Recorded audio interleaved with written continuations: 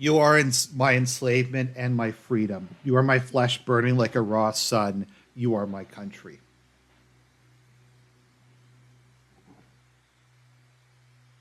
Let's see. You open your eyes to the world you come from. I'm going to say I'm from a wealthy family because I need money to bribe people later on. Your parents named you Anton. As the only child of a successful businessman, man, you had the chance to grow up in a wealthy family. Life was easy at first, and you had the best education money could afford. However, things inside the Rain family changed due to the absence of your father. This affected your mother and you negatively. During a history class at school, the bell started to ring unexpectedly. You heard a loud commotion outside. As everyone tried to figure out what was going on, the principal announced the historic revolution. The kingdom was no more. The Republic of Swordland had been born. I was somewhat worried. After graduating, you passed the university entrance exam with high marks. You had your opportunity to choose between several studies. You chose, I'm going to say, law, because that'll help out later. During the first year, you attended a lecture with David Wishy. He was a well-known diplomat from the foreign ministry and the son of the president. After observing the hall in silence, he explained how the Supreme Court is obstructing justice in Swordland. Based. He stated that laws should be applied fairly and that even members of the Supreme Court are subject to the same laws. Okay, I agree in principle. Soldiers entered the campus in the evening ahead of the first election. Many were in shock as uniformed men created a security cordon and started arresting the teachers. A group of students started gathering in protest. Along with your best friend Peter, you decided to, we'll protest with the students, I guess. So I'm just making sure everything's running okay. Okay. All right. Suddenly the soldiers charged. I held my ground. The soldiers beat you relentlessly. They arrested. Okay, that's wrong. The arrested teachers were replaced by those that promoted conformism to the state. The capital whole sword turned a blind eye to things that were happening. You did. You didn't want to stay idle and decided to join. I'll say the student council. The council was focused on increasing student involvement in the campus, along with partaking in the budget. Through active participation, you gained budget management and leadership skills. In one of the meetings, Peter introduced you to a classmate of his, Monica. You were immediately attracted to, I guess, her diligence. We'll go with that. She mentioned that she was a volunteer for the Swordish League of Women, an organization campaigning for women's rights. You weren't particularly interested in women's rights, but asked her to dinner nevertheless. Chad move.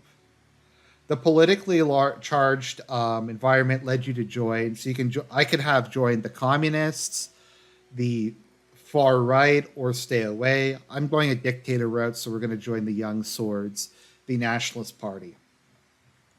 The radio relayed that Communist General Rickard surrounded Lutheran and his troops, demanding their surrender. They refused, and heavy fighting broke out across the country. You couldn't believe it. The army was fighting amongst themselves.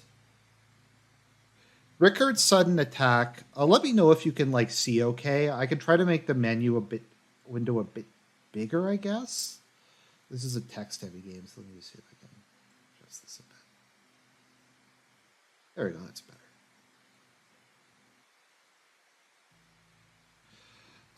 Rickard's sudden attack caused even more bloods. He seemed different compared to the fascist. In your opinion, however, he was more of the same. So you participated in a protest march. You were chanting, "One nation, one system, one people." That sounds based. You were marching against Rickard. The students and soldiers against Lutheran's coup gathered a few hundred meters away. Many socialists were among them. You knew something was going to happen. Okay. Saddam Hussein is actually there's a character that's modeled after that. The clashes escalated into a full-blown civil war. The horrors made you isolate yourself for a while. Monica helped you cope and seethe, and the love between grew between the two of you. However, it was a difficult time for love. The charismatic Colonel Tarquin Sol orchestrated a sudden attack on the capital, where the Ludernist and Ricardist forces were battling each other. He defeated both, ending the war. A new constitution was written, and the military government began efforts to restore stability. Many people saw the colonel as a savior. He formed the United Swordland Party and ran as a presidential candidate in the first ever single party elections. I voted for the United Swordland Party. The United Swordland Party won the election by a large majority. I mean, it's a one party state, so obviously. The military government announced a 4-year restoration period to transition to an entirely civilian government. After graduation, you kept seeing um, Monica. You were both interested in marrying and starting a family. However, a letter arrived from the military calling you to fill your compulsory service. A devastating civil war broke out in the neighboring country of Welhen. It quickly turned into a proxy war between regional and world powers. The distinguished Major Iosif Lancia is a Chad, I love him, ordered you to lead your squad on a border patrol mission. By the way, Welhen is basically Iraq. Um, it was a very cold winter night when you began marching out of the outpost. After several hours of marching through the snowy hills, distant noises were heard. Visibility was too low to confirm the source, so the squad crawled forward in formation and found a spot to observe. A group of refugees had made it beyond the border fence. You escorted them back. They gotta go back. The refugees were in despair when they realized that you were taking them back across the border. Screams and protests ensued as they were restrained. You delivered them to the border guards. After several months of military service, your duties ended and you went back to civilian life. You and Monica decided to share your lives together. After receiving the blessing of her parents, a ceremony was held in Hulsard. During the same year, you were offered a high paying job within the governing United Swordland Party. It was important to start your career on a good foot, so you accepted it. Working for the ruling party was the easiest path to power. That sounds good. You became the legal assistant to one of the more experienced members of Assembly. You worked long and hard, going through hundreds of pages of legal documents late into the night. You were climbing the ladder.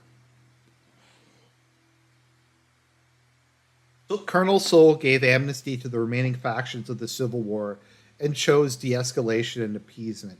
The institutions and symbols of the former kingdom were slowly replaced. His government launched several new initiatives, such as a citizen funded bills program to revitalize the economy. Uh, just looking. I'm just going to take a social labor initiative to help rebuild and improve society, and a large dam project to solve the energy crisis. The first multi party elections in the history of Swordland were held. President Sol was elected once more. So if you haven't realized, Colonel Sol is basically Kemal Ataturk, but substantially more conservative and not anti religious. The ongoing legal battle between the Justice Ministry and the Supreme Court put you under a lot of stress. But your significant contribution to the legal case triggered an invitation to meet President Sol, who offered you a key position. You were to become the youngest member of the Assembly. I'm accepting right away. As the youngest MP, it was difficult to connect with the influential inner circle. You needed allies. Yes, you play Anton Rain in every run. You needed allies, so you brought on Peter as your right hand man. The birth of your son Frank provided a brief moment of joy. I sacrificed family time to improve my position in the party. Just like your father did, you prioritized work over family. Along with Peter, you accomplished great things for your party. At home, Monica and Frank felt your absence. Meanwhile, President Sol increased his authority over the years. His growing ego started to cause strife within the United Swordland Party. The cracks began to show. President Sol secured a majority in the election against the opposition leader. Over the next year, the Swordish people grew increasingly discontent with corruption and the worsening quality of life. Meanwhile, the United Swordland Party Congress became louder as the leadership struggle started to brew. You kept supporting the president. Contender for the party leadership was Ewald Alfonso. The spelling in this game is really weird. A reformist and talented business magnate with a growing follower base within the party. President Sol noticed your attempt to secure votes for him and approached you with a lucrative deal. I had a meeting with him. The president offered you the position of Minister of Justice and Law in the next government if you backed him in the upcoming vote. I accept. The Congress was nothing short of impressive. The banners of the USP were decorating every possible spot.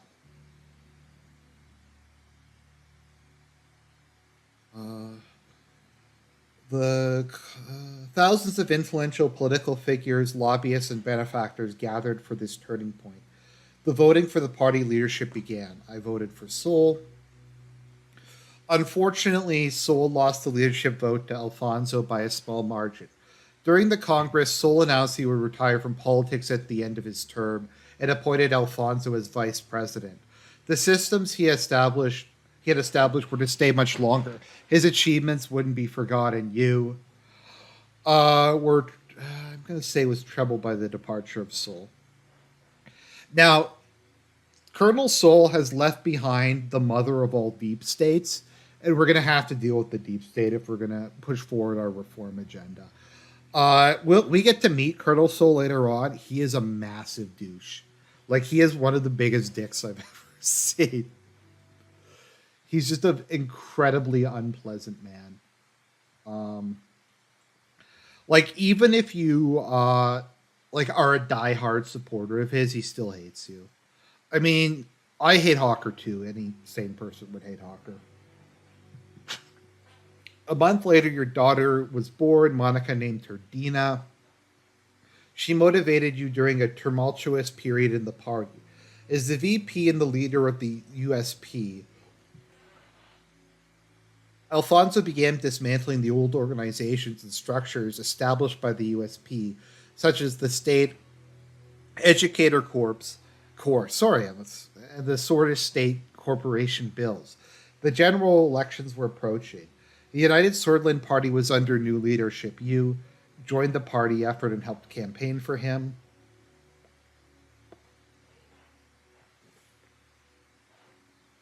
During the general election, the main opposition leader was embroiled in a sex scandal with his secretary. He was replaced by the more popular figure, Franz Richter, but the damage had been done. The new policies and extensive privatization program proposed by Alfonso secured an election victory for the USP. Over the years, you dedicated yourself to my party and its success. The presidency of Alfonso saw many bold reforms in government and law and advancements in liberal democratic values. He valued your support throughout. However, due to infighting and disorganization, continental economic tensions, and fast-track privatization, it was followed by a severe economic recession. The other parties announced their bids for the 1953 election, but the unfair election system hampered opposition efforts to campaign. You thought your party could not survive another crisis. With Peter's help, your presence in the USP grew. The two of you worked long nights together. He flipped opponents to your side. You became the face of a new wing of the party. Step by step and with adequate planning, your wing took over the leadership as Alfonso lost control of the country. The moment to make a move had come. You advised Alfonso to step down. He listened to your advice. Alfonso conceded the leadership struggle, and the party eventually voted you in because of your indisputable influence. Following this, you announced that you would be running for president in the general election, with Peter as your running mate. It was your turn.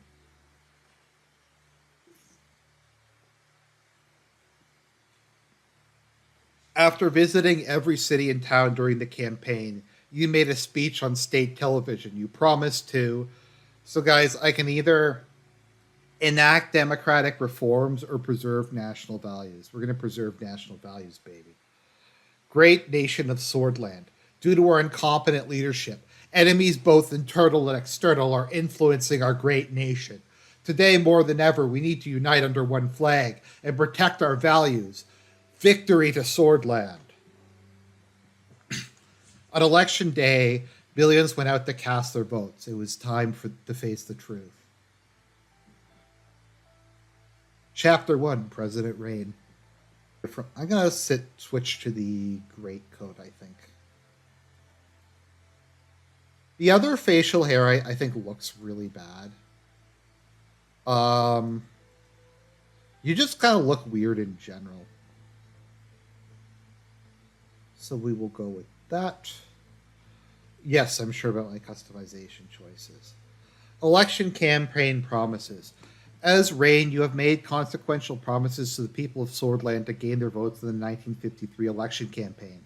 Consider these commitments carefully. Economic direction. After the recent market reforms in the recession, the country finds itself stuck between two different economic systems. One nation, two systems, with indecision and turbulence causing the population to demand a direction. We're going to go with a market economy.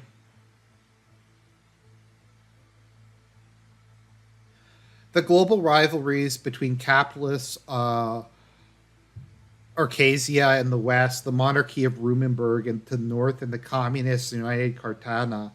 I'm sorry, guys. I'm bad at reading. So sue me. And the communist United Cartana in the east are intensifying. Swordland has the potential to align with others who lean towards neutrality. So Rumberg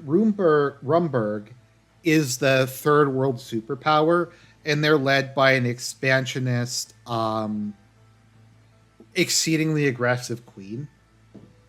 So I am going to align myself with Arcasia, which is in no way... Arcasia is in no way America, guys. They're the head of the ATO. The ATO is not NATO. It's the ATO. You have made consequential promises to the people of Swordland to gain their votes in the 1953 election campaign. Consider these commitments carefully. In the last 5 years, Bloodish, Wezak, and Agnolian immigrants flocked to Swordland due to the relaxed immigration laws enacted by former President Alfonso. As a result, these tensions are causing requests for a political solution. We are going to toughen immigration laws. As Anton Reign, you have made consequential promises to the people of Swordland to gain their votes in the 1953 election campaign. Consider these commitments carefully. So I can switch. So I have to pick my campaign promise. So we have education, defense, law enforcement, and healthcare. So I think I am going to go with healthcare. So just if you're playing the game, education doesn't do very much. You only need to invest in defense if you're planning to go to war. I'm going to join the ATO, so I'm going to basically get America to provide me with defense and just freeload off of them, so I don't need to increase my defense budget. Law enforcement is good. Actually, I might do law enforcement because we love our cops, our law enforcement. We love our military, they're important. Hope you guys have been enjoying it so far. I think the writing in this game is really, really good. Like, even the intro almost like had not goosebumps, but it got me really hyped. It was very dramatic. 2 weeks have passed since we won the election, and now I'm about to be sworn in as the fourth president of Swordland. Thousands were watching the inauguration ceremony and cheering my name, Rain.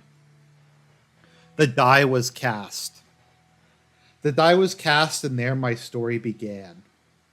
In the distance, the Maroon Palace stood on top of the famous Hill of Pride. I had no way of knowing what future awaited me there.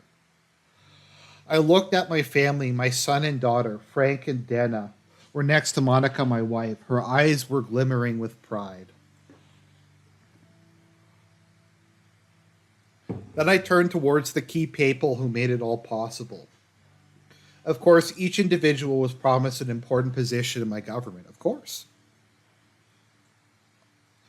I saw my previous rival and former president, Alfonso, who gave me a slight nod.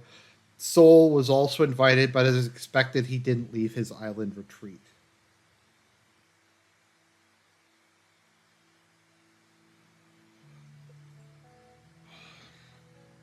As my thoughts slowly faded away, the reality of the situation dawned on me. Orso Hawker, the Chief Justice of the Supreme Court, was waiting for me. So Hawker is basically the big bad of this entire game, um, more or less. The time for the oath has come. I am ready. Please repeat after me. I do solemnly swear. I do solemnly swear that I will respectfully execute the office of the President of Swordland, and to the best of my ability, preserve, protect, and defend uh, the people and the Constitution of the Republic of Swordland. You may now deliver your inaugural speech, Mr. President. Thank you. My fellow swords, we are enduring economic hardships like never before, and today our nation is falling apart. Our people, we suffer in this dire situation. There have been times of survival, times of conflict, and economic hardship too. Whenever we stood together, we prevailed. The future awaits us. It's time to turn our faces to the West. It's time for a united and powerful Swordland once again. Hundreds of thousands cheered. They were shouting my name in unison. I felt the responsibility, the power, and the burden all the same. Someone's asking, can you have Hawker eliminated? You can have your own death squads in this game, and you can also have your own like Stasi. So we're gonna go down the death squad route. Oh yeah. Gonna raise my fist. I raised my fist in the air, which triggered a huge burst of applause. I took a long look at the people of Swordland to burn this moment into my memory. One of the presidential guards came by to notify me that it was time to leave. I made my way to the leading car in the motorcade. The presidential state car was a jet black Cadillac with flags of Swordland flying above the front headlights. Next to it was a man holding the door. It's Surge! Okay, Serg is the best. I love Serg. Is that pronounced Surge or Serg or I don't know. Hello, Mr. President. I still felt euphoric from the aftermath of my speech. Hearing my new title made me smile even more. If you allow me to introduce myself, I am Serg, your new driver. Nice to meet you, Serg. It is an honor. He respectfully bowed his head before opening the car door and gesturing inside. I entered the car. We will be heading towards the palace. The motorcade began to move. On the way, Serg proceeded to explain his duties as a driver. As minutes passed by, I found myself lost in thought again, barely paying attention to what he was saying. He suddenly gestured out the window. Isn't it a beauty, the Maroon Palace? Yeah, that definitely doesn't look like it's something Ottoman.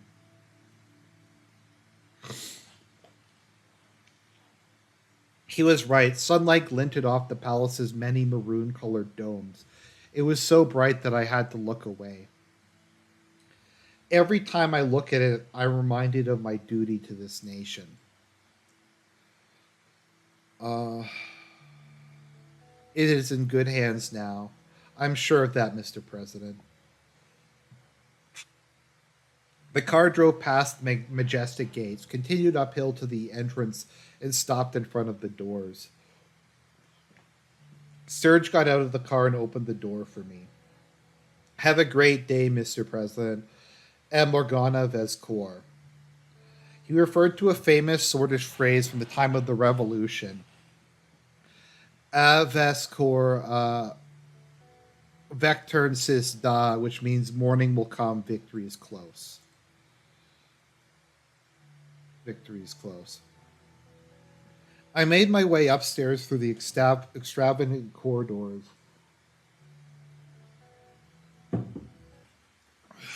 of the palace. Marble and engraved wooden finishes decorated the interior. My footsteps echoed in the colossal halls. The guards bowed their heads in respect as I opened the massive doors to my new office. Briefing on the current economic situation. Simon, Gus, and Lilius were about to arrive in the White Room for a scheduled economy meeting. This was the room in the Maroon Palace where all important meetings were held. Two assistants arrived first, carrying a heavy projector. They stood with it by the door, waiting for the ministers to enter. From the hallway, I heard, I'm just going to call her Graf. Graf's voice. She was using the patient, almost motherly tone she often took in heated arguments. So she is an arch conservative. For whatever reason, the conservative movement in Swordland is headed by women. Gus, do you really think such an economically advanced area is more in need of investment than Eggland?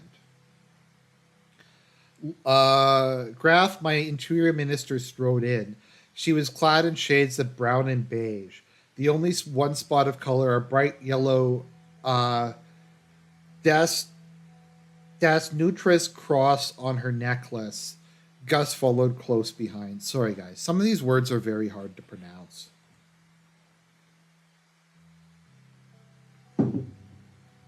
So, Nutrism is the religion. It's a mixture of Christianity, Buddhism, and Islam. It has a very Catholic structure. It's monotheistic. There is a prophet figure, and you serve God by following the path to enlightenment. So it's kind of a mixture of the three. Don't be an idiot, Graf. What about the unemployment crisis Greater Hulsord and Gesland regions are going through? These areas are economic heartland. Gus curled his hands into fists. The Minister of Agriculture and Rural Development's temper hadn't changed since his days in the Alfonso administration. But neither had his reputation for getting things done. His far-reaching network of connections were unlike any other. Simon Hole quickly stepped between the two ministers without looking at either of them. He cleared his throat. Good morning, Mr. President. Good morning, everyone. I am very well and motivated, Mr. Ray, and it seems our ministers are feeling the same. Okay, great to hear. Let's begin. Of course, Mr. President. Simon pulled a silk handkerchief out of his pocket and briefly wiped his glasses. My staff and I have comprehensively analyzed every aspect of. He was interrupted by a groan from one of the assistants by the door, both of whom were now visibly struggling to hold up the heavy projector. Oh, my throat. Oh, you can put that there. He pointed below the painting of Colonel Soul. The assistants placed the projector next to the table and installed a white screen on the wall. Leave now. I mean, thank you, and please leave now. I think Simon's kind of autistic. The assistants left the cabinet room. I was reminded that Simon had never quite had a way with people.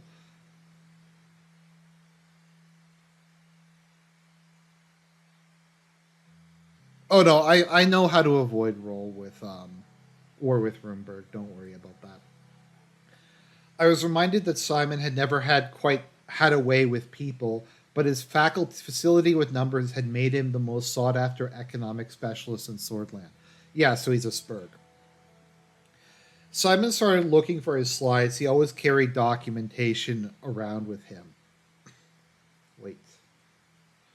Simon, what happened to the new police station construction in Estord? While going through his briefcase, he paused for a moment to answer.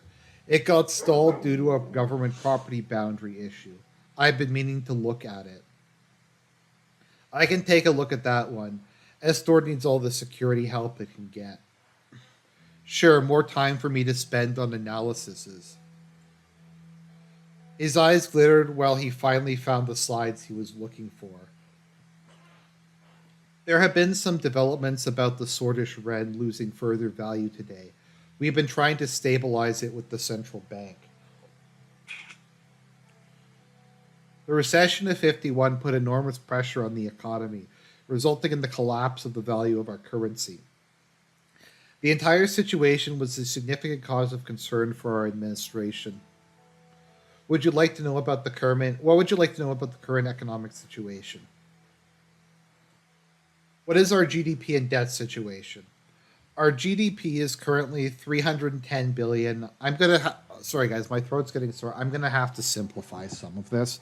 I'm just going to say 310 billion. And the national debt is 427 billion. It's still hard to fathom that we lost nearly 150 billion in wealth. The past 3 years were tough. What about our unemployment and inflation rate? Unemployment is now a staggering 16%, and inflation is at a relative high of 10%. Unemployment is increasing crime and drug use. We need to get people off the streets. The inflation isn't helping our average citizen either. Okay, thanks. Okay. What is the status of the recession?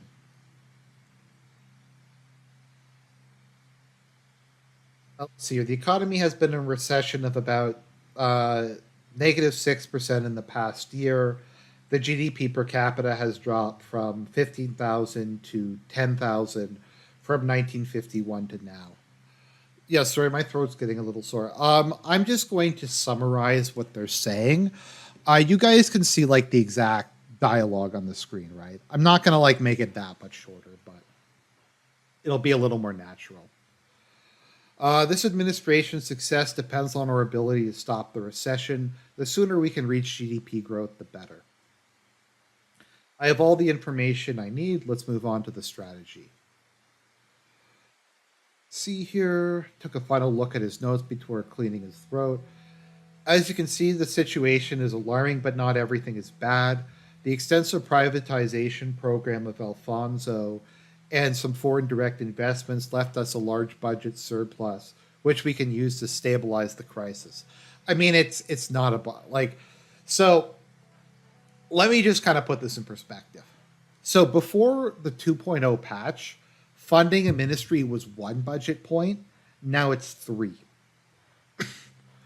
And I don't think they gave you other money really to compensate for it. The primary subject we need to settle on is what general path we need to take. Solonomics based on nationalization in the 30s, or Alfonso's privatization during the end of the 40s. What will our administration focus on? We promised to promote a free market, and I believe that is the only way out of the recession.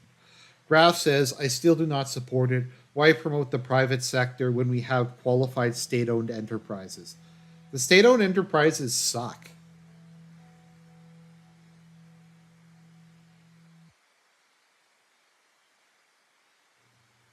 Humanity in the 20th century is thriving because of the rule of supply and demand. Agreed. Look how quickly Lesbia and Arcasia have increased their prosperity by embracing these basic principles.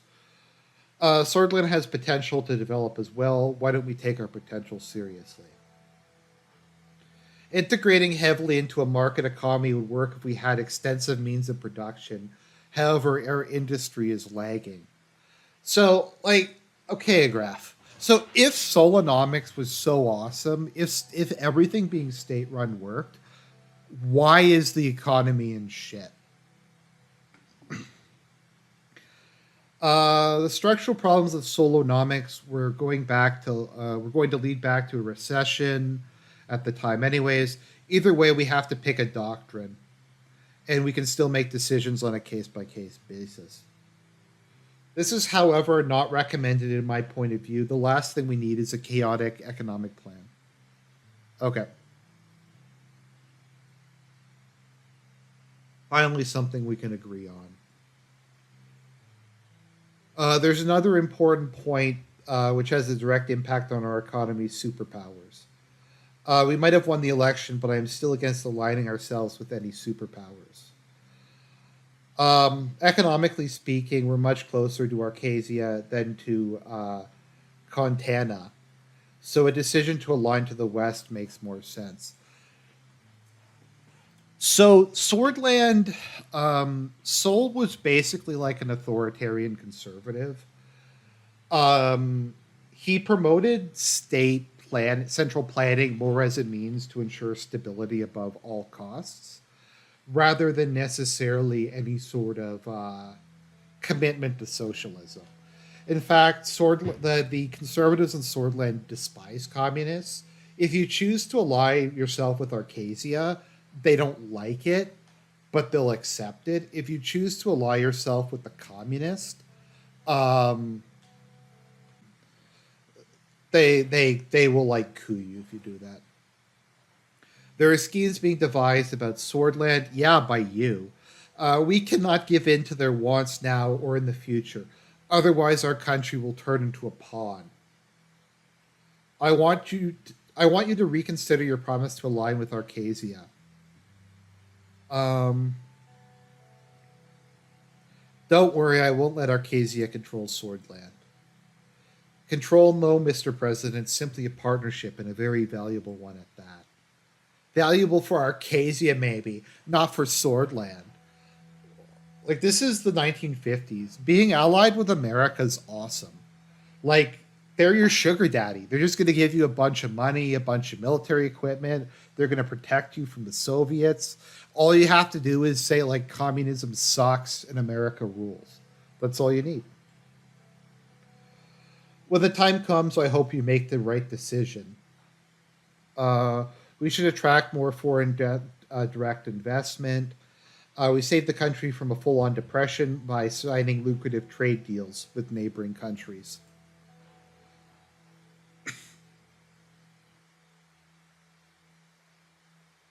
Simon cleared his throat again. I can't do accents for this because it's going to kill my throat. Let's not get ahead of ourselves. Minister Wishi, they referenced him, he was your professor during the prologue. Will he be in charge of foreign policy? We have to first decide on our economic plan. Okay. Let's see here. Let's finish what Alfonso started with the capitalist free market reforms. His path was going to enrich Swordland.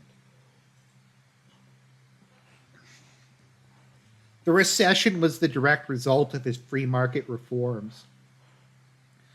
You know, it says something when the religious social conservative is so insufferable, even I don't like her. History must note that the reason for the recession was because Alfonso was betrayed by his party and the deep state. That is not true. There's plenty of time for him to do it. If you can't make change happen in 2 years, then you are at fault.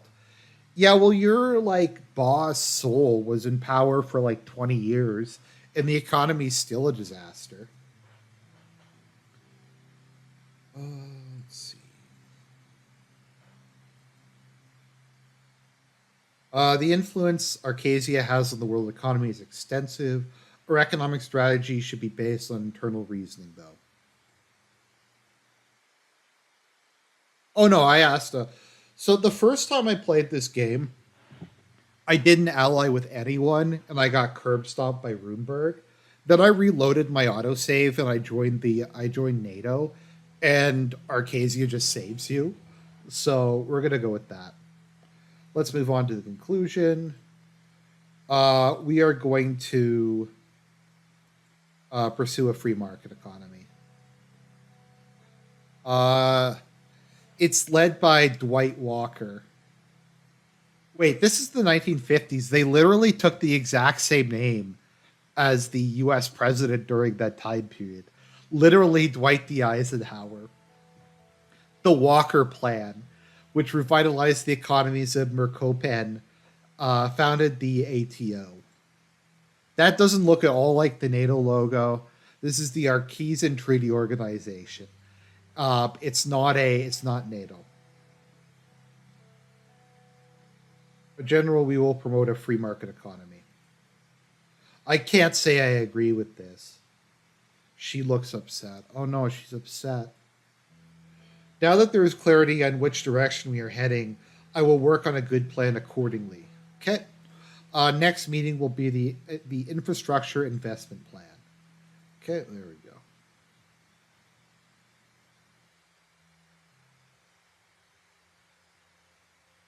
Okay, briefing on the political situation. So Peter comes in. We did it, Anton. We won. Finally, all those years with our noses to the grind nose paid out.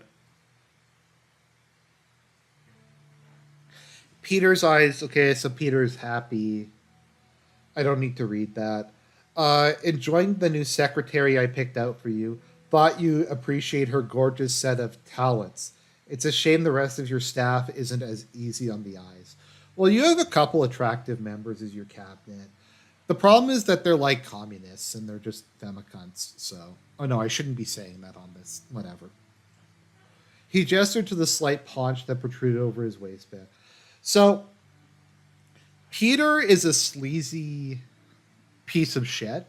The only good thing about him and the reason you picked him to be your vice president is he is unconditionally loyal to you.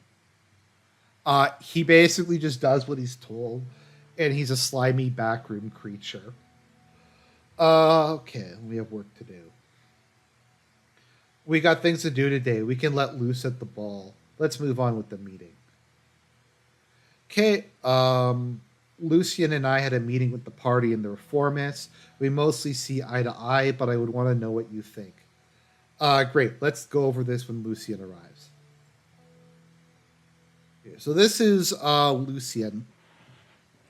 Now, I do wonder if Lucian, yeah, so Lucian is your Karl Rove.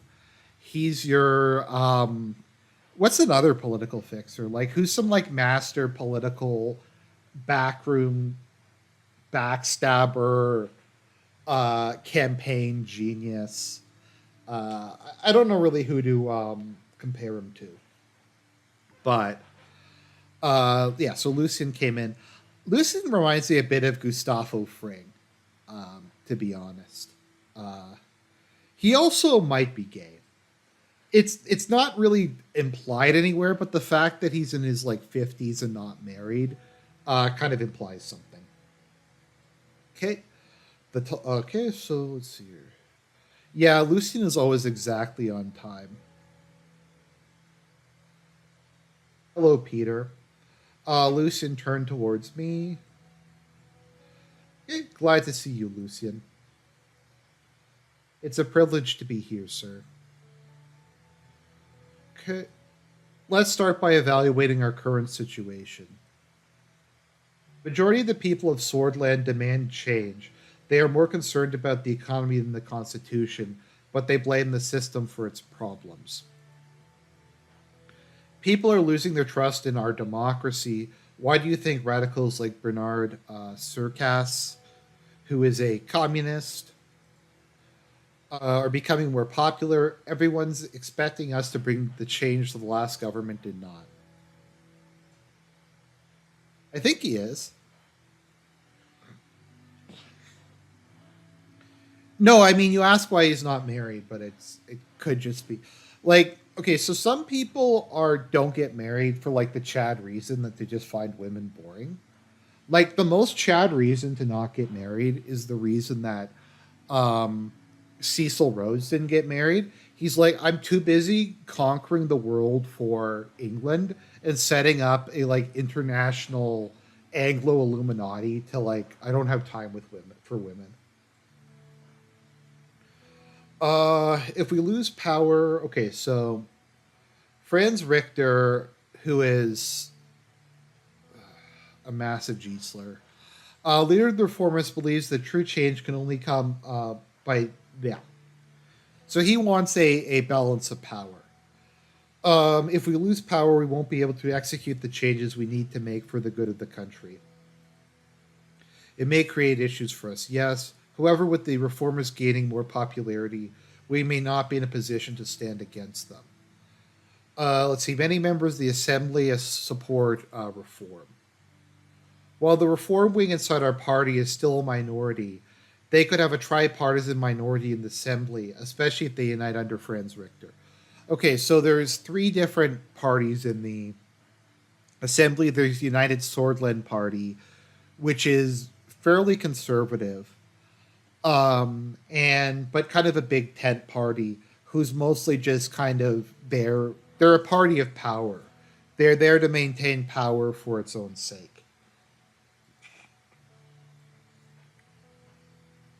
You have the National Front, who are fascist.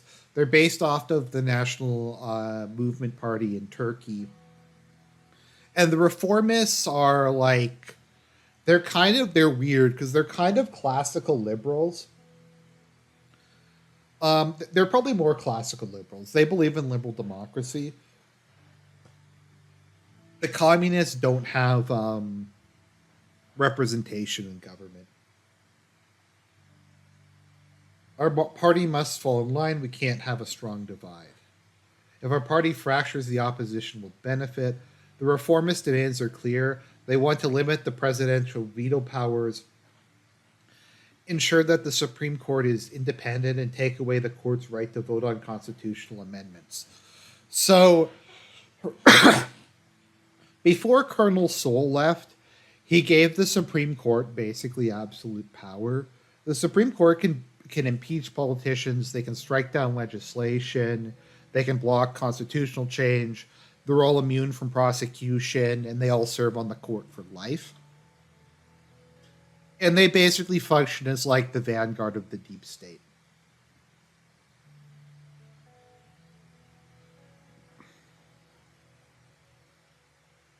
I would allow that we will shape our own future. Lucian agrees. The old guard will do its best to preserve the Constitution. Hawker and his allied judges will be hard to break. The court has final say over constitutional legislation. Without their approval, we cannot even change it. Oh, we don't need their approval, Peter. We have money. And money makes the world go round. We must break the power of the Supreme Court one way or another. Okay, we need to take away their vote in constitutional legislation. It's absurd that they get to vote for bills when they aren't even elected. Wow, is this like referencing the situation in America? Okay, it looks like we have many challenges ahead. Okay. We need a 2/3 majority in order to pass a constitutional amendment. No, I'm bribing people. I'm going like full on banana republic, baby. Simple majority in the Supreme Court. Our first goal must be to get the 150 signatures to start the process. We'll reach out to the other party leaders to see if they would back our draft. The last step is to convince the Supreme Court. The entire process will take a long time, but we must start working with the Reform Committee as soon as possible. I'm going to go with this. The Constitution should give the president wide ranging powers to lead Swordland into the future. That's very bold. That we must start with eliminating the Supreme Court's authority over constitutional legislation and perhaps take their immunity away. Don't forget the reformists want us to address the loopholes in the presidential veto system.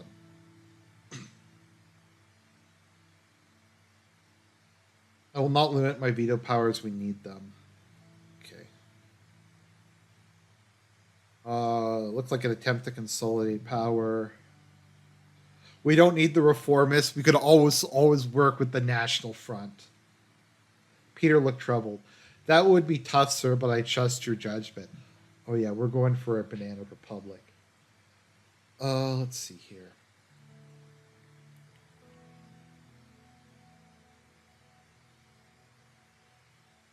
Maybe I can reconsider working with the reformists. According to the initial draft with the reformists, there are two changes to the Constitution that are not open for discussion.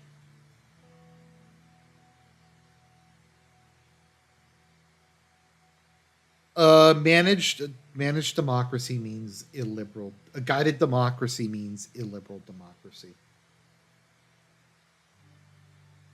Okay, so they want the Supreme Court to no longer vote on amendments, and second, the president's absolute veto will be taken away. Okay, that's fine. That's okay. Yes, sir. Being able requiring a two-thirds majority to overturn a veto is basically the same thing as just having a veto. It's very, very hard for them to do that, especially when no party holds that two-thirds majority. We will form a reform committee together with all parties and start reaching out to all stakeholders in the assembly and the court for a new constitution. We should have a better idea later this year. Another important point, we must be aware of the Lotherberg group. The oligarchs convene under this organization to influence economic policies. Conrad led it for a long time before falling ill. The new leader is Walter Tusk, who is really insufferable.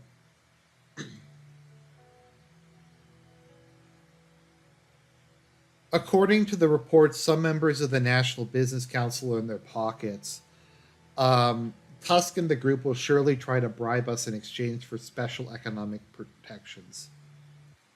I'm going to change the title of this stream to Democracy with Argent.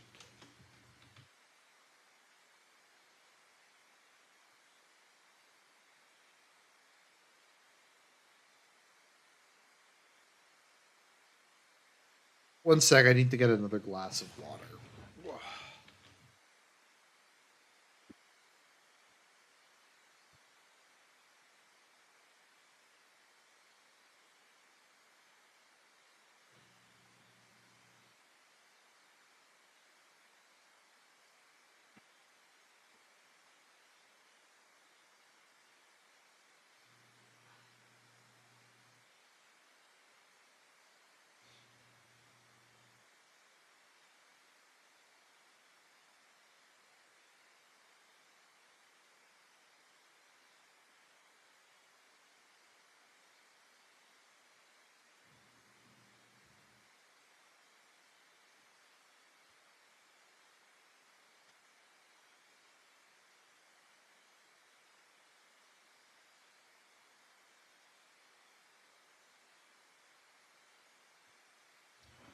So I'll edit out all of these, like me getting up and stuff when I put the full thing up.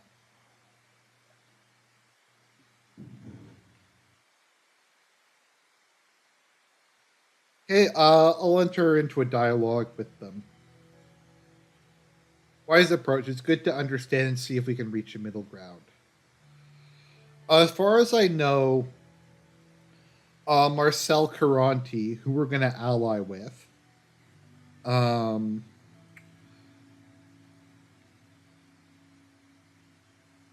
Marcel Caranti has some strong ties to this group. His influence could definitely be an asset for us, but I'm sure he'll want something in return. So Caranti controls the basically the entire private sector media in Swordland, and there is no state broadcasting corporation until I create one later on to serve as my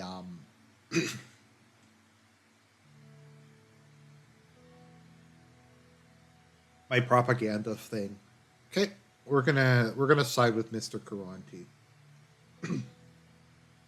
He looks like the lesser evil, but could very quickly turn out to be the other way around. We need to tread carefully on all sides with all power players to survive on our term. I need to underline the seriousness of the situation.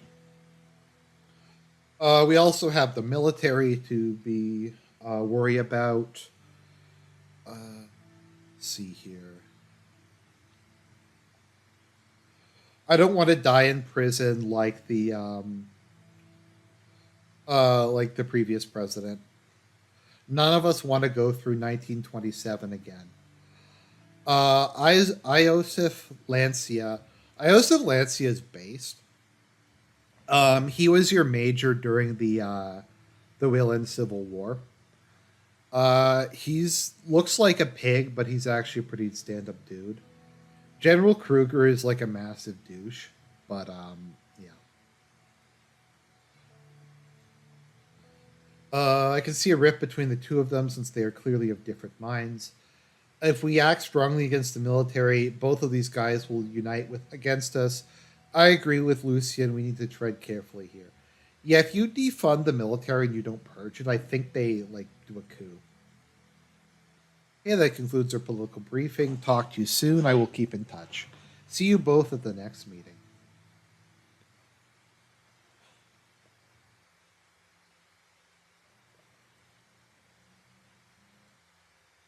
So let's just take a look at the situation we find ourselves in. So if you go to overview, so we're just going to take a little look around at the game's interface.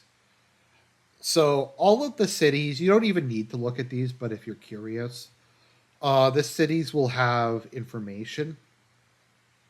So there'll be what are the current troubles that city's reaching, who's in power, what is the ethnic composition of the area, what is the religion in the area.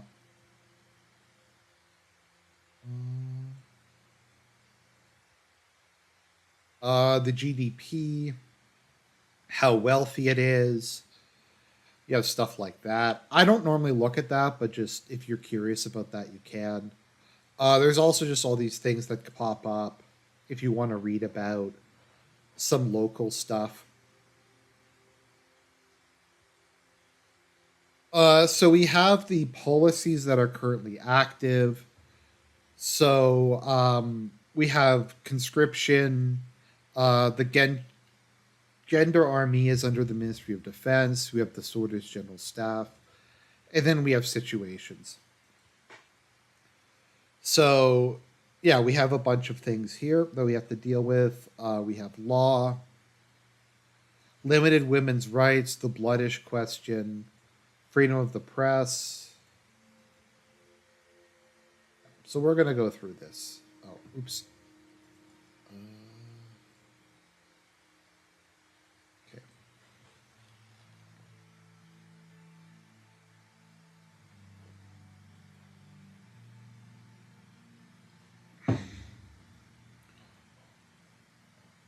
Okay, so there was a fire at the state university. Tell me more. Let's see, it was an arson case. Gender Army. Gender Army. Yeah, that's probably how it is. I'm bad at pronouncing things, as you may have noticed. Uh, why would anyone hit the archives of a university in the first place? I see no logical motive here. I mean, it's obviously the deep state. If anything happens in this game that seems a little bit weird, it's either communists, bloodish terrorists, or the deep state, but generally the deep state. It looks like the chief suspects for sabotage. They informed us that a large section has been destroyed. It included tens of thousands of globally recognized research documents and original by the great thinkers of our people. Yep, it's sad.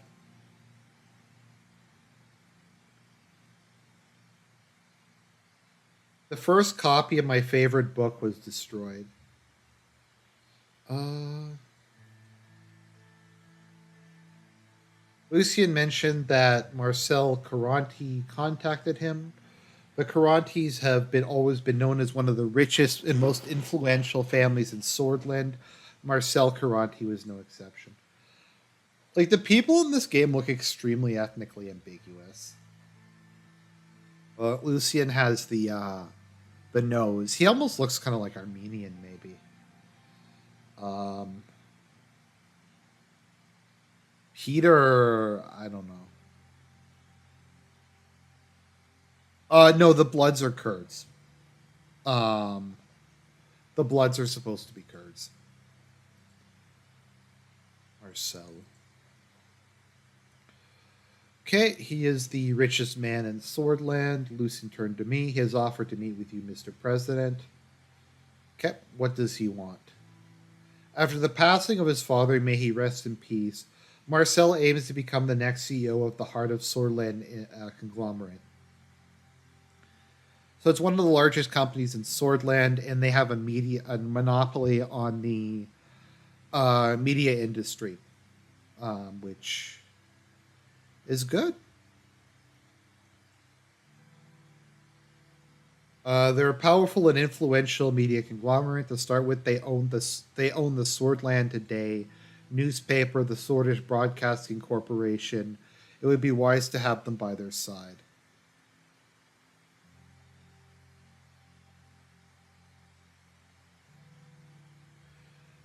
Which means it would be wise to have them by our sides. Okay, let's see. Sounds like there's potential. There is definitely potential, but that could go both ways. But let's not get ahead of ourselves. We need to determine our general approach to the media. Let's see here. So we can either influence the media or keep it independent. We're going to influence the media. I agree. Media plays a huge role in adapting public opinion towards our views and policies while helping us avoid damage from scandals or mistakes. While I do acknowledge this will sound a bit harsh, I certainly believe that our perspective, knowledge, and experience allows us to have superior judgment compared to the average sort of citizen. Based.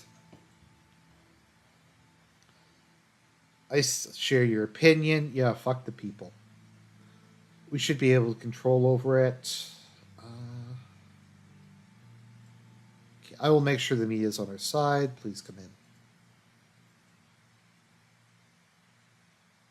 Livo Suna.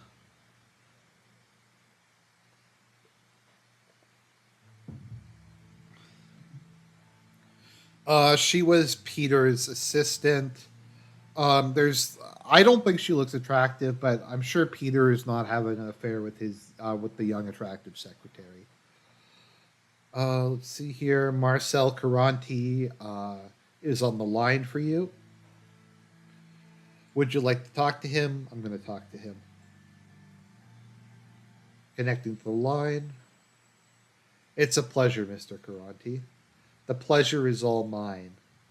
I know your time is valuable, so I will not waste any of it. I was just elected CEO of Heart of Swordland. My strategy is the running of this conglomerate will be different than my father's approach. This is why I'm offering a partnership deal regarding our media branch. I would like to formally invite you to my resort near Conriat for a meeting to discuss the details. Thank you for the offer. I'd be interested in the meeting. You will not be disappointed, I promise. Okay. And there we go. Is settled. Looking forward to next month. I wonder if he has a pool. Of course, that's Peter's concern, whether or not there's a pool. Like, we're going to make a deal with the owner of all the media in Swordland. We're going to potentially just get like basically a monopoly on it, but he doesn't care about it. The only concern of Peter is whether or not there's a pool. So, okay, that's all the time we have for today. Keep up the good work, gentlemen.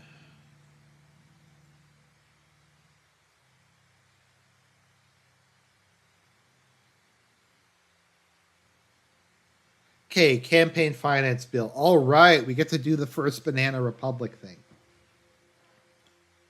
Section 1 of this bill stipulates a significant change in the methodology of public funds allocation to political parties. The new measure replaces the previous system. So basically, what this does. Okay, let's see here.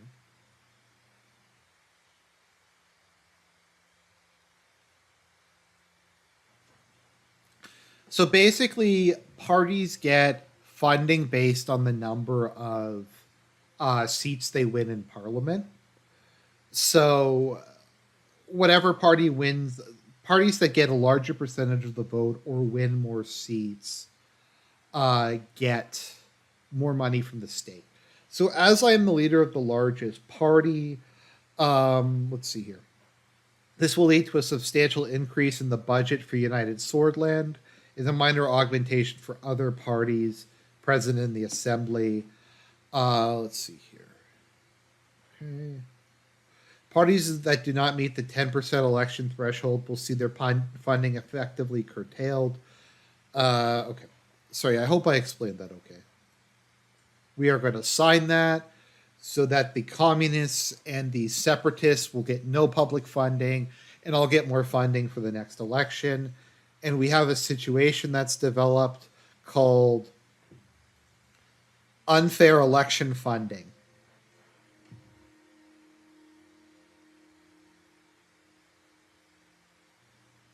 The funding for the United Swordland Party has doubled under the new bill. Based. Okay, invest in mega infrastructure. Okay, so we're going to invest in the project. As I've said, I reserve my right to use cheats in this game. I will try not to, but I may have to. Let's see here. Okay.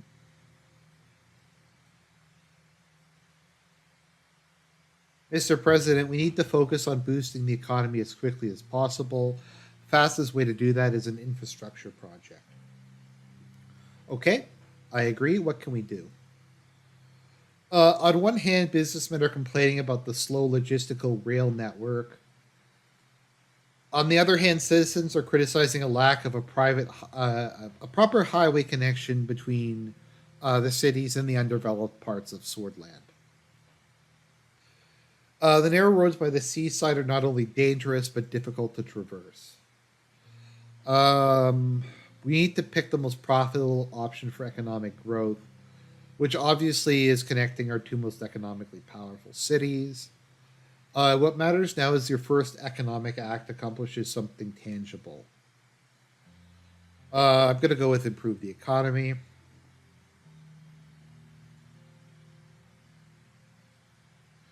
So we only have the money to support. I won't cheat too much. I might just add a couple dollars. See, prior to 2.0, if you were over -3 and if you reached -3 in budget, you had a financial crisis and your economy collapsed. Now I think you can go down to -8. We'll see. Let's see. The ministry can only support one project at a time. Let's move to the details of each. So I'm going to go with the high-speed rail project.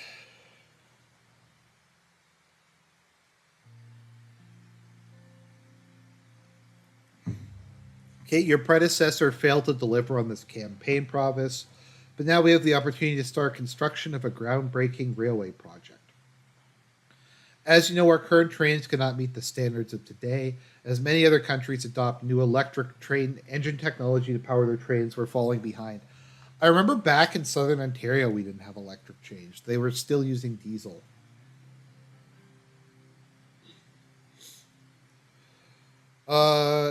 News about the new electric trains in United Contana has piped our business's interests. They want to transport resources and material from Hosard to transport stuff better. Agreed, the superpowers have led the way with their high quality technology. We've got to keep up.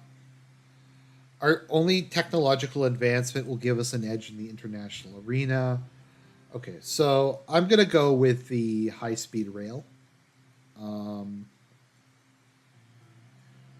And we're going to go with that.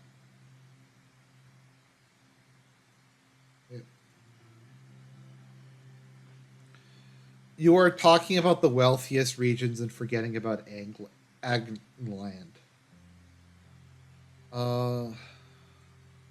Erica.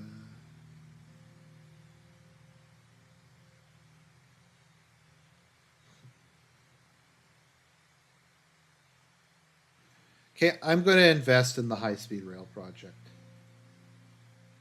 I decided the high speed rail project. That is the right choice. The negotiations will begin in the middle of this year. You will be able to award the contract to a corporation of your choice. The ministry estimates that construction will be complete in 2 years if every step going forward is executed properly. Thank you for all the contributions and thoughts. Continue on where we left off. And first things first, we have one of the most painful, obnoxious scenes in the entire game, the reception ball, and we're going to meet our wife and kids, who are all kind of insufferable. Okay, so you finish buttoning up your suit jacket, and the doorbell rang. The presidential guard is here to take you away. The ball was a 3-decade-old tradition, breathlessly anticipated by politicians, bureaucrats, and the press. All eyes were about to be on me.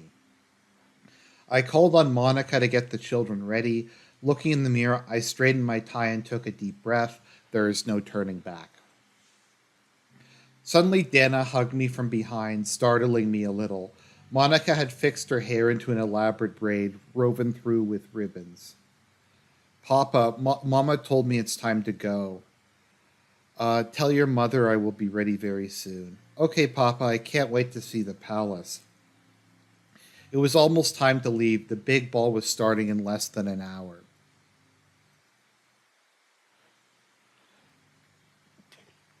Now, where's my first lady? Monica came down the stairs. She was wearing a simple yet elegant beige cheese dress and short heels. Her hair had been neatly pinned into a shigan. I don't know what that means. I don't know. Her hair had been okay. So yeah, yeah. So your wife is here. How do you do, Mr. President? I'm gonna kiss her hand because that's what people do. Monica, my love, you look as gorgeous as the day we were married. Oh, that's romantic. Now that's the charm that got you elected. Yeah, Rain is kind of a king. There's Frank. Frank is insufferable. He's complaining that his tuxedo itches. I'm glad to have you with us for this big night. Sure, Dad. I'm just dying to go. Your daughter asks, are the people going to be around us from now on? She pointed at the presidential guards. Uh, yes, Swordland's most important family needs additional protection. It's all right, baby. They're here to make sure that uh, nothing bad happens to your papa or his family. Okay, Monica held Dina's hand, together flanked by presidential guards. We walked out the door. Halfway to the car, Frank stopped abruptly and turned towards me. Dad, do I really have to go? Couldn't I stay home instead? Um, okay, I'll do. This is Eastern Europe slash Turkey, so I'll give the Eastern European slash Turkish answer. You'll love it, son. I'm sure there'll be plenty of pretty girls to dance with.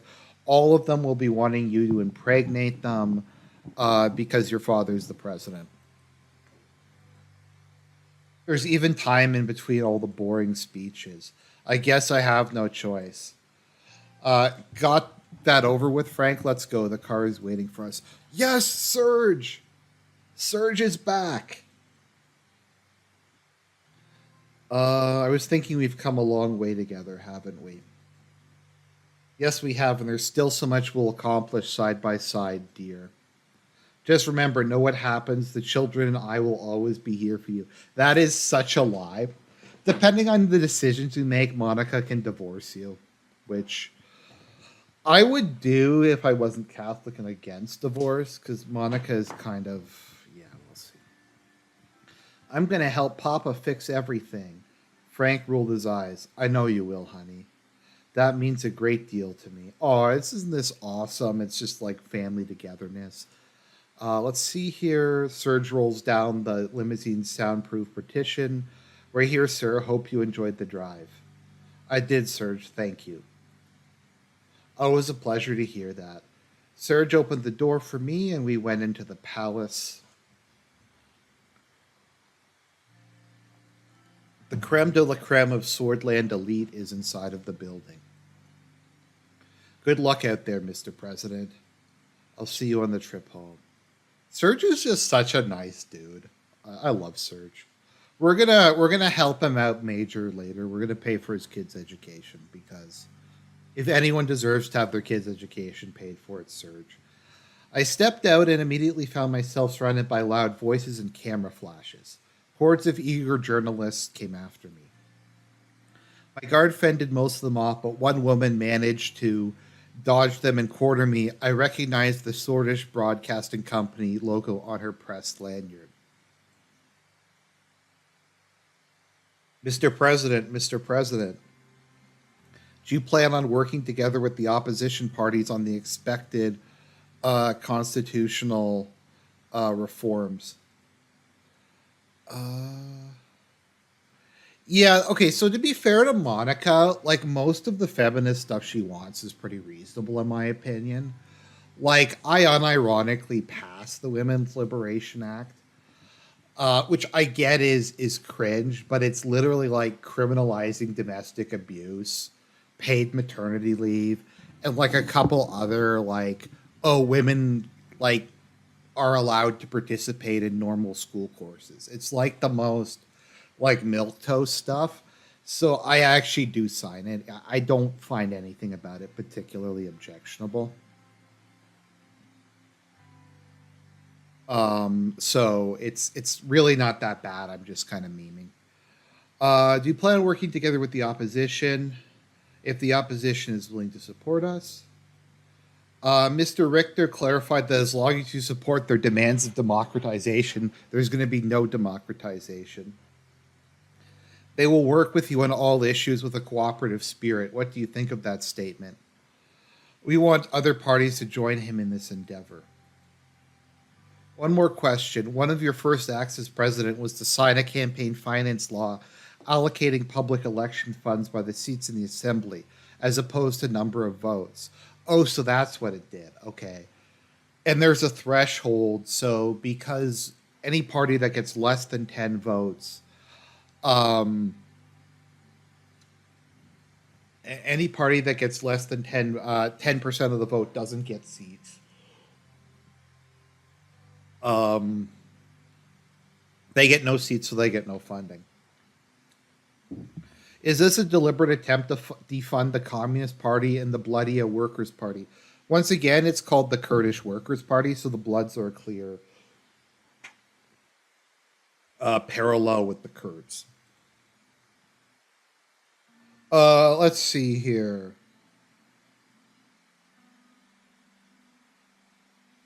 It was agreed on by the majority of the GNA. I couldn't use my veto on the first day. That is an awesome non-answer.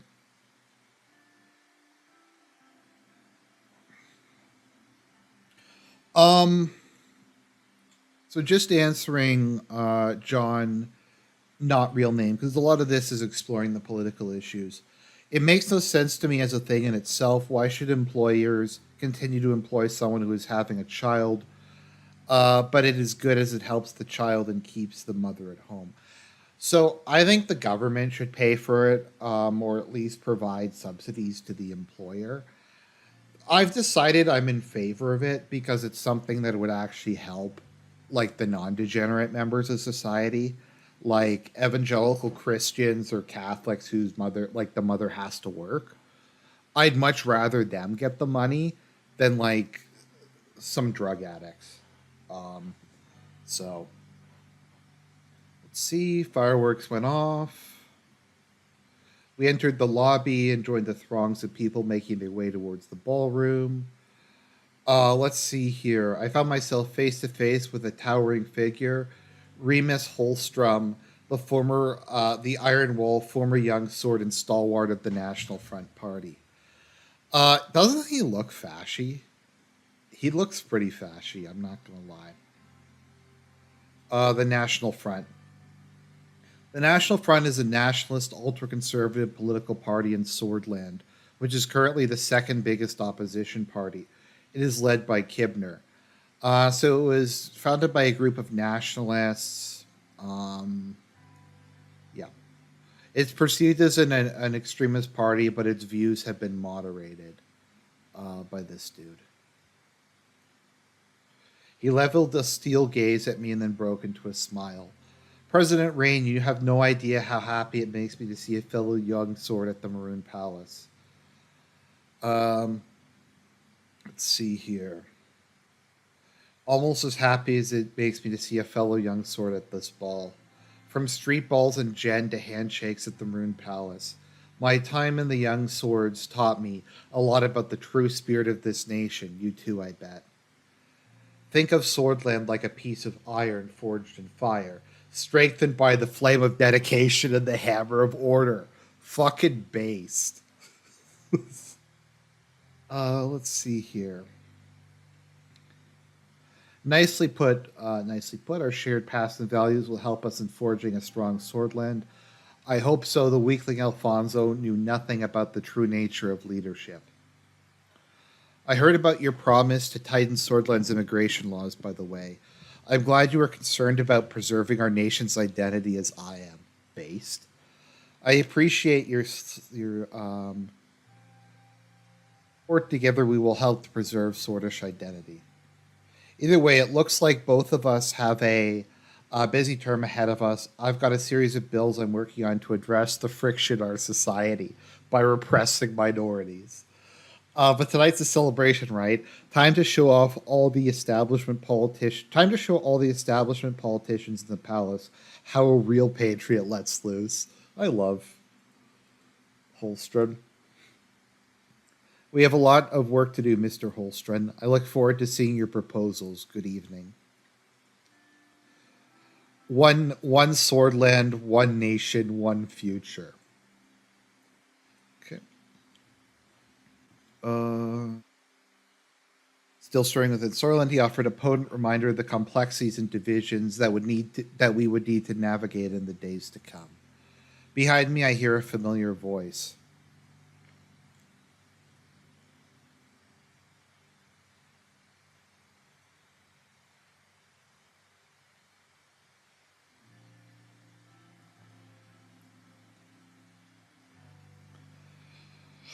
There they are, the most beautiful family in Swordland. Uncle Peter. Hi, Uncle Peter. It's great to see you.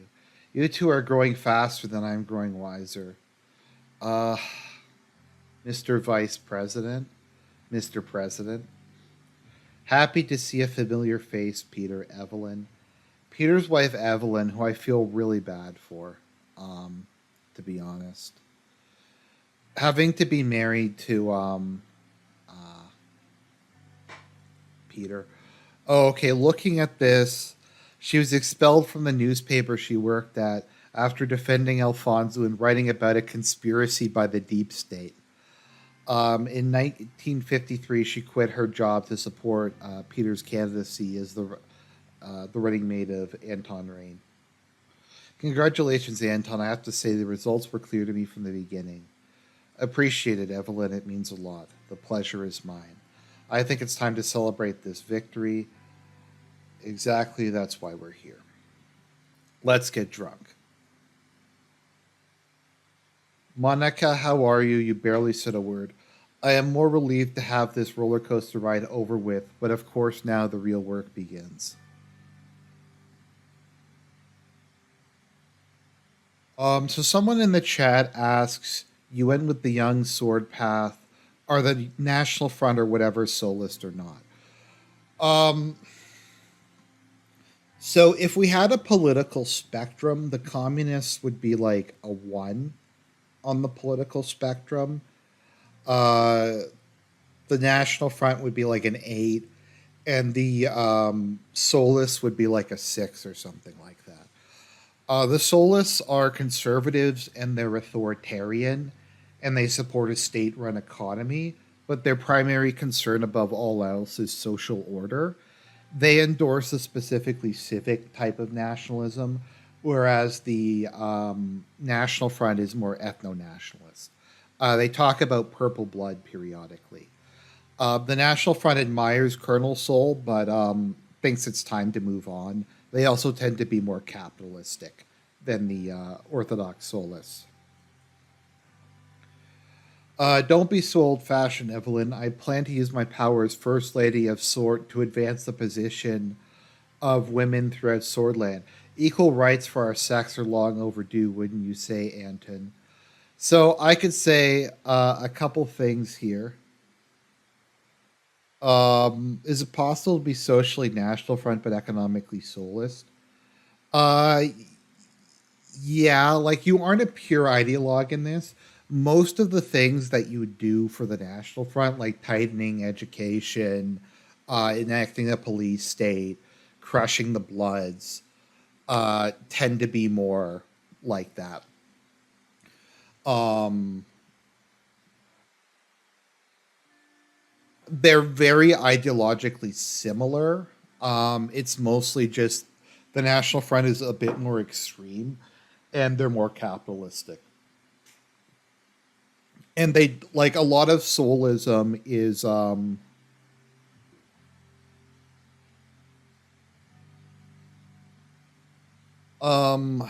let's see here.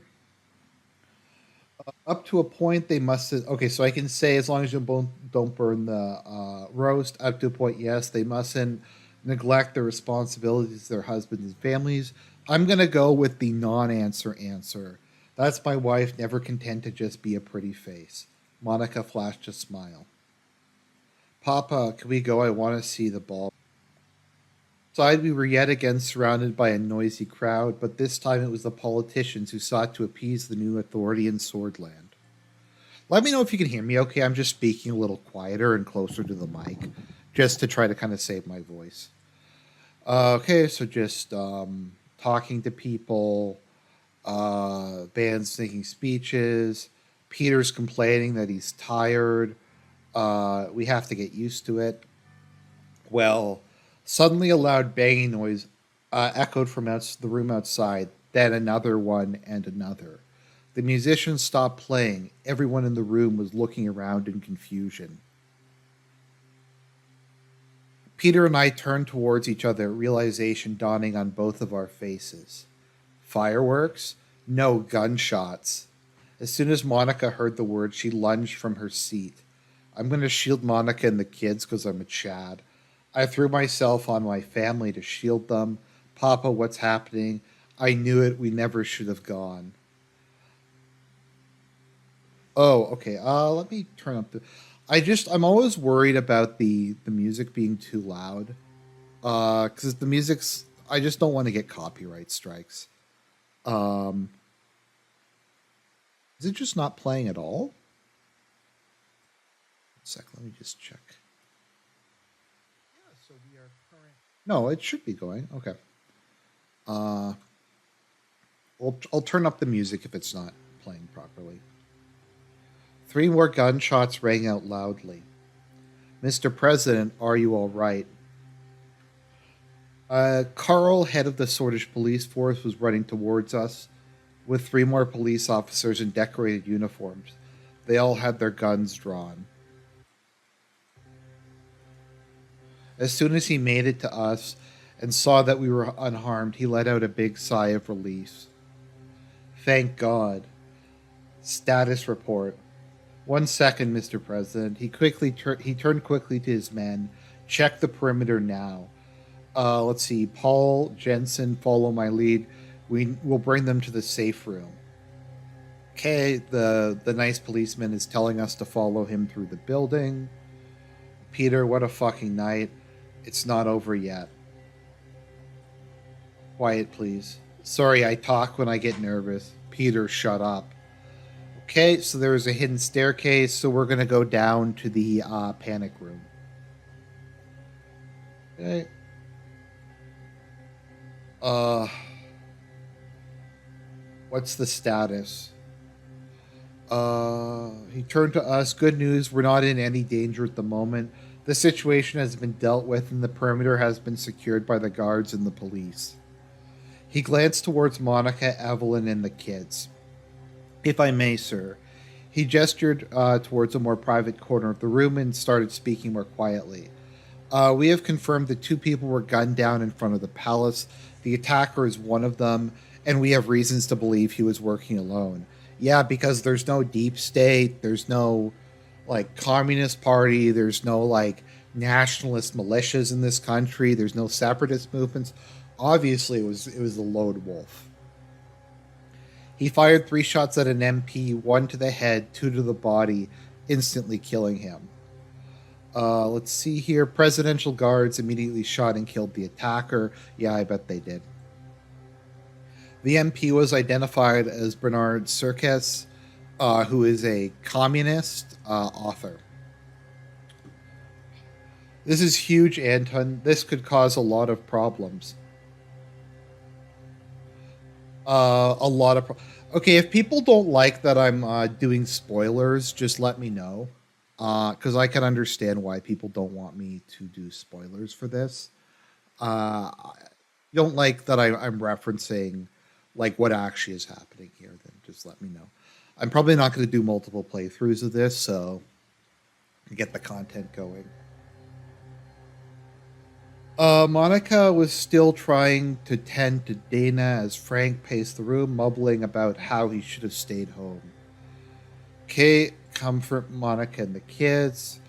Nothing like this will ever happen again. We can't be sure of anything anymore, Anton. Okay, at all costs. I crushed the cigarette in the ashtray.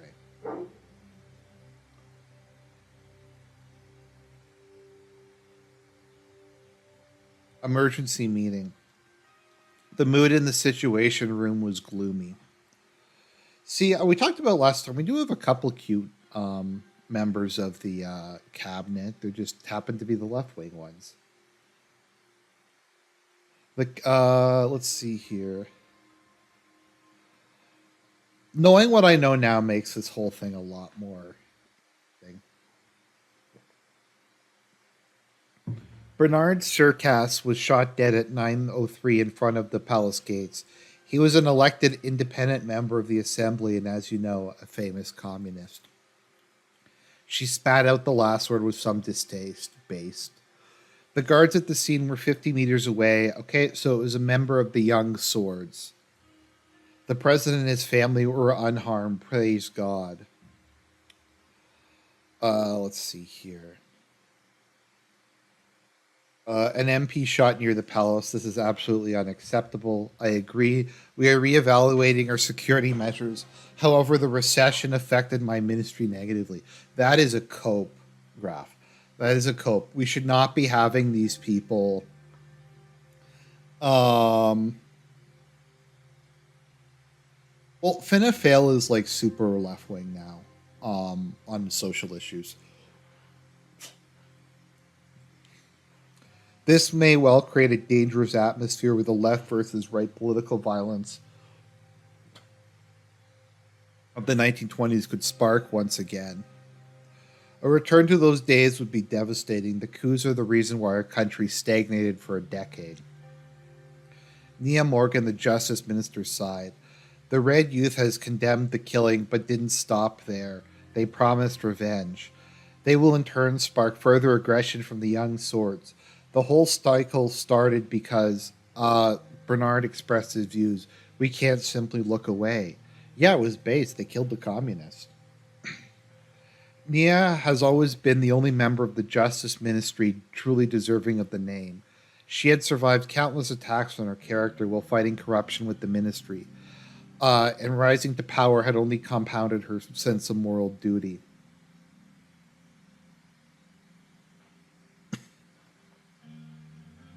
Now, one of the things I like about this game is the characters are like they're like real characters. So Nia is like a liberal with communist sympathies, but there are a lot of like sympathetic things about her. She legitimately wants to clear out, like improve law enforcement. She legitimately wants to crack down on corruption. Um, so despite being kind of a liberal, there's a lot of sympathetic things about her. Meanwhile, with Lilith Graff, despite her being a religious social conservative, I find her a very unlikable person.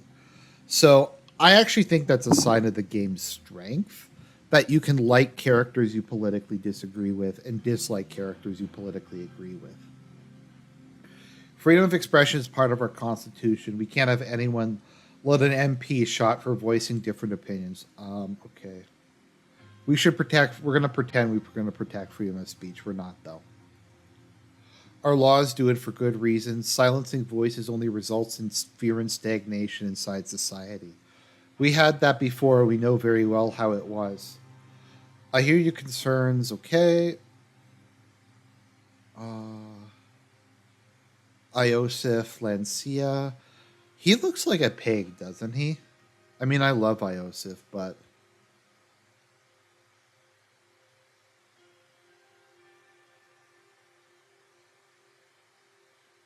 okay, our gendarme will help boost security in rural areas where possible.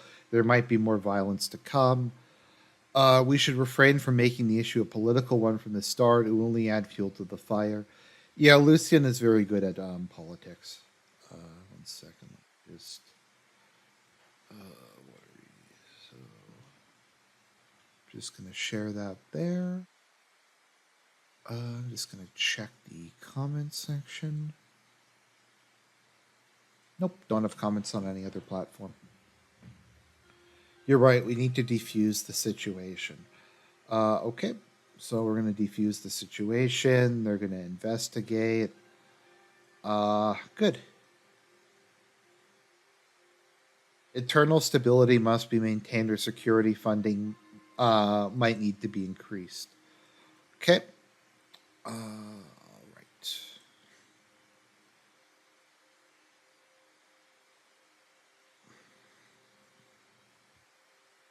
We can't fix the recession if there isn't stability. We need to trust our ministers to stabilize the situation if it comes to it. Okay. Once again, I think this game has really good writing. It has some of the best like political writing I've ever seen.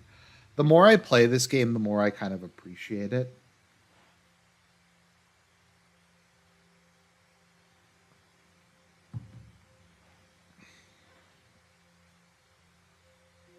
Okay, security briefing on the threats against Swordland.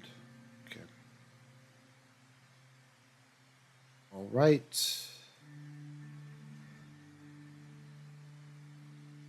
So we have the okay. So Lilith, just to go over it again, is Minister of the Interior. Nia is Minister of Justice, and Iosif is the Secretary of is the Minister of Defense. Kruger, however, is the Chief of Staff, which is kind of confusing because Chief of the Armed Forces and Minister of Defense are kind of similar, as is Interior and Justice. Let's begin. Okay. We'll kick off today's meeting with the internal security briefing. All right. Okay, so we're just going to skip ahead. The political atmosphere has worsened. The reports around the country indicate the tensions are rising as we feared. What is the status of the investigation? Okay, investigation is concluded. What happened? We have confirmed the motive and also the events leading up to the shooting. A few days prior, members of the Red Youth initiated a violent attack on the Young Sword local leader in Gen. We believe the Young Swords then called for revenge, leading to the death of Mr. Circus. I like the Young Sword organization logo. It's the swordish goat. Once again, a lot of what I'm saying in this game is to try to maintain good relations with people. It's not necessarily what I think. Political violence needs to stop now.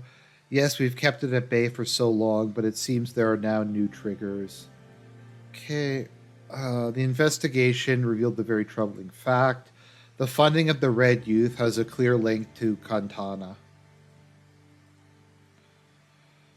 Are you sure? Yes, we found the cash trail.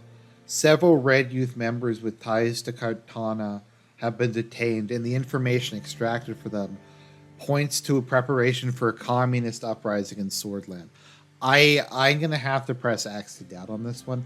Communists are not particularly strong in Swordland. The nationalists are strong and the Bloods are strong, but I don't think the communists really get that many votes in the election. So, as you may have noticed, of the two opposition parties, the People's Justice and Freedom Party, the Liberal Party, is backed by Arcasia, and the Red Youth is back, and the communists are backed by Cantana because it's the Cold War. Okay.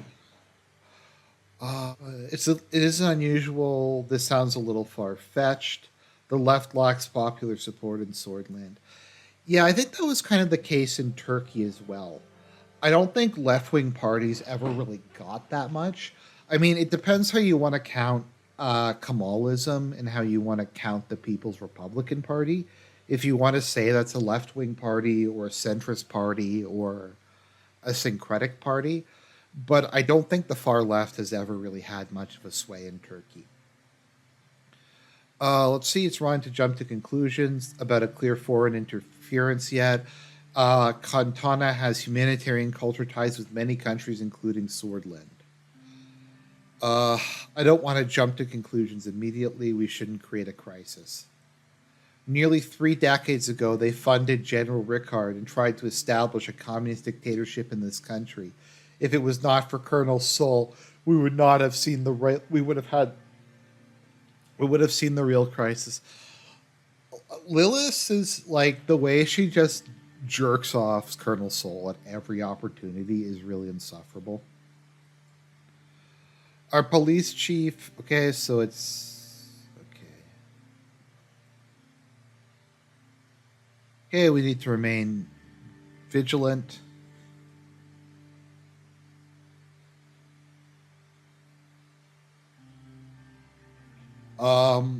I kind of, it's interesting how they portrayed conservatives in this because I think it is kind of accurate. A lot of the conservatives really don't have a political ideology beyond preserving the status quo and being unconditionally loyal to Colonel Soul, which is kind of like how they are with regards to Ronald Reagan. They're just unconditionally loyal to the legacy of Ronald Reagan and preserving like liberal. They're like liberals from the '60s, rather than having kind of any positive vision for how society should function. Okay. Okay, we have the most insufferable moment in the entire game. Okay, so Lilith said, let's not forget Colonel Soul.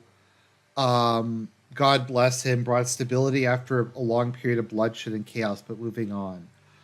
Okay, our highest internal threat comes from the S. Oh, no, okay, so it's not yet. Because at one point, Lilith says, like, God bless Colonel Soul or God bless Swordland.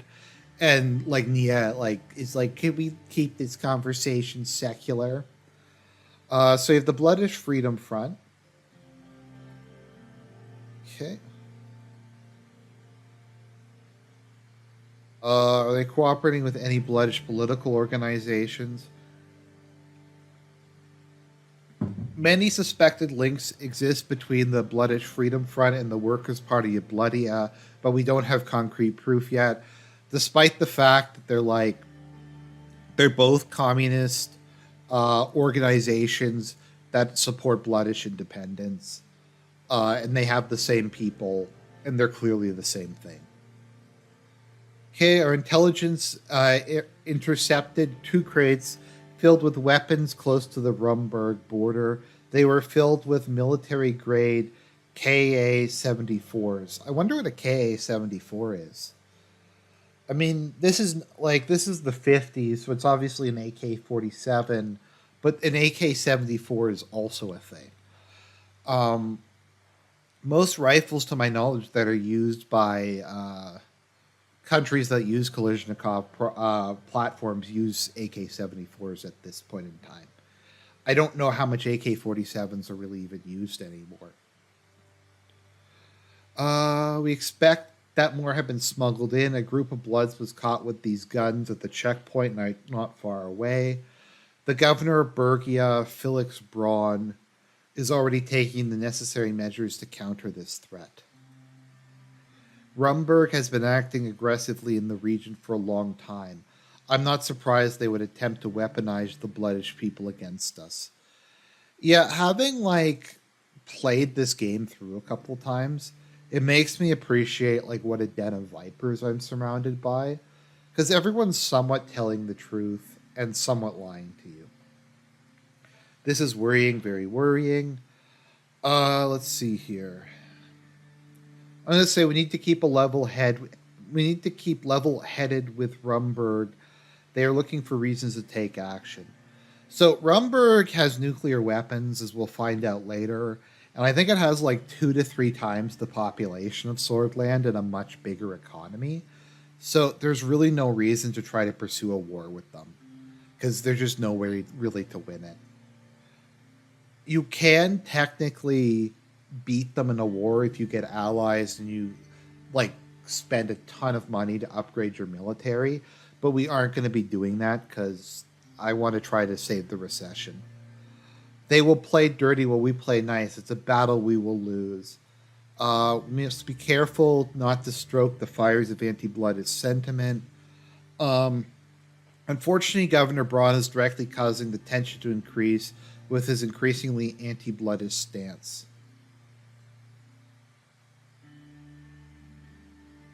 Okay, all right.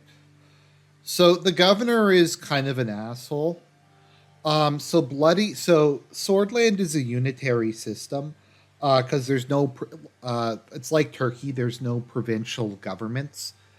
Governors are directly, I believe, they're directly appointed from the by the president. Um, yeah. So sorry. So Bloodia is a special administrative zone where civil rights don't apply. Tell me more about the special zone. As you know, Bergia was given a special status by Seoul after the full-scale uprising by the BFF against the Swedish government in 35. Those couple years were disastrous. The BFF declared war on us, openly attacked our people, and occupied entire cities. It was a massive uprising. The longest time they were in control of a city was 2 weeks. I wouldn't call that an occupation. Okay, so we're just gonna cut through this because there's not. They're just kind of repeating things at this point. So I'm gonna say it's. I'm gonna. We must reverse this situation. It's absurd the Ministry of the Interior doesn't have control over Bergia. Okay, talk later. Second most important threat. There's some crime families. Okay, I want them eliminated. Okay.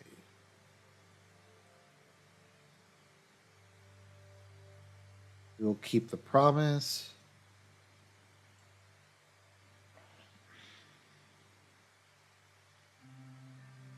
Okay. Okay. Corruption is the root of all evil. How does he not know anything about the country? Because you, as the player, don't know anything about the country. Okay, once the weapons have been found and the gangs have been beaten, just like the previous administrations kicking the can down the road, that is what's destroying our institutions. They're scowling at each other. Well, this concludes the topics for the internal portion. Thank you for the updates. Thanks for the overview. Have a good day. Until next time. Okay, upon invitation, okay, so we have the armed forces. Let's begin. Okay.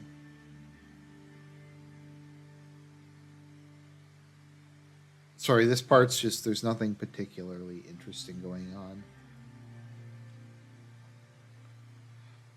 They're just talking about the situation on the border is intense. Rumberg has been acting increasingly expansionist in the past decades and has also interfered in Agnolia, but now they have turned their sights on us.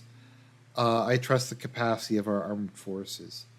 We don't have unlimited resources. Okay. Mr. President, if I may, please, General. Let's see here. Weapon caches. There's a military buildup on the borders. Um, I have trust in the general staff. Require an increase in the military budget to enlist more soldiers. Uh, so Iosif wants to improve the army by increasing better training, better soldiers, better equipment, and Kruger just wants to throw bodies at it.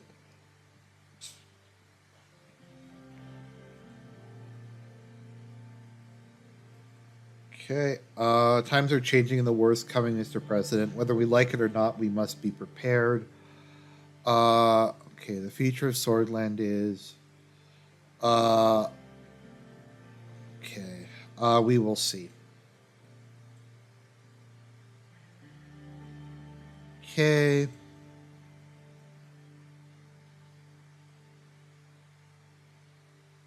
Rumburg wouldn't attack any nation allied with a superpower. One shudders at the sacrifices that would require us to make.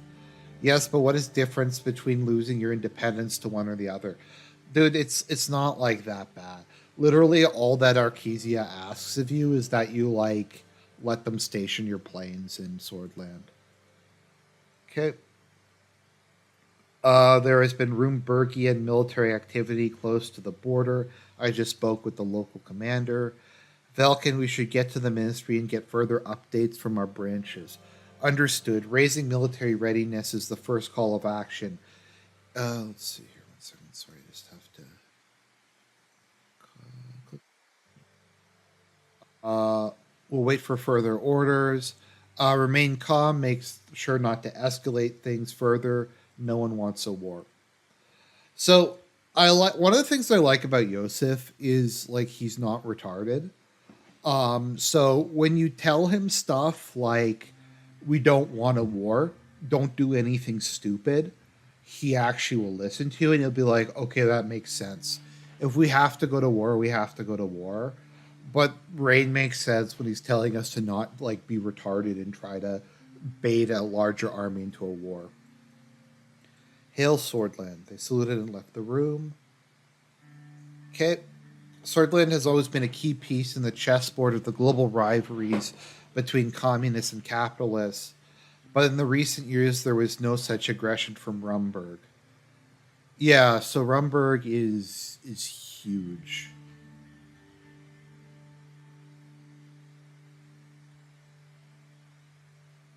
The phone rang. Rumburg had decided to close their consulate. Okay, so all right, so we have lack of allies, Rumburg expansionism, diplomatic pressure, foreign energy influence. I have good diplomats, so that's something. Let's see, order. Yeah, order is a like the country's kind of a mess at the moment. Yeah, look at how big Rumburg is. Rumburg is massive. Okay, dinner at home with the family. Oh, this is so boring. I hate these scenes. There's my princess.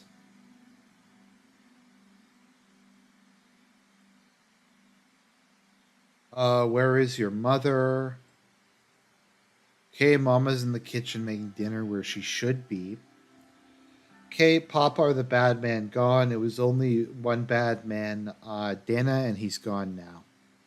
Okay, Papa. Dana dashed down the hallway. Okay, Mama, Papa's here. Monica appeared next to the kitchen door. She was wearing an apron and holding a spatula. Okay, just talking about the daughter. How was your day, dear? Terrific. I got to do some grocery shopping just like old times, and I'm making your favorite. That's nice. You mean Lorsh Lorsha? I have no idea what that is. Lorsha special occasions a rich seafood stew served with heady garlic and paprika kick. It sounds tasty. I don't really like seafood though much myself. It was my favorite dish, especially paired with Cabbage, a potent, unfiltered wine from Bergia. Kiss her on the cheek. I just wanted to cheer up everyone, especially of what happened. I'm worried. They're hungry. Okay, tell Frank to come down. Loud rock and roll music echoed down the hallway from his room. I caught the faint hint of cigarette smoke. Opened the door. The door was locked. Frank turned down this racket and opened the door. The stereo in Frank's room. Okay, I'm just going to skip through some of this. It's just so boring. Okay, I'm going to give the sarcastic response. Turn the records up louder next time, won't you? I don't think the neighbors heard. Okay, so they're going to go downstairs. We're going to eat dinner together.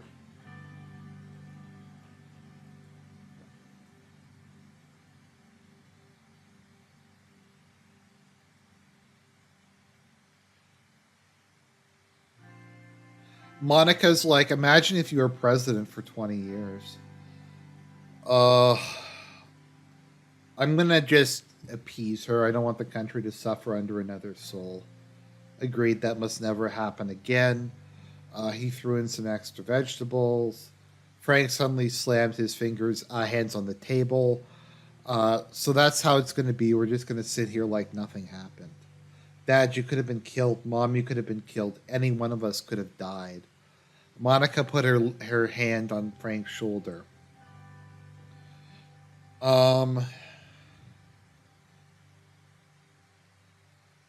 Frank, you know I never let anything happen to the family. Could you at least tell me something's been done about this? My security assured me they've taken the necessary steps. The same security that let a person get shot in front of the palace. Yeah, that's a pretty good point there, Frank. I think we are going to have to do some investigations. If your father says we don't need to worry, we don't need to worry. Well, I appreciate that, Monica. I think the deep state. I think with the deep state the way it is, we have to worry. Okay, trust in him. We all have to trust in each other. Okay. Anton, he is still young. I know, but I made that worries me. I made plenty of rash decisions when I was his age. You make plenty of rash decisions now too, blown out. Frank's not the only one who's scared, Anton. Okay, I'll tell you if there's any threat to the family.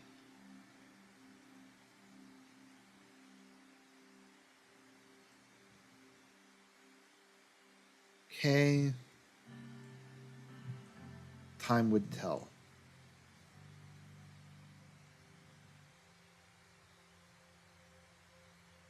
Okay, decision to address the instability in the nation. So I have some choices in how to react to it. So I am going to go with visit affected towns in person. So I think that gives you the biggest benefit to public stability. Okay, end of the day at the Maroon Palace. Let's see here. Exhausting day. I'm going to prepare to go home. Okay. A surgeon and the guards were outside by the main gate as usual. My secretary entered. Mr. President, Mr. Tusk is here to see you. You had a meeting with the Lotherberg spokesman. I'm so sorry for not giving you proper notice. Yeah, good job. Do your job properly next time. It'll never happen again, Mr. President. Mr. Tusk swaggered into the room. But never alone. He has large jowls, blindingly shiny shoes, and the air of someone who's used to getting his way. Anything to drink, Mr. Tusk, water, whiskey, cognac, preferably before you were born, sweetheart. What a douche. I'll check the supply room. Okay, let's see here. Good evening, Mr. President. I'm here to congratulate you. We both sat down. My business partners and I wish a successful term as the leader of our nation. Thank you, Mr. Tusk. I had no chance to say this at the ball with all the panic, but we are very much looking forward to working with you. Likewise. I'd like to build a profitable relationship between us. So that being said, there are some concerns of mine in the people I represent, which I would like to take the opportunity to clear up. Okay, the people you represent. I represent the Lotherberg group, Mr. President. Okay, the ruined state of the economy in Swordland has influenced everyone. The recession has hit all of us hard. I bought these cigars from Lesbia, the best cigars in the whole continent. Would you like to try one? Sure. Okay, let's see here. I heard you purchased stock from Armadine Industries in Arcasia Smart. Buy. They're developing new gadgets that are going to be profitable. Okay, I figured why not take the chance? It's much worse to live with regret and what ifs. Okay, all right.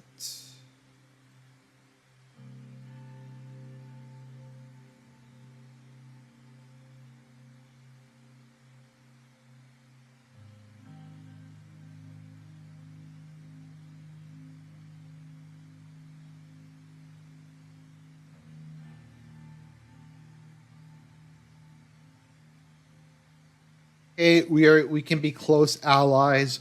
The group can help you get Swordland out of the recession, which will be the key problem to solve in your term and could even determine your reelection. So he's basically just saying here that like there's this secret group of people called the Lotherberg group who controls the organization, who controls the economy in Swordland, and that they have the ability to use their international connections to immediately end the recession. This sounds kind of familiar. Case in the investment project contract will be awarded to one of the three main contenders. My personal bank dealers, 6 months of a president's salary. Okay, so the secretary's spying on us. Okay.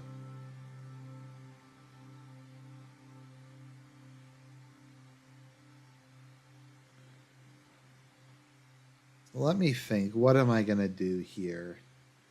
So I can take the bribe and then not deliver to him. I think I'm gonna go with that. We both know you can do better than that. You're right. I'll make my final offer.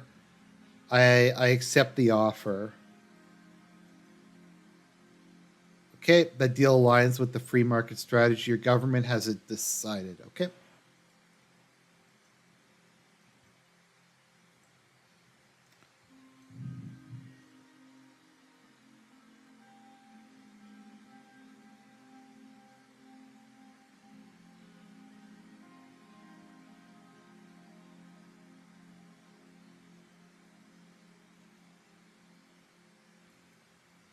Okay, so I accepted the bribe. I am not going to give him the contract though. I need the money for some stuff that's going to happen later. So we're going to meet with Marcel Cronty. Fortunately, he controls the entire media in Swordland. So Tusk has no way to get back at me because the media won't publish the story.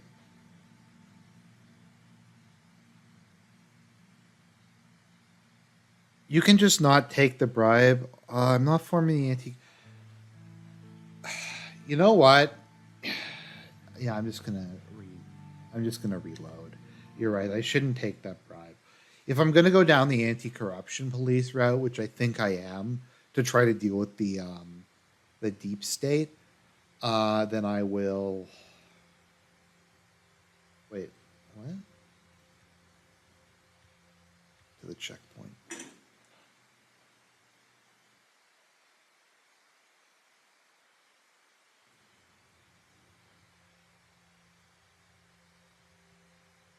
Okay.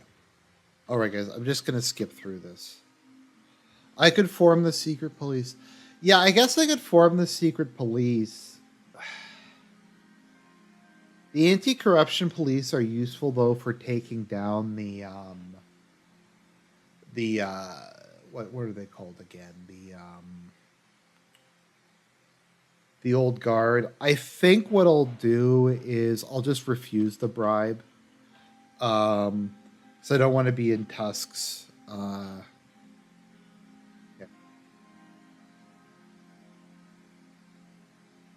I'm just going to skip through this. Thank you. Likewise, carry on listening. Okay.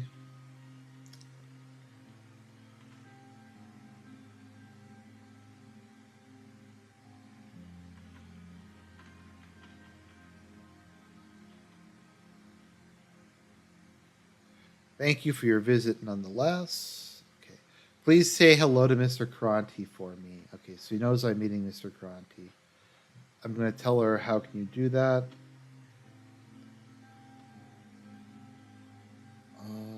Okay, I most certainly am not. All right, so we're going to meet Mr. Cronty. I think I'm going to try secret police. I normally go anti-corruption police, but I'm going to go secret police this time, I think. Our motorcade headed to the meeting location. Okay. I'd only have my most confidential and trustworthy team members with me.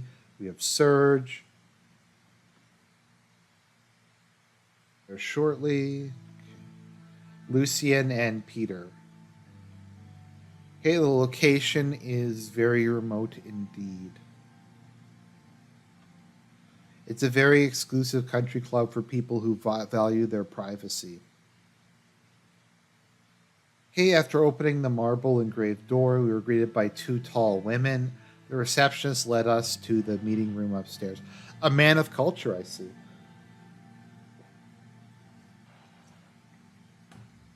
I feel Marcel looks like a Bond villain. Like, doesn't he look like a Bond villain? He does to me, at least. He was a strikingly handsome man with well-groomed hair. He walked towards me and reached out with a handshake. He had a firm grip. Okay.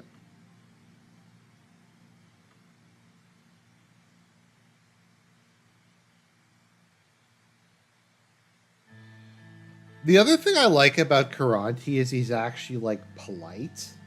Walter Tusk is just kind of a dick.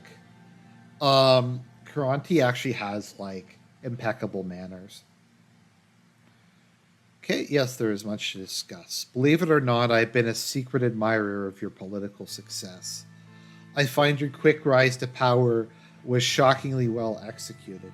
So there's some speculation that he had his father whacked, um, and that was the reason he conveniently, his father conveniently died at the same time that you got elected to office, and that he it's part of his big power play to get you to support him in his bid to become the head of the oligarchy. Now, I don't know if that's true or not, but it's an interesting theory.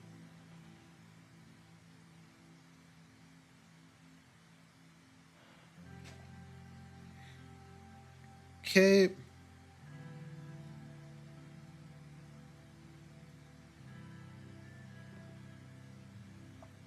Important thing is that they are sound and safe.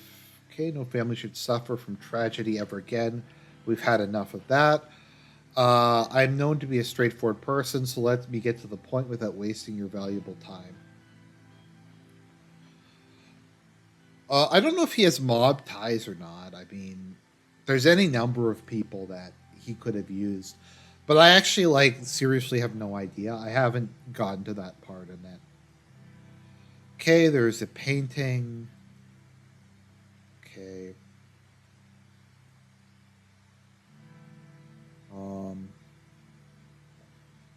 I think there's some symbolism there. I don't feel like reading that though. I will transform this nation, Mr. Rain. My conglomerate has ways of doing things, and I don't want them to change, so I want to cooperate with you. The intent is mutual. You might have the people's support now, Mr. President, but what happens when you make mistakes? Everybody makes mistakes. What is that supposed to mean? Let's hear his point, Vice President. Being a president in this country means having many enemies, enemies that would resort to anything to bring you down. Let's say these enemies cause a scandal or leak sensitive information from the administration. These would be destructive when they were released. If they were released. I see you're getting at. You knew that a long time before you came here. Let's hear your offer. I want two things. Number one is a guarantee from you that the Rain administration won't meddle in the heart of Soarland affairs, no matter what happens. Okay, that's fine with me. Number two is a simple gentleman's favor for the future. Let me prove my service to you first, and I'm sure you won't disapprove when the time comes. Okay, that is an interesting proposal. The media will be on your side, strengthening your position. It will also protect my business operations throughout the changes the country will see. Okay, we have a deal. Happy to hear that. You may contact me personally through this number. As soon as you know that the story will break, please call me and it will be taken care of. Based. Okay, a deal is a deal.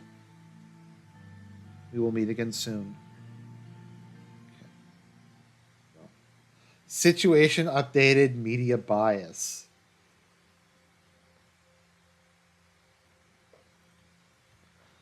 The media in Swordland is facing a significant challenge due to the organized interference from both the state and private organizations. This narrative has been aimed at controlling the narrative. This interference has been aimed at controlling the narrative and shaping public opinion in favor of specific agendas. Okay, so we have the economic relief plan. So I can either provide stimulus checks for people or bail out businesses. So I'm going to go with the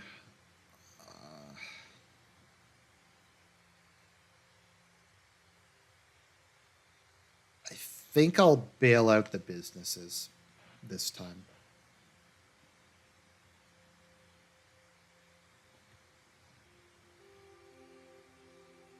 Okay, finalization of the L1 railway project. Okay.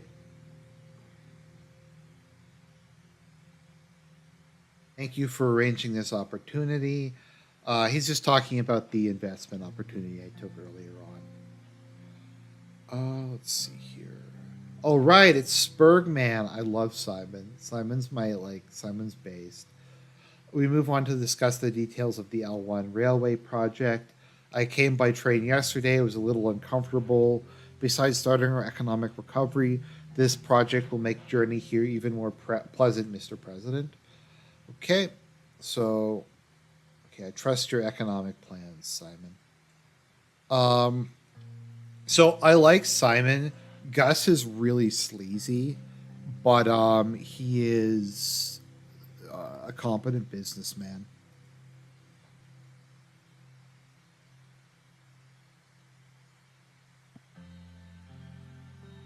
Okay. All right. Failure in this project is not an option. So, just to kind of summarize what was happening, is I decided to build a railway, a high-speed railway linking the biggest cities in Swordland. The idea being to, try to get the different, employing a bunch of people to build the railroad. Also, it'll help speed up industry.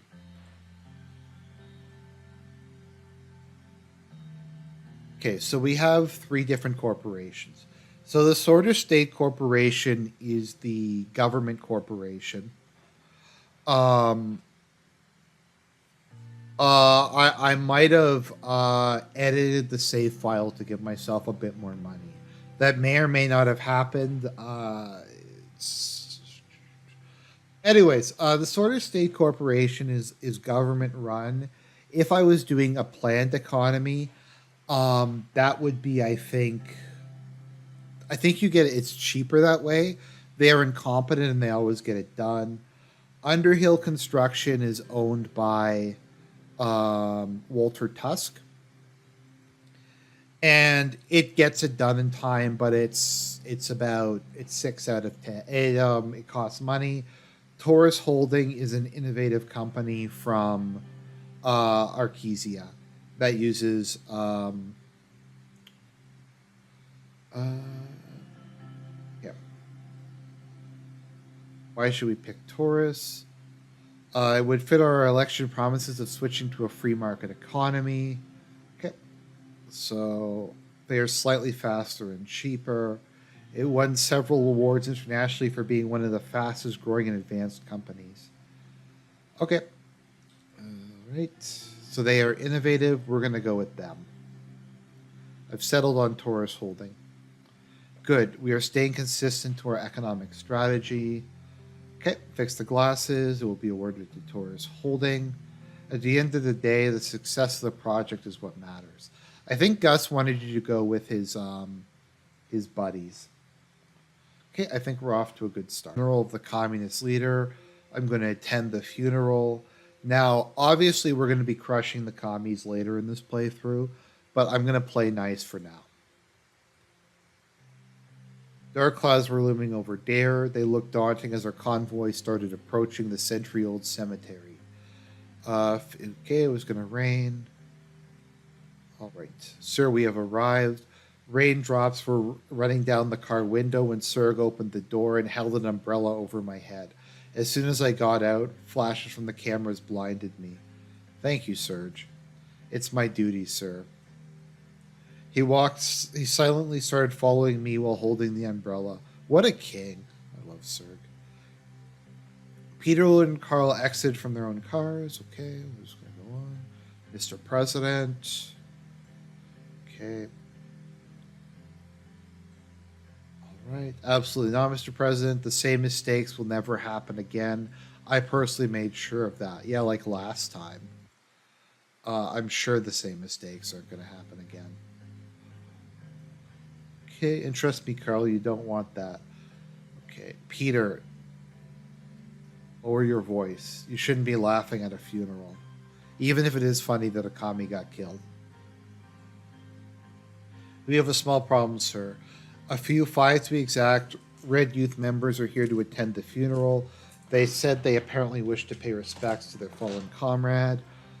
Shall we let them in? I'll just let them in. Okay.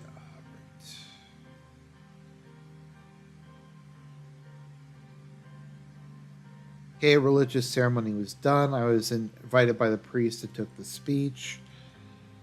Today we are mourning Bernard Circus, a father, a husband, and a loyal servant of this country. They seemed ruly and respectfully bowing their heads. There's complete silence except for the sound of raindrops. I will confess I disagreed with Bernard Circus almost entirely, but that doesn't mean he deserved this. Our country can be a better place. Circus had a dream of a unified Swordland, and these next months we need to fulfill the dream and band together. Let us mourn the passing of Bernard Circus and remember him well. I would like to read one of the poems he left to us. Our only strength is the will to survive, knowing that we will perish, knowing nothing more absolute. Thank you. Some attendees started clapping, some crying. The coffin was lowered into the ground. As I bid farewell to Bernard, I want to close with the words every sword lives by. Victory is close. Everyone replied. Okay. The widow thanked me with a soft and defeated voice. Okay. That was a good speech.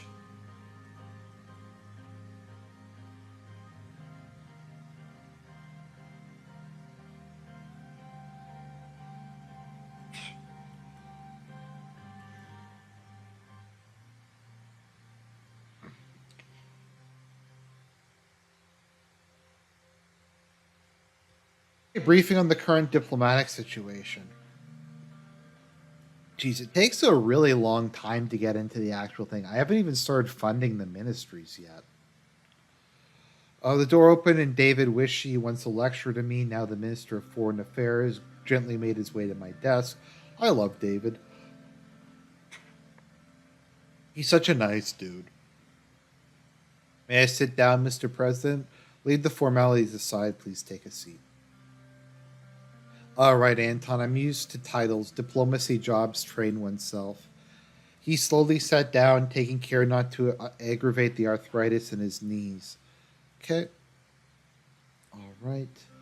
Look at you, Anton, the fourth president of Swordland. What a privilege for me.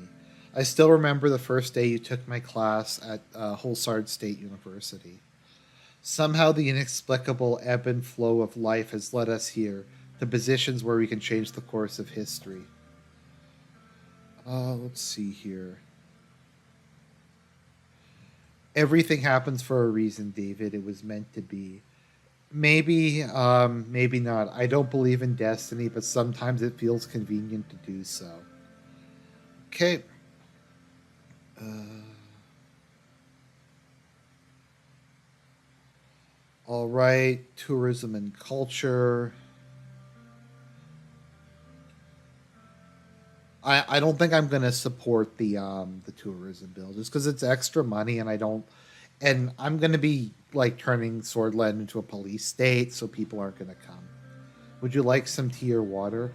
Oh yes, please. Tea and water sound nice. Thank you very much. I think that the Turks drink the most tea in the world. Something I think people don't really like think of is Russia. Russians drink a lot of tea. Like Russia is one of the top tea consuming countries in the world. I think it's sixth or seventh. Russians, I think, actually drink more tea on average than the Chinese do. Okay.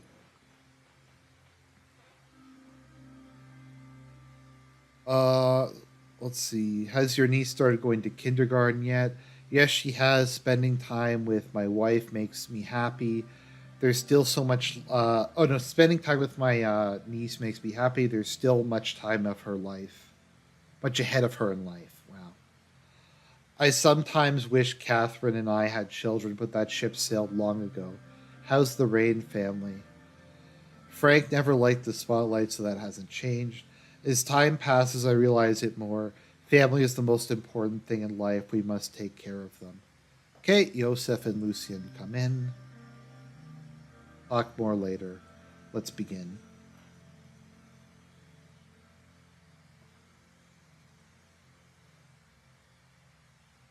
Yeah, I'd like to hear about Agnolia. Our brotherly nation to our northeast, Agnolia, they are diplomatically non aligned and probably have one of the most democratic, lame systems between our neighbors. Epi- Economic stagnation is a worry for them. Their primary issue is the heavy reliance on foreign investment from us. Agnolia is our most friendly neighbor. We've been allies for the longest time after Roomberg annexed Dom. The fact needs to be part of the equation. Let's see here. They want better cooperation with us, a more competitive, comprehensive trade deal. Okay, we have a large agno swordish minority. Okay. All right. In addition, a relaxed immigration policy was one of Agnolia's main requests, which is unacceptable. Most of the migrants in our country haven't even assimilated into Swordish culture. Adding more won't help. I'm skeptical about relaxed immigration. You should be. We have witnessed several societies shifting waves of migration. We should remember that we promised to tighten our immigration laws in the election campaign. What's the latest situation in Welland? Okay, so Welland is basically Iraq. Um, so Welland, officially the Republic of Welland, it is governed by the Nationalist Party of Nutrist Socialism. That doesn't sound at all like anything. Let's see here. So Victor Smolak is based. I think he's mostly based on Saddam Hussein. He is like the uh, epitome of a.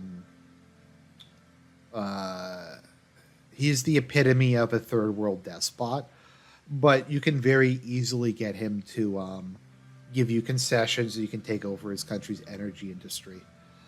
Okay, let's see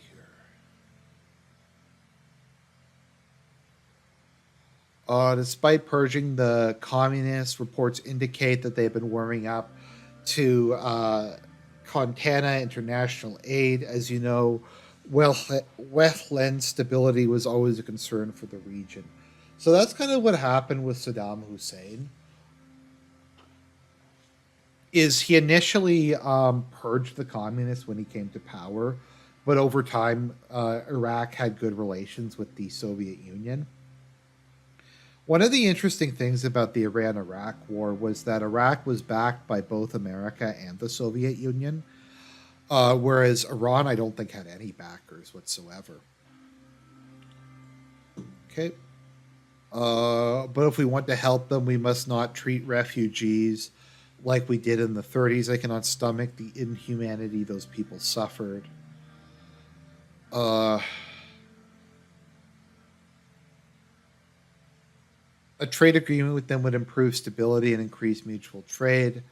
There would be many bargaining chips discussed, but Wayland could be a partner in the region. We would also invest in stability there. Our main goal should be to avoid a refugee crisis like the late 1920s. The Civil War had major security and economic repercussions on Swedish soil. One of the demands of President Smolak was to tighten our immigration laws so the political refugees don't escape to Swordland. There has been a recent purge that pushed many bloodish to free to Bergia. It's definitely troubling. So much as with Turkey and Iraq, the Bloods occupy the border on both sides of the border. So both sides have to deal with separatists, Kurdish separatists, basically. Okay, I'm sure you remember that winter at the border outpost, Mr. President. Okay, it is in our national interest to prevent the formation of a failed state on our western border. Wilhelm has increasingly aligned itself towards the Communist Alliance, another aspect to consider. I want to know more about Valgsland. Um, our cousins of old across the Marquian Sea wish to have a good relations with us. As we know, Valgsland is a socialist republic allied with United Contana. They are an important regional player. They are the most significant sea power. They are definitely not based in the United Kingdom. They kind of remind me of the Union of Britain in Kaiserreich. From my understanding, they're a fairly like moderate socialist republic. Like they're like a socialist. They're a socialist republic, but they aren't like particularly brutal compared to Cantana and some of the more Trotskyist states. Let's see here. So the thing is, I can't have good relations with them because I want to join the ATO later on.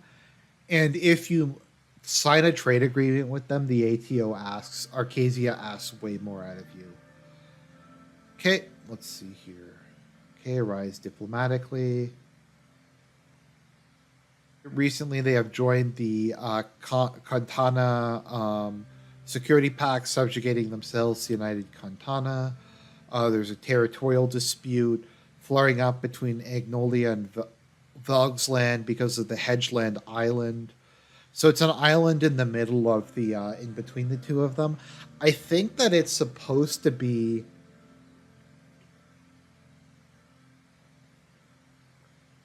basically Cyprus.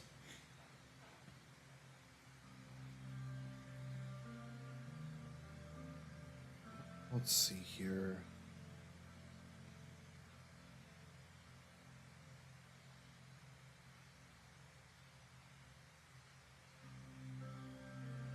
Okay, Lesbisia and Rurenberg. Our southern neighbor is aligning itself more and more with Arkesia. Lesbia is currently led by Prime Minister Alvarez. He is a massive douche monkey. We are not going to ally with him because to align with him, I have to do a whole bunch of other stuff that I don't want to do. The Kingdom of Rizia is going to be the next the DLC. So there is another campaign that's coming out, and it's going to be the Kingdom of Rizia. Okay, they are the jewel of the continent and the second largest economy in Mercopa. Let's see here. Excessive economic inequality. Let's see here. Allying with the richest regional nation could be beneficial. It could be, but it would also draw closer to Arkesia bloc and near the Arkesan Treaty Organization. Let's see here.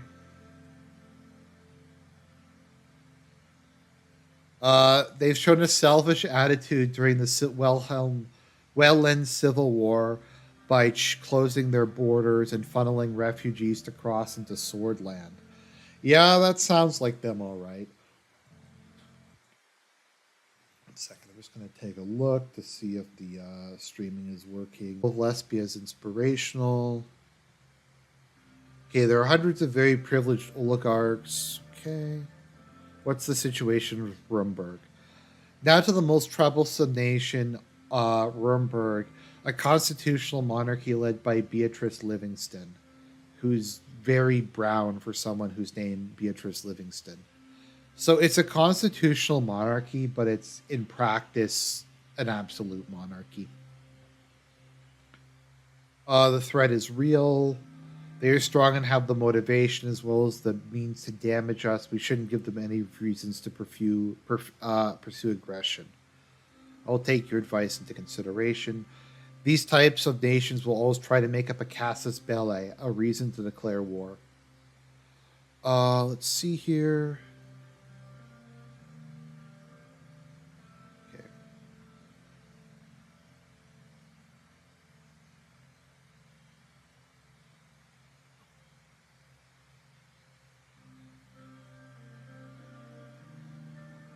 Okay. So they're attempting to escalate it.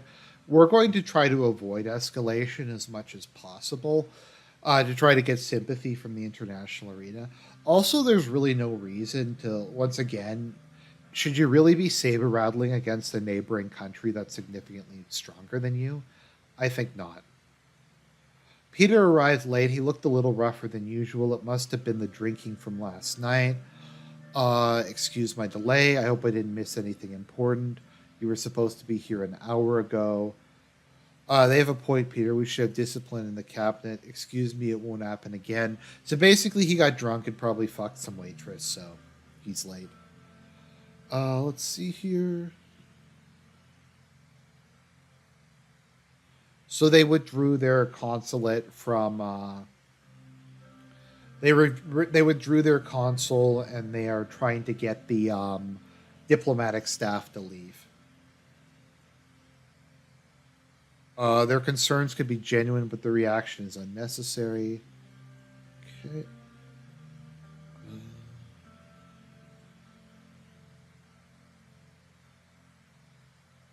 Okay, so it was only a consulate.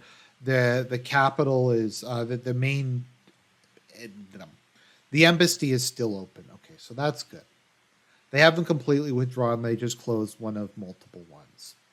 Most countries will have multiple consulates in other major countries. Like I think America has multiple ones in Canada, unless I'm wrong. And like I'm sure Russia has multiple ones in Kazakhstan or something like that. 1 second, I just have to run to the bathroom and then we'll continue.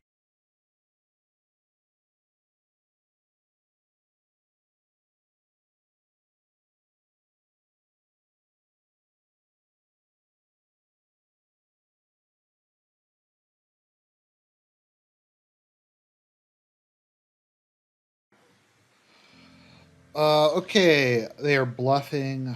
This is far more serious. They're playing with fire. Okay. Stabilization. Annexation of Dom. Okay.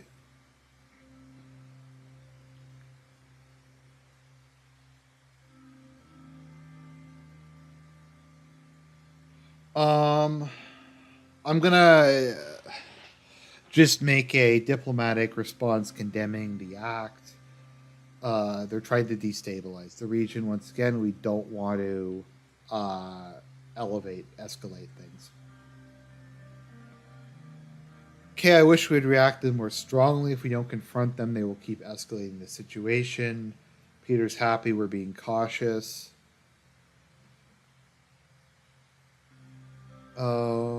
Kingdom of Rizia. Okay.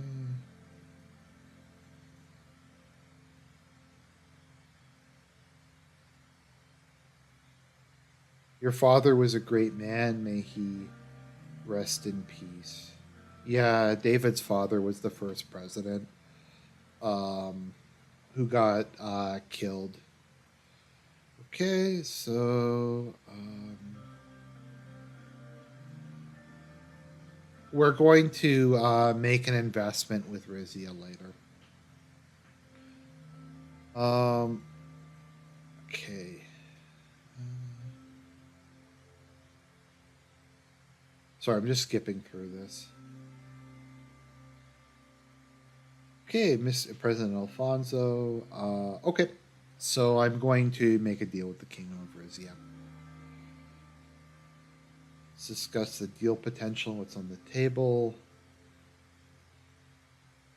Okay.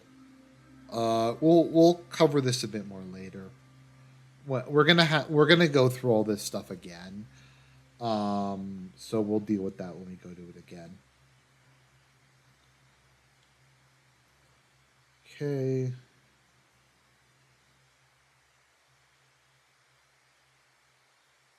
Diplomacy is the way 99% of the time. From our diplomatic channels, we can tell. Okay. Okay, so.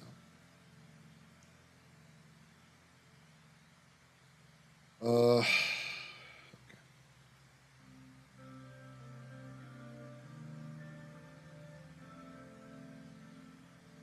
Okay. All right. We'll deal with this later on.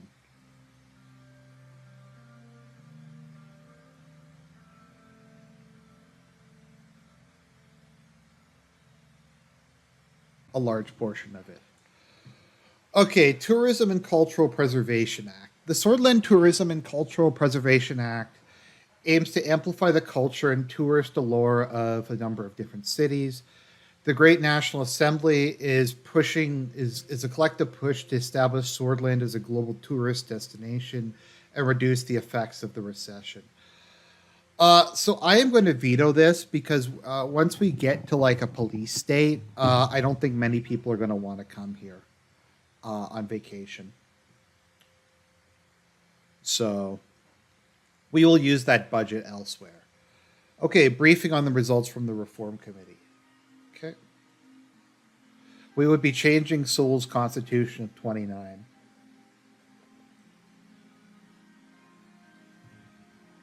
Okay. Let's see. I'm just checking to make sure that's running.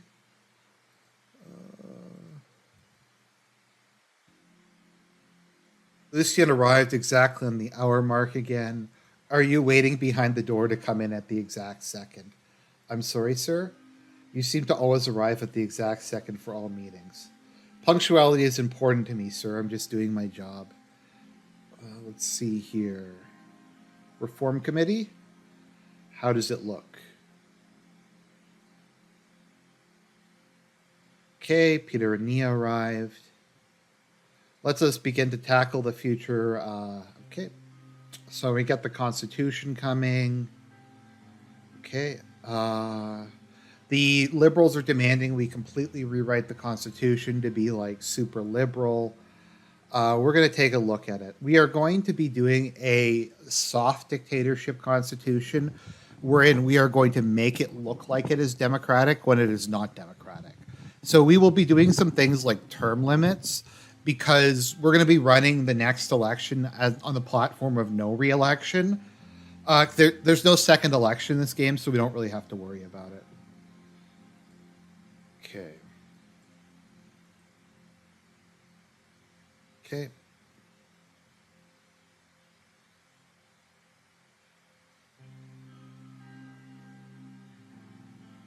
Okay, all right. Who else would be willing to support the reforms? Yeah, so we start off with the liberals. You also get you can get the centrists come in. You can also get you can bribe the solists on the court to support you, which we're probably going to do. Let's see here.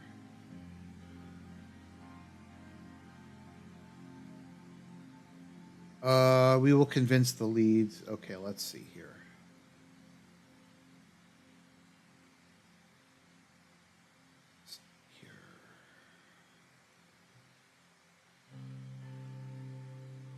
We're just talking about how we have to get the conservatives on board. Okay, let's see here. Let's see here.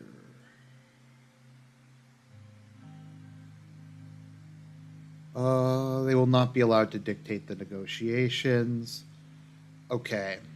I'm just going to go through. I will cover these this stuff when we get to them. Okay. All right.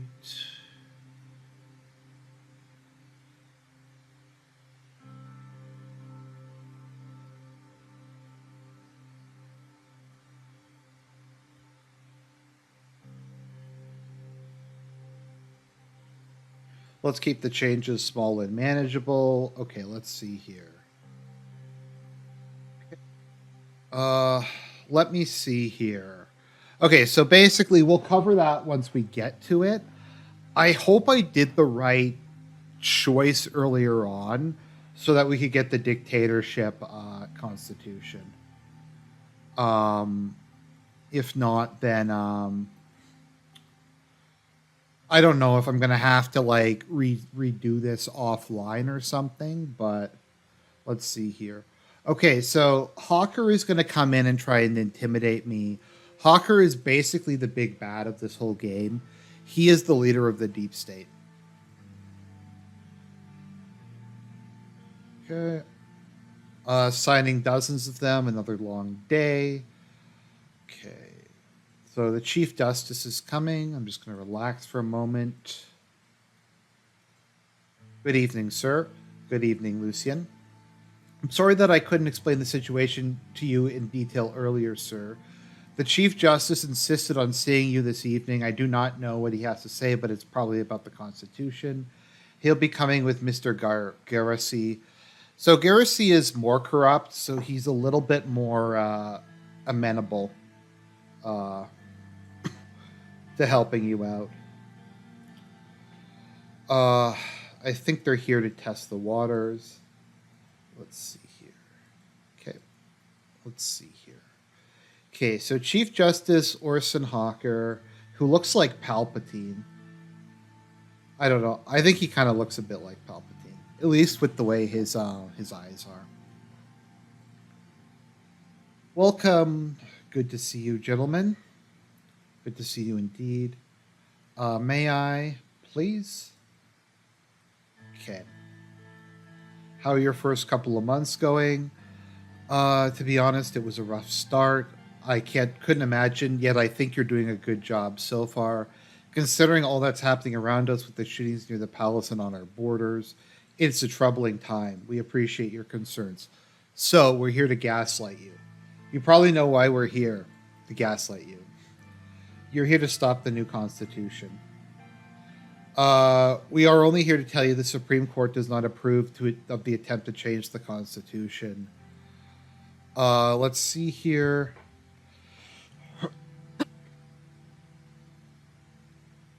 You want to make a weaker Constitution, the problems from inside and out. I thought that I'm really worried that I screwed this up, and I'm gonna have to restart this run. So, okay. I know what goes on. Yes, Mr. President, Mr.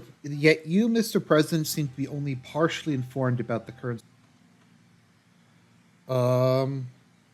We can figure something out if you decide to give us a listen. Mr. President, You seem to be only partially informed about the current situation. Please allow us to explain the reason for his stance. Okay, please explain. We are protecting the Constitution because it works, Mr. President. We're protecting the Constitution. We're protecting democracy. Swordland has more important problems and threats that we should face now instead of nitpicking about some paragraphs of the Constitution. We have a potential war. Mr. President, I know that you're a busy man, so I'll make this quick. Okay, so as you guys may remember, Rumberg was giving assault rifles to the bloodish separatists. We also have the fighting that's broken out between the left and right wing after the shooting of the communist by the far right militias. Okay. Sadly, we don't see the administration taking the necessary precautions. You said you would not focus on the military during your term under current situations. No, you can't play as Rumberg. You can only play as Swordland. You can play as Rizia in the DLC, which is coming out later. So Rumberg is supposed to be Tsarist Russia, but with a British flair, if that makes sense. Like the names and stuff are based off of Britain, but it's very heavily inspired by Tsarist Russia. We are taking necessary steps. Okay. Are you aware that the armed-blooded separatists have direct connections with the Workers' Party of Bloodia? Everybody knows that. I mean, yeah. You know what this means? You remember the vote of the Workers' Party in the last election? What is this all about? The only reason they are not in the assembly is because of the electoral threshold. They have gotten quite big. They are clearly getting outside help, and their connection to the paramilitary bloodish forces cannot be denied. And all of a sudden, the reformists are trying to decrease the electoral threshold so that the bloodish separatists can be legitimized in the assembly to achieve their aim of independence. This massive, like, conspiracy, like, schizo post. You think that's Mr. Richter's intention? Let's see here. The reformists suggested suggested changes would also bring the communists who are backed by Canada into the assembly. Do you see the pattern yet? Let's see here. And what is your suggestion? We should take the necessary measures against communists and bloodish plots, as well as increasing our military budget against a possible conflict with Rumberg.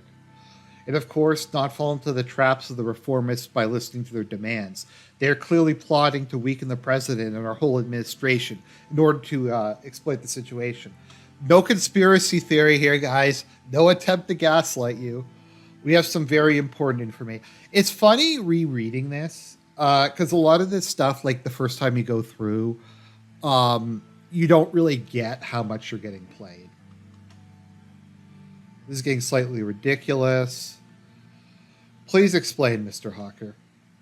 The person in question, Mr. Franz Richter himself, the leader of the reformists. We have enough information to infer that he has ties with Arkesia. Arkesia is aggressively growing their influence around the world. And now we have Mr. Richter coming up with these ridiculous demands for a new constitution amidst a chaotic period in Swordland. All the pieces are fitting perfectly. This is why the Supreme Court will be doing what it takes to stop these reforms and preserve the Constitution. You know, it's very convenient that all this stuff happened right before constitutional reform that would remove these guys' power, isn't it? Okay, so...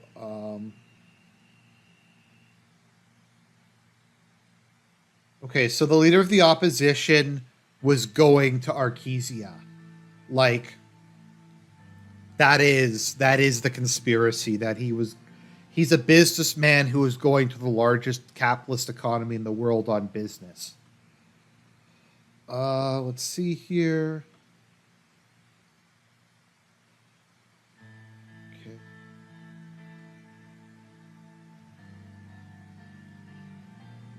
Okay, so how did you find out about this? Many Soulists were already following his leads for quite some time, Mr. President. I cannot give away their identities, but I can give you the evidence. Look, I'm telling you, basically, there's a deep state and that it's spying on everybody, but don't worry about it. Okay.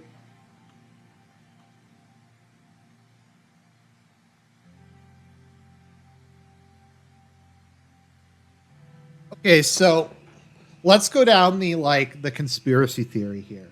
So Archesia's behind the reformists, and their goal is to lower the voting threshold so that the communists and pro-independence party will be able to get seats in the assembly, and that will capitalist country wants the communists to gain political power for some reason, and Rumberg is also involved with this somehow, and none of this makes any sense. There's not much to think or check. This is clearly an emergency. In such cases, the Constitution gives the president the right to use emergency powers. If we work together, you can be sure that the Supreme Court would not block your declaration of emergency. I'm going to have to decline. I think this is, yeah. It seems you are influenced by Mr. Gallade way more than you think. Why don't you explain your agenda yourself, Lucian? You are swaying the president to ignore the national security threats. Okay. Well, Mr. President, do you want to talk about how we can fight against these reformists and the others, or have you made up your mind? No, I'm not going down this rabbit hole. I see. Sit yourself, Mr. President, play into the hands of Swordland's enemies. There will be. I'm sure he's about to threaten us. Mr. President clearly doesn't want to talk to us. Let's just give him some room before he disrespects the judiciary further. You were right. They stay outside and leave.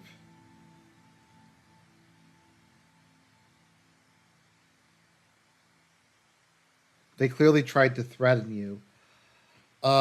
We need to take care of them. Okay, we need to be careful. There are still many old guard sympathizers in a party. We can't let them divide the party, and we will clearly try.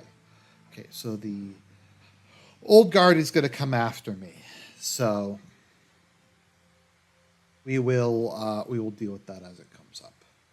All right, next turn. Trials of democracy. We're going to get rid of democracy if possible. We're going to have a constitution that is democracy with Argent characteristics.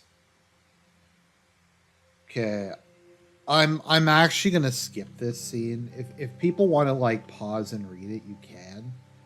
I don't want to. I'm just not gonna listen to Frank. Frank is just too obnoxious.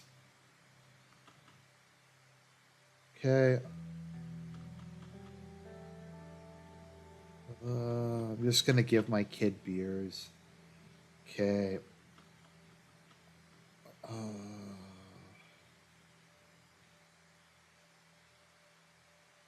See, I don't want to talk about it.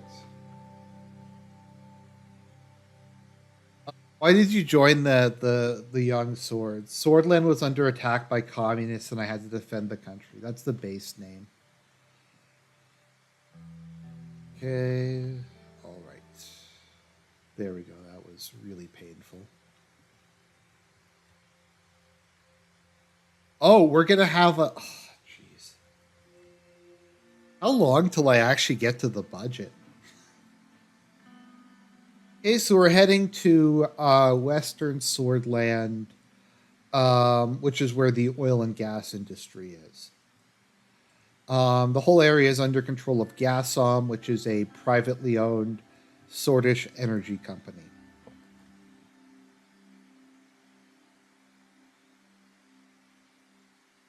Okay. All right. The scenery so far reflections Nargles of neglect. Okay. And my discomfort from the bumpy ride was apparent to him. Sir rolled down the partition window. We'll be arriving at Hotel West in a few minutes, sir. Thank you for letting me know. Any time, it's my duty. After a minute, Serge started to smile under his mustache.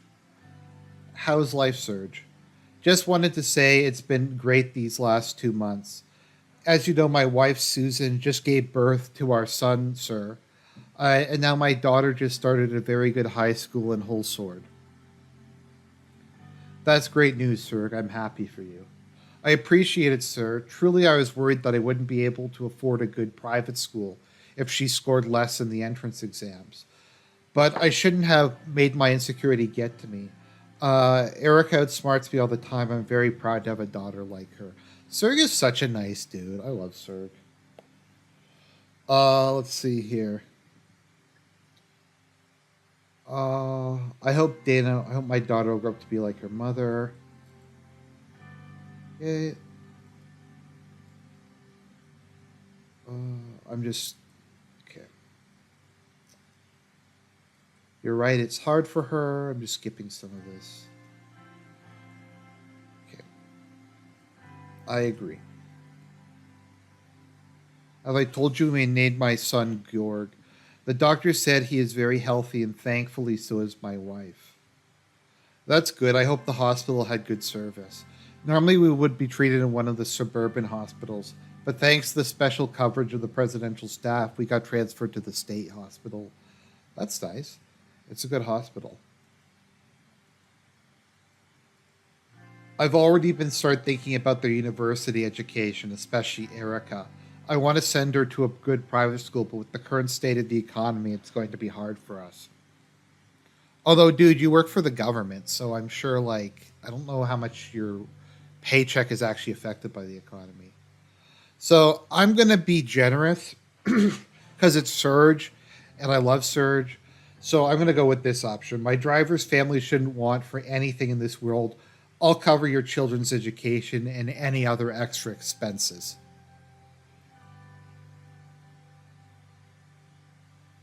Mr. President, I don't know how I can ever repay you for this. Thank you so much. A good education is worth more than any amount of money. Exactly, sir, you're right. I think I have decided I'll give your name to my boy, George Anton Volkner.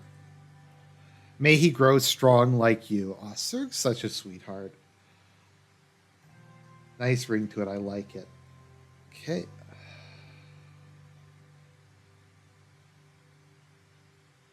All right. So we're at a super expensive hotel. Okay, see you later, Serge. Okay.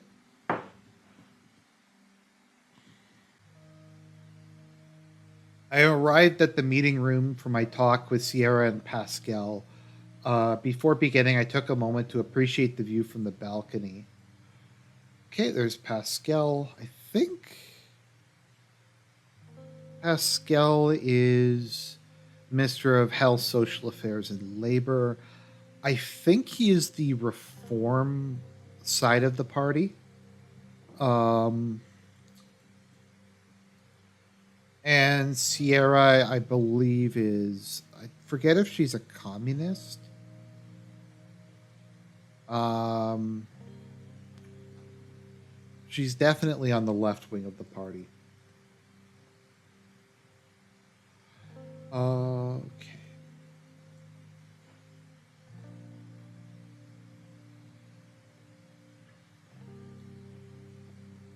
My intention is to help the working class.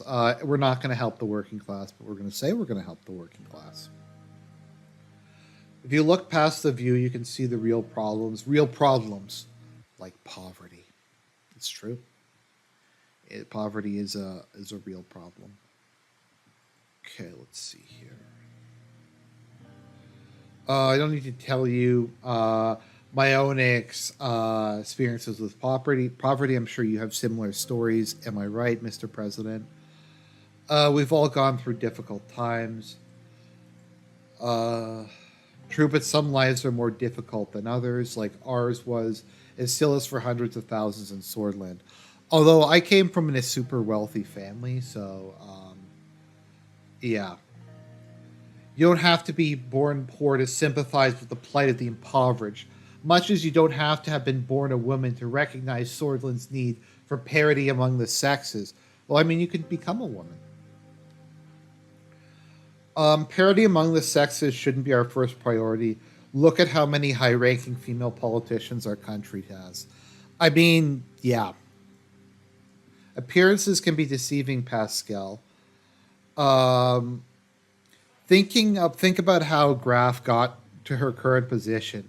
I don't necessarily believe the rumors about her and Seoul, but she could never have risen that high if she didn't parrot his cause. Okay, so I guess there's a belief that Graf is actually Soul's lover or something like that, which is a picture that a mental picture I really didn't need. Gloria Tory is it an accident that the first female assembly speaker is such a staunch conservative? And then there's habit of then there was Alfonso's habit of promoting women to prominent positions to give Swordland a progressive sheet while accomplishing nothing in reality. I like how like female politicians have to be like shit libs. If female politicians aren't liberals, they don't count as as real female politicians.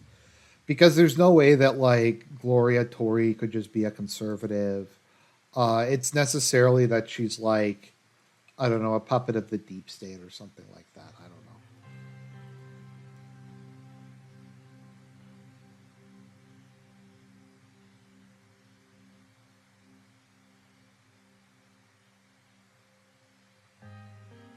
Meanwhile, okay, so women in places like Narbel are denied any opportunity for advancement. The government can use a handful of female politicians from wealthy families, myself included, to pretend their only obstacle to success is their lack of initiative. Well, it is, but meanwhile, those of us who don't use our clout to help powerful men stay in power are denigrated as angry spinsters. I ask you, Mr. President, does anyone care? Well, Sierra, you're attractive and you have a high IQ, so you should be having like 8 kids for the good of Swordland. Does anyone care that Lucian doesn't have a wife? Um, I've been wondering about that actually. Um, okay. Our welfare, healthcare, and education systems have been decaying since the recession. Swordland's poor communities are losing hope. Hopelessness and a lack of opportunities can drive people to extreme solutions. We're seeing an increased crime, domestic violence, and yes, rising inequality between men and women. They were already as unequal as they possibly could be, but now they're getting more unequal than that. Okay. All right. Okay.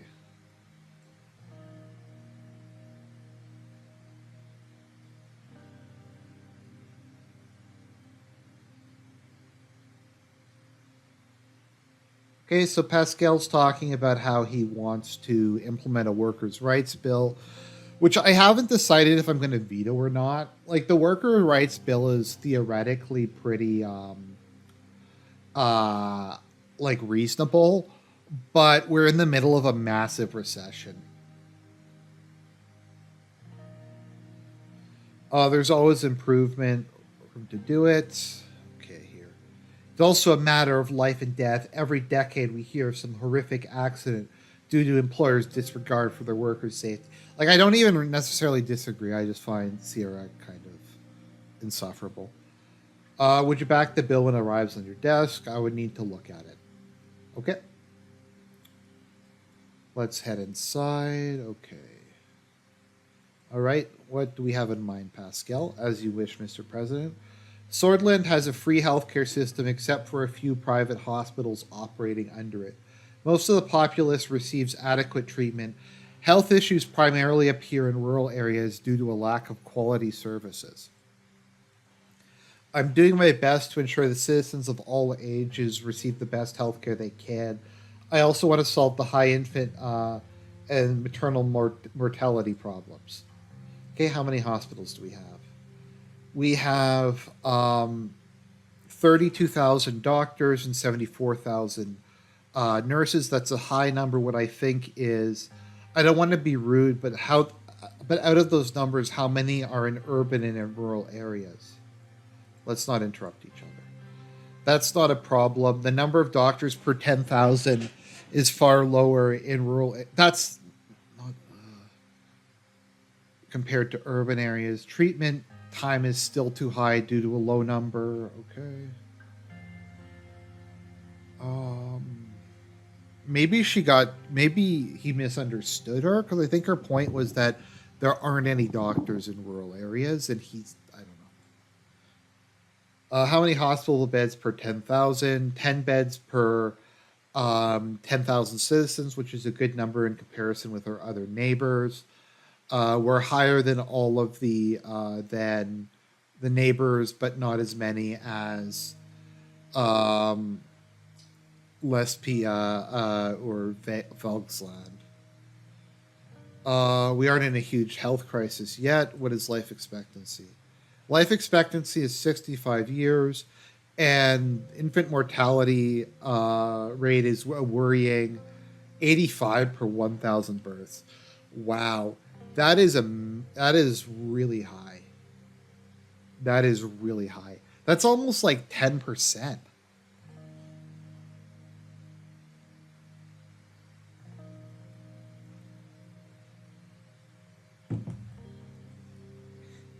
What do you hear about the education system? Swordish education is free, but we have a very outdated system I want to reform. The other important issue is the lack of access to education, rural issues, especially for young girls. Your administration has the power to solve both problems. My highest priority is to get enough funding to be able to build schools in rural areas while I cleanse our educational system of its nationalistic indoctrination and sexist teachings.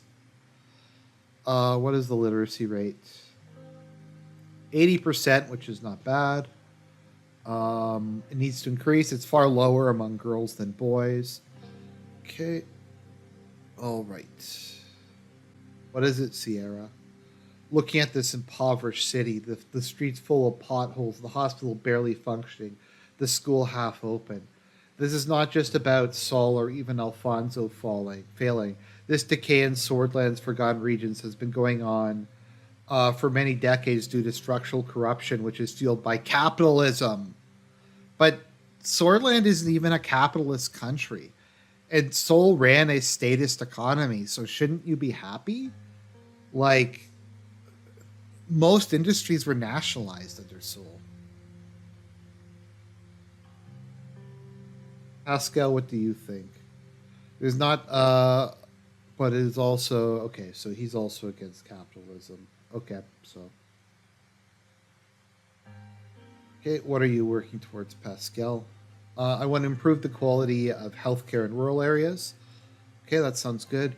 So I created draft plans to increase the salary of doctors and to upgrade the equipment in the hospitals. I can do more with a increased budget. Additionally, a privatization plan to promote investments in the healthcare system could allocate extra funds. Isn't access a bigger issue? Access is an issue. Okay, so they're saying that in the rural areas, it's not people don't have access, but the bigger problem is that the access they do have is terrible. So, okay.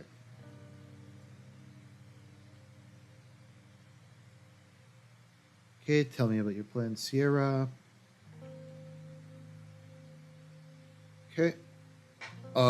They need more money by building schools in the less fortunate rural areas and through fundamental change to the education system.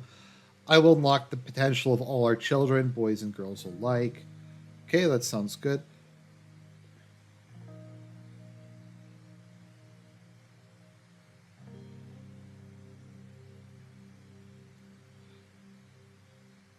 Yes, but at what cost? Okay.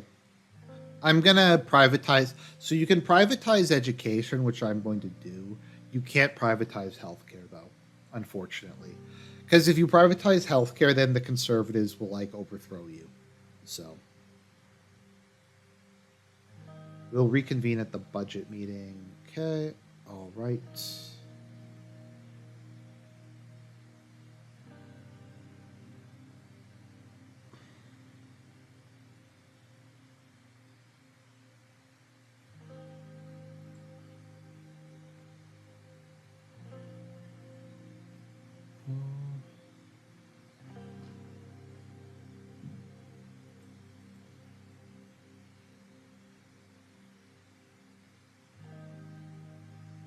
No, you can't. So you can privatize healthcare. It's just that the conservatives get really really angry if you do that, and they won't support your constitutional revisions. Hey, the matter regarding laborers is close to my heart. I would personally be grateful if you were able to resolve the concerns. Okay, so basically, Gasom owns this part of the country. It's one of the poorest, least developed regions of the country, and the people here work under shitty living conditions for bad salaries. It would be difficult to imagine someone like Alfonso obsessed with his corporation give ben- So if you want to privatize healthcare, you either have to do an autocrat run where you declare a state of emergency and then you don't have to worry about public opinion, or if you're going through like a liberal run. See, I'm doing kind of a weird run because I'm a like right wing capitalist, or like an authoritarian capitalist. Whereas in Swordland, the authoritarian conservatives tend to be pro central planning, and the left liberals tend to be pro free market. So I'm kind of in a weird spot. Okay.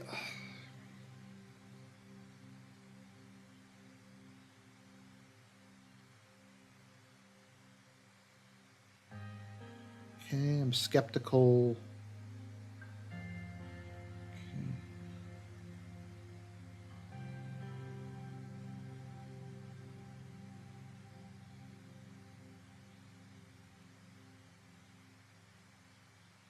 Yep, current state of Narbel is super poor. Some people were wearing clothes of few sizes too large.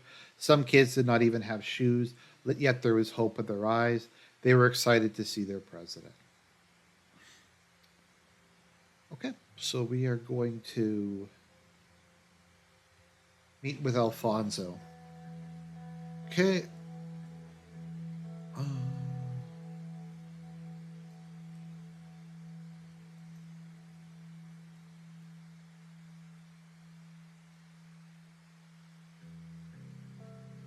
yeah, so the whole area is just complete shit. So that seems to be where we are at the moment. Okay, so we're going to the place with the logo that says depicts Gasom. Okay. Let's see here. Good to see you, Gus. I wanted to talk to you. Okay, on help development. Okay. Um,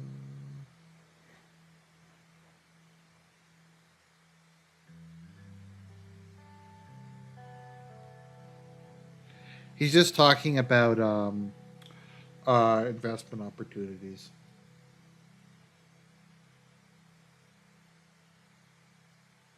Okay. He keeps talking, guides me towards the Gasom building.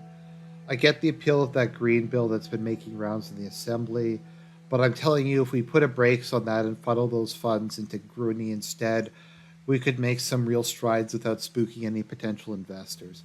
So the green bill is an environmental protection act. We are not going to do that, um, because we're in the middle of like a Great Depression and we don't have that. Okay, let's see here. Okay, so we're gonna probably go with that. Okay, a sleek helicopter was cutting through the sky, sunlight glinting off its polished surface as it descended towards us. It was our next appointment, Alfonso. Alfonso sure knows how to make an entrance. The man loves theatrics. Okay. The workers' rights bill. Look, I'm all for giving hardworking folks what they deserve, but isn't it a bit hasty to push this while we are stuck in a recession? I just want to pull the chat. Am I reading enough of this? Because I can't read all of it. So hopefully, like you're following along. I'm just kind of trying to summarize what's going on stream, but there's just a lot of like extra dialogue. Let's see here. Um, Gus, I get what you're saying, but isn't it high time we put people before profits? I see where you're coming from, Mr. President, but a prosperous country helps everyone, the workers included. If we're all sinking, nobody's winning. Okay. Yeah, I'm sorry if I keep bringing it up. It's just that's the main stumbling block with this is just having to read this. Granted, like once again, I played through this game probably like 3 or 4 times. I do think the writing is very good. Um, the people in this largely seem that they talk like real people. Um, it does the dialogue doesn't feel particularly stilted. I have faith you won't leave us hanging. Okay. All right.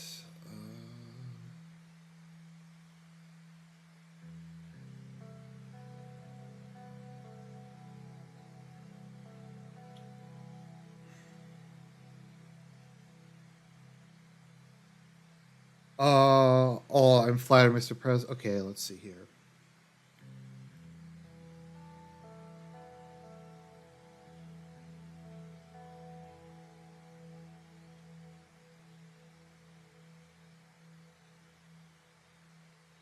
Calculated. Okay, so he's complaining because I selected Taurus, which is an innovative Archesian company to carry out the building of the high speed rail project. So he's complaining because I didn't give the contract to the oligarchs. So he says, calculated risk, Mr. President. Taurus is not the right call, but don't mind me. I'm just a civil servant who wants what's best for the Swordish people. But I digress. That was really passive aggressive, Gus. Let's see here.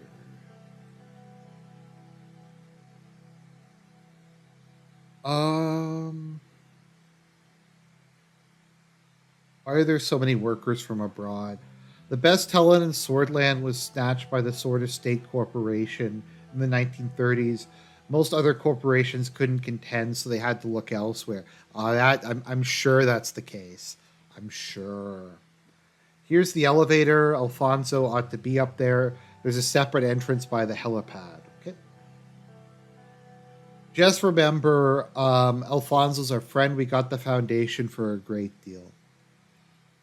Here we are, Alfonso, my friend. Alfonso stood up from his chair. He had a perfectly tailored suit. He wore as casually as pajamas. Okay, so there's Alfonso. He was the president right before you. His term was an unmitigated disaster, in which he attempted to do a whole bunch of reforms. None of them really worked out, and it left the country in a complete ruin. President Rain, I hope you enjoyed seeing our facilities here. The facilities appear to be in much better shape than the city around them. You should have seen Narbel before Gassom came here. The jobs it generated have had a lasting positive effect. I'm sure they have, Alfonso. I'm sure they have. Now, something I would really like if they put in this game is the skip button, because there's no skip button. So you have to click every time you go through it. Most visual novels will have a skip previously read dialogue, or at least you can hold like the control key down or something and it'll speed through it to the next decision. This game does not have that. I have no idea why, but let's continue. Oh, it's been a while, Mr. Rain. Let me catch up. Let me catch you up on my activity since I left office. Okay, he went to China. Then, okay, he's just talking about a bunch of countries. I don't even know what it is. I don't even know what they are. Along the, okay. Reputation and legacy. These two pillars embody the lasting impact we leave behind in the way we are remembered by others.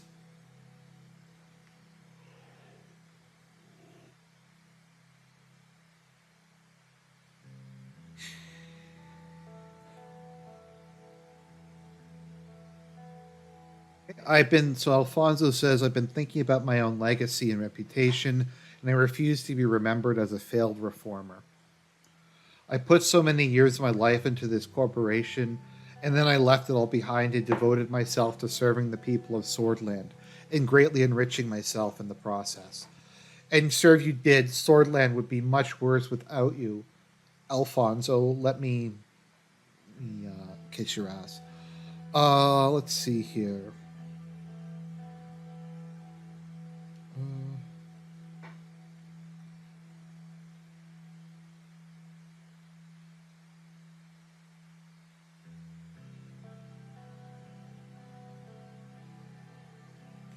Latest figures show that Gasom will have to either decrease staff and operations by 40% in 1 year or take on a crushing amount of debt. That is why we have decided to reach out to foreign investors. Let's see here. Um, Such as the Kingdom of Rizia, you mean? The Kingdom of Rizia certainly has valuable expertise and resources in the energy sector. Okay, so they're going to consider getting the Kingdom of Rizia to invest.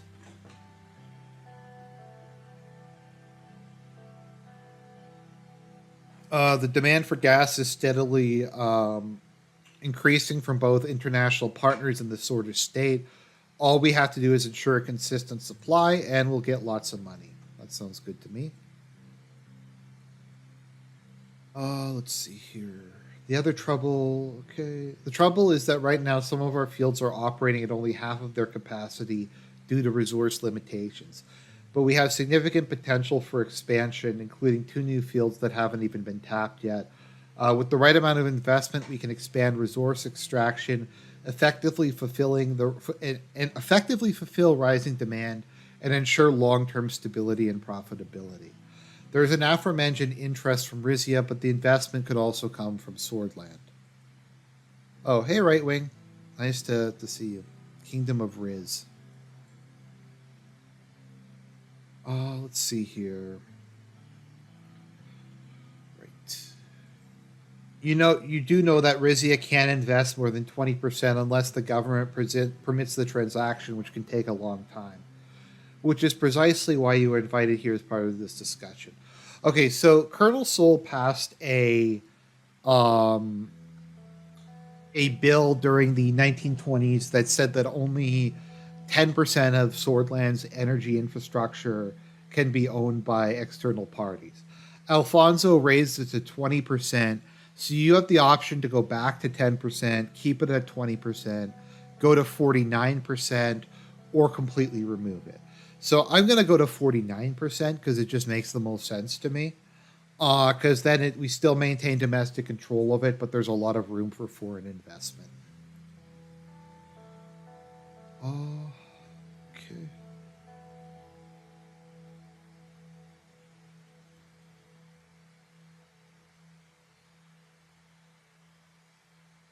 Okay. I'm going to say I'm going to invest together with Rizia because working together with foreign countries is good.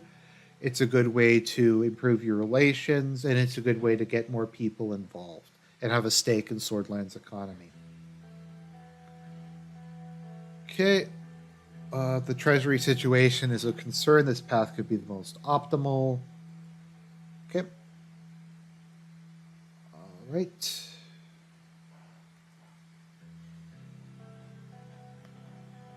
Okay. Gasom would be able to cover 80% of Swordland's gas needs in 3 years, and we would achieve profits 4 times the value of our investment. Okay. Let's see here.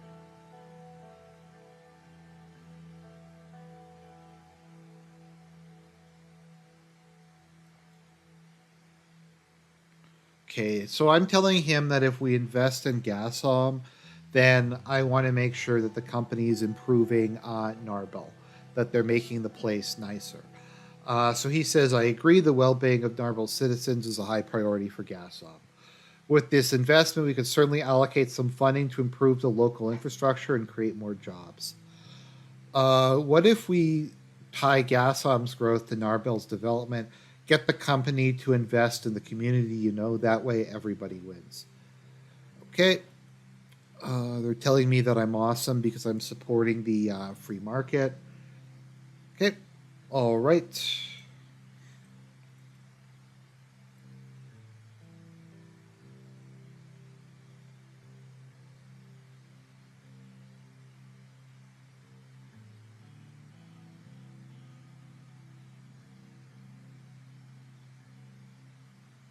Okay, so I'm gonna co-invest with the Kingdom of Rizia. I think that makes the most sense. All right. So Gasom gets money. They're going to develop the local area. We're not spending it all ourselves, and we're getting a good tie with Rizia. So I don't know. That all seems pretty good to me. It's going to cost one government budget, but that's okay.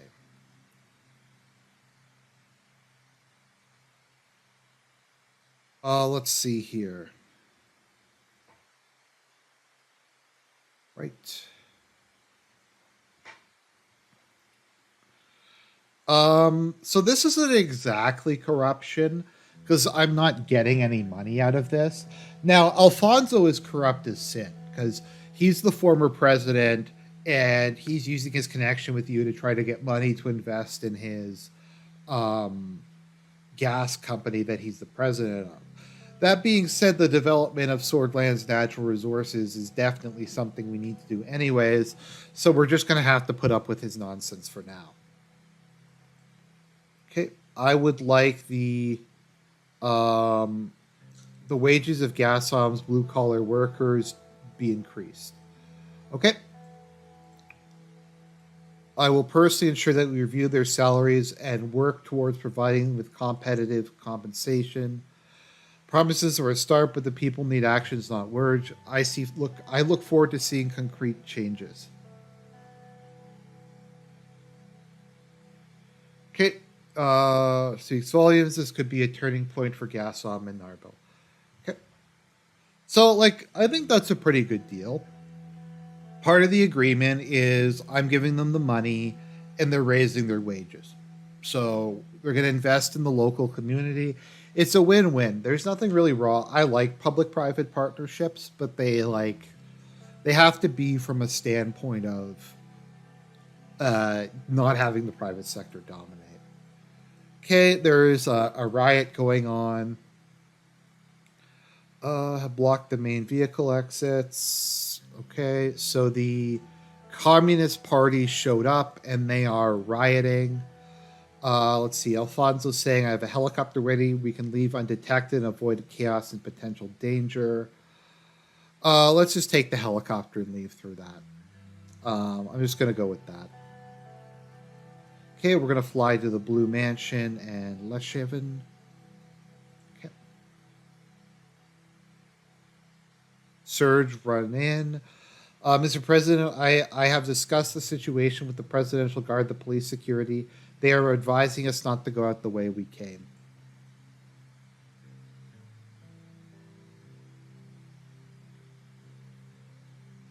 You must make a decision, Mr. President. We're going to take the helicopter and go out that way.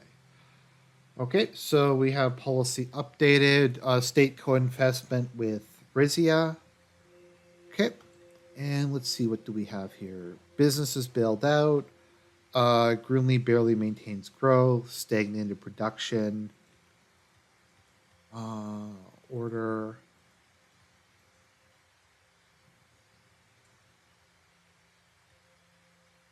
I'm going to go with Alfonso and his helicopter.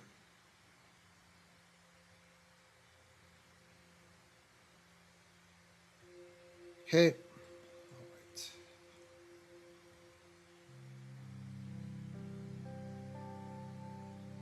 All right. Let's see here.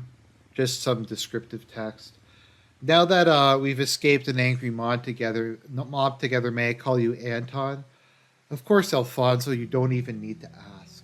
I must say, Anton, this was quite the adventure we had. Never a dull moment with you around, eh? Your driver did a great job escorting us out of there. He's a keeper. I heard from Gasom Security, the police, about some armed gang activity in the area a week ago. Better safe than sorry, right? Yep, it was an adventure, was it? And I agree, Serge is the best. Just doing my job, Mr. President. I'm glad we're all safe. Mr. Alfonso, it's an honor to meet you in person. I was trained by your former driver. He always spoke highly of you. What a man he was. Always had a knack for lightening the mood, even in the direst of situations. Once we were stuck in a traffic jam for hours, and he started singing old Swedish folk songs right there in the car. He had the whole motorcade laughing. Serge, can you sing any Swedish folk songs to lighten the mood? I'm afraid I'm not much of a singer, Mr. President, but I know how to avoid traffic jams.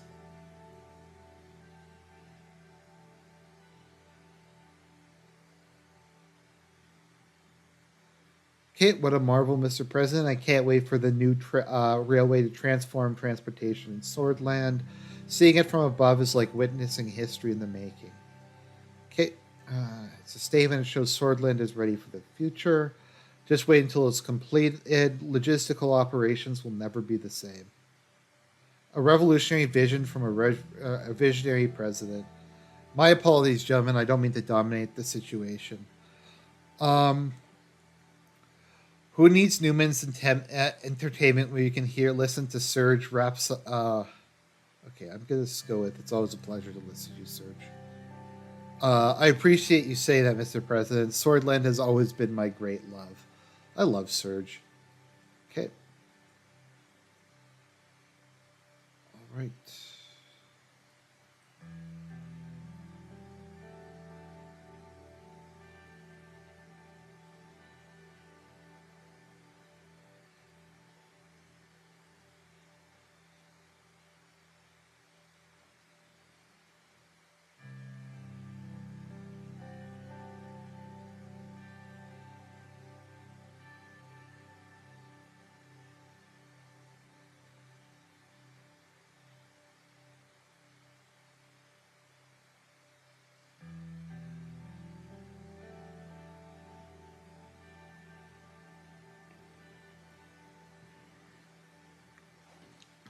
You can pause to read this. This isn't particularly. This is just kind of some lore about this particular city.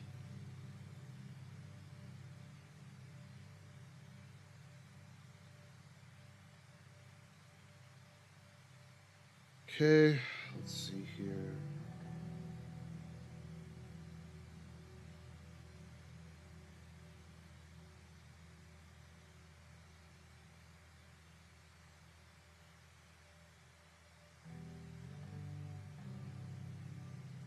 Agreed, we need to ensure our sovereignty isn't compromised. Maintaining control is critical, even as we build stronger alliances. Okay, going to push for a review of our workers' salaries. We need to ensure they receive competitive compensation. Okay, that's a step in the right direction. Fair wages are fundamental to worker satisfaction. That's great. Okay, so there we go, and we're just going to let's go back to the capital. Uh, okay.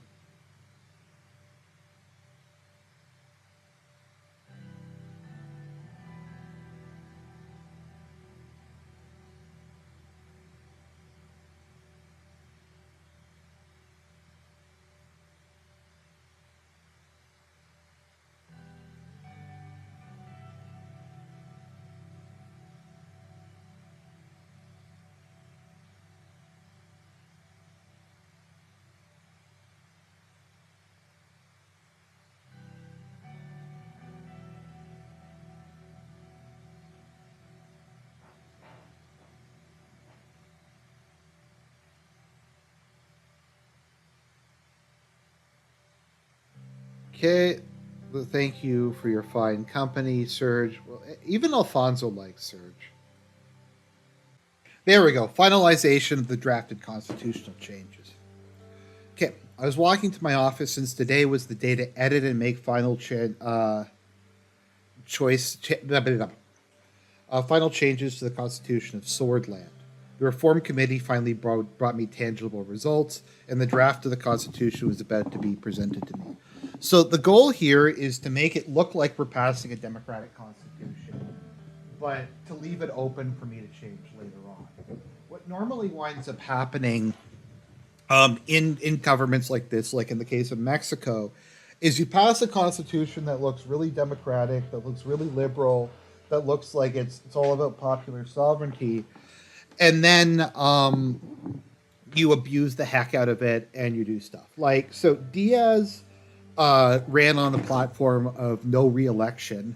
So what he did was there was like he said, I'm not going to run for reelection. So in the next election, he ran as the vice president, and then the president resigned, and then he became president again, and then he removed uh, the term limits from the Constitution. So he did run the campaign of no reelection. Yes, the Russian Federation. The Russian Federation, I think it's called managed democracy or guided democracy, where it has a lot of aspects of a democratic state, but it's kind of authoritarian. It's if you played Kaiserreich, Russia is basically what like an authoritarian democrat regime is.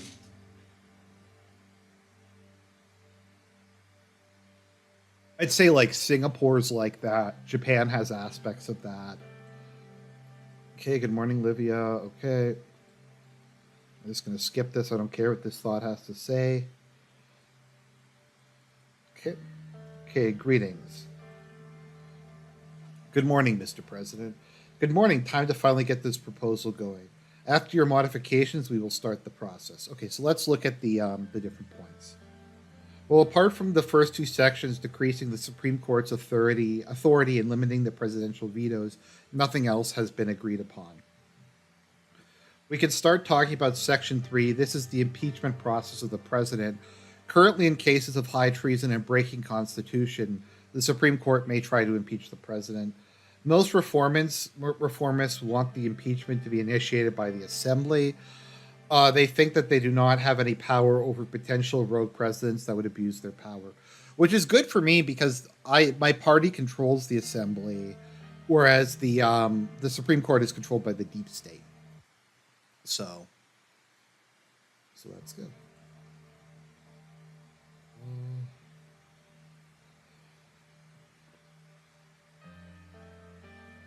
Hmm.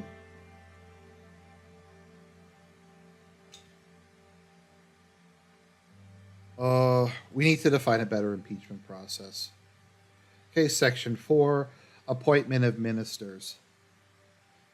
Yes, you can participate in a genocidal campaign with Saddam Hussein.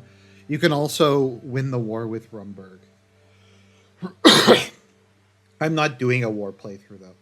This is regarding the appointment of ministers. Currently, the president is free to appoint anyone from the members of the assembly. Nobody else is involved in the process. There's a demand to involve the assembly in the process. I'm going to go with the confidence vote. So, a confidence vote is basically I would put up, say, Nia as my nominee for Minister of Justice, and then the assembly can vote to confirm them or reject them. This is kind of how Supreme Court justices work at the moment in the United States. That seems very reasonable to me. I still that they have no. I still have the power to appoint them, and so long as Swordland remains a de facto one-party state, it's not really an issue. Electoral threshold. Um, okay. The 10% threshold is what allowed us to control half the assembly with 1/3 of the majority in the elections. Uh, let's see here. This is out of the question. Let's see. Representative democracy. Yeah, if you lower the threshold below 10%, that would allow the Bloodish Workers' Party and the Communist Party to enter. Also, the USP would lose its majority. Um, we can't just give away our majority like this. Okay, Section 6. This is about the presidential decrees. Reformists demand more limitations to the president's executive powers. Mr. Richter has demanded they be completely removed. I have suggested to bring some limitations to decrees regarding their applicability. While we should keep them, we should try to make sure they are only used in emergency situations. Um, I don't think the presidential decrees need any reforms. Me neither. I think it's important that the president can act quickly on matters of national interest. Yeah, that's what I tend to do. I'm keeping decrees the way they are. We're not expending decrees, and I think the executive needs the ability to make executive things.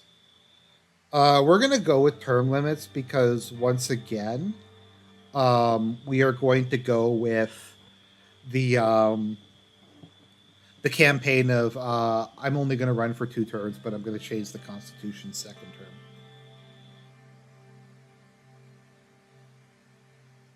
term.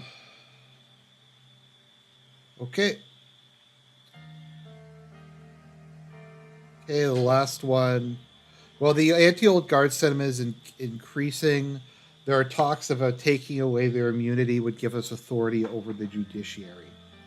I do not support taking away that power. The judiciary must be independent. Um, let's see here. Um, they should be able to be impeached. Let's see here. So Soul has the Member of Honor title, which gives him a whole bunch of stuff. He gets a bunch of gibs from the government. He gets his house paid for. He gets uh, his own, like, basically private island. He has a permanent vote in the National Assembly, and he's immune to all kinds of stuff. I've been doing a playthrough as a communist to ruin the country. Thanks for the streams. Thank you, Zoro. I appreciate it. Let's see. This one.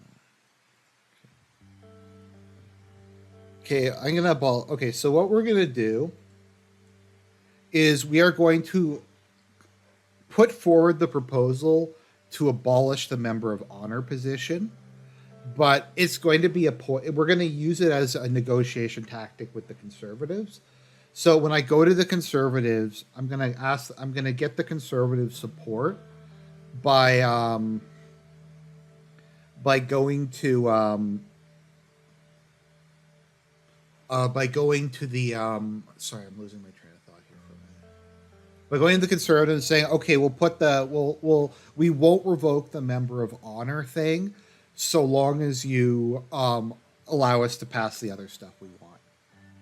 So, okay, let's start working on the draft. Okay. So, presidential vetoes. According to Articles 77 and 82, the president may veto a bill by returning it to the Assembly with a written statement. The articles do not contain any information on how to override a veto. So the president basically has absolute veto power. Now, I think a 2/3 majority can override, seems fair. Once again, my party controls the Assembly. And it seems hard to me that, like, I don't think my party even has. I don't think the United Storyland Party even has 2/3 of the Assembly. So they would have to get one of the opposition parties to join in, and I just think in practice that's fine. 2/3, 3/4. Okay, the Supreme Court is getting rid of the ability of the Supreme Court to vote on constitutional amendments. Okay, impeachment of the president. According to Article 17, the president of Swordland is not responsible for the actions performed in the exercise of presidential duties, except in the case of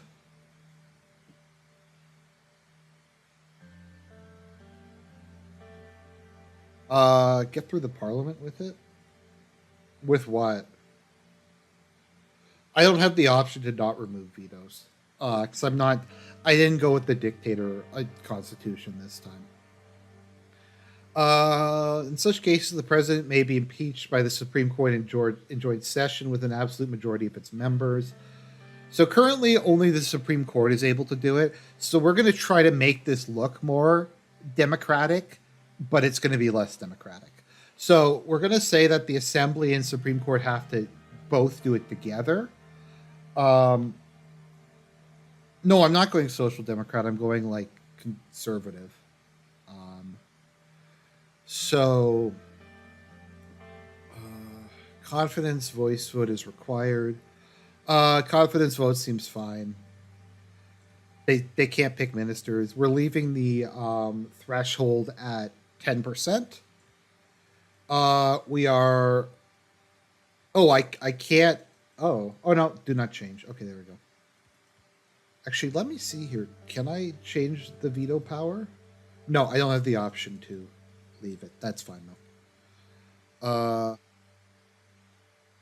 Okay, so confidence vote is required.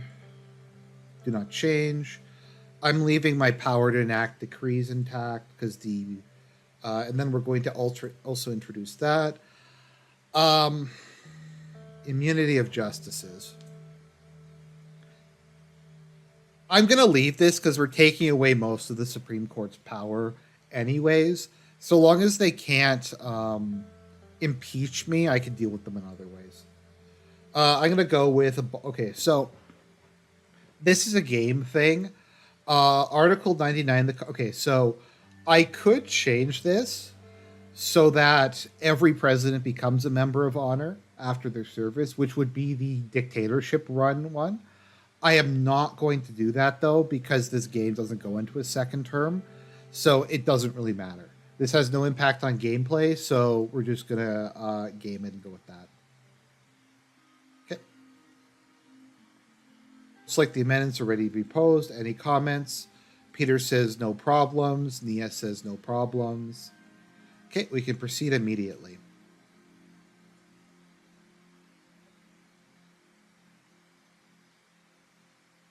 All right, I will handle them.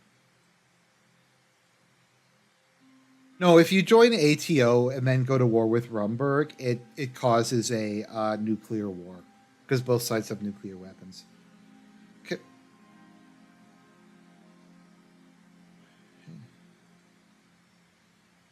All right, let's talk with the. I think we talked with the conservatives first. Oh no, we have to do the Energy Protection Act. At the moment, the sun streamed through the window. Okay. All right.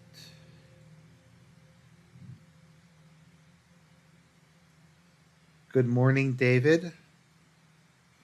I love David. Okay.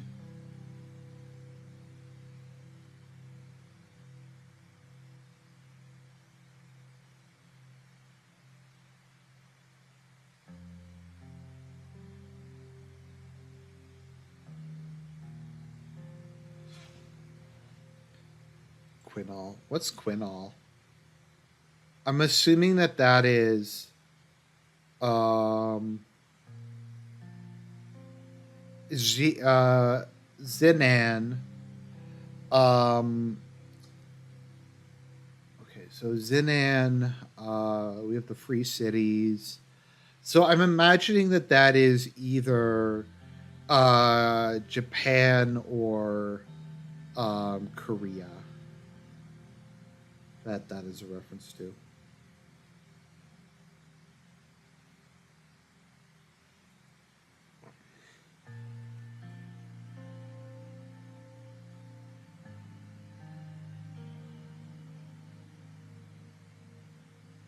My mind is carried back to those formative years. I'm just going through this.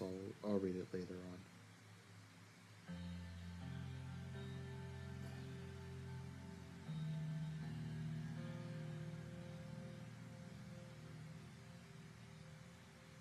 I do not agree with all the measures enacted by the technocratic government of that era, but some were undeniably effective.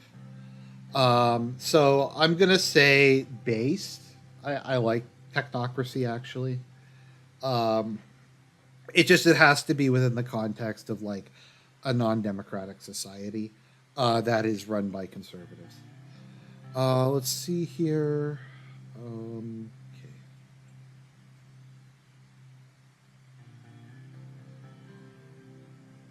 Okay. Right, the founder of the republic.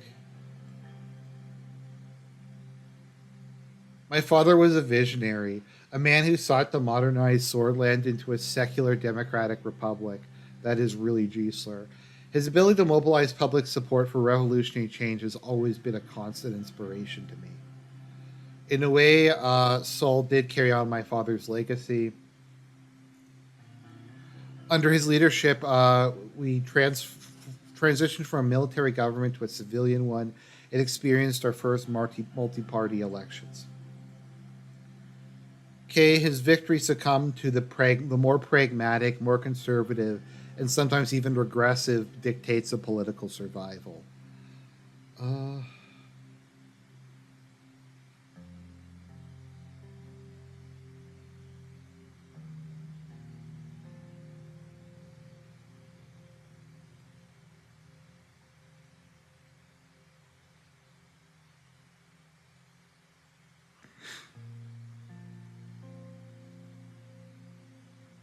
Uh, by having imbibed American politics, I'm not opposed to changes like the ones you did. Well, like I said, I view it more as modernizing the Constitution because it's actually increasing my power in a way by defanging the Supreme Court, um, while leaving basically my other powers intact. So I think that's pretty good. Okay, let's see here. Um, yeah, so basically, it prevents foreign ownership of the energy protection of Swordland's energy. So I am going to go with the 49% privatization because I think that that is a good compromise.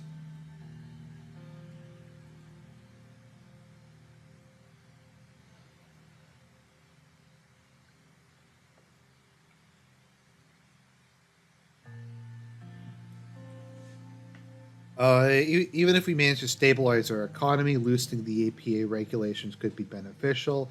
By creating an attractive environment for foreign investors, we can ensure that Swordland is not merely surviving but thriving in the long term.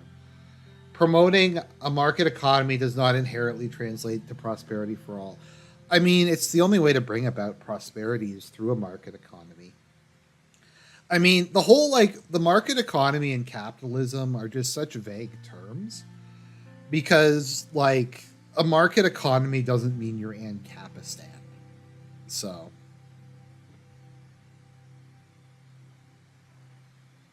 let's see here.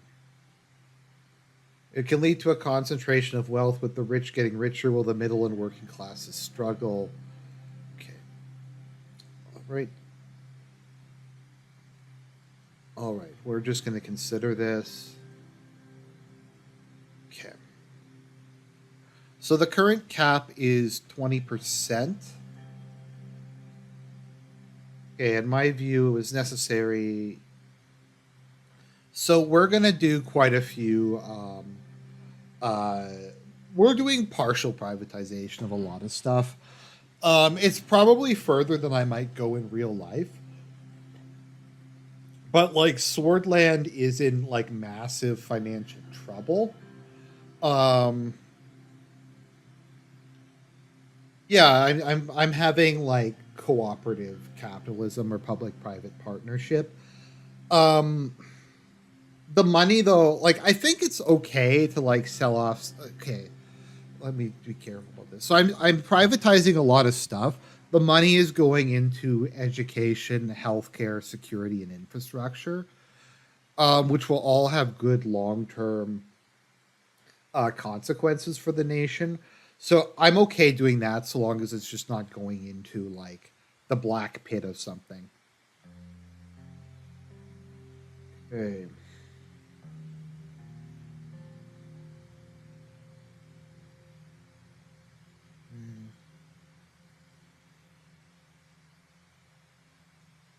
Um.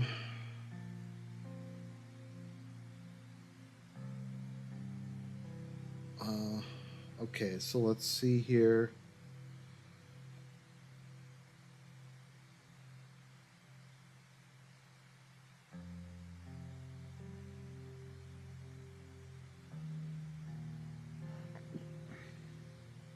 I'm sure you're right about that, but we have to remember that we're dealing with national security as well as economics. Reverting back to the Sol era 10% limit or keeping the law as it is would be a safer approach. No, we're not going to go with that. I'm going to go with the 49%. I think the 49% is fair. Let's see here.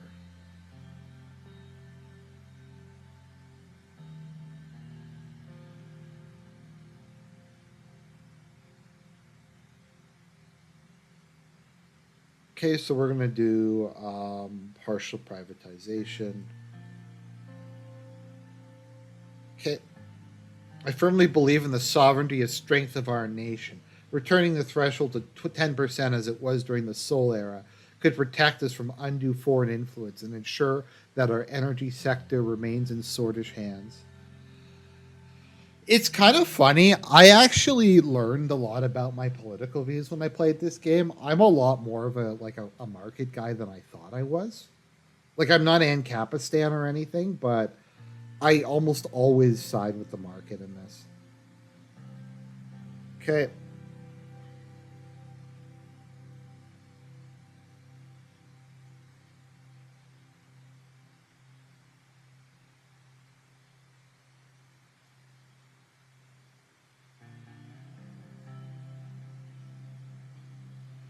Um, let's see here. So we're gonna raise the threshold.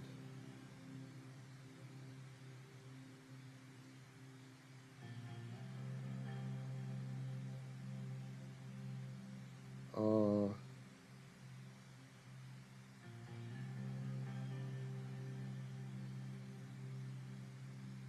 um. Okay.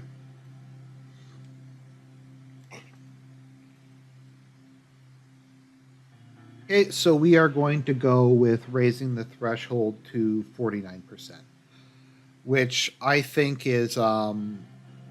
that is fair. That allows us to maintain control of the energy sector by bringing in foreign investment. So that's good. Okay. Thank Olivia. Coffee for me, please. I'm sure Swordish coffee is probably like Turkish coffee.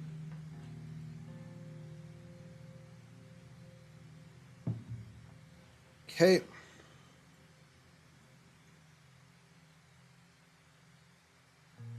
Okay, collaboration is good. I'm de- I'm debating whether or not I'm going to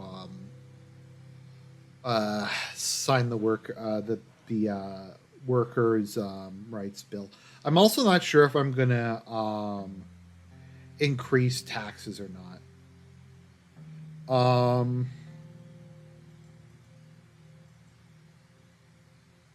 Okay, so we'll see.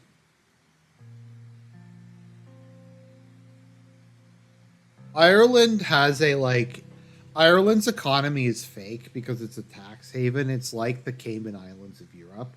So it's like it doesn't really represent what you think it represents. Okay, let's continue to work together for the good of Swordland.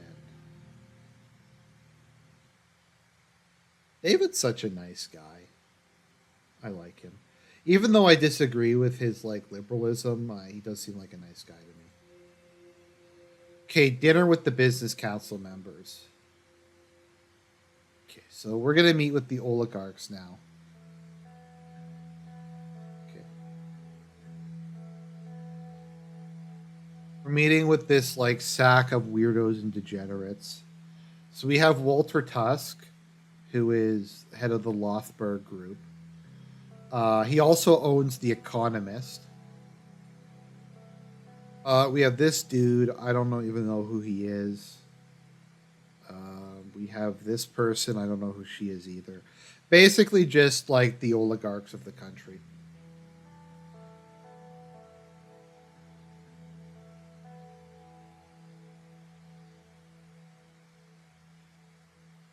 Recommended the Latchaven salmon of this place, Mr. President. I know you are from Latchaven, but I bet you haven't tasted anything like this before. I'm gonna order the salmon, and I'm gonna get salad with it. Okay, Mr. President, didn't have the possibility to thank you for coming today. Your presence means a great deal. Indeed, sir, it is an honor to dine with you. It's great to be here with the members of the Business Council. Okay, Simon brought us here.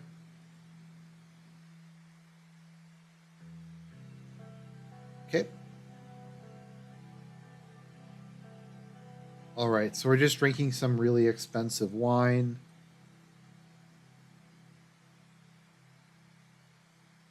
Oh, she's the head of the central bank? Okay.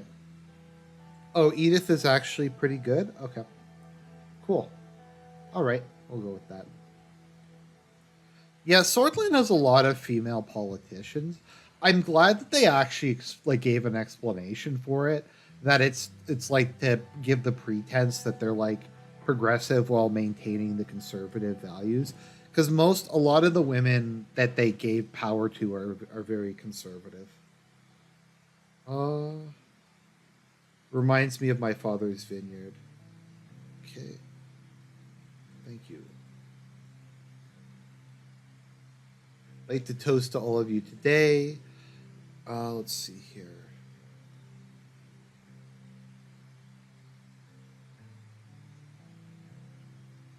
For a prosperous swordland. Okay. Uh,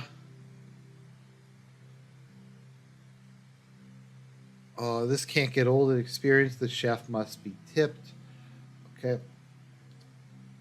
Tipping is no small thing. I actually don't like giving tips. People have salaries for a reason. What an F slur.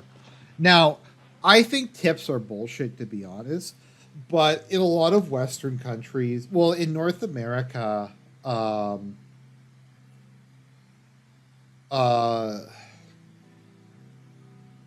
in North America, like in the states in particular, people get paid less if you're in a job that has tips. So like your entire income, if you're like a waiter or a bartender or something, comes from tips. In Europe, from my understanding, is they just have a gratuity. Like they just have like 5, 10, 15% on the meal, and then that just goes to the wait staff.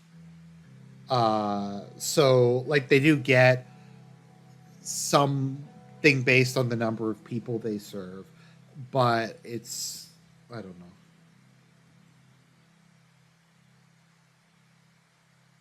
No, like it's bullshit, but I always tip. The thing I don't like though is that they ask you for tips when you're getting takeout. So like if I go to get buy a piece of pizza, they ask for a tip. The machine asks for a tip, and it's just like I kind of don't. I don't just the way I grew up. You tip for like your waiter for their service because they've been waiting on you. I just don't think it's necessarily the same thing with someone standing behind a counter. That being said, I do always tip at least a bit because I've been there. I've worked shitty minimum wage jobs. I think everybody, no matter how wealthy they are, their background, should have to work a service job for 6 months. I think that will teach you humility. I think it'll teach you respect for other people. And I think you will be a much better person for the experience. And you won't be like a Karen and just abuse the people around you. Uh, as I've said, that was the reason I turned on America First was because Baked Alaska was like attacking and harassing minimum wage employees. Um, but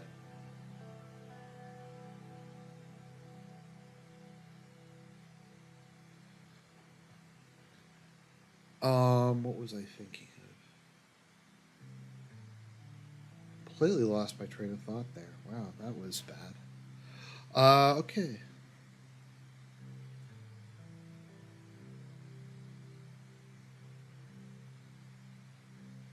Oh, right, America First. So when Baked Alaska was assaulting and harassing employees, like he would go up and just start like yelling at employees, particularly if they were wearing masks, like if they were food service employees who were wearing masks, he would just start start doing that. So, and then Nick said it was based, and I think he was probably being ironic, but he's like, I believe in hierarchy as a conservative, and it's my right, and Baked Alaska's right to like harass minimum wage employees. And I'm like, good luck with that whole working class movement. Let's see here. Mhm.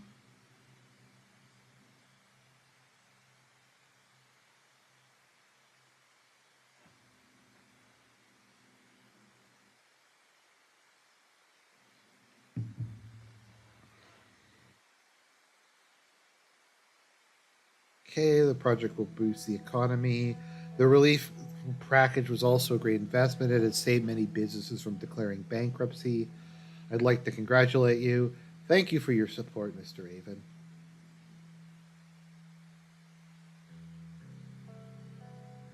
No, because people were complaining to Nick about Baked Alaska doing that, and they said it was bad optics, and Nick said that it was based. So, although I think Baked Alaska snaked on him in the end. Ralph snaked on him, and Baked Alaska snaked on him, which I said like immediately. I'm like, dude, don't bring Ethan Ralph on. Ethan Ralph is nuts. Ethan Ralph has like ruined every relationship.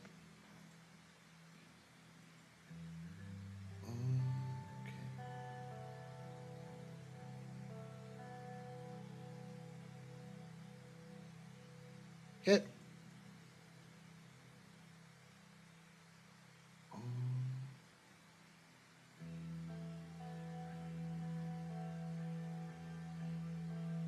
Like, don't get me wrong. I have a friend who worked for a bank doing customer service, and he learned to hate poor people doing that because he just had to deal with so many poor people who had no impulse control, and they would just spend like they'd run up like thousands of dollars of lottery tickets and like booze on their credit card that they couldn't afford. So like don't get me wrong, the poor aren't necessarily more virtuous than the rich. In a lot of cases they're pretty shitty, but they're still like part of your society. Okay.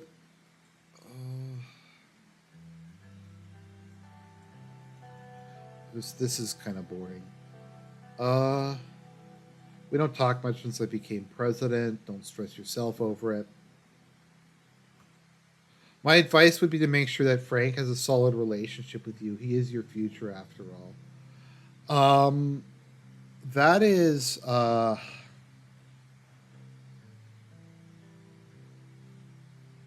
unfortunately Frank is going to grow up to be a shitlib. He's going through his teenage period. Okay. Uh, his son stole the yacht. Okay.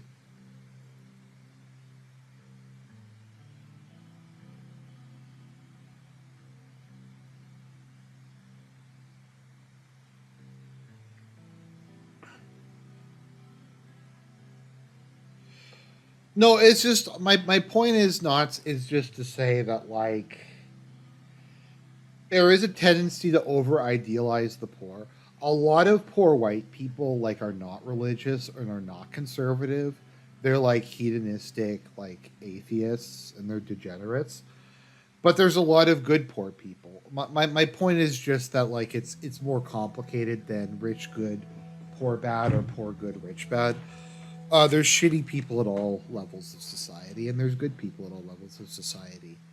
Maybe that's the underclass is not though. I think they're called like the lumpen proletariat, or as my friend likes to call them, the stealing class and the dealing class. Okay, so now they're talking about a distinction between poor people and lumpen proletariat. Yeah, the lumpen proletariat is like the stealing class and the dealing class. I think Antifa is like 80% lumpen proletariat and like 20% rich people. Um, So yeah, so the old guard got took down Alfonso. So we're hearing once again that the deep state was behind Alfonso's downfall, and that was the reason that none of this stuff really worked out. Walter, stop with the conspiracy theories. I think we've had enough drinks. Okay, so I'm gonna toast with the Artesian whiskey to a constructive and beneficial future. To the future. Okay. Thank you, Edith. Okay. Walter is gonna try to bribe me, so I'm just gonna ignore him and leave.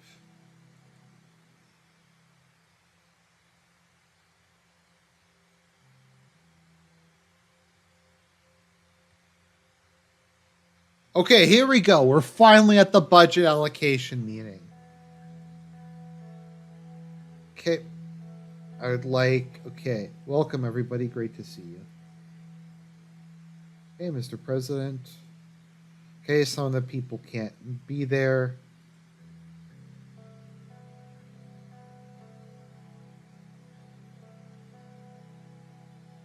Okay, that's so annoying.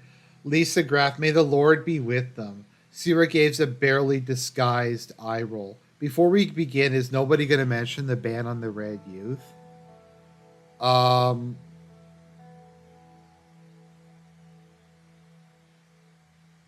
okay.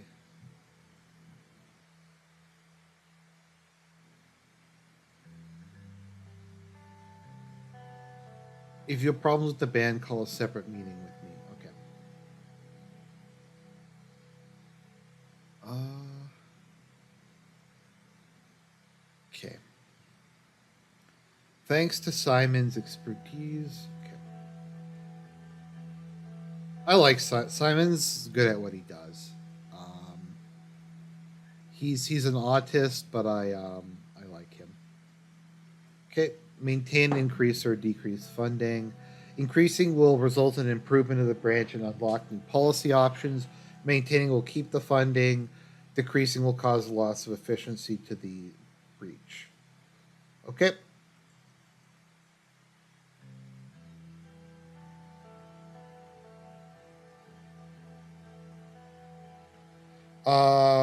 We have to be careful for what we fund, so we have resources remaining for another investment project. Um, I'm gonna just keep it stable. I'm not gonna decrease the budget. Okay.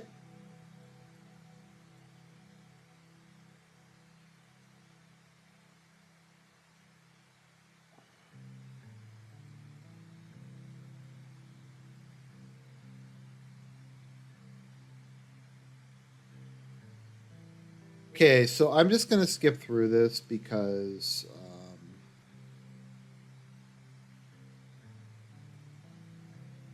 okay.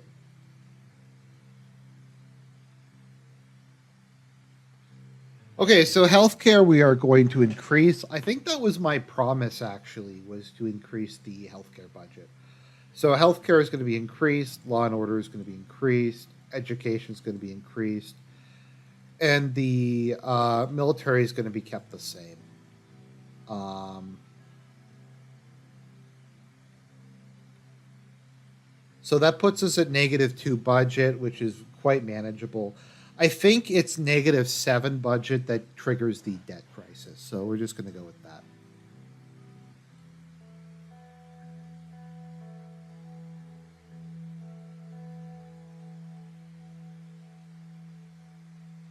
Sir, okay, that should be all. The funding and increase of funding is very welcome. We can finally go after some comprehensive improvements by building new schools. Okay, so there we go. Education is our future, will not be sidelined. Military is next. It's a shame the military won't be getting an increase. I will have to make sacrifices to maintain our defense. Yeah, sorry about that. But we're just going to leave it as it is.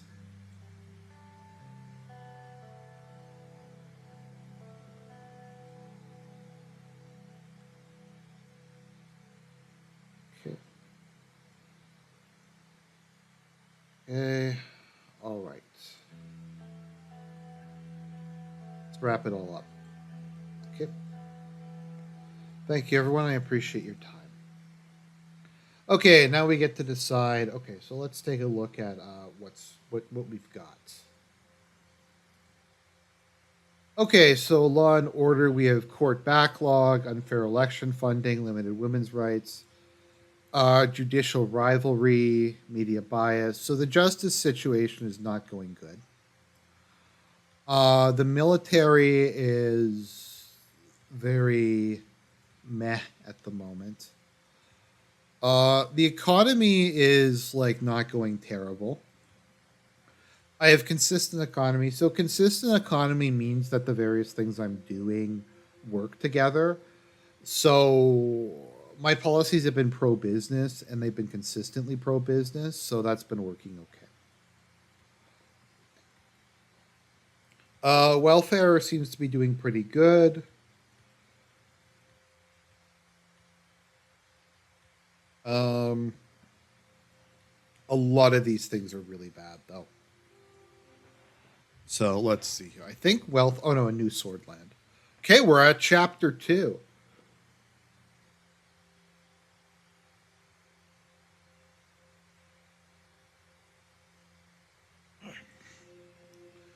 Once again, I may or may not have given myself a little bit of extra budget, but it is what it is.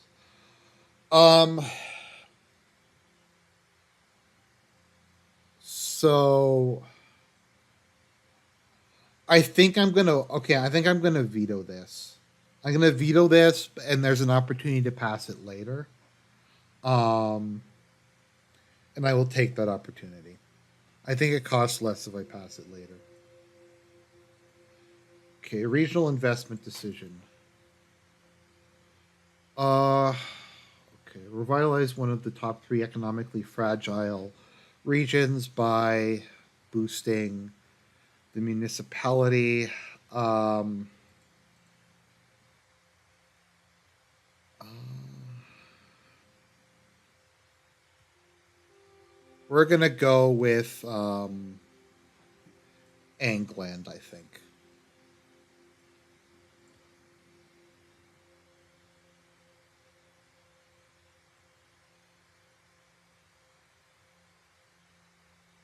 Okay, budget allocation of law enforcement.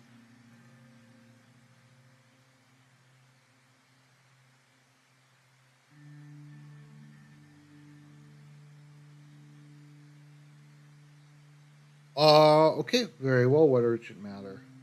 She said something about supply distribution for the police forces, nothing major. While we wait, why don't we have a little chat?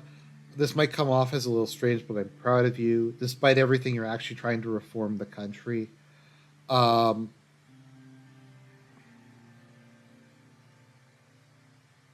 thank you. Certainly have a way with words, don't you? Their words, actions are what important. Okay. So Nia likes me actually, despite being like kind of a conservative.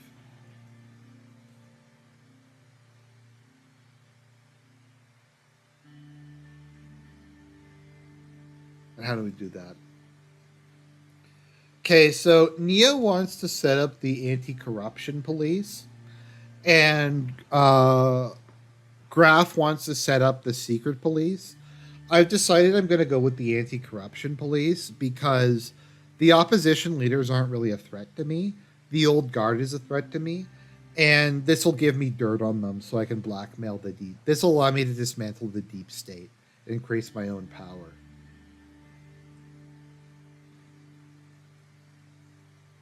About Lilith, I wouldn't trust her if I were. She barely finished the sentence before we heard a knock on the door. Lilius Graf entered the room. Mr. President Nia, I hope I'm not interrupting your conversation. We're just discussing a few things. Okay, security forces are not working in Bergia. Okay. This sounds very significant. Do you want to explain more? The issue was a miscommunication about an ongoing investigation inside Bergia, but as I said, it doesn't affect the results in a negative way. Um, yeah. So they have immunity, but you can still blackmail them, because you can threaten to like release all their like dirty dealings to the public, and they care a lot about their legacy. Okay. BFF aligned priests currently serving in Bergia. We have discovered the existence of sanctuaries and communities in Bergia which are working directly with the BFF. Several reports also point to a possible infiltration of the Das Neutronist and were Crestis communities by the Gol Condis sects. May the divine God forgive us if that's true. Uh, who are the Gol Condis? Golkondism is an extreme fundamentalist and extremist branch of within the broad framework of Neutrity. Uh,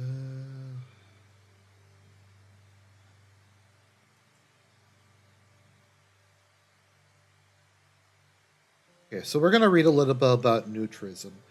Neutrism is a monotheistic religion centered around the belief in the divine God and Saint Dast as his divine messenger, advocating for a more interpretive approach to religious teachings. Okay, so they also studied the disciples, particularly Saint Wurchech, who they believe was a divinely appointed successor. So they look like um, they're more the Protestant section, maybe. I don't think there's an exact thing though. It's kind of a mixture of Buddhism, Christianity, and Islam. Um,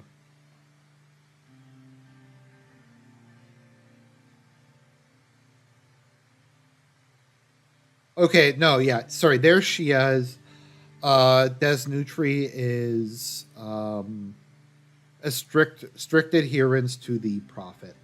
Um, but we have like the 11 pillars of Nutri, which is like basically it's like I said, a mixture of Islam, Buddhism, and Christianity. It's kind of weird. Practices Gokandism.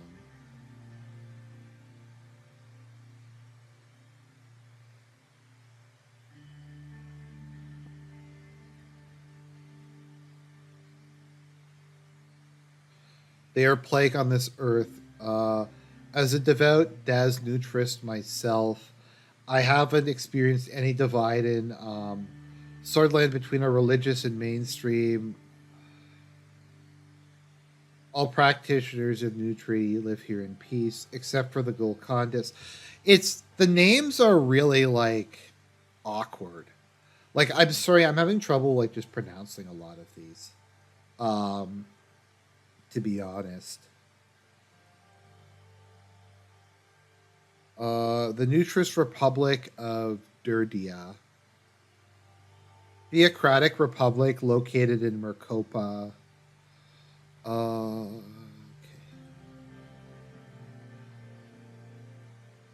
Do you suspect any other countries are okay? Thank you for the explanation, Lilius. Let's get straight into it. We have a brief update on the situation of law enforcement. We do love law. Our cops are law enforcement. Nia? The Ministry of Justice and the Supreme Court is working in close collaboration with the Ministry of the Interior to address the protests in the country. I might add that thanks to the hard work of our judiciary, the law enforcement forces assigned to my ministry are doing their jobs effectively. Okay. So they're just yelling at each other for like no reason. They're just having a cat fight. As expected, the budget increase has boosted the morale of our employees. In these dire times, my people and Nia's people are especially delighted. I think you'll be glad to hear that the support for you among the forces is at an all-time high, Mr. President. That's good. We are very happy with the decision as well. The backlog of the court cases are dwindling. We have started to fulfill the needs of the current situation. So, once again, I'm running a lot. I'm running a deficit, but I did manage to clear up the backlog of court cases, and now we have much more effective crime fighting. Crime is really bad for the economy. It's bad for development. It's bad for the mental and spiritual health of the people. So at least the money's being spent on something worthy. Okay, thanks. I'm glad you approve. Okay, what are you actually here for? Due to the budget increases, we can start doing much more as the main branches of security and Swordland. Decision has to be made about the budget balance between the Ministry of the Interior and Minister of Justice. Okay, exactly. When deciding, you must look at the bigger picture. I believe you will make the right choice and pick the Ministry of the Interior.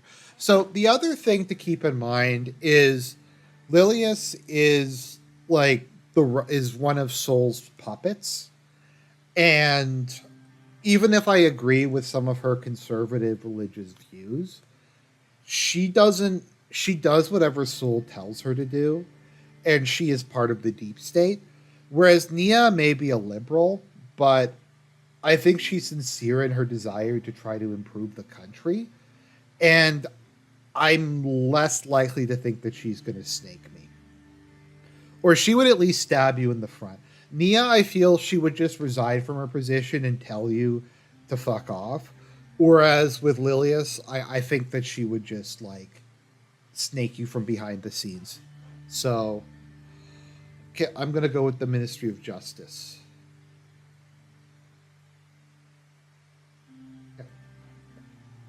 Bad decision making. How dare you fund the police?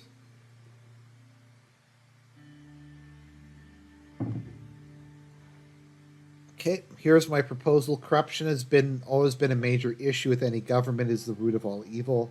That's why I'm proposing the formation of the anti-corruption police. The anti-corruption police would be given full authority by the presidency to investigate corrupt government officials and citizens. This would come in handy when dealing with corruption in higher positions, the Supreme Court and oligarchs. Okay, so we're gonna form the anti-corruption police. We're gonna, if they go after Marcel though, then no, we're not gonna deal with that. So we're gonna tell them to not deal with it. Okay, so it looks like we got a whole bunch of statuses updated. Okay, let's see here.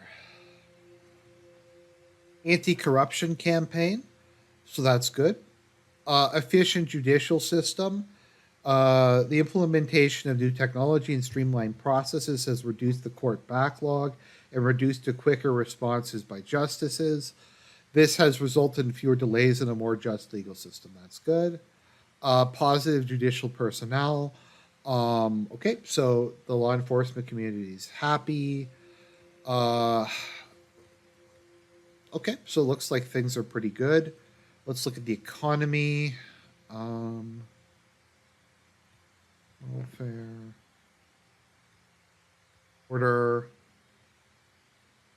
We'll see how this stuff goes. Okay. So what's next on the docket? An evening walk with Monica.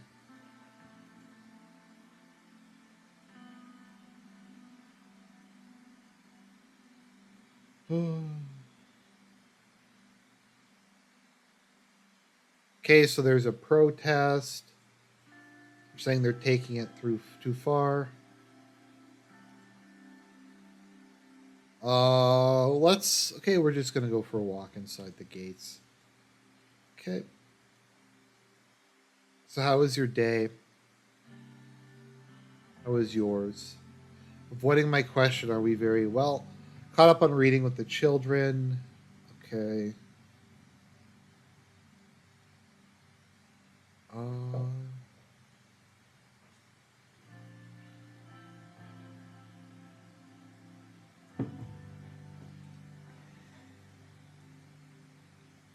Evelyn also came around for tea. She says hi. She was feeling rather low. Apparently, she and Peter had a bit of a disagreement. Um, okay, so Peter in the doghouse again. How did it happen? Apparently, Peter had too much whiskey as usual and didn't behave when Evelyn's father was over for dinner yesterday. You know, Peter, what do you think about this? That's Peter perpetually talk pickled. I'll have a talk with him. Good. Evelyn seemed close to tears. Yeah. Um, Okay, aren't you glad we don't have these quarrels? Let's see here. You know, Evelyn hasn't been the same since what happened to her at Whole Sword Post last year. You remember how she got fired for supporting Alfonso? Peter tried everything to get her job back, but it didn't work. Sad day for journalism and free speech in Swordland. Who? My friend from university. We're in Swordfish leadership classes together. Okay. Right, that Janice. Okay. She recently became pregnant and asked her boss for paid maternity leave, and guess what? She was fired for it. Based. No, it's I'm not gonna. I'm just joking.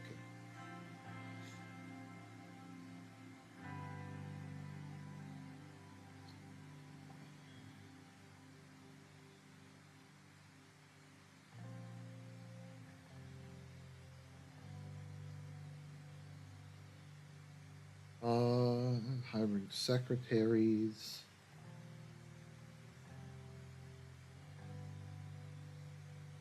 Okay, so we got that done.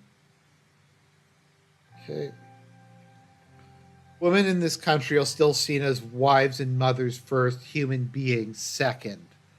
It's How dare you view women as being able to produce human life? They're harassed at work, underpaid, blocked from positions of power, and they are the lucky one.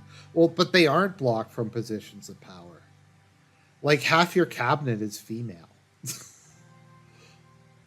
There's a number of the Supreme Court justices are female. There are still places in this country where little girls like Dana are denied the right to an education. Un- these little girls and people like Janice need someone to speak on their behalf, a role model, a successful woman. Which brings you to my point. I know the mayor of okay, let's see here. Uh will be delivering a speech at the opening of the Benfey festival. My wish is to take his place and deliver the speech. He had started his career in Benfey before rising to power. Replacing it with Monica would likely anger him, probably not enough to cause a huge incident, but enough that he might use his influence over the Conservatives to block me in the assembly. I want to base the speech on women's rights in Swordland, on the oppression and discrimination we face every day, on the basis of our sex alone. I want our voice to be heard, and this festival is the time to do it. I just need your blessing as my husband and the president of Swordland. I like some of the Women's Liberation Act that later on I don't even disagree with. Like I agree with criminalizing domestic violence. I don't mind women getting proper educations. Some of it is kind of cringe though. Okay, so I'm gonna go with absolutely not out of the question. I don't understand. All I've done to support you. You can't support me on this. Um, I can't make him angry. What little trouble this causes in the short term is nothing compared to the lasting positive change it will bring, not just for women, but for all of Swordland. I don't think so. If that's truly how you feel, so be it. Okay? I don't care if your constitutional amendments fail to pass and you aren't able to enact real societal change. All I care about is I don't know whatever the women's thing is. Okay, so research council is willing lines to okay.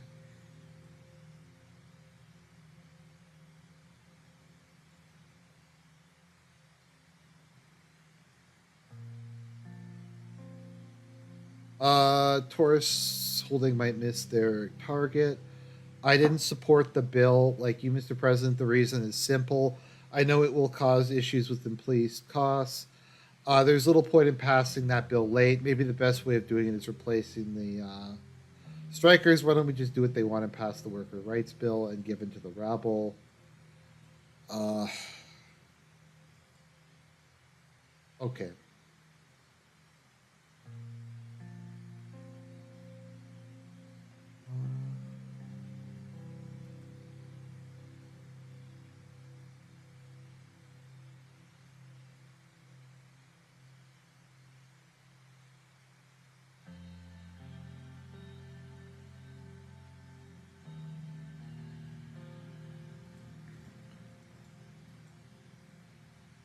Oh, okay. So they changed this. Okay, so previously it was two budgets to pass, 2 points to pass it the first time, and 1 point to pass it the second time.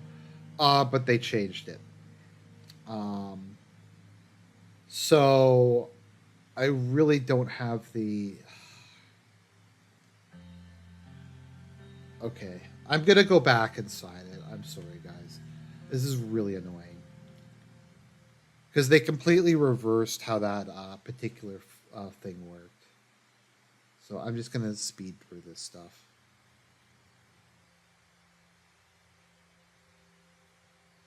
Uh,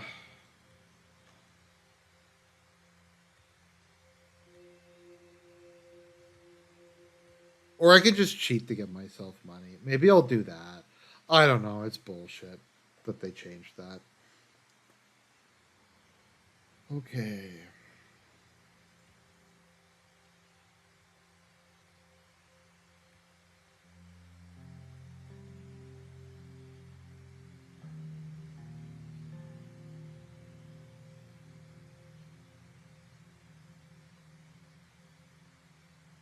Okay, let's just do it. I'll have to make up the money somewhere else.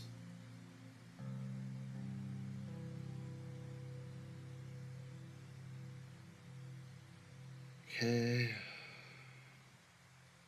Right, I'm heading for a sovereign debt crisis. So we're gonna do something we really shouldn't do, and we're gonna raise taxes. Um, because I need to raise taxes. Okay, nice to see you again.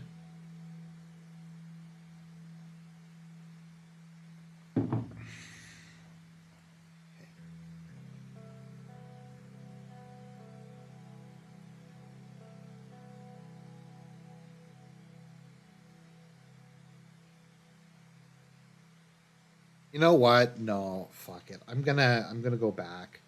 Sorry, guys. It's hard. It's hard to make these decisions. I'm just gonna wait them out.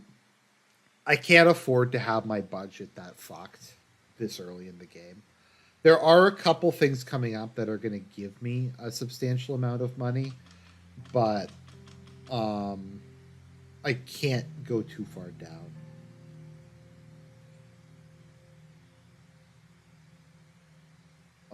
Okay, we're going to replace the striking workers.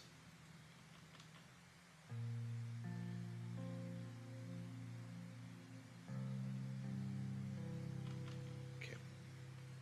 So I lost some popularity over that, but I'm not super worried. Okay, changes to the taxation system.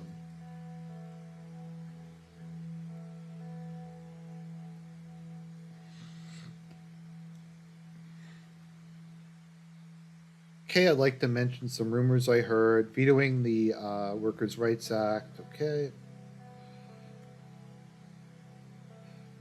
I wanted to sign it, but I had to make the right call. You've done the right thing. The way I see it, we can improve workers' rights and the minimum wages once the economy's out of a free fall. So we're going to go with that. Okay. Ultimate goal here is to end the recession. Okay. We can increase, maintain, or decrease taxes for large corporations. I believe some of us in the room have a few strong opinions about this. In parallel, we can increase, decrease, or maintain the taxes for small and medium businesses. Is there any downside to keeping things as they are? If we don't make any change, nothing will change. To stop the recession, we have to do something. Agreed. What if we decrease? What does everyone think we should do? Uh, It doesn't seem that would be the best action. They're the backbone of our economy. An increase should be out of the question. What if we increase taxes?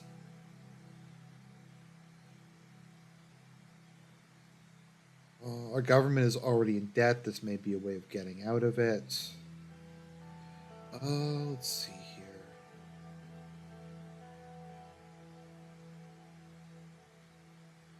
What if we decrease taxes? It's not an option at this point. Our state is broke. I see. Ready to make a decision.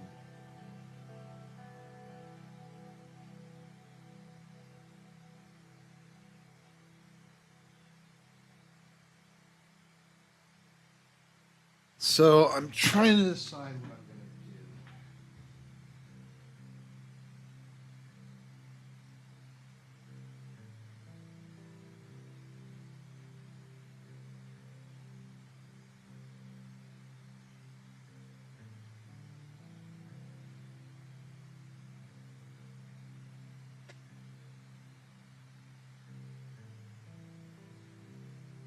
What do you guys think I should do?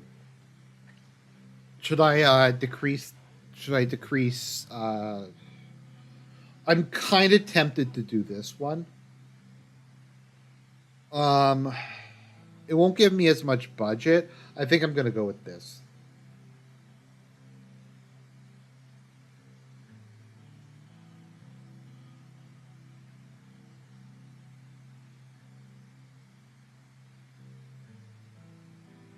Good work. I don't know if that was the right decision or not, but let's see here.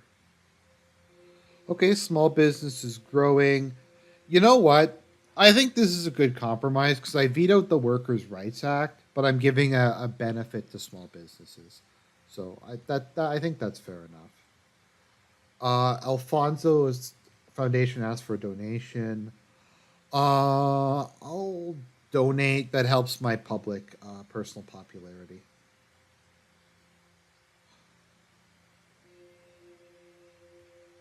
Okay. All right, it's time for some feminist stuff. The prestigious Torrin Hill School was situated close to the suburbs, just outside the city center.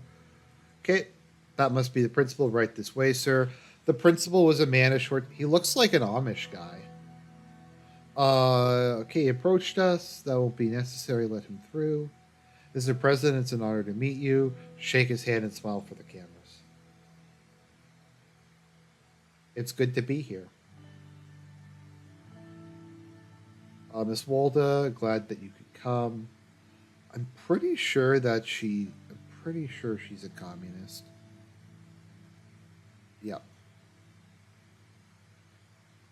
Are you going to read a book to the school children in a moment of national emergency?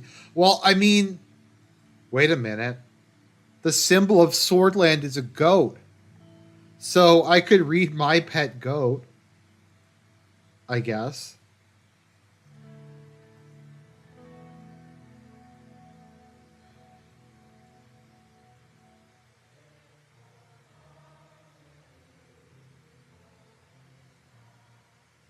Looks more like a military institution than a school, which is kind of base, to be honest. Discipline is the utmost importance. We need more educated people, not soldiers. I can assure you that our students are very well educated. In fact, our school is one of the top 10 middle schools in all of Swordland. Kind of like his Ratatas in the top 10% of all Ratatas. Uh, okay, daily student oath. I am a sword, my strength lies in my blood. I will respect our honorable elders, I will protect the young. My life belongs to Swordland now, and it will belong to it forever. I will always follow the guiding light of Colonel Soul and the great swords. Victory is at hand. Words to remember. No one even remembers it after they graduate. Well, you don't. I think the Pledge of Allegiance is base, to be honest. If you wish to follow me, okay.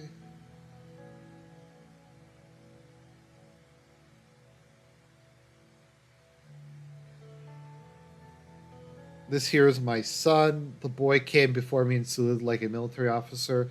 Tell the principal what you want to be. Mr. President, I want to be a general, sir. I'm ready to sacrifice myself for my country and you, sir. Based. I will do whatever I can to not let that happen. Thank you, sir. Okay. The camera flashed. This is simply ridiculous. You are raising soldiers here, not students. Well, they need to be soldiers to fight for our national liberation. I could, or,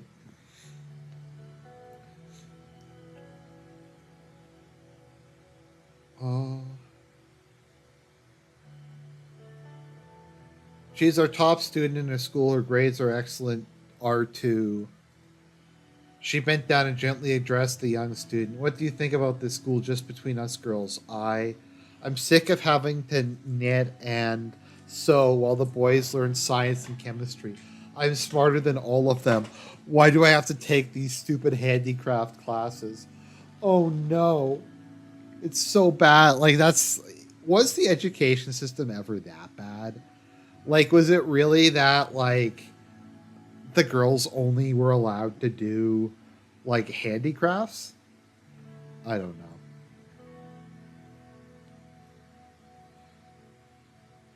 My math and reading scores are the best in the school, but they won't let me take the classes I want just because I'm a girl.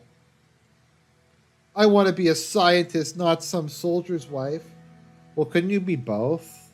Like, I want to be dysgenic and not pass along my high IQ to the next generation.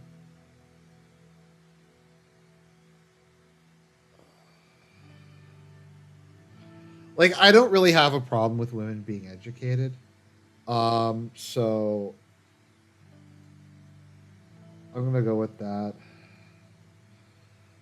Saw a large portrait of Colonel Soul. I'm not gonna say anything. Okay.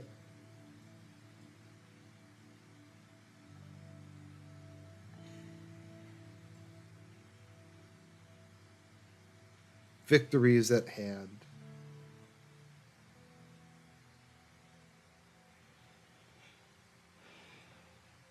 So, like, it's, I don't know, this game makes me feel like I'm a lot less edgy than I thought I was, because I'm taking a lot of like the moderate options.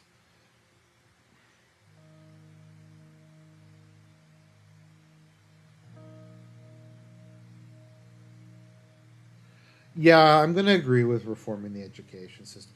I kind of have to reform the education system because of the path I'm going down. But I don't know. It seems a little bit ridiculous to me. Part of this is like can be justified by the worship of Colonel Soul is cringe because Soul wasn't even that based. So yeah, when you run a conservative country, it's easy to be a moderate. That's true. That is a very good point. On top of that, young girls are denied the same opportunities. Like a lot of the really G-Slur stuff hasn't happened yet in this country, um, so it doesn't feel that bad. Uh, Nothing's changed since I went to school. Women like me, Lilith, Nia, even your wife, we had to study twice as hard to reach the same university education that you and Lucian took for granted. Is that the kind of country you want your daughter to grow up in? Fuck you. We need to free the minds of young people. Very well. What do we need to do for education reform? We need to keep politics out of the curriculum. Soul should be only viewed as a historical figure. Children shouldn't have to repeat his name every day. That seems fine with me. Uh, okay, that's good. Girls and boys the same. Instruction. Handicrafts like knitting and sewing should be taught to both sexes or not at all. Like to be perfectly honest, it probably would be more useful to if like boys knew how to sew than most of what they teach at school. So I can't sew, but sewing is a very useful ability. So okay, Lucian, what do you think? As much as I respect Colonel Soul, his time has passed. Now is our time. I do think this might be the first step of a larger plan. We're going to reform the education system. The ministry began formulating plans on how to effectively use the money. But before moving forward, the question of keeping education fully state funded or allowing for new private schools to open, we're going to be pursuing privatization. I'm against it, but it would give us additional funds. It would support our overall strategy of promoting a market economy. Um, we're going to do privatization. Okay, thank you for your time. I hope I'm not coming across as being too much of a neo-lib when I'm doing this, but I don't know. Like, Swordland needs modernization. Soul did kind of like run the thing into the ground during his time. The Grunny Regional Development Investment is a proposal by Gus Manager to bolster Swordland's rural economies and secure the nation's food sustainability. The plan envisions a judicious amount of resources to vitalize agricultural committees, fortify food security, and elevate the regional potential. So I'm going to initiate new crop research because it's only one.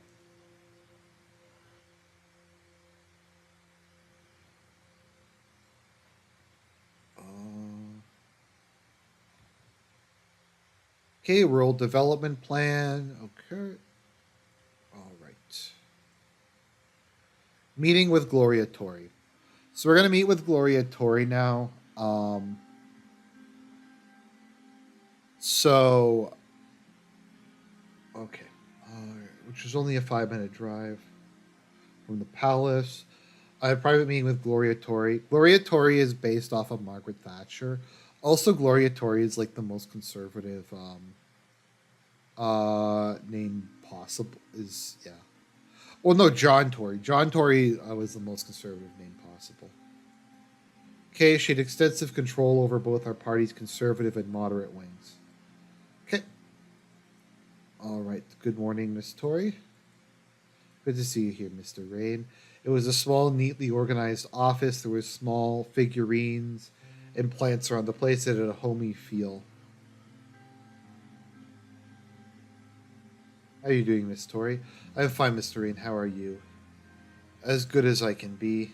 That's what we strive for. Let's keep this simple. We both know why you are here. You want me to give you my support. I don't see why the backbone of the United Sword Party would support your rushed reforms. Don't you realize they go directly against the wishes of the founder of the party and the state? It's all in the name of democracy.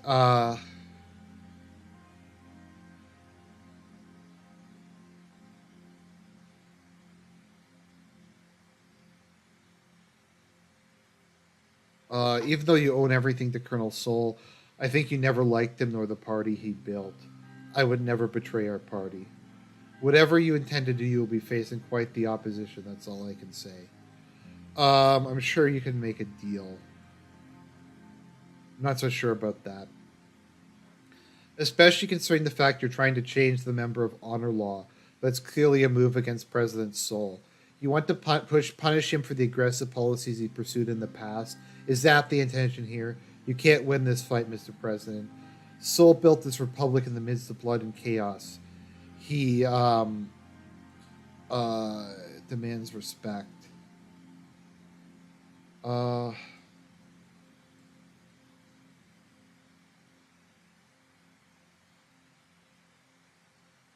okay, I'll remove the changes to the member of honor law from the proposal. Great, now we can start talking. I must say I like the changes regarding the appointment of ministers, but moving on. You know what? I believe I can give you the help you require. Just don't forget, Mr. President, the conservatives will be expecting a lot from you, and I will be expecting a lot from them as well. Because I don't think any of my other policies are against what the conservatives want. They're okay with decrees. They're okay with the veto. They're okay with term limits. I think everything else that they're okay.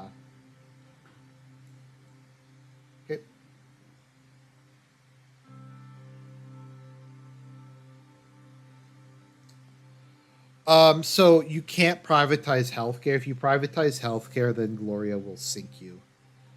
I have serious reservations about privatizing healthcare with a sort of state corporation. The support of my faction can change. This will depend to some extent on your policies, but the signatures, at least, are as good as gathered. Thank you. I'll do what I can. Before you finish, there's one thing I need to say. I'm against your efforts to privatize educational institutions. Uh,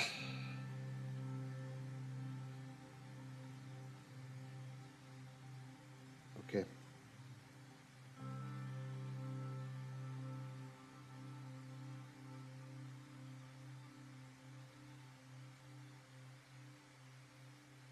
Okay, now I have to meet with the reformists.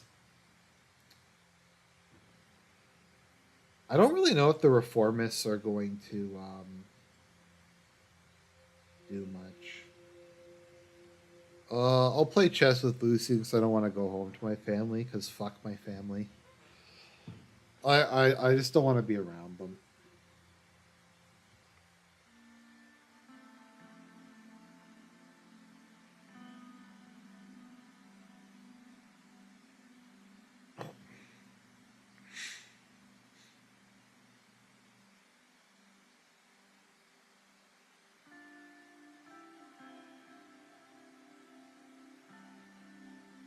Okay.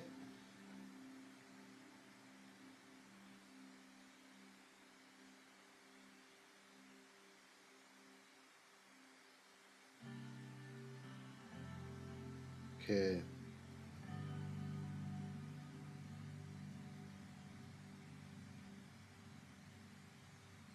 I'll take white the honor of the first move.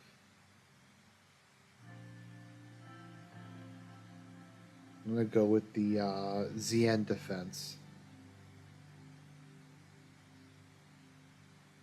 Okay, let's see here.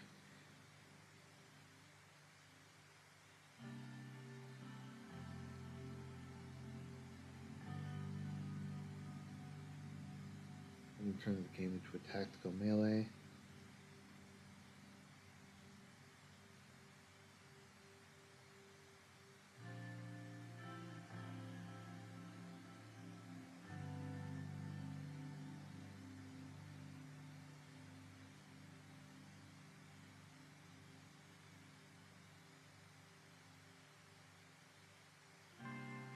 Attempt the Roomish Gambit.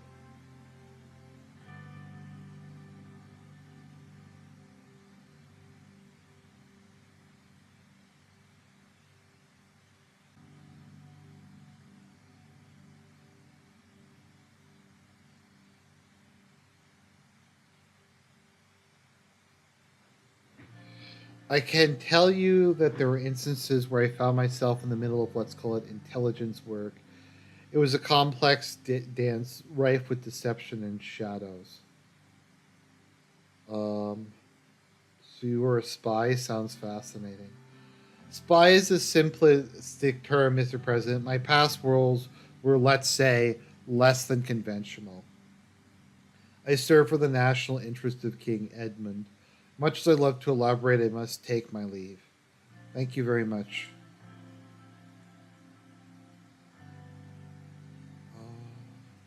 Good night, Mr. President.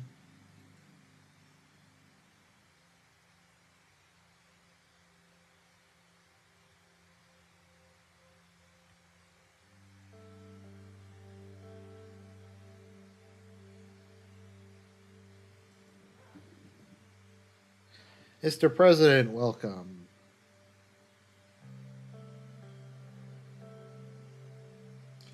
I'm feeling pretty good.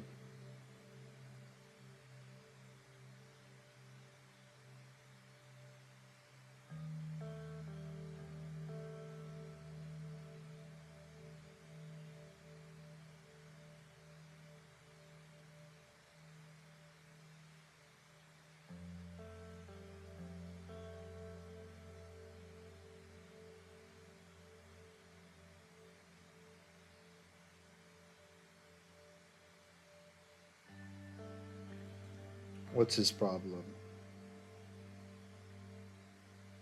Um,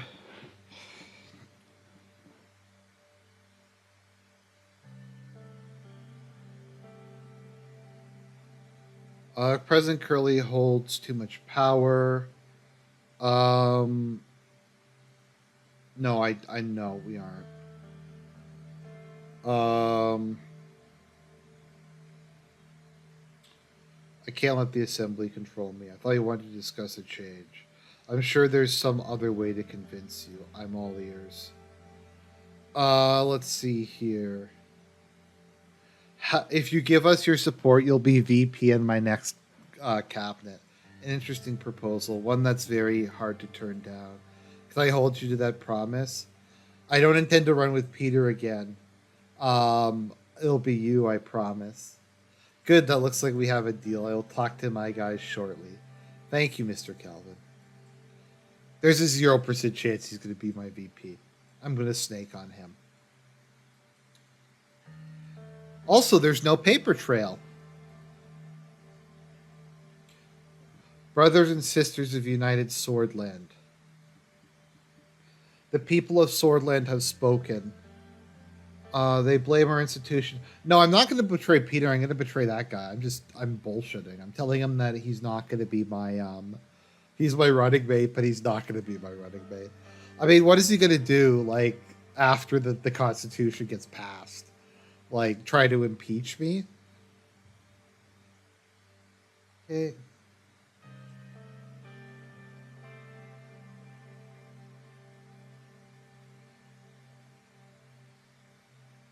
I love the Republic. I love democracy.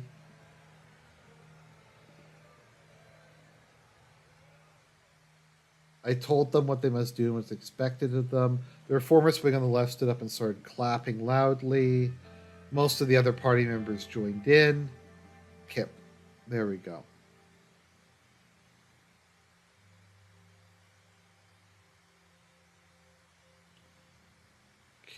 Okay, I forget if his trials. Oh, balance of power in Eastern Mercopa.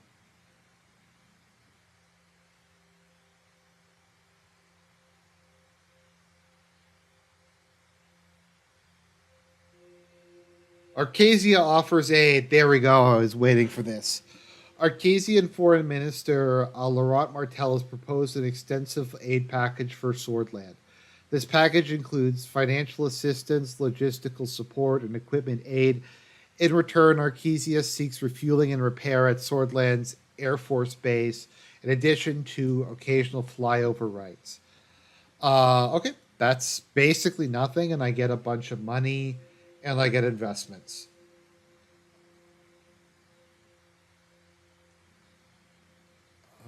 Investments from Arcasia. Many Arcesian companies are opening new branches, expanding their existing operations, and forming Swordfish-based subsidiaries. Okay, religious harmony bill. So this is going to be an interesting one. Let's read through this. In an endeavor to promote religious harmony and unity, the Grand National Assembly introduces the Religious Harmony Bill, establishing regulations for religious affairs across Swordland. All sermons conducted in the Day of Dissension ceremony will henceforth be held in the Swordish language. This move is aimed at promoting inclusivity and a common understanding among workers.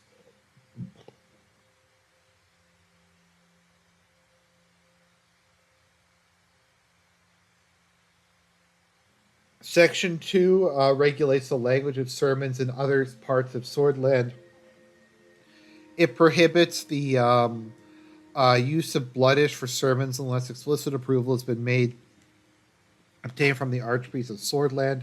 This measure ensures consistency. Section 3 all applicants to the priesthood must have Swordish lineage to be eligible for their salaries and pensions. I'm going to veto this because I don't agree with it. I don't want to interfere with their religious traditions. Also, the idea that like we're restricting who can become a priest to certain things is bad. Very well. Keep me up to date with other opportunities. We have another cool opportunity we're going to do. It sent me a new radio. Oh wow, okay, that puts me up to 7 personal wealth. Okay, so I need to reserve at least 4 personal wealth in order to bribe the assembly to pass my constitutional reforms. So okay, okay,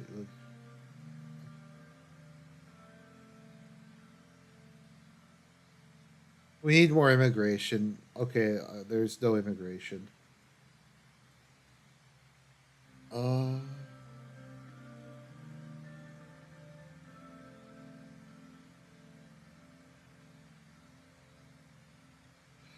then their armies will come. You'll see. I do not approve of this decision at all.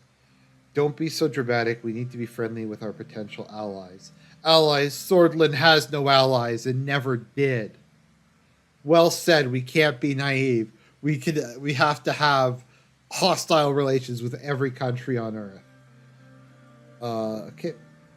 Superpowers. You think closing off their borders? Soviet Union allowed immigrate open border immigration. Uh, we must modernize to reach the superpowers. Okay. Uh, let's move to the solution.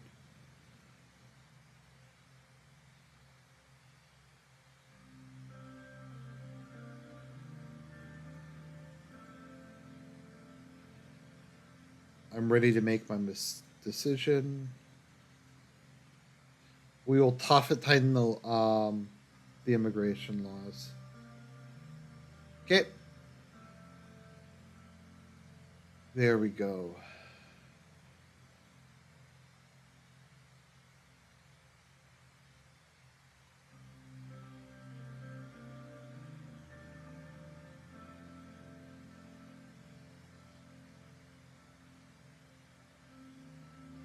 Else that left be said? No, thank you very much. Okay, so immigration has been restricted.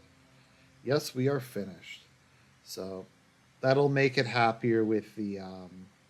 Oh wait, is this nationwide broadcast quelled?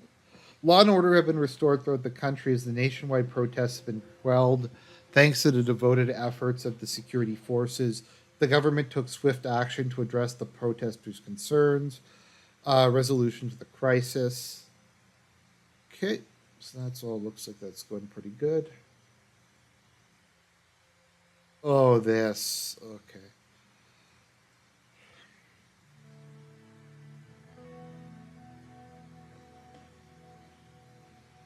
New venture, the Gentleman's Club. After for past months, they've been hosting a saloon of sorts, not just for politicians, but also for artists, entertainers, people of taste. There's only one rule: no wives or girlfriends allowed. Yeah, that sounds like that's going to go really well.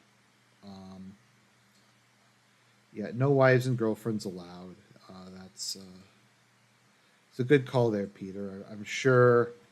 I'm sure that's all going to work out for the very best, buddy.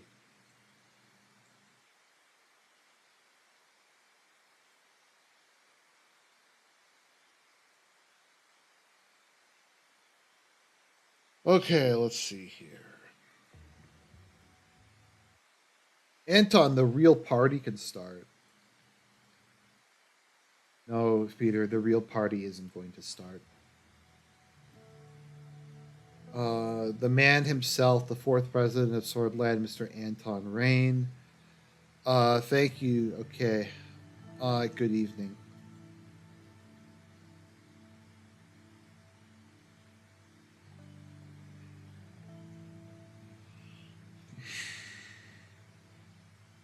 Don't know of any better cure for stress than a personal drink.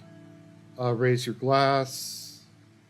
The tradition dictates that as the club president, I have to remind you of our house rules. There are only 3. No politics, no wives, no one sober. I don't know. This seems like a really bad idea. I'm just going to sip it.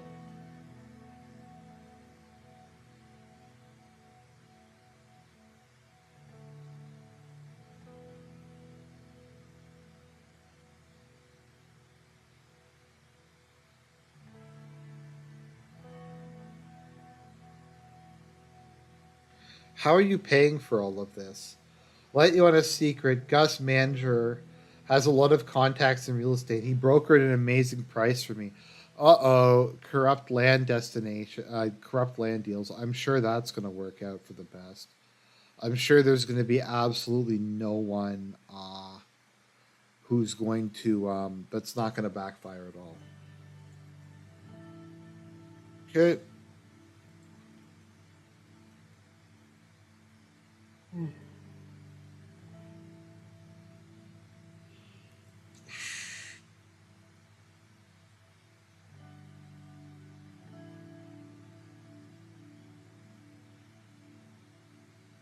So this is what you've been hiding from Evelyn. No one is hiding anything. She knows how important it is for men like us to blow off steam once in a while. I don't know, dude. That does not sound like a good idea. Let's see here. On her plate were toast points slathered in lesbian caviar.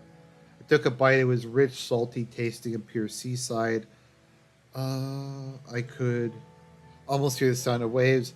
Best caviar in the world. I'm telling you, Anton, there are few pleasures in life that are this. I had caviar once in Spain. It didn't really taste like anything. It was just kind of like crunchy and salty, and that was about it.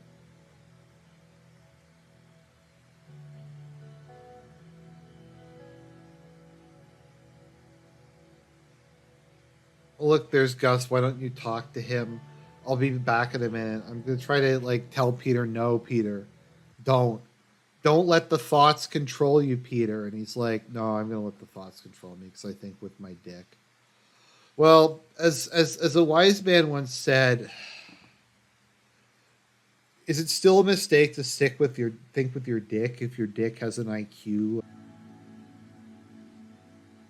So we have there are two things. You can buy a vineyard, nice but rather neglected, a well-renowned vinter. The other is the other. There's also the option of a football partnership. I only already own a large amount of FC Enrica, and I'm doing my best to make them champions. Buying in would be a lot more expensive than the vineyards, so we're going to invest in football. So fund the Swordfish football team.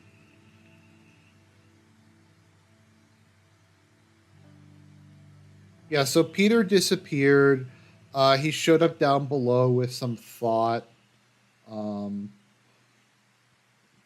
so he's clearly having an affair on his wife. I don't know like what I'm supposed to really do about it. I guess throw him under the bus is like my only real option. I mean, I know there's bros before hoes, but if Peter's gonna act like a retard, I don't feel obligated to save him. Uh,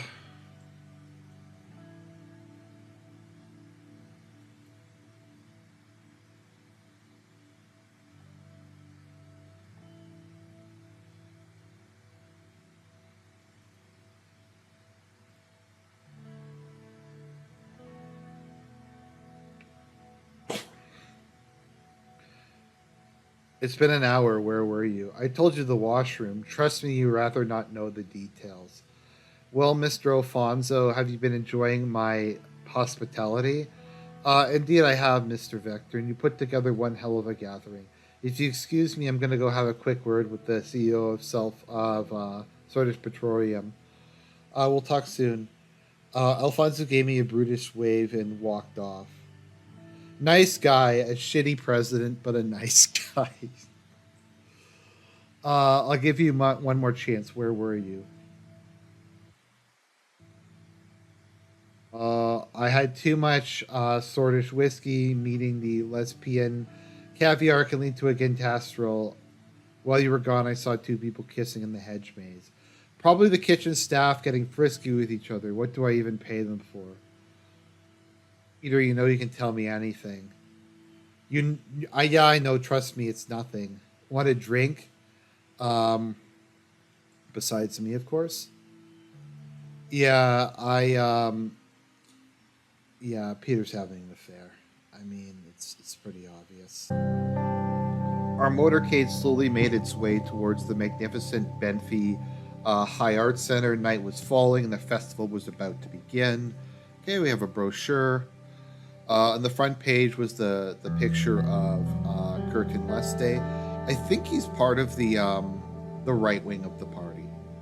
I think he's to the right of Gloria Tori. Okay. So, Benfey Festival was one of the big events of the year. It originally marked the start of the annual religious pilgrimage, a week-long journey still undertaken by devout neutrists. But today it was better known as a cultural celebration that drew thousands of revelers to the day.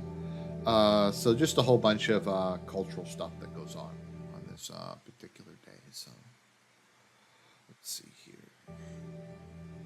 Since I'd refused to let her make the opening speech, her attitude towards me had changed. She now only spoke to me as if I asked her a question or if it was something important concerning the children. I'm just going to say nothing. Okay.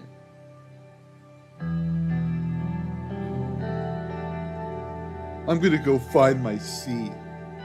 Okay, I spoke for a minute, reading a paragraph my speechwriter had churned out about the importance of the festival in Benfey to Swordland.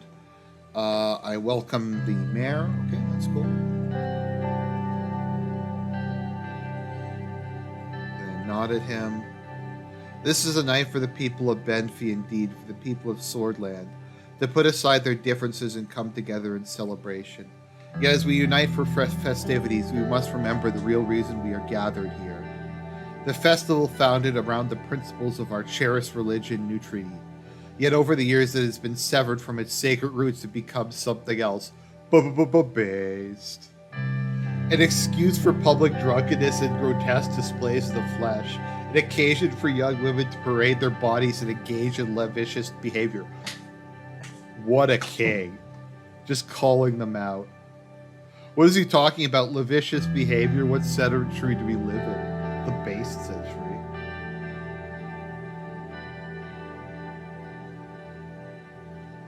Perversion hidden under the guise of art is not befitting the beautiful city.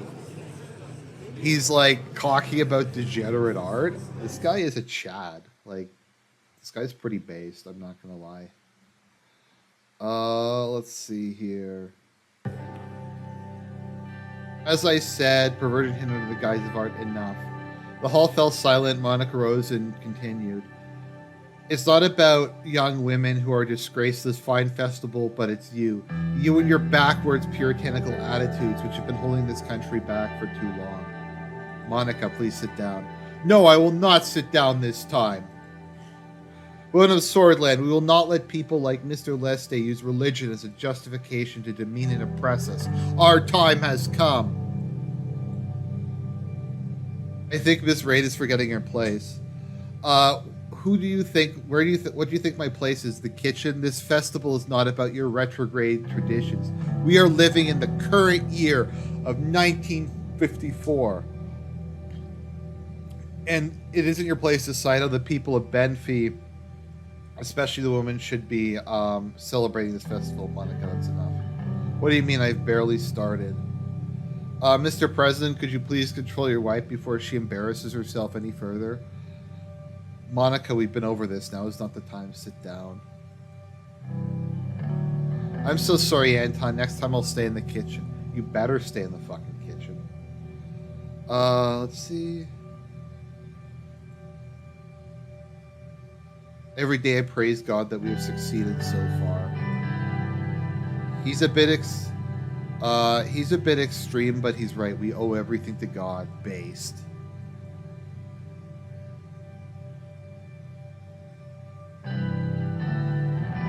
We must stay true to our values so that Swordland can prevail. Okay, there we go. This guy is fucking based. Praise God. Victory is close.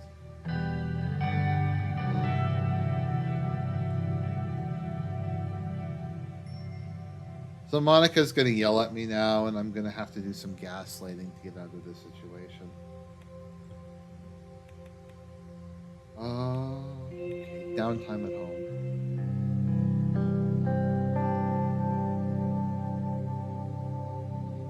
What is there to talk about? I'm a disgrace with no support from her husband. It says so right here. Darling, believe me, my hands were tied. Anton, how could you? First, you denied me the opportunity to speak at the festival, and then you let that dinosaur, Leslie, make a mockery of me and my cause. With her shameful outbursts in Anrica, Mayor Curtin Leslie, First Lady Monica Rain once again proved that politics is an area best left to gentlemen. Certainly, that's kind of based. With the president providing no support, her challenge was quickly defeated. The president provided no support. You can't even stand Leslie, and you took his side, while making me look like a fool. All these years I played by your side, playing the doting wife. You know, my mother was right about you. I thought you were capable of defending yourself. Okay, I'm not sure if I can forgive you for this, but you do have one more chance to make it up to me and offer real support.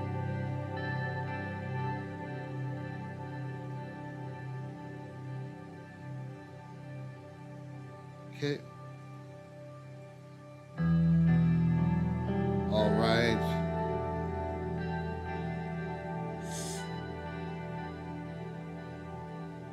Okay, so I'm gaslighting her into saying that I'm going to be helping her with stuff, with her women's liberation crap. Once again, like a couple of things that she proposes, I actually do kind of agree with. Like, I don't think. Like, I don't really get, like, criminalizing domestic violence seems reasonable to me. So, let's see here. Formation of the new police force. Okay.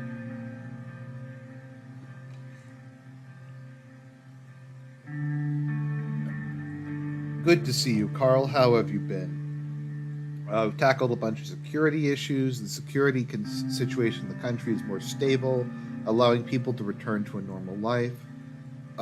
Take a seat.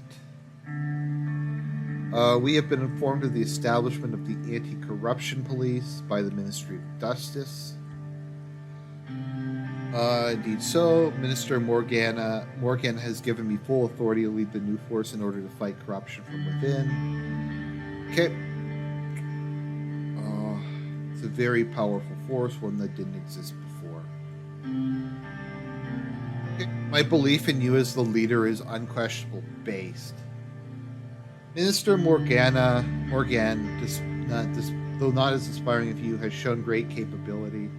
The more I work with her, the more I am convinced that she's a very motivated and efficient administrator. I mean, that's true.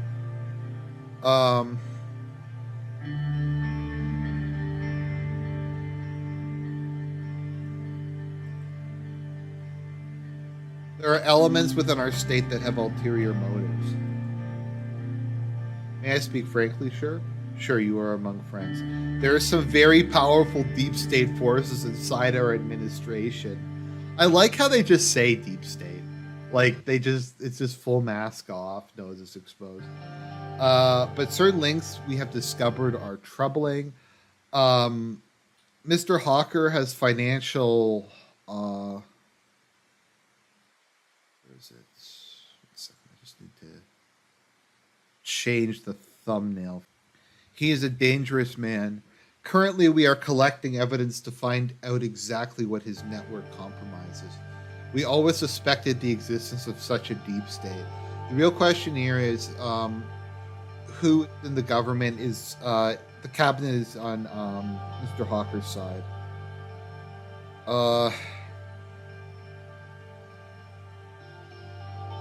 Okay.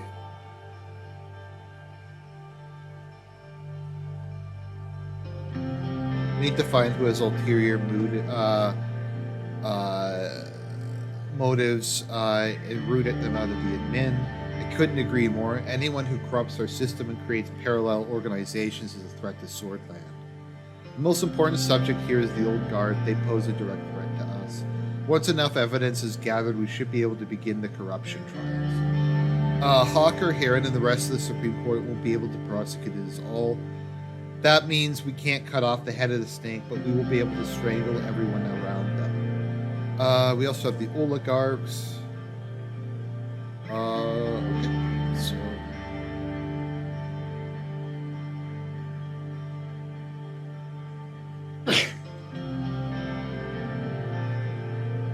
talking about Marcel Cronte. So we're gonna say Marcel Cronte has been very supportive of my administration as a close friend. If you don't think he's an issue, then we move on. Let's just not talk about him. Okay, so we're gonna go with the old guard.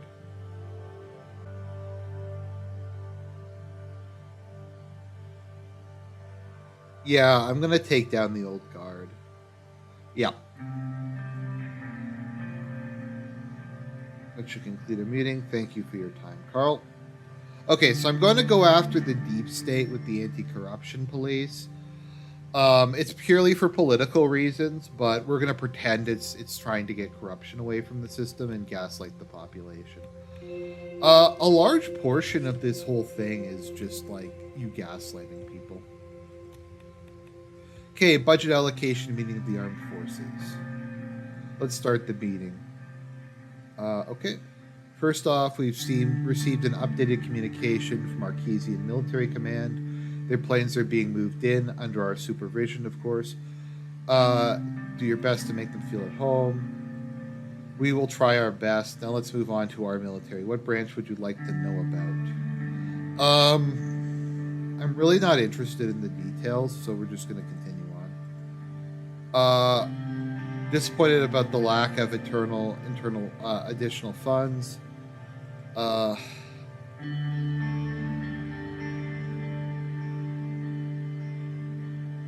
Resources were needed elsewhere. The military has always been well funded.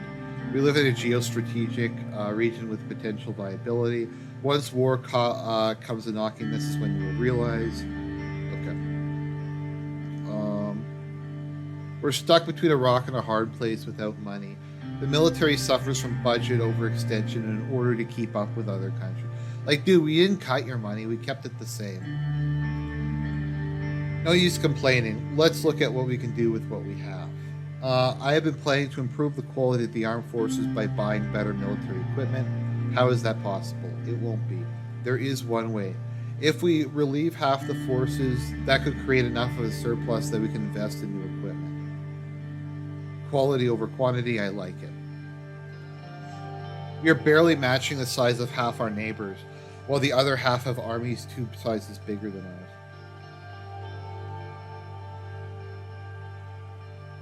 Charging half the armed forces and buying new gear solve our defensive issues. So it would make sense to expand the size of the army normally, but as I'm going to be joining the ATO, I don't really have to worry about it.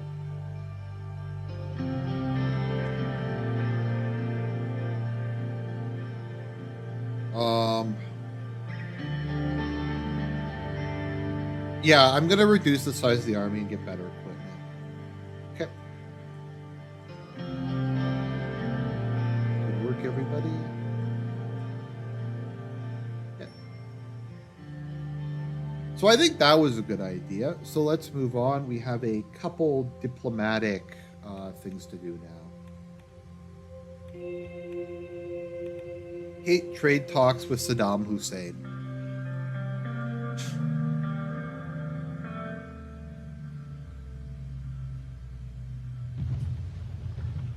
I saw the soldiers lined up on either side of a red carpet.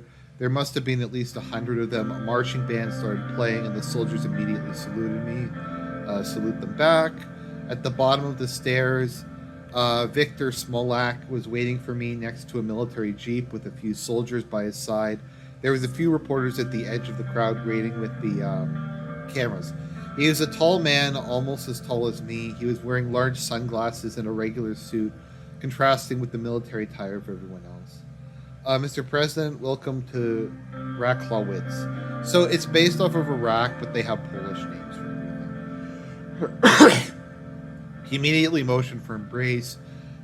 We hugged, and many cameras went off at the same time. He turned around for a couple of additional poses. Nice to meet you, Mr. President. Now that the president's pleasantries are done, let's go. I'm going to salute the soldiers. Okay. We'll go to the city center first to see the unveiling of a statue. Whose statue? Mine, of course. Well, that's nice, man. I come all the way from Swordland, and like the first thing we do is go and look at a statue of you. On almost every corner, there were reporters taking photos of us. Apart from them, though, the streets were completely empty. Is it always this empty? I had this part of the city closed down because of your visit, so that you could enjoy the city in peace. Yeah, this country isn't shady at all. Not shady at all. There we are. Okay. There are crowds of people gathered behind the fences, waving Swordland and Wellhen flags. My people have been very supportive of this visit, Mr. President. I'm sure you are delighted to see them. A man came closer to the fences and started yelling at Victor. With my limited knowledge of the West language, I understood the words Victor and murderer. Almost instantaneously, two soldiers came up from behind the man and he was taken away. Thankfully, the sun is out. Today will be good for the reveal.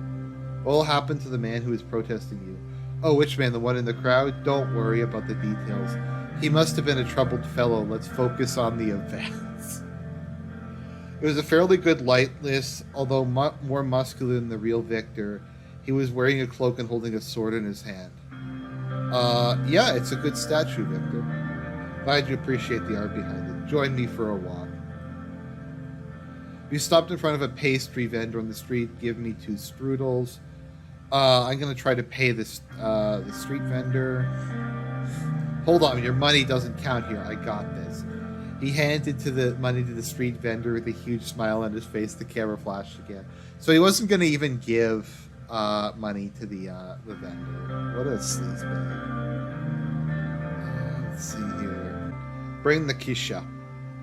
A few assistants immediately entered the room carrying a large ornamented Kisha, a well-known smoking instrument originating from Wellhen. I'm assuming it's like a hookah, kind of. It was probably the highest quality tobacco I had ever smoked. I handed it back.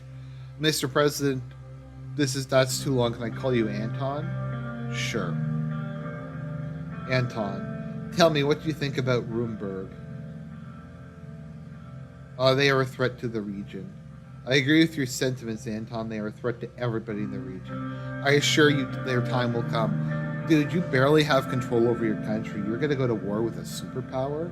That doesn't seem like a smart idea. Are you planning something? Well, not yet. First, I need to solve some problems they're creating for me. I'm listening. He clapped his hands. 2 assistants came into the room with a map of the border regions of Wellhem and Swordland. He pointed at the border. Look. Bloods and their so-called bloodish freedom front are causing problems for me in the region. They are getting increasingly dangerous with Rumberg's active support. I know they are a problem for you as well. I will not allow these traitors to exist within my borders, so I will hit them with all the might of Wellhen. These terrorists need to be destroyed. Based? I will cut their supplies from Rumberg and trap them in the mountains. I call it Operation Bear Trap. What do you want from me? I will give you objectively the best trade deal in the region. You will give me your assistance crushing the terrorists on both sides of our borders. I need specifics. Sure. Okay.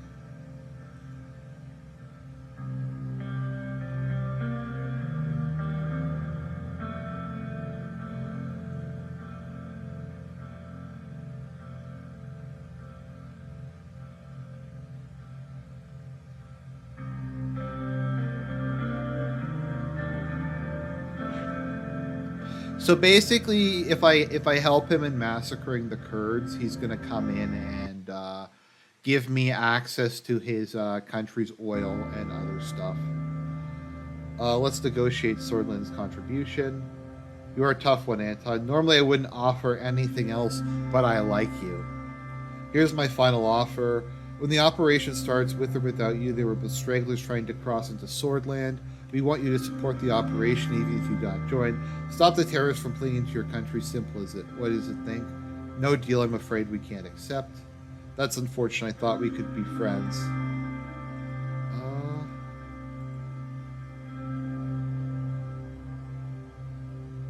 Oh, wait. Okay. Okay, so an event didn't fire that was supposed to fire, so let me just reload. Um that unfortunately happens sometimes in this game. There was supposed to be a way to screw with him and get him to give you a better deal while providing even less, but that obviously didn't happen this time. So, where is it? Is that it?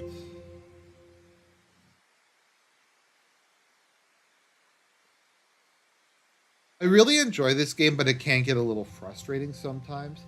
I do kind of wonder if some things are just very randomized or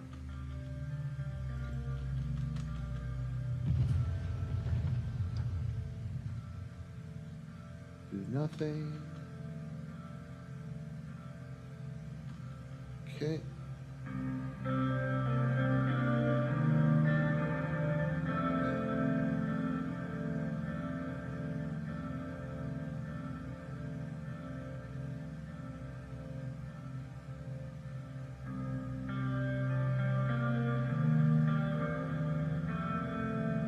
Okay, let's see here.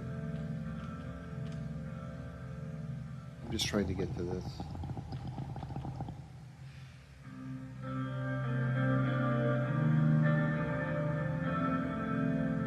Okay.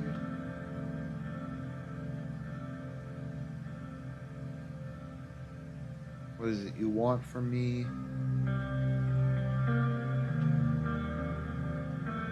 Okay, specifics. There might be international ramifications.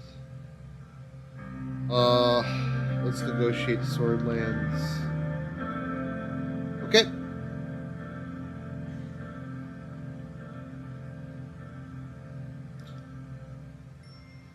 So I have made a deal with Wellhen.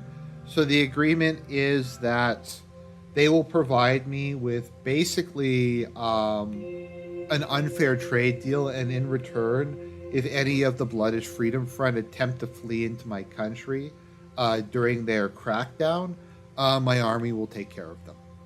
Which is basically nothing. Like, I don't want terrorists coming into my country anyways.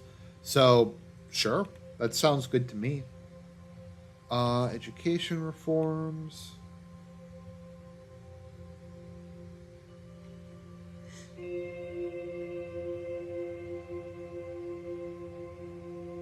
No, there's no monarchist. A monarchist option would be cool, but I don't think Turkey's ever had a monarchist movement, which I find really weird that there's no like restore the Ottoman movement in Turkey, whereas like a lot of countries at least have like a token monarchist movement. I don't even think there's a token monarchist movement in Turkey. Education very soon.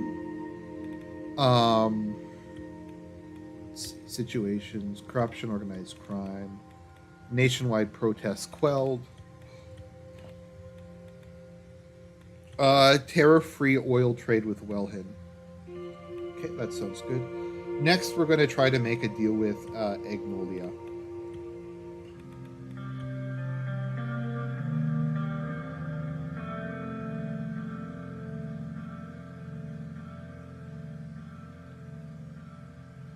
So I think Heligiland is basically Cyprus,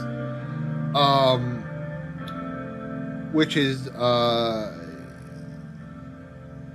tested between Agnolia and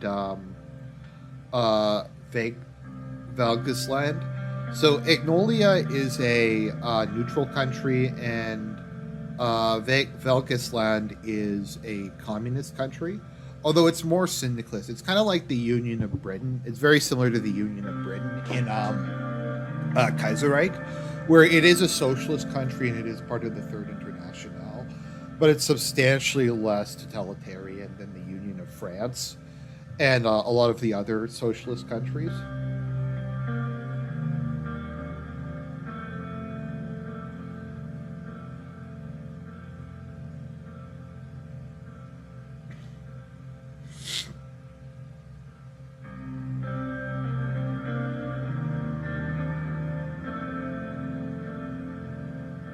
Okay.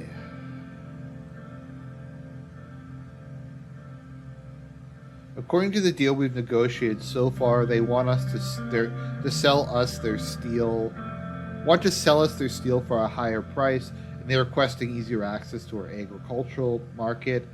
In return, they are promising cash flows and investments, especially in the Eggland region. It's not hard to guess why. Okay. Precisely, Angolian immigrants in our Eggland region make up a good chunk of the economy.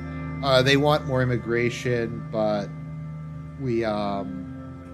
yeah, so they're angry that we reduced immigration, but whatever. Sorry for continuing to repeat this, but let me know if I'm reading enough of this out loud. Just some of the stuff, like the details, if you really want to read it, you can pause.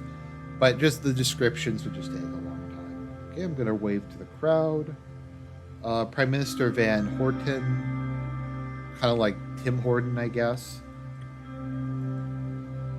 Moves to the car with Serge. Good day, sir. I hope the flight was comfortable. Yes, it was. Thank you, Serge. I wonder if you could appoint Serge as your VP. I want Serge to be my running mate in the next election. He just goes out and he starts singing like Swedish folk songs, and like everybody just loves him.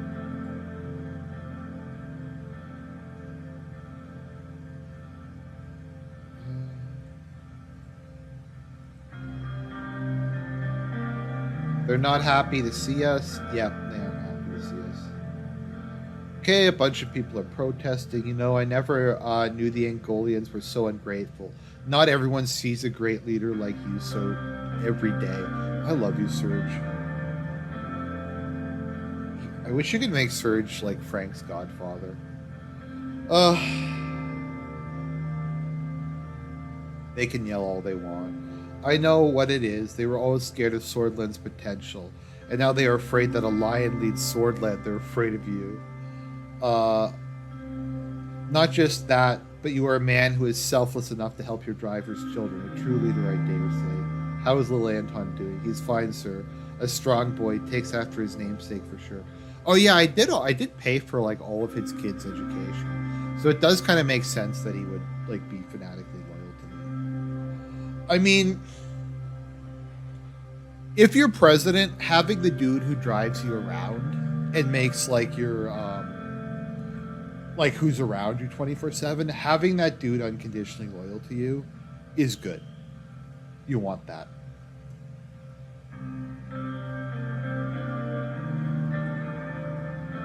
Prime Minister.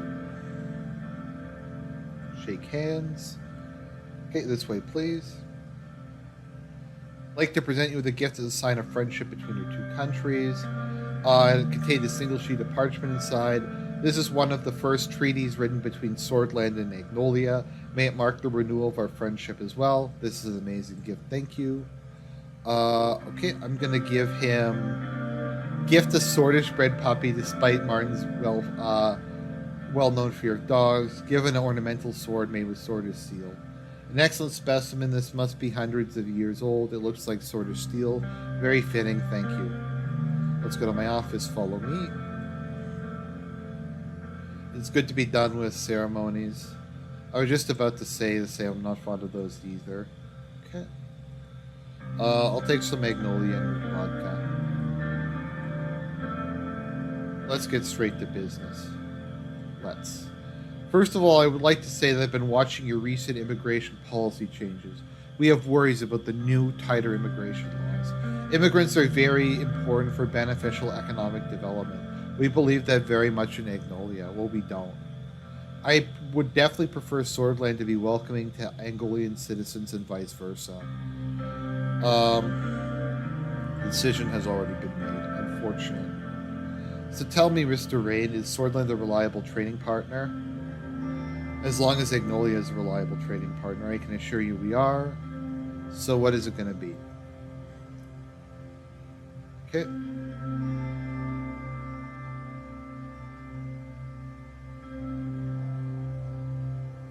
Can't we work something out? It is difficult. One alternative, we want privileged access to your agricultural market, higher steel prices, and to recognize hedge of land.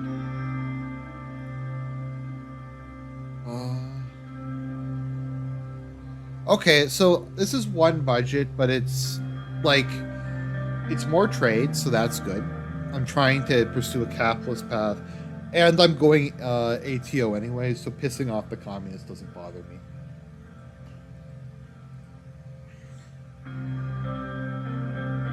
Okay. All right. So I will get +2 budget for the deal I made with Wilhelm. Okay, increased trade volume. Okay. Let's see here. So, if we look at diplomacy, we're doing good. We just have to deal with Rumburg and lack of allies. So, that's good. We do have good trade. We have good energy prices. So that stuff is all going well. Law and order is definitely something that needs to be resolved sooner rather than later. Welfare and education I have not dealt with yet, but that'll be dealt with soon. Okay, I have lots more international trade. That's good. No, I can't make a deal with Lesbia. That's fine though. You can only make a deal with like 2 of the 4. Okay. All right, so I think things are going decently well, at least for a country that's in the middle of an economy, a crisis. Okay, so they condemn me. Okay, that's fine. Do whatever you want. I don't care.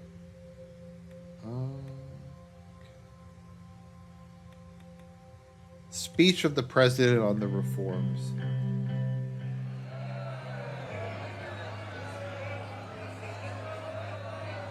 Started it last night and I love it. Yeah, like I want to support the devs. From my understanding, they're like an independent company. And I have to like there's so many shitty independent devs that released half-finished games and stuff that looks good on the surface but complete garbage. I will give these guys all the credit in the world for doing something different, for actually finishing it.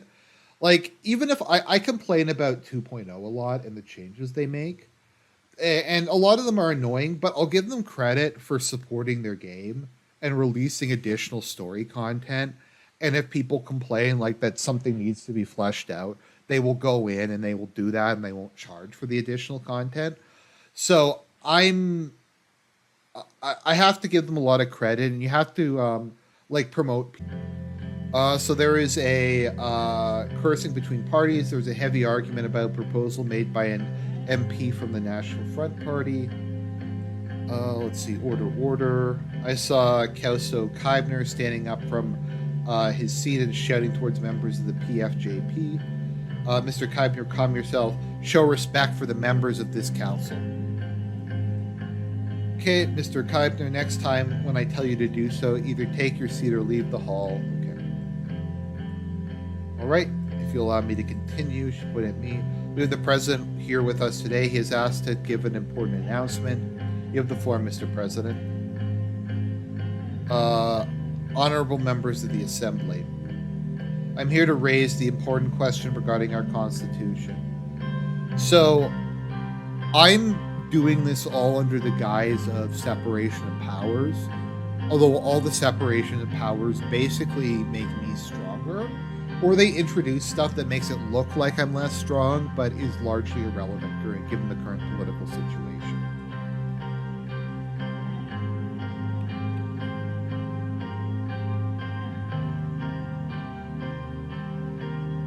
I call everyone to stand by us to make historic changes to our Constitution and bring it to the standards of today's world. We will rebalance the branches of government to ensure a more democratic process. I'm going to focus on hope and change. Okay, we will write the old and make a constitution that will reflect the will of the people and open the way for democratic swordland. We will make swordland great again. Yes, we'll make swordland great again.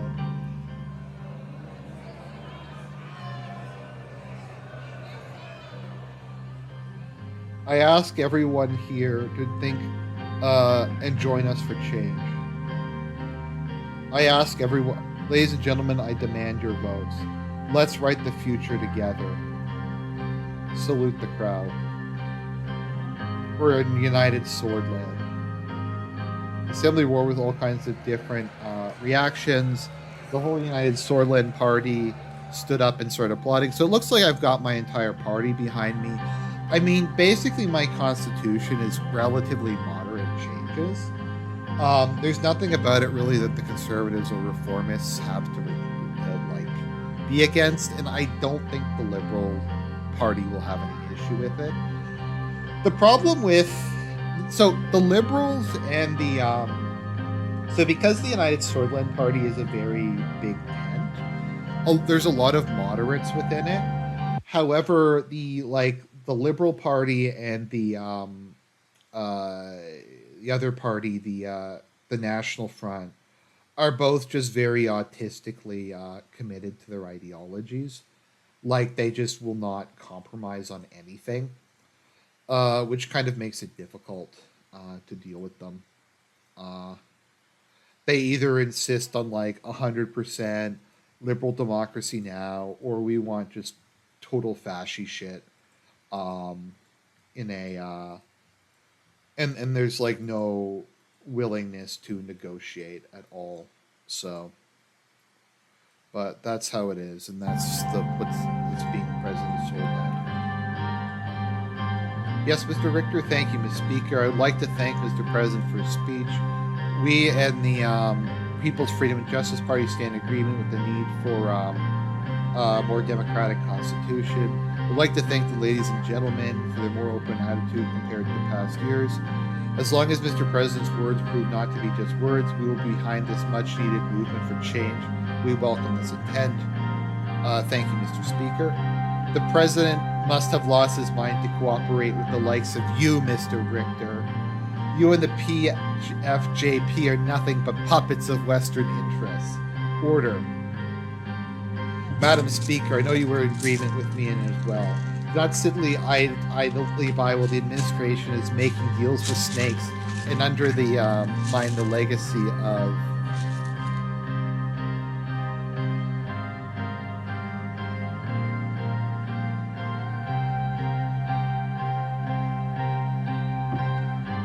I demand to speak. Very well, Mr. Kavner, go ahead. The nationalist movement does not agree with your priorities nor the way you're trying to implement them. The National Front will not stand with you on your new constitution. Let it be known that the NFP concerns are not included in this so-called democratic reforms. Thus, Mr. President has no right to claim them as such. What kind of bullshit logic is that? We stand our ground against any attempt to bring down our established political culture and national values. I don't know how I'm doing that, to be honest. Okay, I'm going to speak. Mr. Richter, thank you for. We would like to have cooperation between our parties. I expect your support, Mr. Richter. We can do much together. Thank you, Ms. Speaker.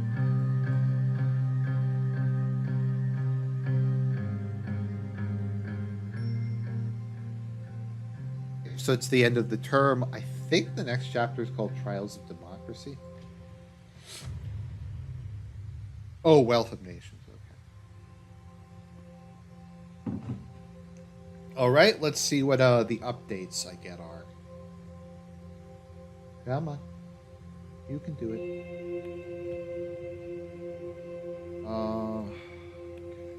Overview. Request and meaning of Iosif Lancia. Okay, so Iosif is coming in. Let's get to my office.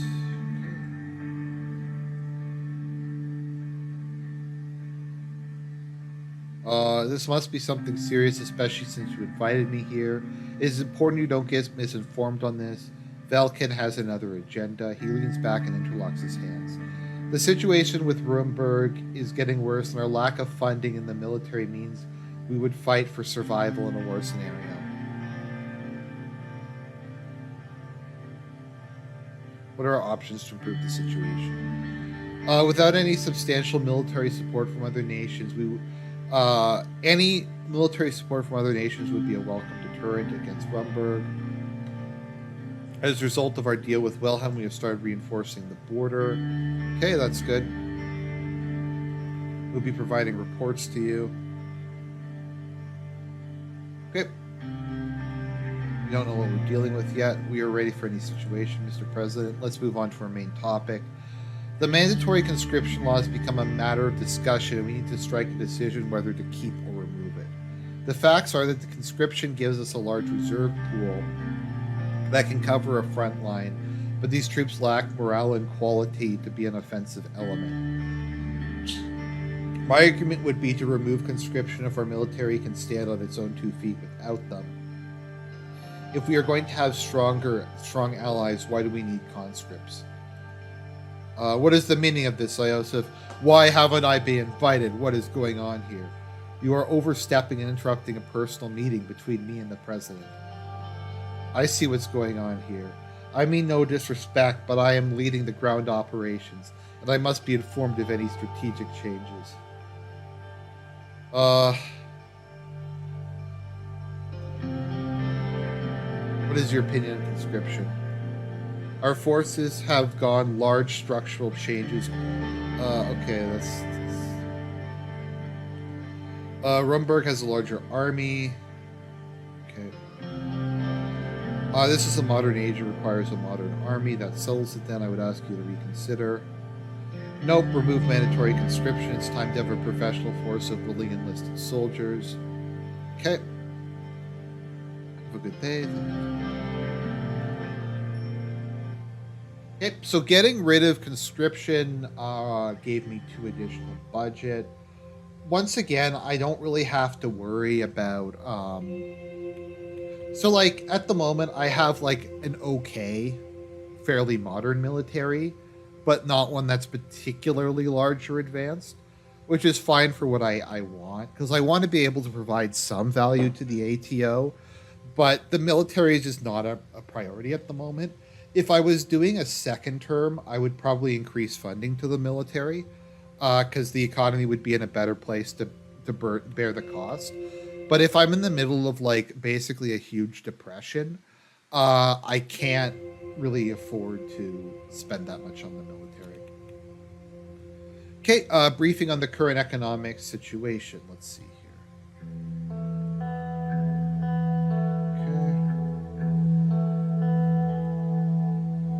Okay, Spurg Economist. It's good to be here. As you know, we will go over the economic status. Let's begin without further ado. The aid from our Arcasia helped us tremendously.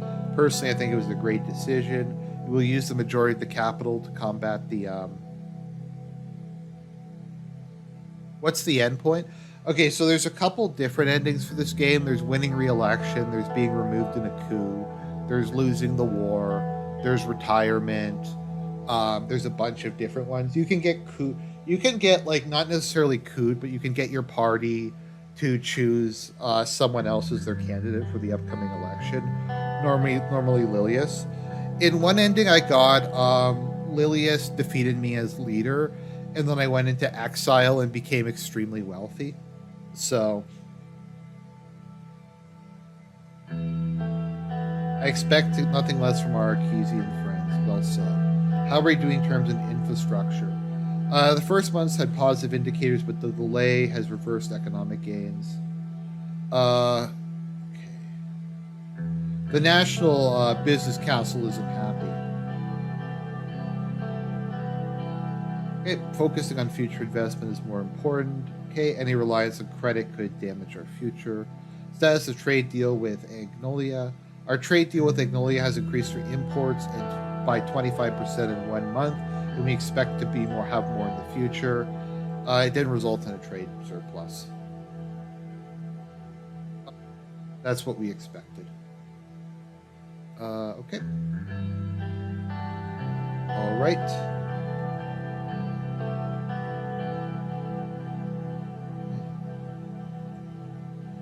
Let's hear about our deal with Willen. Our trade deal with Willen has increased our imports and exports by 60% in 1 month, which is a considerably good number. That was a dangerous gamble. I'm just glad it started to pay off. The payoff is high, yes, but so is the risk. Our support for their military operation was questionable. Regardless, the numbers are clear. I must say, okay, so I feel like we've made a contract with the devil. I hope that was the right decision. There's no use deliberating now. Increased trade has improved our economy. I see this as a reason for celebration.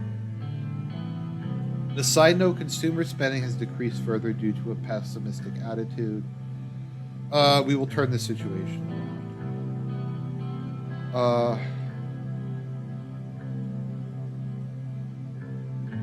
Okay.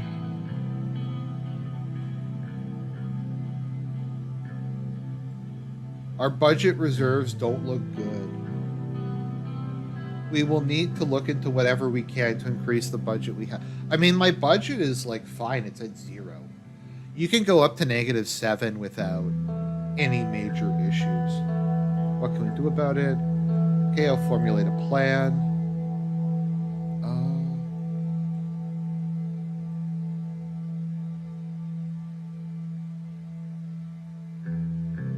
I don't want to frighten you, but if we are unable to stop this recession, we are heading towards an economic catastrophe that has never been seen before in Swordland.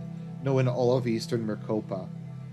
Like, I don't get why the economy is in a free fall. We did infrastructure spending. We did trade deals.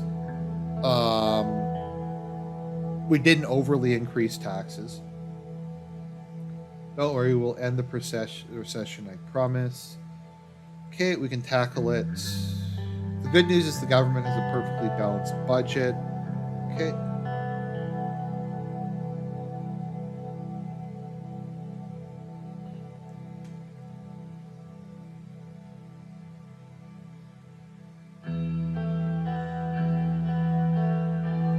Okay, what kind of projects do we have?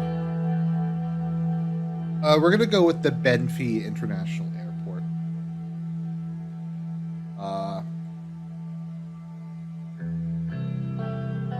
We're going to go with that.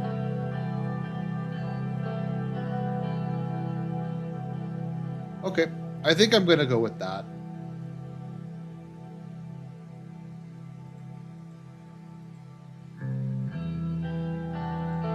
Anybody want to add anything? Okay. I don't think our economy is doing that poorly, is it? I don't know. We'll see.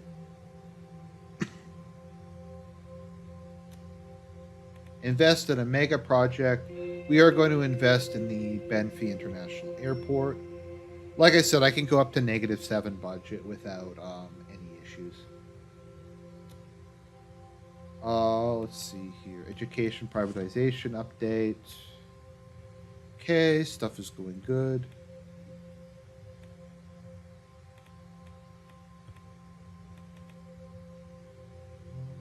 Okay, escalating tensions in Bergia.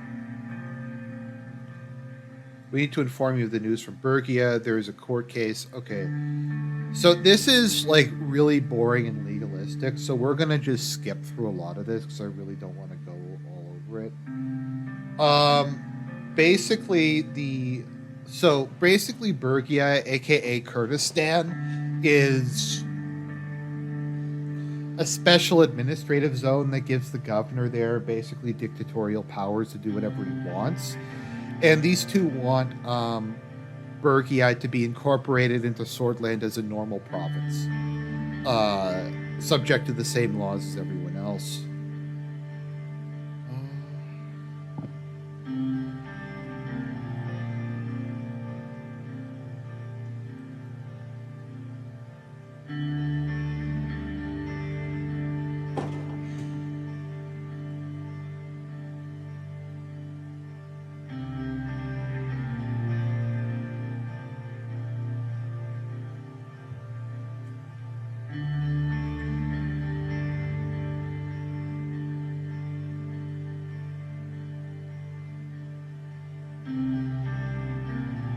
I just, like, I'm sorry, guys. I just don't care about going through all this constitutional stuff. Okay.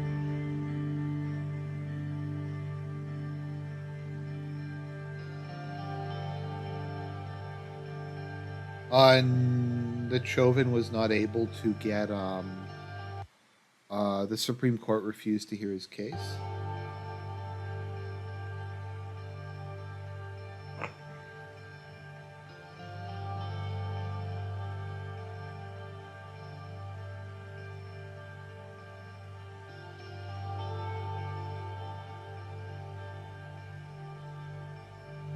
So Derek Chauvin got stabbed?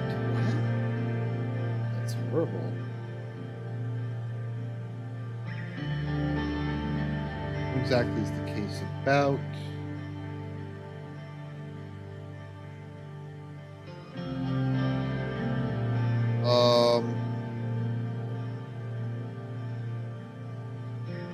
So basically what they're going to do, just kind of summarize the whole situation, is the Blood is suing the government on the grounds that Bloods are swords, no different from any other sword, and that it is discriminatory and goes against the Constitution that establishes all people of Swordland as swords, to have a special administrative zone that represses them. Which, to be fair, is kind of accurate.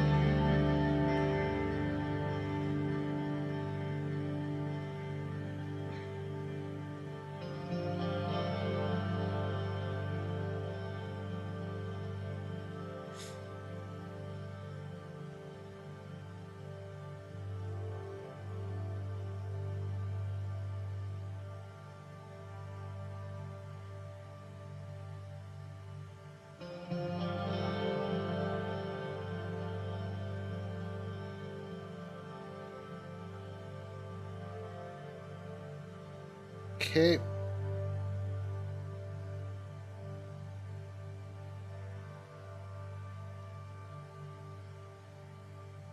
I mean, I'm okay with racism, but we need to I don't know. Current situation just sounds like a restructure Swordland, become a region of that. Okay.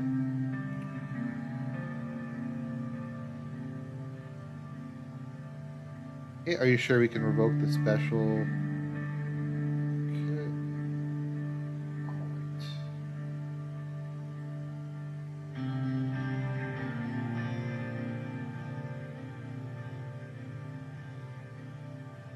Okay, let's hear your proposal.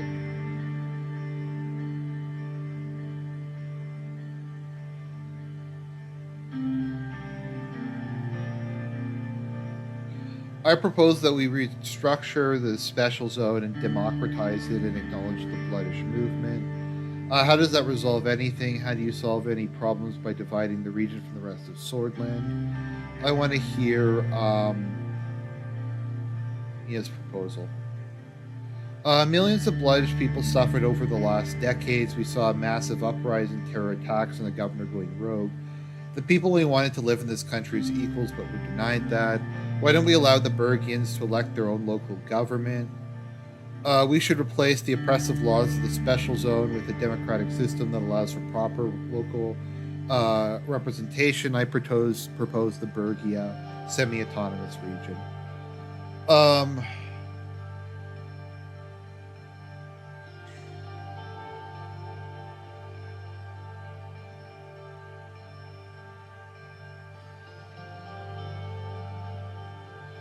So, interesting.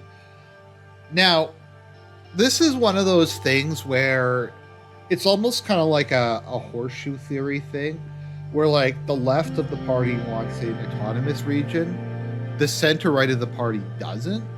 But I think you could make a case that decentralization is justifiable under conservative and Catholic principles. Obviously, what's happening now isn't working. I think I actually am kind of in favor of the semi-autonomous region, So long as they don't secede and they pay their taxes and they broadly speaking follow Swedish laws. I mean, it's just kind of the way it is. It's we have to like trying to repress them didn't work, trying to resettle them didn't work. So we'll see. I don't think expulsion is an option. Plus, there's nowhere to expel them to.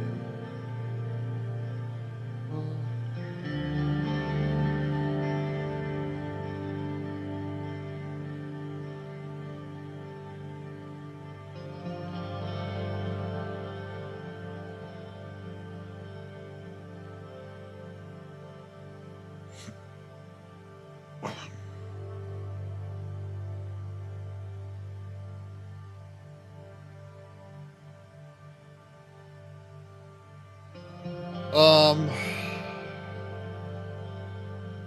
I don't know. I'm gonna go with the autonomous zone. Okay. Yep. Begin work immediately.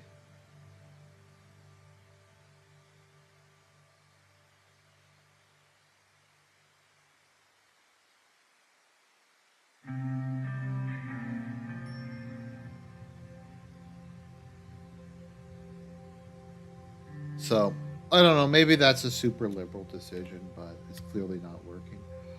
The central bank. Let me look at.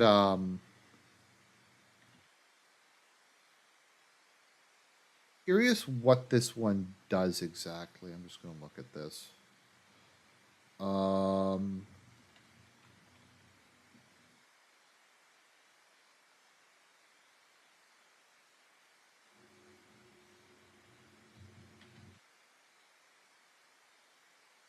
Keep in mind, there's no shame in using a guide for this game because it's not bad with regards to what things actually do, but it's yeah. Let's see. I'm looking for.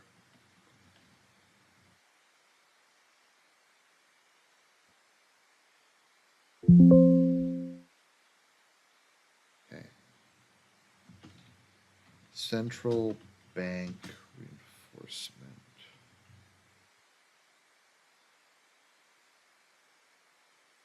Uh,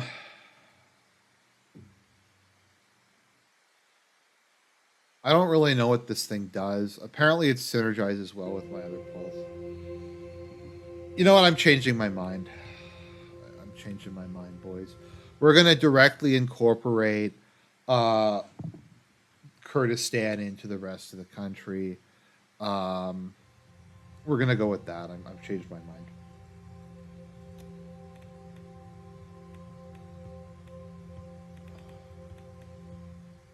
It is what it is, ladies and gentlemen. It is what it is.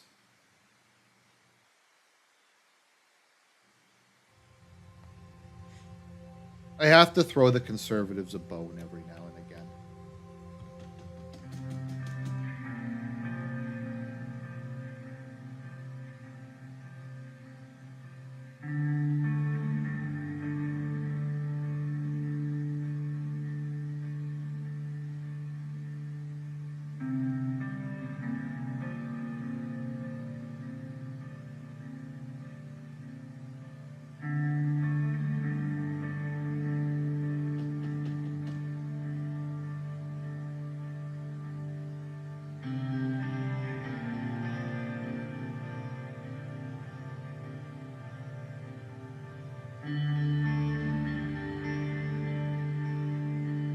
Hey, I'm gonna just revoke the special status. I'm just gonna make it a normal.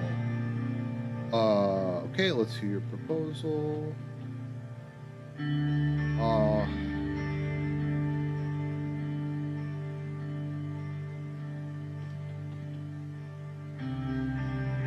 okay, we're gonna unify with the rest of Swordland.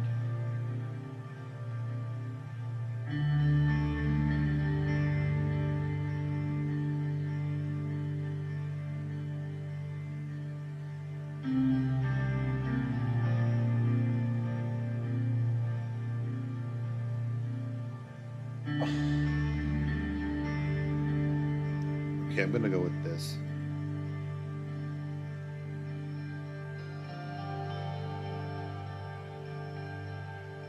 This is a mistake.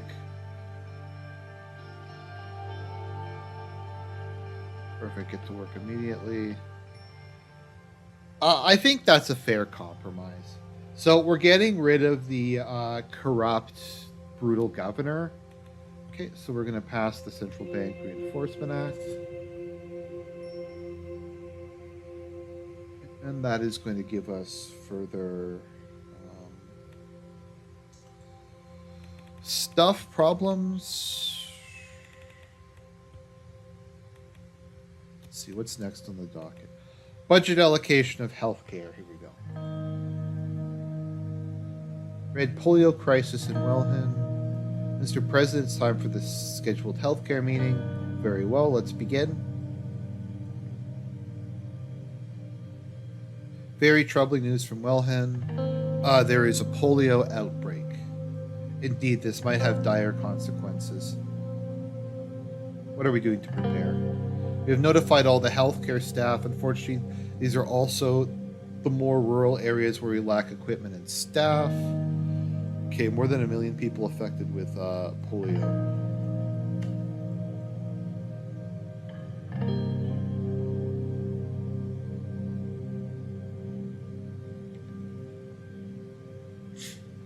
The overall mood has been positive as the administration focuses more on healthcare. I'm excited what we can achieve with the allocated funds.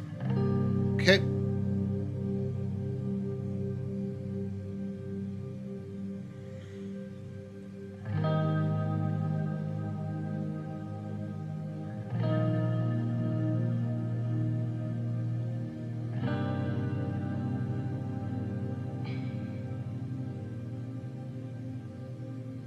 Yeah, I can't privatize healthcare.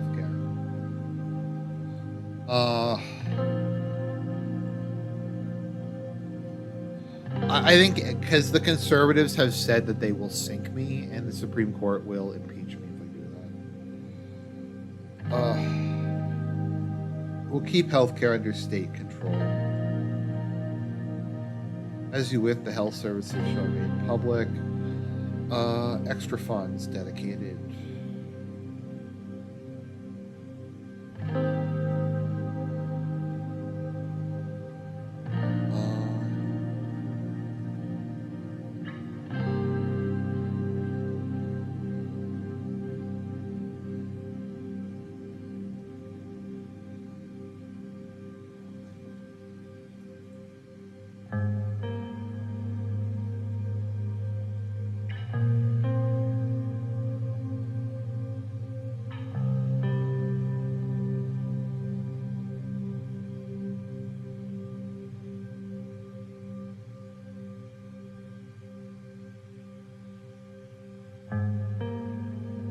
You got to give Lucian credit. He is very good at the political aspect of it, and he's like actually a fairly intelligent centrist. Okay. All right.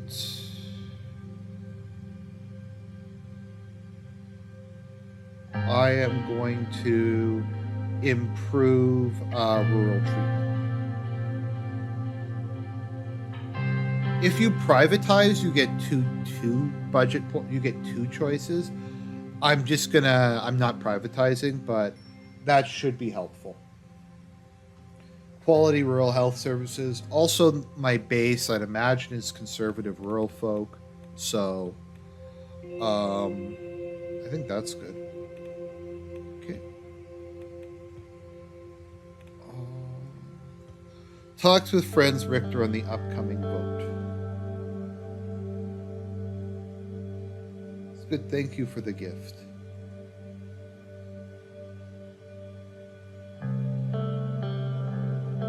I'm surprised by this proposal you prepared for the new constitution. I really do not understand why you're reasoning behind some of the changes. What parts don't you understand? I don't know where to begin. You're not reforming the presidential decree process. The process is the opposite of democratic. Not to mention you ignored our demands to lower the undemocratic electoral threshold.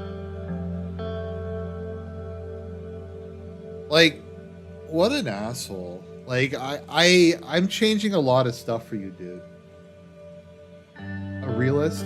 So this proposal is realistic, but what we demand is not? Yes. Okay.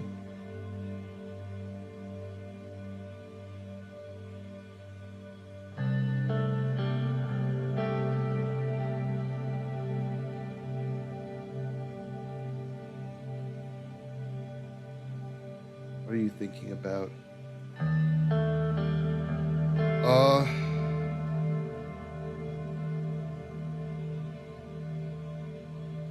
Not only have you minimized the potential for support, you've taken away the spotlight from our party members who campaigned for these reforms for all years. You better have something to offer.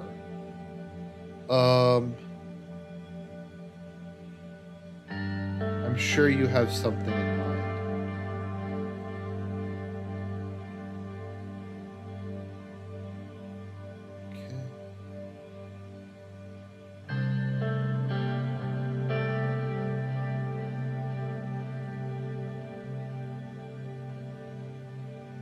Okay, so we're gonna bribe him. Nothing a check worth close to $1 million couldn't fix. Now you got my attention. So we had all that principled shit, like we want democracy, we need democracy now. You're compromising, and then I just give him like a check, and he's like, okay.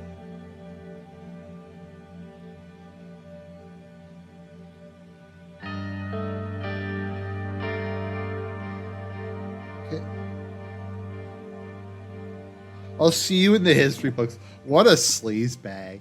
All the like shit about how like it's just award company contract.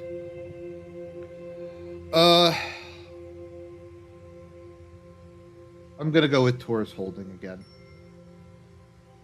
And this is building the airport, I think. Okay, a call from Gus. Let's see here.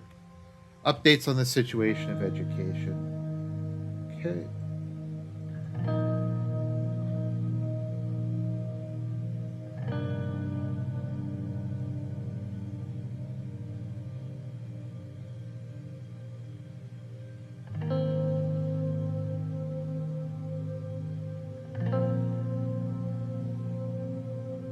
She's just complaining about privatization.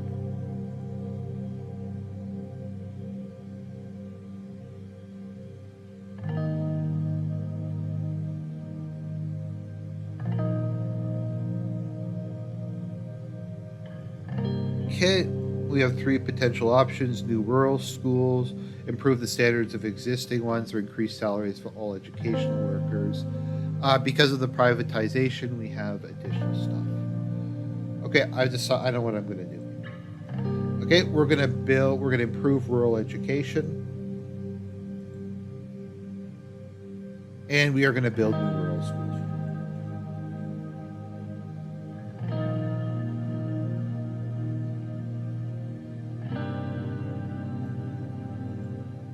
Okay. So once again, we've reached out to the conservative base. We have decisively improved medical and other infrastructure. Improved rural schools. See, I have a bunch of positive modifiers now. Let's see. Accessible rural education.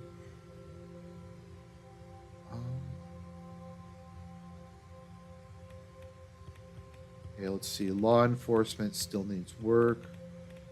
The economy is like not going badly.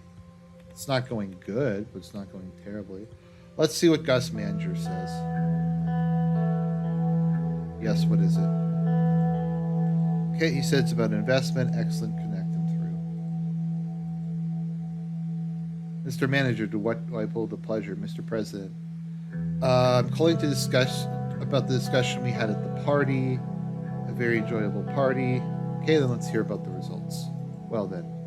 I'm very happy to inform you that your investment in FC Enrica has been accepted by the board members. The motivation will make us champions. With the new investment coming into the club, the management is already looking to transfer big names to the squad. Okay. All right, so I made some money.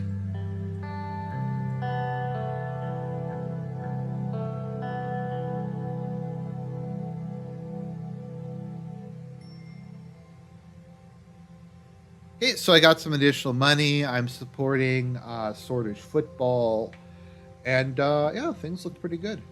Okay, Gasom shared divestment. I think we're gonna sell these because I could use the money. Um,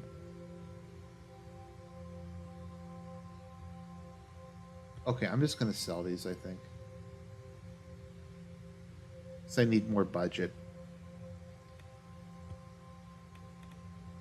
Okay, so this is going to be probably the most difficult decision in the game, or one of the most. You have to choose whether we're going to teach creationism or evolution in schools.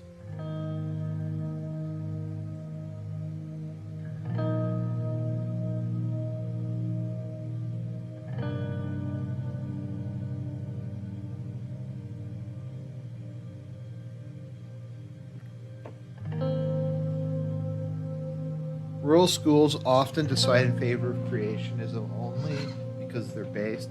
The effect is noticeable among young women. My suggestion is to ban creationism altogether. I don't see a problem with teaching our children both theories. But does creationism really help open the minds of our children? Okay.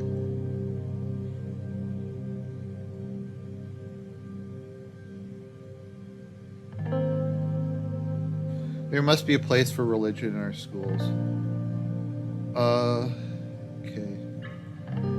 Under nudity, women like myself are second-class citizens.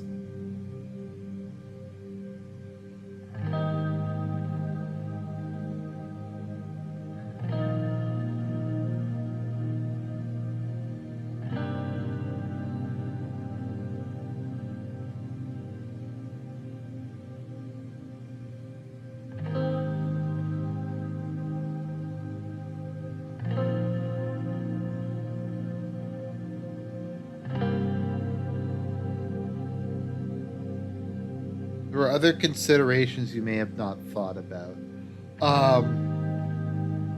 Although I myself believe in evolution, we must be careful not to alienate our rural conservative voter base. We owe a lot to their support. Forcing their school district to teach evolution could irreparably damage our standing with them. Every modern nation is reducing or removing creationism from their curriculum to promote their fundamental and yes sexist ideas from 1,000 years back.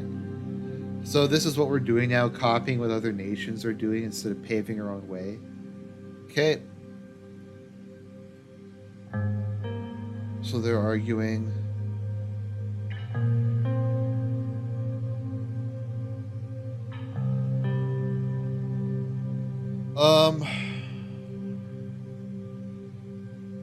This is rough.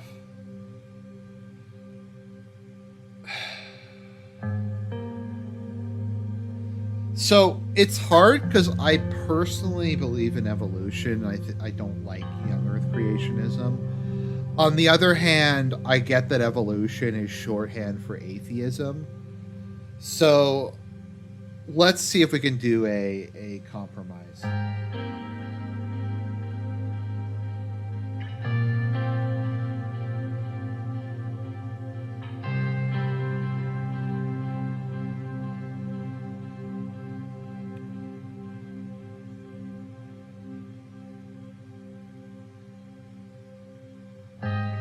So I can either make evolution mandatory, but allow creationism to be taught alongside it, or make creationism mandatory, but allow evolution to be taught alongside it.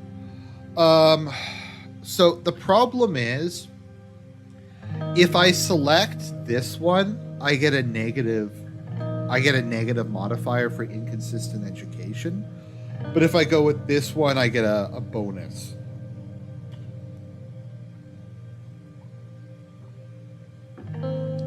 My personal preference would be teaching both.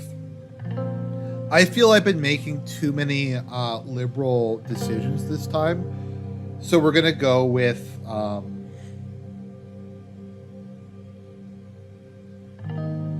less educated populace is more easily managed. Okay, so they're angry at me. So I'm going to get inconsistent education, I think, by virtue of that. Where's education? Inconsistent curriculum. Confusion of students, and they may receive an incomplete education with different curriculums. Okay, well, we're gonna go with that. I've done too much to appease the liberals, so we aren't gonna do anything else.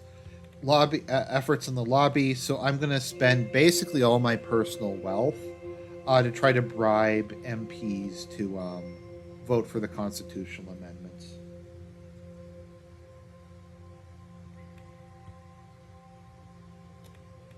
Attending Victory Day. Okay, so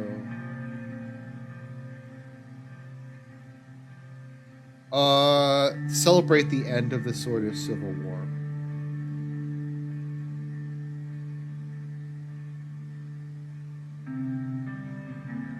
See, I wasn't joking. Surge is the best. No kidding. My driver, Sveta, can't hold a candle to him, although I sure wouldn't mind navigating her dangerous curves someday. What a fucking sleazebag. I still don't know why you chose Peter to be your VP. Like, if I was having, like, if I could have chosen my own VP, I probably would have taken Gloria Tori. Um, I think picking someone who's relatively popular with the party and popular with the base um, would probably have been a good idea. Uh, but unfortunately, you can't do that. Um,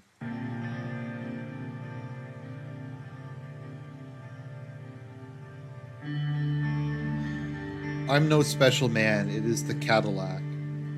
Okay.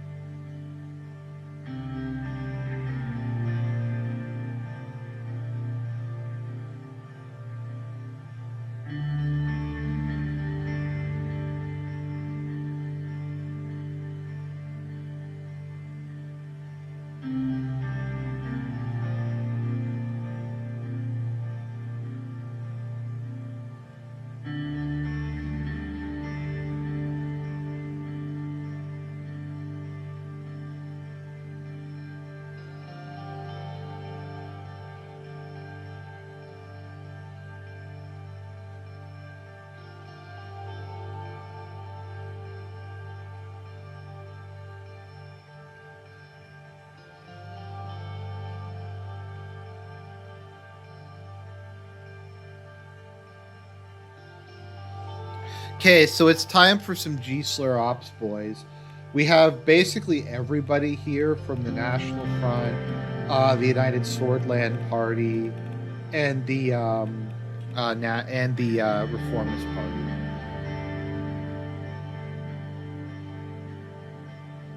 Okay.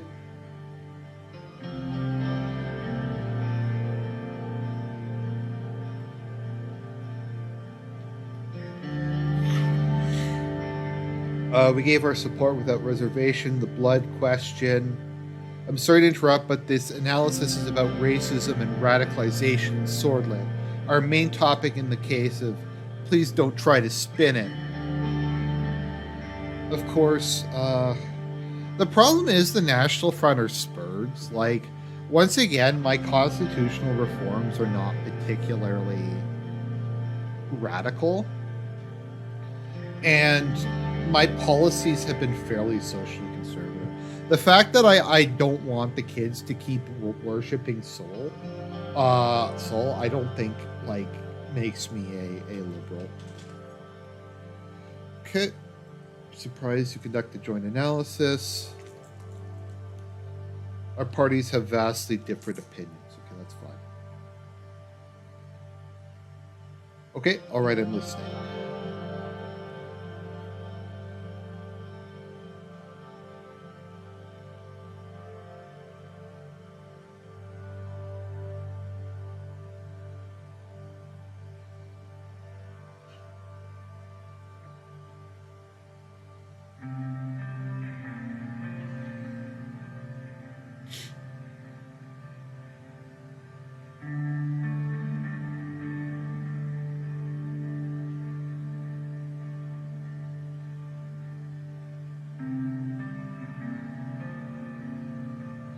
We are working on the Unified Language Act. It is directly aimed at the breeding ground of the Blood Freedom Front. Okay. So we will pass the other act. I objected to the idea of restricting, like, basically the Catholic priesthood to people of a certain ethnic background. That doesn't. I don't agree with that on religious grounds. Does not take away anyone's rights. It only gives the state a way to control the radicalization in these schools that teach bloodish nationalist propaganda. Yeah, I agree with that. The bloodish language should be done completely banned. We'll never even vote for your watered down bill. Remus.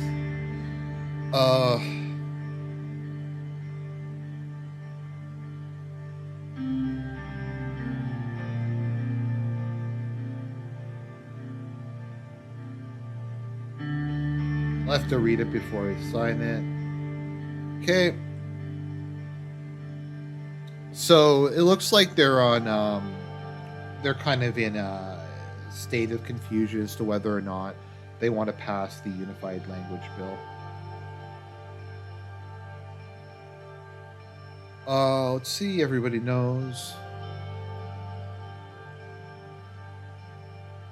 They're already working to remove the authority of the governor. That's surprising but great to hear. Okay.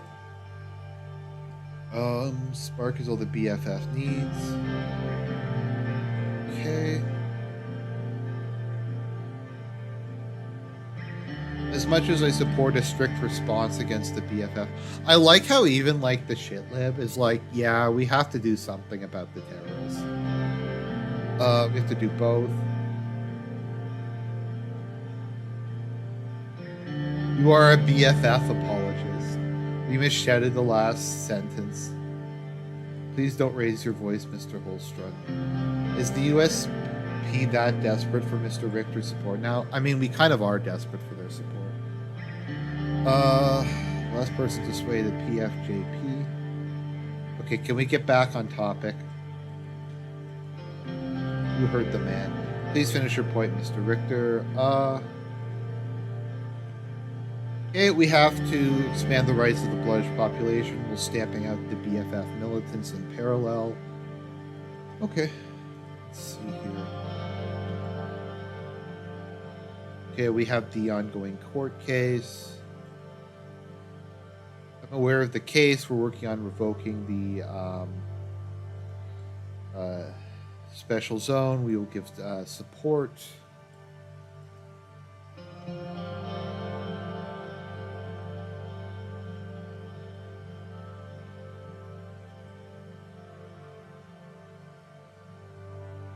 Okay.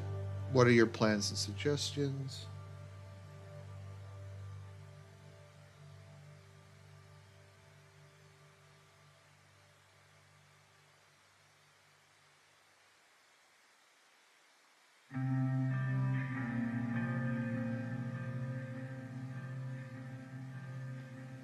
If the court reiterates the definition of sword in Article 6 as an all-encompassing term, that would be acknowledging that Urson and others like him are indeed protected by the rights of the Swordish people, which they indeed are. I mean, that seems like a pretty fair. As a result, the resettlement policy would be reversed, opening the way for the removal and the de-escalation of tensions in Serbia. That makes a lot of sense. It can work for the time being, but I believe we can push for more comprehensive reform. Our Constitution fails to recognize the bloodish people. It's time we abolish the inherent racism in it. The citizens of Swordland are swords. What racism are you talking about? Solism is based on base civic nationalism, not ethnic.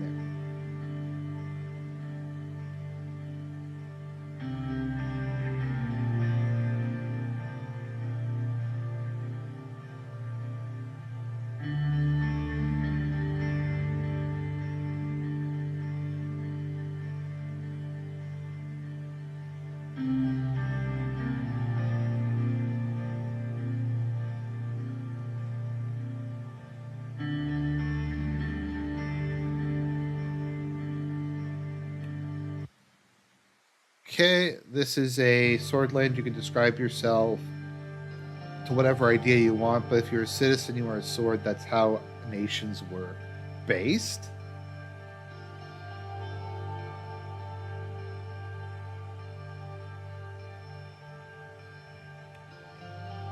Um, yeah. So Remus Holstrud is like just like an open ethno nationalist. Uh,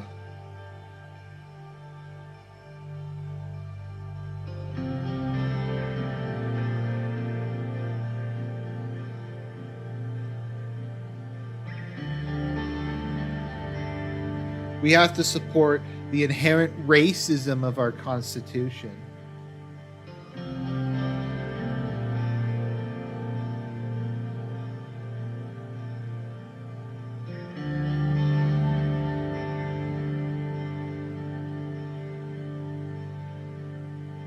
Okay. The court's interpretation. I'm sorry if I'm skipping through this. There's just a lot of legalese here. Not that it's poorly written. Let's see.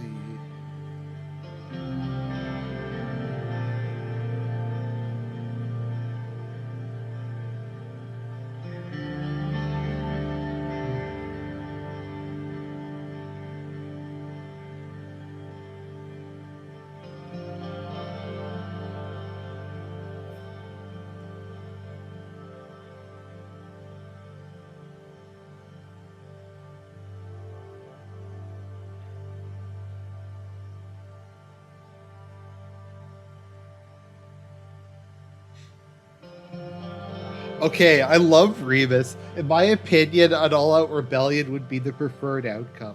If enemies do truly live within our borders, I'd rather them show their true faces earlier rather than later.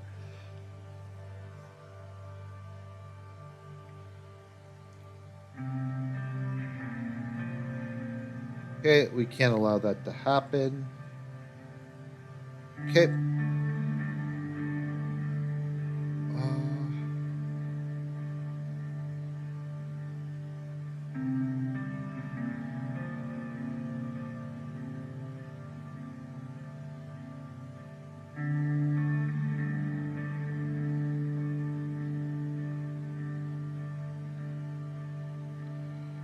I'm going to agree that bloodshed people are swords before the law.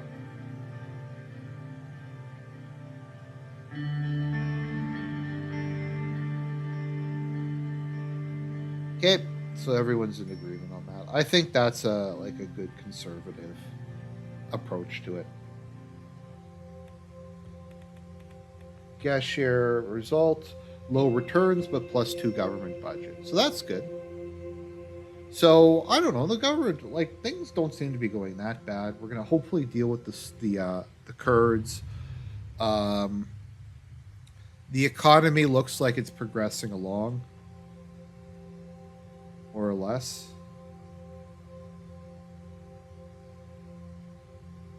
Is the highway still not finished yet? The train? Okay, a call from Marcelle Conte.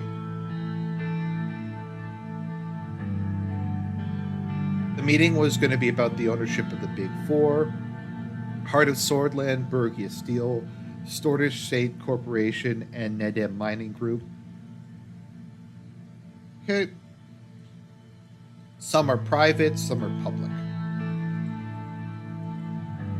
Greetings, Mr. President. I'm sorry to disturb you before such an important meeting,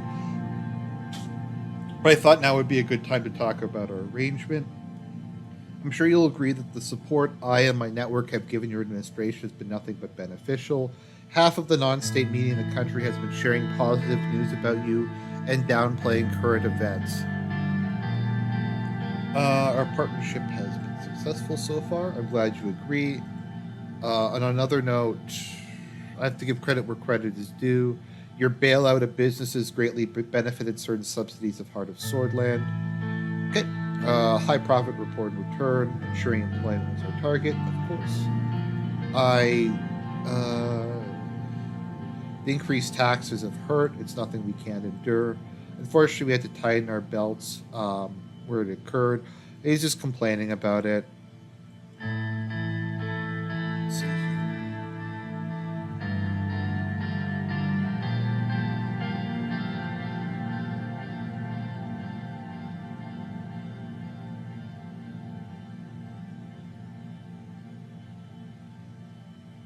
Let's talk about the cards. Since the start of your campaign, you've wisely committed to a market economy. Judging by that, I'm sure you are looking into privatizing some of the companies that currently state-owned. I believe that privatizing both would be in both of our interests. After all, I'm considering buying stocks in both companies. Um, Privatizing both might be too much.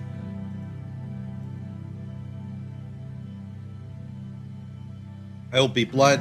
Mr. Tusk is unfit to be the spokesman for the Lotharberg Group. His archaic thinking has only preserved a status quo that benefits him and oppresses few others. It's high time something changed. I see where this is going. I want him gone. It's time the group had a proper leader, me. Here's what I propose. If you promise me a majority of the shares from the privatization, he would lose considerable power, which means I can take over. You may recall that one of the terms of our agreement was that I may ask you for one favor. Well, this is it. Do you accept? Of course, a deal's a deal. Okay, I'll just keep our word. As my father said, he would have liked to. I've taken up enough of your time. Okay. Thank you, Marcel. Talk to you later.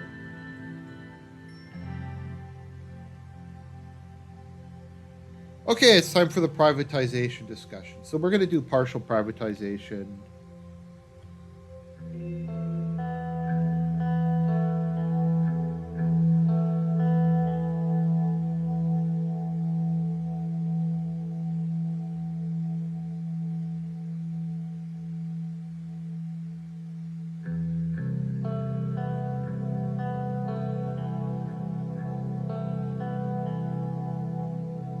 Okay, so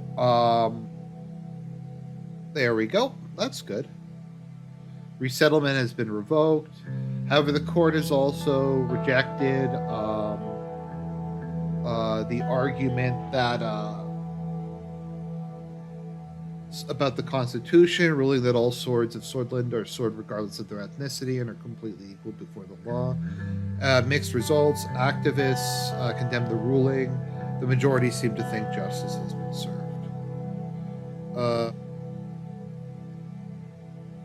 Do you have any idea how to proceed? I don't know.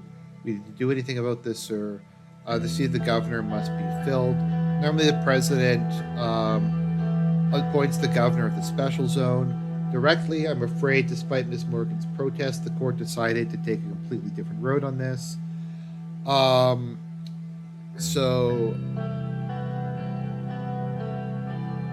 Okay.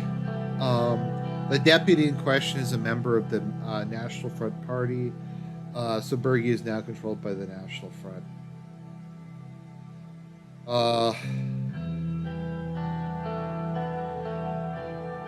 She's a competent woman, but she keeps underestimating the old guard. Her naive idealism gets the better of her at times.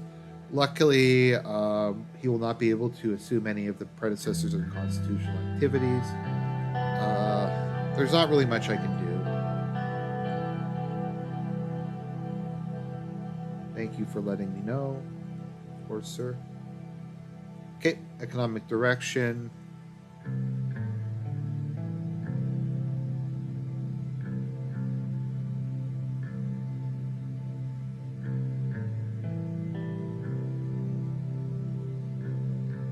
We will privatize these companies.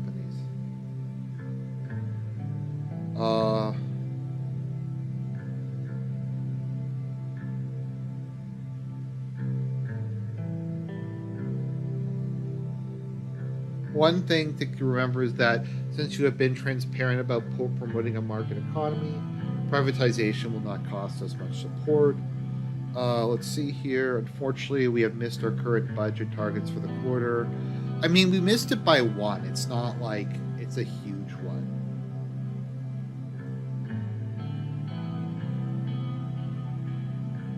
Rain's currently sitting in my lap. She's just kind of chilling out. She just likes you just like my body warmth, don't you, girl?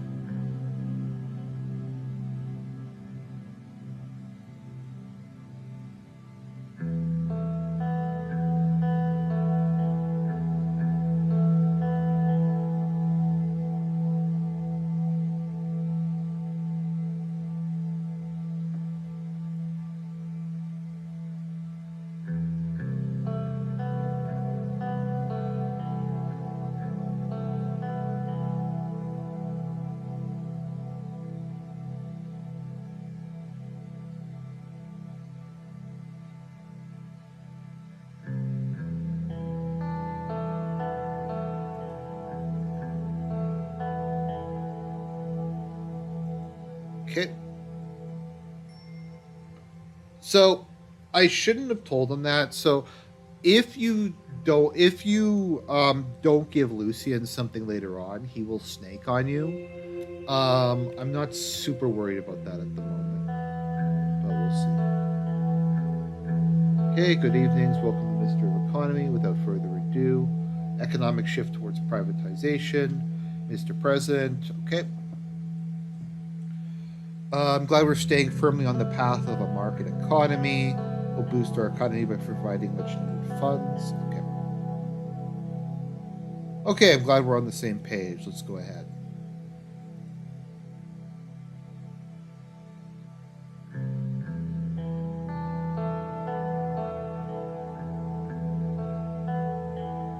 Sort of state corporation, they do a lot of building of government buildings.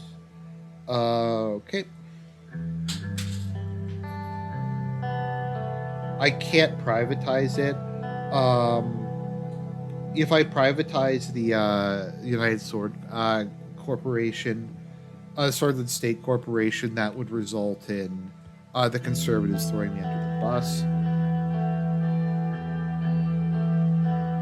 What if we sell a minority share of the sort of state corporation? It would be better than nothing, but why not start there? We need to be decisive. Okay.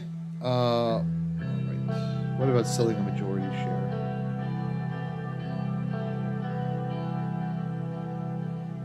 Okay, let's move on to the next option.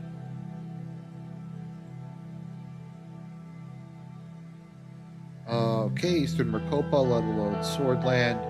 They call themselves the leaders of the world in coal. They certainly have enough evidence to back it up. We still have a lot to gain if it's privatized. I fully support the privatization of this company to any extent. Okay, one of the most knowledgeable companies. What if we sell a majority share? My preference is selling majority share of both. It would give us the most value. I think you should go with that choice. We should go for minority share instead. What are your thoughts of selling a minority share? Okay. All right, so I'm ready to make my decision. So we are going to sell a minority share of the sort of state corporation. That'll give us some money. That'll bring in some private sector investment. And we are going to have a minority share in net mining, because some government control is good, but so we're going to go with that. I want to thank you, Mr. President. The decision will revitalize our economy. I wish we could have proceeded more. Partial privatization will damage our conservative voter base, but it's not something we can't handle. I'll do the best I can. Okay. That'll be all for today. I know everyone has busy schedules. Thank you, Simon. Okay, so we are now at a positive budget again. So that means I have money to spend. Okay, Unifying Education Language Act. Section 1 stipulates that all educational institutions in Swordland are required to conduct their teaching in the country's official language, except in the case of foreign language instruction. To offer courses in any language other than Swordish, institutions must obtain explicit approval from the Ministry of Education. Any universities, technical colleges, or other educational institutions found to be in non-compliance will face temporary suspension. Okay, so I am signing this.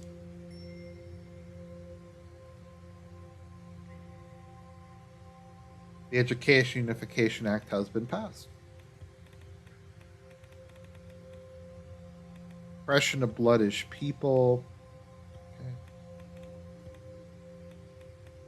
Okay, results of the economic direction. Let's see where we are. Okay, we'll do this, and then I think I'll finish off with this one. Marcel, Carante, and Tusk entered the conference room. The two men stood across from me, leaving an empty chair between them. Good to see you, Mr. President. It's been a while. Here's a gift.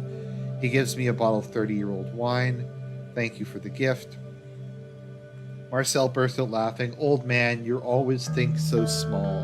You lack vision to see the bigger picture. It's nice to see you, Mr. President, here, a real gift. He took a set of car keys from his pocket and gave it to me. Come take a look. I look out the window and see a car that only the richest of the rich in Swordland can afford.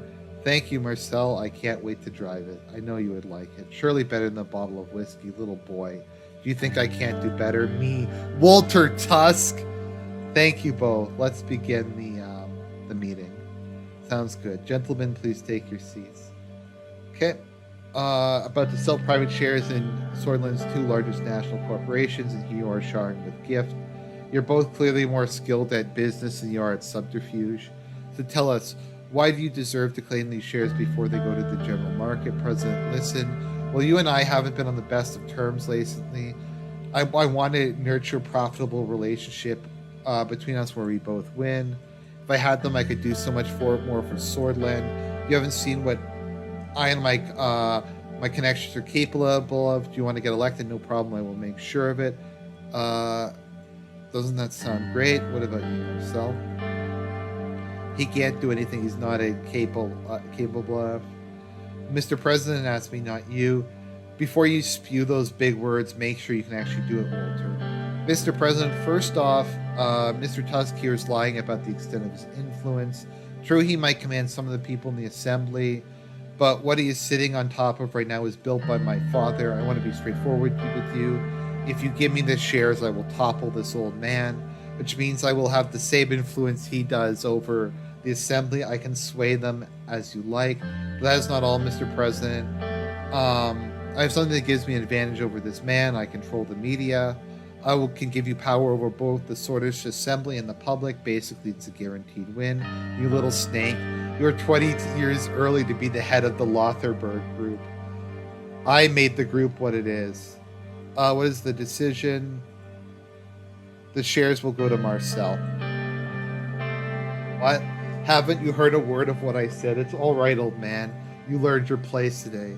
Thank you, Mr. President. I will arrange a small transfer as a personal thanks. Here is the paperwork. You'll need to sign here and here. Marcel and Walter stood up. I think we have very busy schedules. See you later, Mr. President. Okay, so there we go.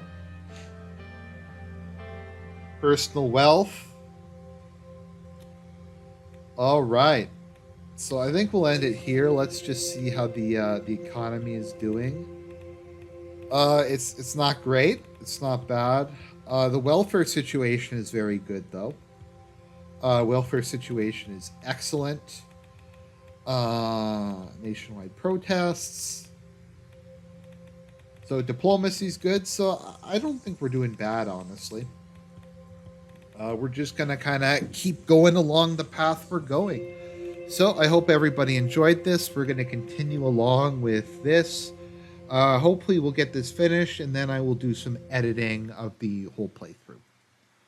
So maybe when I'm done this night's session, I'll number them and I'll put them in a playlist.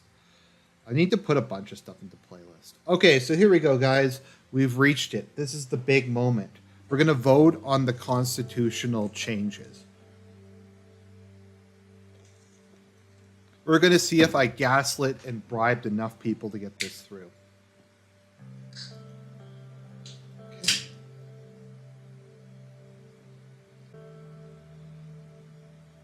I'm good. How are you doing, Serge? I'm as good as can be, sir. Serge made a left turn. Do you know that Mr. Soul came to Hulsard this morning? I heard some politicians talking about it today. Apparently, this is the first time he's come to the city in the last 5 years. I thought he left the mainland and lived on Duru Island, never to return to politics. But they're saying he might be coming here to exercise his Member of Honor voting rights for the first time. Soul's shown up. He's going to try and get the deep state to save him and stop this constitutional amendment from going through.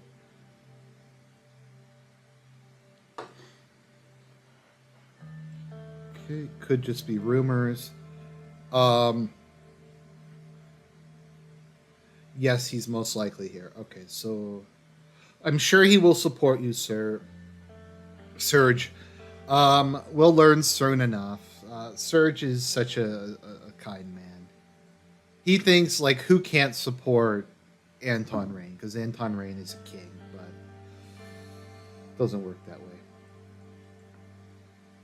Okay. Let's see here. He opened his hand and showed me a very old looking pocket watch. It looked like it was made during the Century of Revolutions. Computer StarCraft. Democracy was doomed for chaos. Yep, it definitely was. I'll take the good luck charm. I think the good luck charm prevents you from being assassinated at some point in time. If you are able to, yeah, I think if someone tries to assassinate you at some point, it will hit the pocket watch.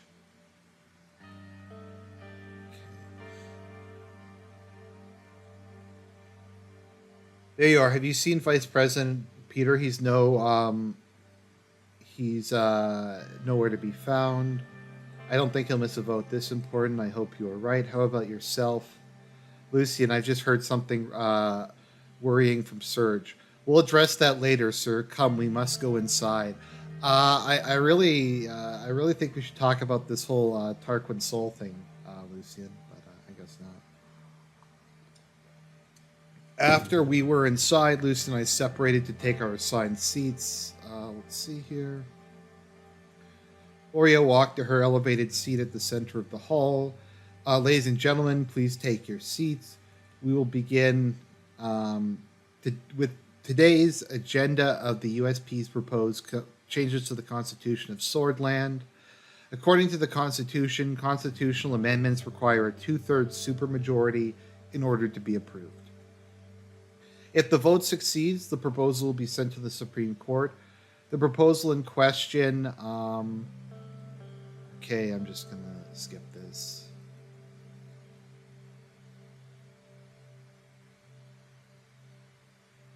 I hereby invite you all to vote. Okay, you may now cast your votes. Some of the assembly members immediately walked to the ballot box and cast their votes. Most of them began to congregate in groups around the hall discussing the changes. I'm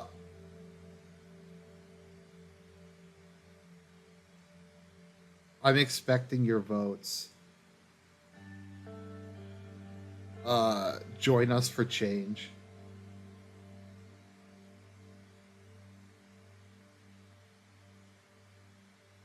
Vote yes.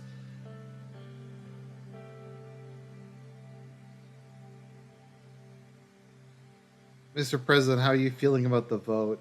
I'm feeling very positive. Even knowing you don't have our support, how optimistic of you. I've lost my respect for you, Mr. Rain. So many problems in Swordland that must be addressed, and yet you insist on stalling us with your democratic reforms that aren't democratic.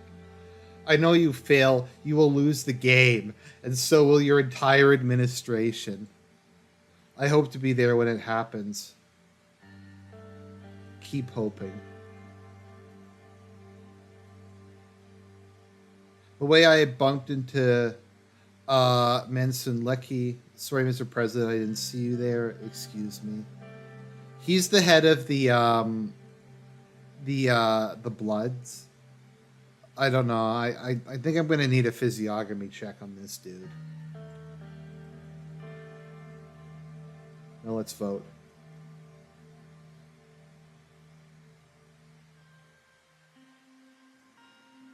Yep, Soul is here.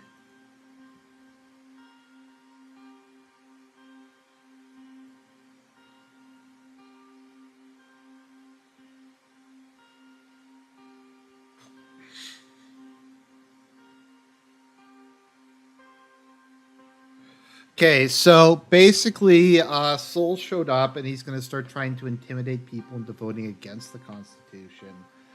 So what I'm going to do is I'm telling Gloria Tori to just speed the voting up and to get everyone voted before Soul has time to influence everybody.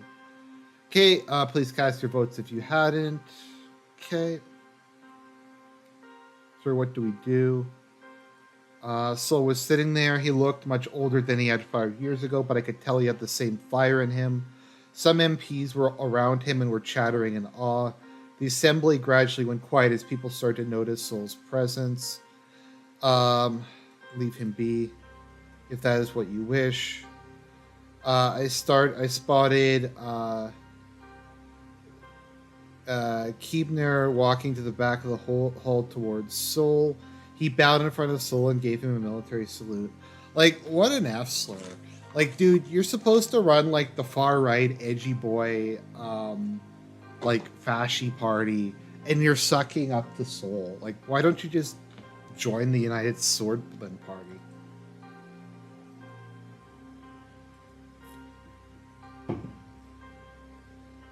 Oh, by the way, we have 251 members today. As you can see, the member of honor is here. He has already cast his vote. How many votes are missing? Only a few. Okay, the reformers come. Okay, just cast your votes and let the voting begin. Select them all now. Let's get this over with. Okay.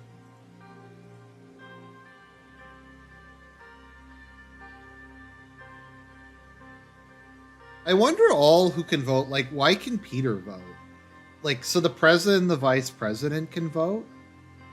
I don't know. That's kind of weird. I mean, they're not technically members of the assembly, are they? I don't know.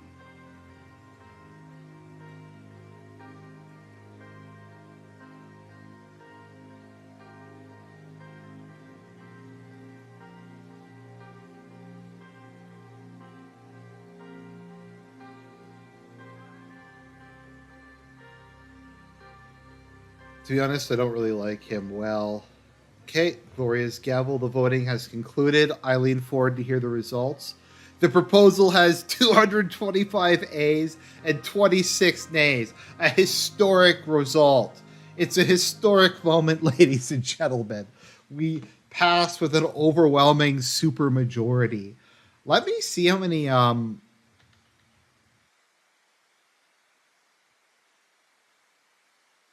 let me see how many seats the National Front got. Okay, so the National Front has 40 seats. So that means like half of the National Front voted for my constitutional reforms.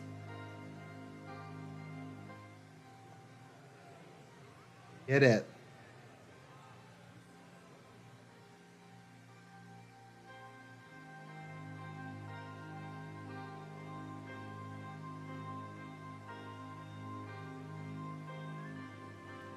Slowly rose from his seat at the back. He seemed to be struggling to use his cane for help. He stood and gazed around the hall of the members. Everyone was silent. He walked out of the exit as two of his guards held the door for him. Thank God he didn't do anything. In any case, the proposal has passed the assembly, but now we have to think about the Supreme Court. Talk to the key figures of the court. Will be fine. I have complete trust in you. Yeah, so we just completely blew everybody out. We got like, I think that's like an 80% majority.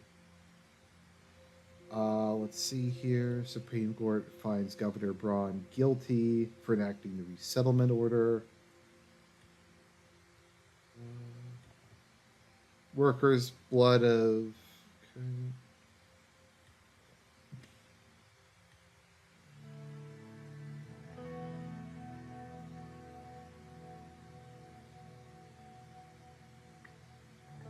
Great job, gentlemen. What about Sol? Did you see him again? As far as we know, he's still staying in Halsard, but he hasn't cared to pay his respects to President Rain yet. What the hell was that all about, anyways? Him appearing out of nowhere. Uh, he came to the assembly to make a statement, but we still won the vote. Yep. I'm sorry that we failed to warn you he would be attending, Mr. President. We should have been informed about his arrival. We apologize. Yeah, I bet you do, you fucker. Like, how could you not know that Sol was there? Like, it doesn't make any sense to me. How could you not? How they didn't know that? But anyways, okay.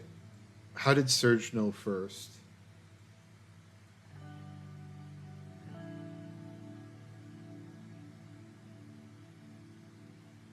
No, he didn't.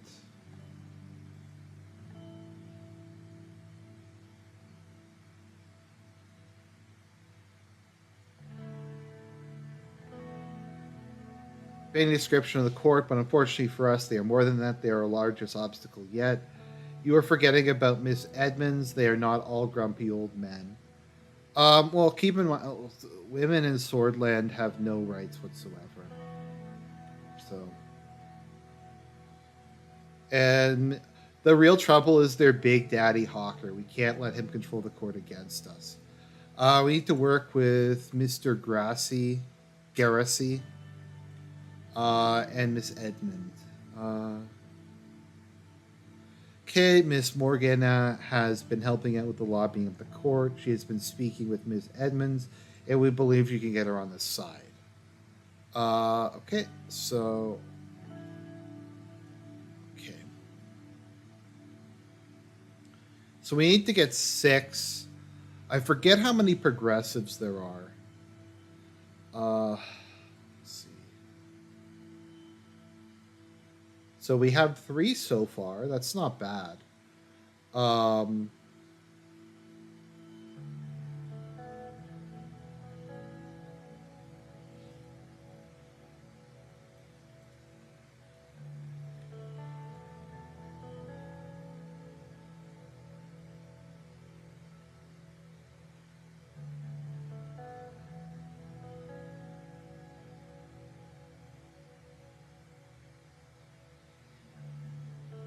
so I think if you pass it with a historic result, one of the judges flips in your favor. Like, because there's a bunch of different things. So I think I have 4 judges at the moment. We are going to overdetermine this. So you can only win the game if you take the libtard path. That's not true. I won re-election on my emergency run, and I won re-election on my dictator run. So you can definitely do that.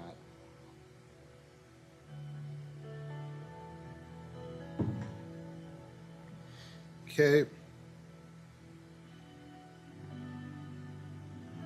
Okay, I believe in you, sir. Okay, we're going to meet Miss Edmonds. Okay, that's a good start. How about Heron Garassi? He refused to speak with us. He refused to speak with you, Peter, but if the president can have a one on one meeting with him, I'm sure he'll open up. Yes, that is correct.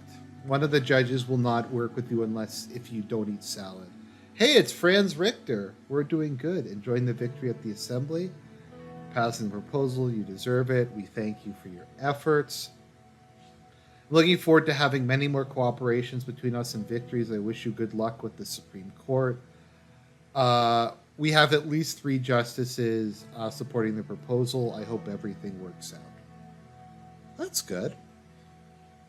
Anyway, I'll leave you 3 to it. We should catch up again soon. Look at him go. He's such a clown. He wants to take credit for the new constitution. If it passes, it is. I'll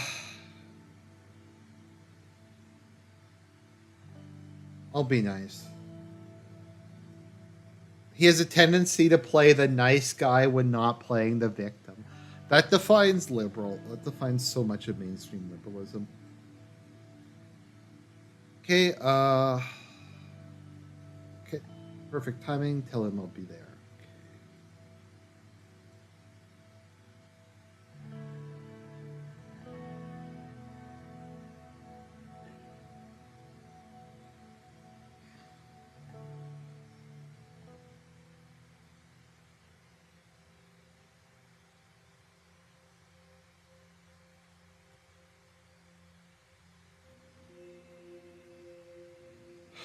Okay, Richter congratulates the results. Okay. All right. Rumberg whistleblower arrives. A whistleblower from the Rumberg Security Bureau has escaped to Swordland by crossing the border and turned himself to the authorities at Estord. Promised to reveal extremely sensitive information about development of a weapons program. We can give refuge to him and risk antagonizing Rumberg or send him back. Okay, I'm going to grant him asylum. I think it lowers my popular opinion, but it allows me to attack Roomberg at the UN later. Let's see here. Mixed reactions. The Bloodish people are outraged by the recent Supreme Court ruling. Okay, that's right. The Supreme Court hasn't ruled on that yet. Let's see here.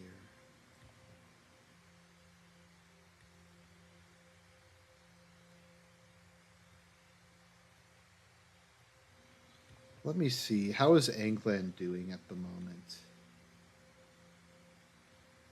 I think it's still pretty poor, actually. Let's see here. Overview. Cabinets, factions, old guard, reformists, oligarchs. The oligarchs now work for me. So I control the oligarchs, most of the party, and I have influence with the reformists. Okay, let's see here. I've come to an exclusive preview of Alfred Kubrick's um, uh, uh, film The Morning Shall Come. Alfred Kubrick is a Swedish film director, producer, and screenwriter. He's one of the most influential Swedish directors of the decade, the only one ever to be nominated for the prestigious Motion Picture Awards in Arkesia. He made Resident Carl, a controversial movie with socio-political commentary on Swordland, and consistently ranked as the greatest movie ever made. He also made Rebecca, A Touch of Satan, and Eyes Wide Open. In 1953, his film The Swordish Dream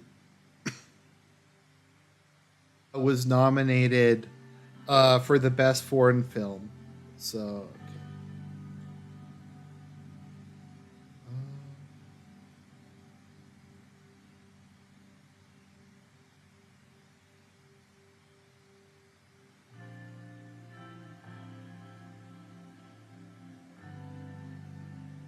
Worried about university exams, son? Since when do you care what's happening in my life? What an honor, Your Highness. What a bitch.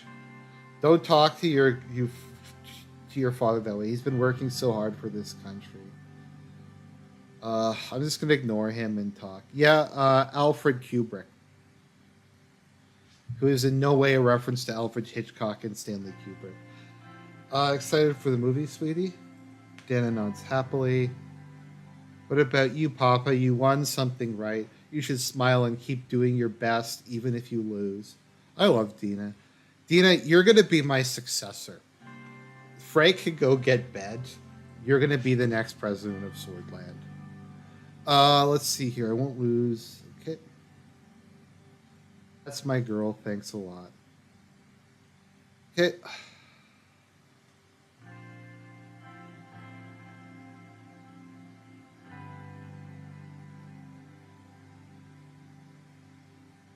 Kay will be at the cinema in a few minutes. Good, thanks for telling me.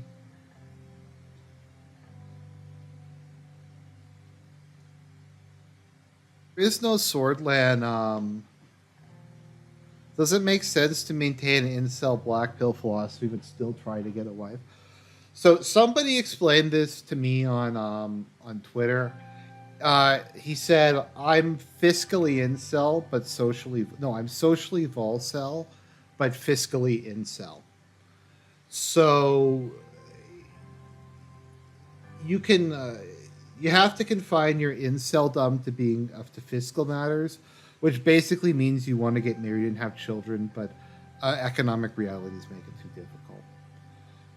Military plays that look like okay, they're probably headed for a new joint military base. Okay.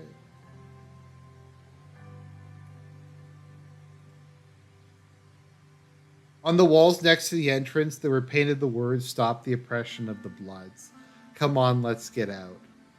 Okay, we entered the building when a journalist managed to block our path. Mr. President, your constitutional reforms have made it through the assembly. How would you feel about your chances with the Supreme Court?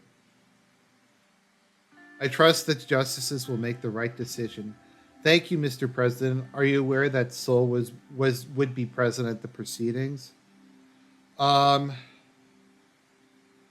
what am I going to say? I refuse to discuss Colonel Seoul at this time.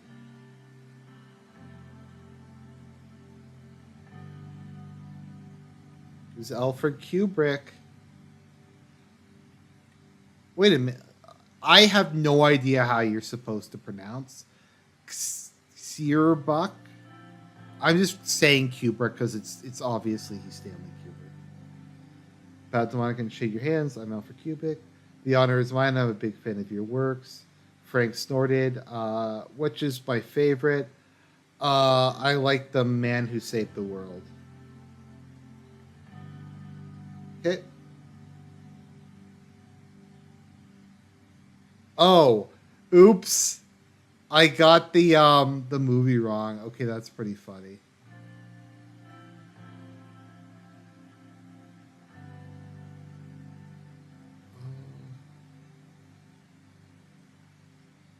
Okay. It was a period drama set in the 1870s about a sort of soldier who pursued a doomed romance with a widowed, bloodish farmer during the conquest of Bergia. I briefly wondered whether Kubrick was commenting on my own treatment of the bloodish people, but then he had finished filming long before I became president. Oh, this sounds really gay. I mean G slur. Sorry, YouTube. Not that. I meant G slur. As the credits rolled, I made an early exit to use the men's room. I was washing my hands when I heard an unmistakable voice behind me. So, what did you think?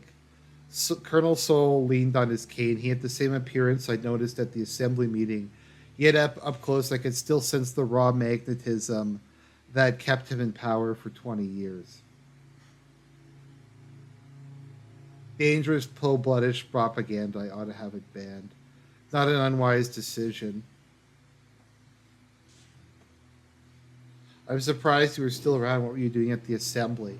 My country was about to make a rash decision, and I couldn't stand by.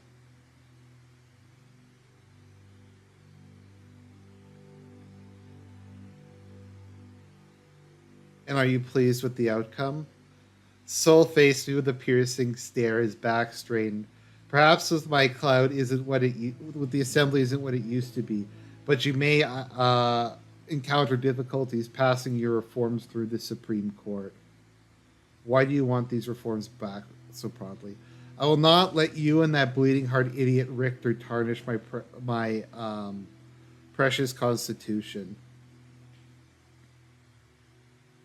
I'm doing this for the good of the country, ha. So Sol just spit on you. You'll find out soon enough how your country repays you for your goodness. He slipped past me and out the door. He's such a dick. I kind of love uh how much of an asshole Soul is. Like you meet him and like you're gonna meet this great man and he's just a complete douche. Like he's just such a dick to you. You're just like, hi there, and then he just immediately starts just spurging out on you. Okay.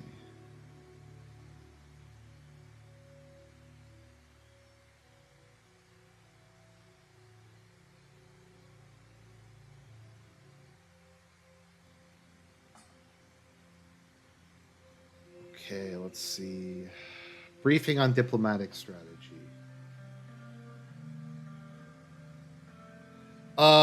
Time for yet another meeting. At least this time it was with people who liked me. Mr. President, Iosef nodded. He and Lucian sat down where David remained standing. Now that you're here, let's talk about our diplomatic strategy. Mr. President, if I may, I would like to provide you with a short overview of where we are at right now. Go ahead. We have successfully passed trade deals with both Welland and Magnolia, which means we have increased our presence in those regions. Those deals were important pieces of leverage and significant first steps into the global arena. We must now look to the future. Go on. We must begin improving our relationship with greater nations. Okay, threat of Rumberg is looming. Uh, you know me, I don't trust the helping hands other countries offer us for a good reason, but I also know when those helping hands are necessary, and right now we need all the help we can get. See, I like Yosef. He gets it. He gets it.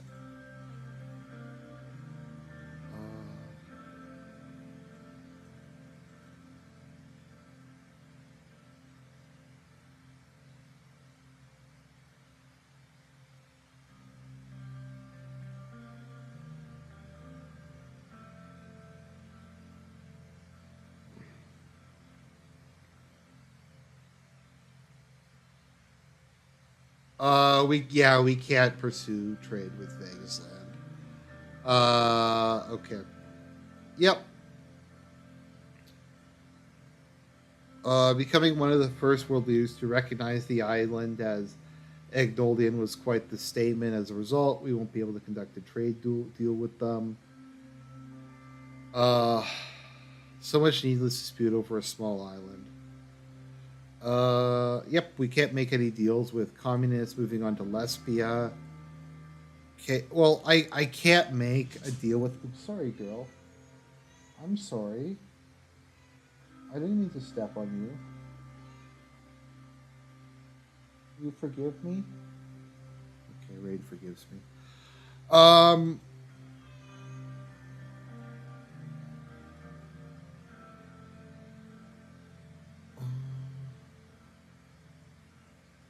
Okay. Swordland will get its rightful place within ATO. That would be the best income. Okay. Uh.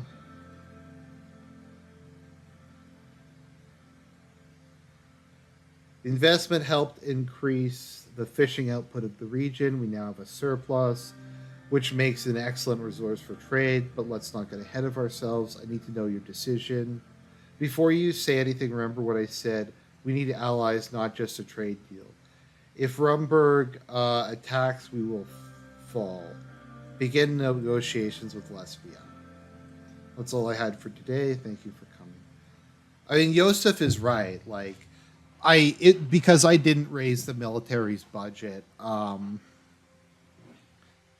We have an army, and it's not a bad army. It's just not huge.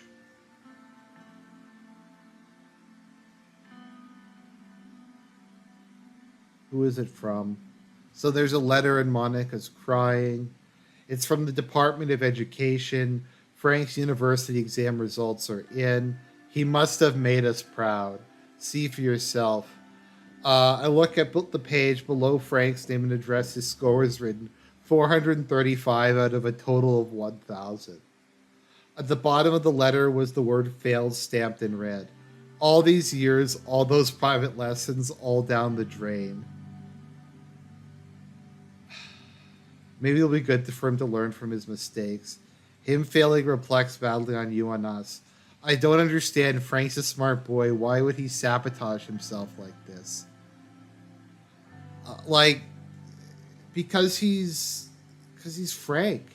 He's a fuck up. He needs he needs to learn discipline. He needs to stop being a bitch. Mom, Dad, what's going on? Have a seat, Frank. Oh shit. That's all you have to say. I need a moment. He goes to the kitchen, washes his face the moment he comes back. I never thought this would happen. I'm so sorry. You made your mother cry with your actions. I know I can't do anything right. It's going to be okay, but you really should have studied harder, Frank. I know. So what am I supposed to do now? You'll go to military school. Okay, we're going to send him to military school. Uh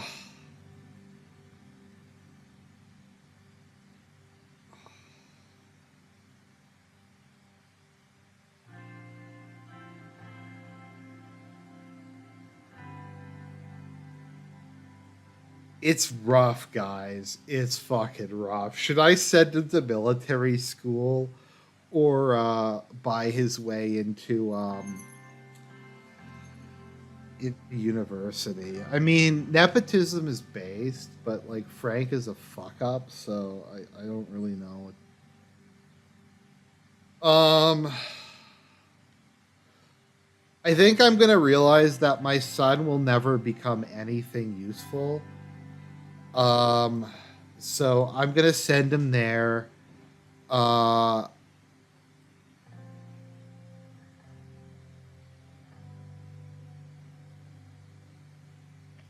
that's true. You could also study abroad.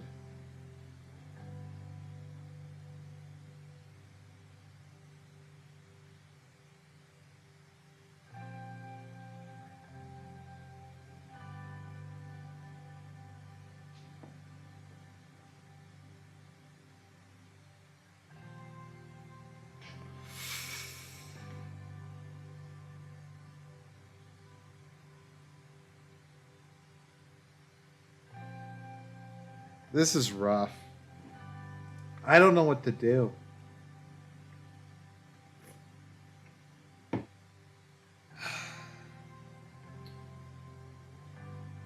You know what, Frank? Fuck you and fuck Monica. You're going to the fucking army. My principles. Good, it's time you learn some discipline.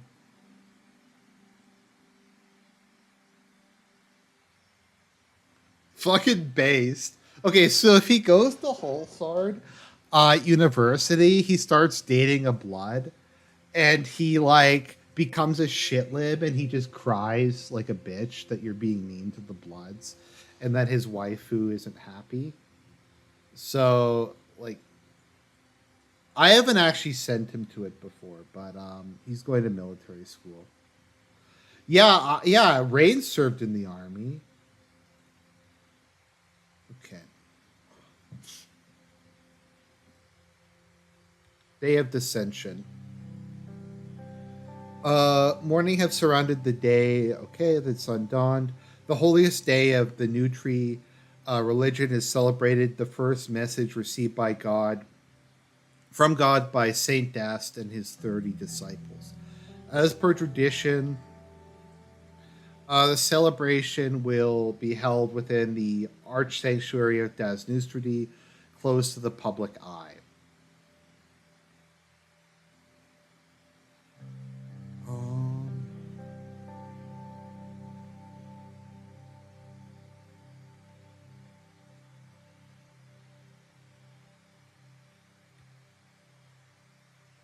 this year, however, for the first time ever, it's going to be televised. This was Lucian's idea as he saw it, granting the people a rare glimpse of the grand ceremony and showing them how seriously their president took this holy event would ease any tensions that lingered in the region. I don't think that that's going to happen, but you get to go to confession here, so that's based. A huge crowd gather around. This will work out well. Trust me, sir. Of course. That's only if the prayer is done completely correctly. Please don't forget the order.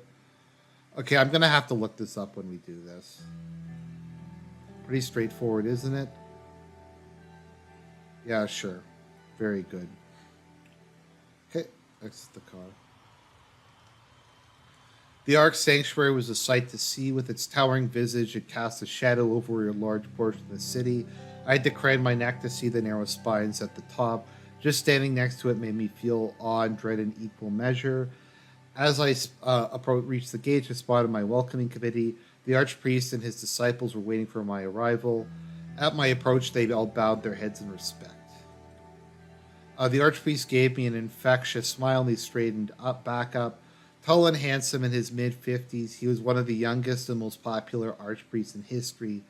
Some of his followers even likened him to Saint Dast. Mr. President, praise God, it is a blessing to see you on our most holy day. Welcome, welcome. Bow your head to the archpriest. O great people of Swordland, once again we are gathered to honor the day of dissension. I am indescribably happy to be sharing this moment with you, as well as every blood and sword, old and young, tuning in to their television to watch this holy commemoration. Along with the leader of our great nation, I say, let the holy day begin. Stray far from evil, O sons and daughters, for evil hides itself under many disguises, disguises such as blasphemy, apostasy, and even alcohol based. Be good, my children, praise God, praise Swordland. Burst into applause, turn to me. Shall we move inside for your confession? I'm going to take a photo with him. Most excellent. He led me in through the main hall, which had a stratospheric ceiling and nutrist icons lining the walls. We walked up a creaking spiral staircase to the top door and finally arrived in front of the confession chamber right this way. Okay. He gestured to a chair in the dark room. The room smelled of old mahogany and scented candles. The archpriest proceeded to light each and every candle, one for each virtue and vice. I will be right with you. A minute later, I heard the sound of a sliding window next to me. He spoke in a very soft tone. Speak and confess your sins between the one God, and may He repent your sins on this most holy day of dissension. I confess I've been involved in shady dealings. We all sin at one point in our lives, such is the human nature deemed by God. We sometimes sin because of necessity, yet like all we must repent. Who is this sin committed with? Marcel Caranti. I see this must have been done out of necessity for the greater good. Anything else that you'd like to confess? I confess that I've been a bad husband. Family is the cornerstone of society. Under the watchful eyes of God, men are required to protect their wives and family. But God created us as complex creatures. At times, conflicts rise among us. Tell me, what was your sin? I failed to support my wife. A husband must support his wife. You have taken the vows and you must hold them. In this case, however, it is different. A woman's place is beside her family, not political podiums. Fucking based. Anything else you'd like to confess? I'm not sure I'm doing enough for Swordland. You do carry a heavy burden on your shoulders. What you have confessed is not sin, but you may share your burden with me if you like. I still don't know if I'm trying to do the right thing. Absolute certainty belongs only to God. All else feels uncertainty many times in their lives. This is especially true for men of power. Anything else you would confess? That's all today. Before God, I thank you for sharing. You are now forgiven before God, Anton Rain. May you never sin again. The sliding window closed and the archpriest exited the confession chamber. For the confession to end, you must extinguish the candles representing each of your virtues and vices. With this, the once burning sins connected to you are now smoke and then nothing. Extinguish the candles. Well done, Mr. President. Let's move to my quarters before the ceremony. I kind of like this dude. Like he is like a conservative, but he is charismatic and likable. Some of the stuff he says kind of reminds me of what some priests have said to me. I think that's fairly. I don't know for other Catholics here if you'd agree, but that seems fairly realistic in terms of the kind of stuff priests would normally say to you. Let's see here. Have a seat. Be ready for the ceremony. Good. Wanted to give you something gift to celebrate this special day. Beautiful sight, isn't it? It was a dagger. The handle looked like it was made of pure gold and had a very large jeb at the end on the blade. The words were inscribed, "Victory is close." On the underside, another set of words, "King Edmund." The dagger belonged to King Edmund. It was a very important artifact to the Kingdom of Swordland, Mr. President, and now it's yours. Thank you. It is an honor. Think of the past and think of who we are. Traditions are what brought us to this point. Now then, we should begin. Okay. We made our way downstairs where the ceremony was already in progress. The choir sang angelically as the archpriest took his position beside the altar. When they finished their part, an expectant silence filled the room. Now was time for my part. Okay, I'm just going to look up what this is. Okay, grasp the scepter with your left hand. and touch the altar with your right. Kneel before the archpriest. The archpriest lays the sword on my shoulder. Touch the sword with your right hand. Hand the scepter to the archpriest. This archpriest handed me the sword. Pass the sword to a disciple. I glanced up. I got up and proceeded to my designated spot next to Lucian. He leaned over and whispered in my ear, "Compared to last year, that went surprisingly well, sir." Okay. The ceremony went on for another hour and a half. Finally, the noon bells chimed, marking the end of the cathedral service. We left the cathedral to greet the waiting crowd. As I stepped outside, I heard everybody cheering and chanting my name. Lucian's gamble seemed to be a success. We waved proudly for a minute or two. "See, sir, I told you it would work." Okay, there we go. Got our sins forgiven. Let's see here.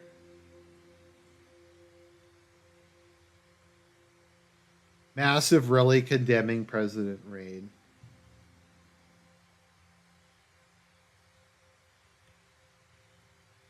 Okay, rural spending. So based.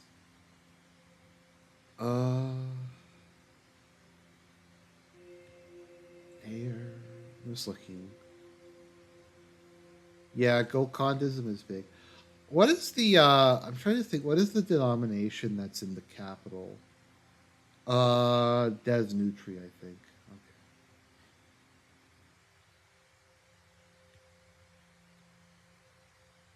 Dinner with Justice Isabel. Kate Morgana had arranged a dinner meeting with Justice Isabel Edmonds. Ahead of the dinner, Nia and I met to have a talk. Okay, the floor was reserved for us, the music coming in. I still can't believe Colonel Soul came to the vote. Yeah, well, he's Colonel Soul. He's an asshole. Of course, he's going to show up and try to torpedo things. That's just what he does. What has Orso been doing? He's doing the best to organize the court against her proposal, but there's huge pressure on them. The anti-corruption force has found incriminating evidence against some of the justices. Although they have immunity, they are scared that these would go public. We have already gained a few more votes in the court, but I'm not sure more old guards would jump on the same wagon. Okay, so the anti-corruption police, well, it would have been cool to form the secret police and have my own private Gestapo. In this particular case, LARPing has to take a backseat to success, and I wanted to deal with the old guard and the deep state, and the deep state is corrupt as sin.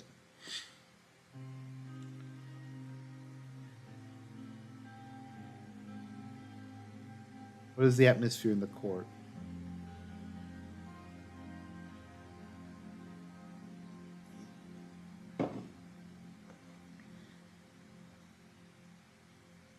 Four or five votes total. Okay, so we just need today.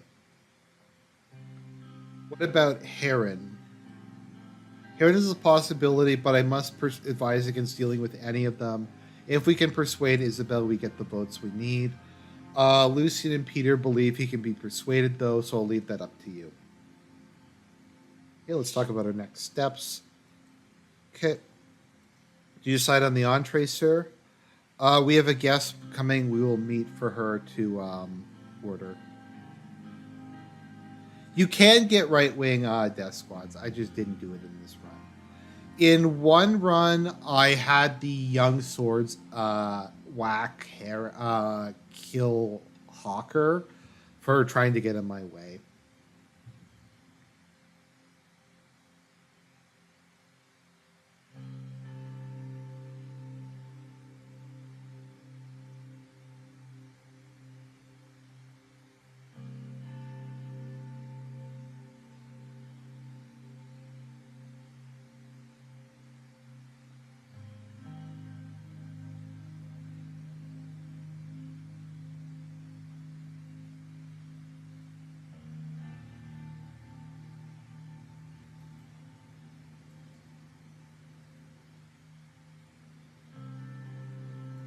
Okay, agreed. We shouldn't scare her off. Okay, Isabella Edmonds comes in. Secularism.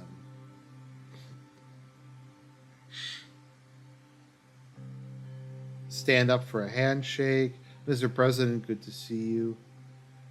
Uh, Good to see you, Justice Edmonds. How's your day, Miss Edmonds? I would normally say good, but this time I will take the liberty to say it was insanely exhausting.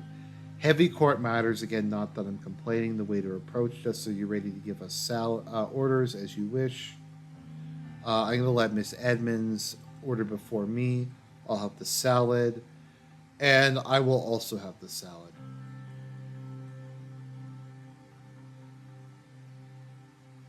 Be back shortly. So apparently, if you don't like order things in a very specific order, then she will not allow you to.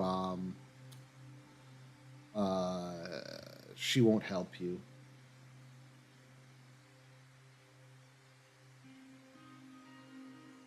We would like to cooperate with you. You know, Mr. President, since you tried to intervene with Mr. Urson's case, you create some hostility against yourself among my wing. But first of all, congratulations with the vote. But now you face the Supreme Court, and it pains me to say that your proposal is a very low chance of getting through. Not if you support us. I know. I'm perfectly aware you need us, so the situation is clear. You need our wing to vote for you, otherwise all your hard work is in vain. Yes, that's the situation.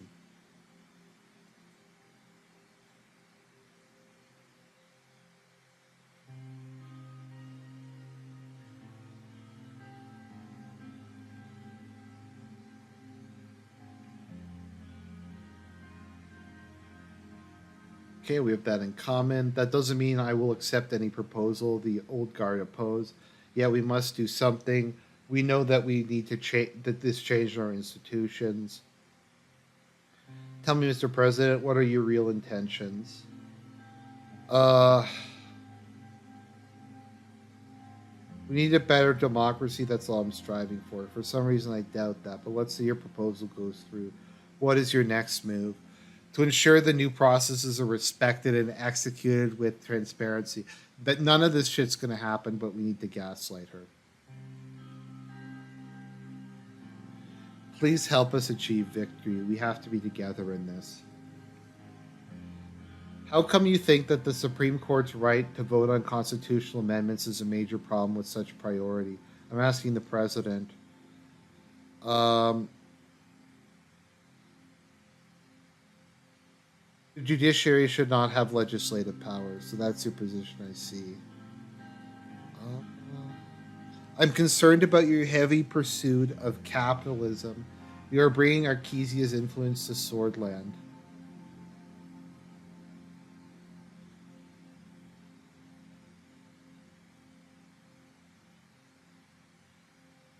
We need Archesia's support as a country.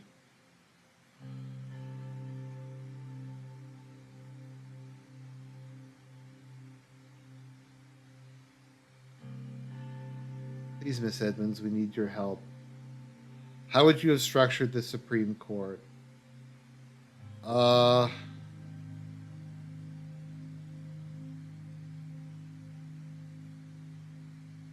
it must have the power of judicial review. So, what do you think about judicial review? I actually am against judicial review personally, but it plays an essential role in ensuring that each branch of government recognizes the limits of its own power precisely. I'm glad we agree on that. But, well, actually, okay.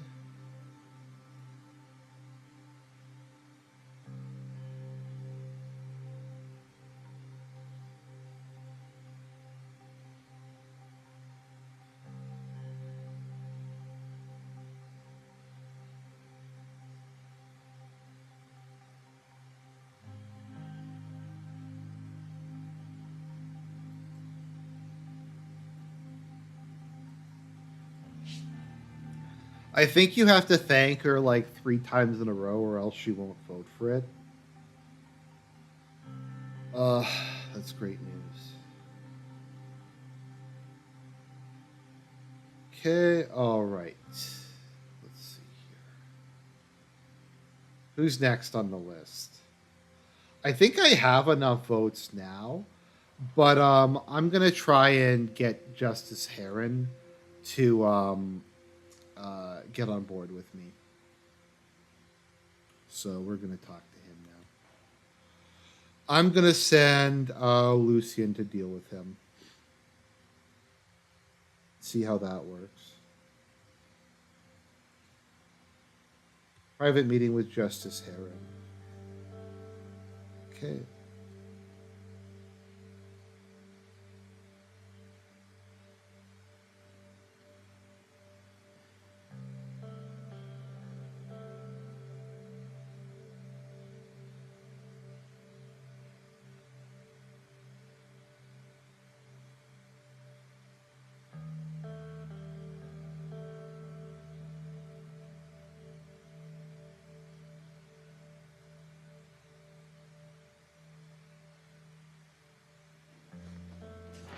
Okay, so Heron's a snake, so he's trying he's a snake and he would snake us with another opportunity, but this is Suzerain, so we're gonna lie to him, pretend that we're gonna give him something, to get him to vote with us, and then double cross him.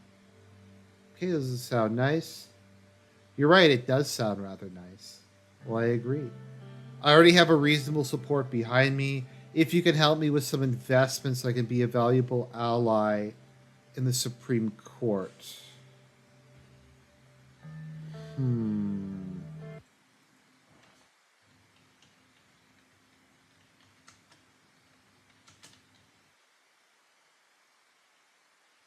Just want to look up if this. Okay.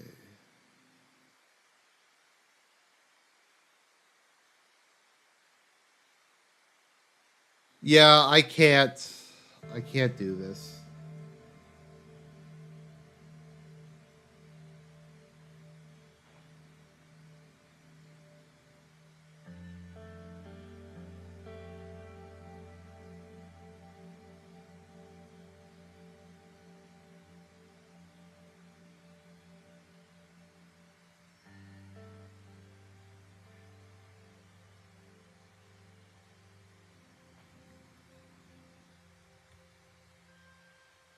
So I don't think I can bribe him because the anti-corruption police is arresting them, and if I paid him off, then he would leak it to the press, the public. Okay, let's see here. I'm sure of it. Yes, I'm sure she will support the proposal. I hope so.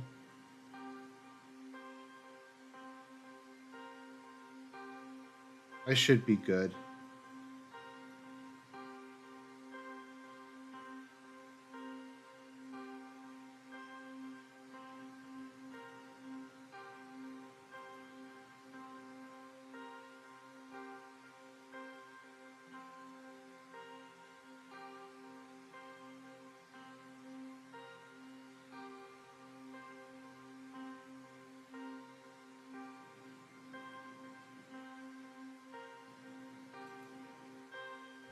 Okay, it's time for some LARP, guys. She showed me the wrapped object. What is it? I don't know, a painting? I'll just bring it to you. She walked up to the table and gave it to me. I immediately started to remove the wrapping to reveal a framed photograph. It was an old black and white photograph of Sol posing on a destroyed tank in Holsard Square. The building behind him had thousands of bullet holes on it, and the clearly readable slogan, "Victory is close," was written on the walls. I mean, that is sending a message. It's kind of vague what the message is. If like we're coming for ya, if Sol's gonna pass, it's gonna coup. It's a disaster. Um,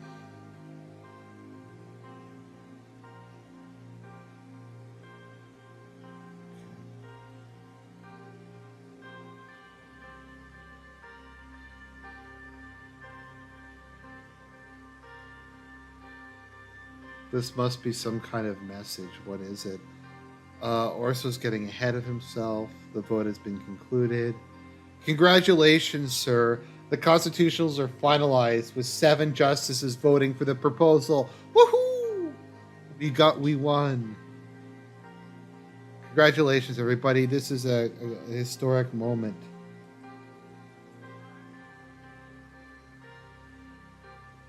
Peter back. You did well, Anton. Congratulations, sir.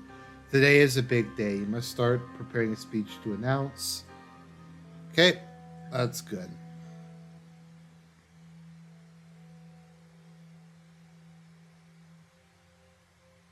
Okay, presidential vetoes can be overridden. All right. Cabinet meeting on the results of the vote. The cabinet is gathered in the White Room, sir. The vice president will be opening the session too. We can go in whenever you're ready. Thanks, Lucian. You look tired. How have you been holding up? There's nothing, sir. I'm ready and able as always. Are you sure you can be honest with me? I'm always honest with you, sir. I admit the last year was tough, especially all the doing the lobbying work, but it's nothing to break me down. Trust me, sir, it's fine. He fixed his tie. I'm ready, let's go. Of course, sir. Okay. Good day, everybody. Have a seat. Okay, so I just have to check something.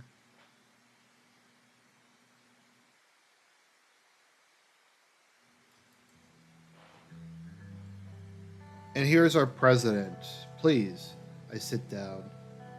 What's on our agenda? We'll be discussing the current status and planning the remainder of our term. Okay, let's see here. I know some of you had concerns about our style of governance so far. There will be time to speak up about these at the meeting today. Okay, let's see how it's going.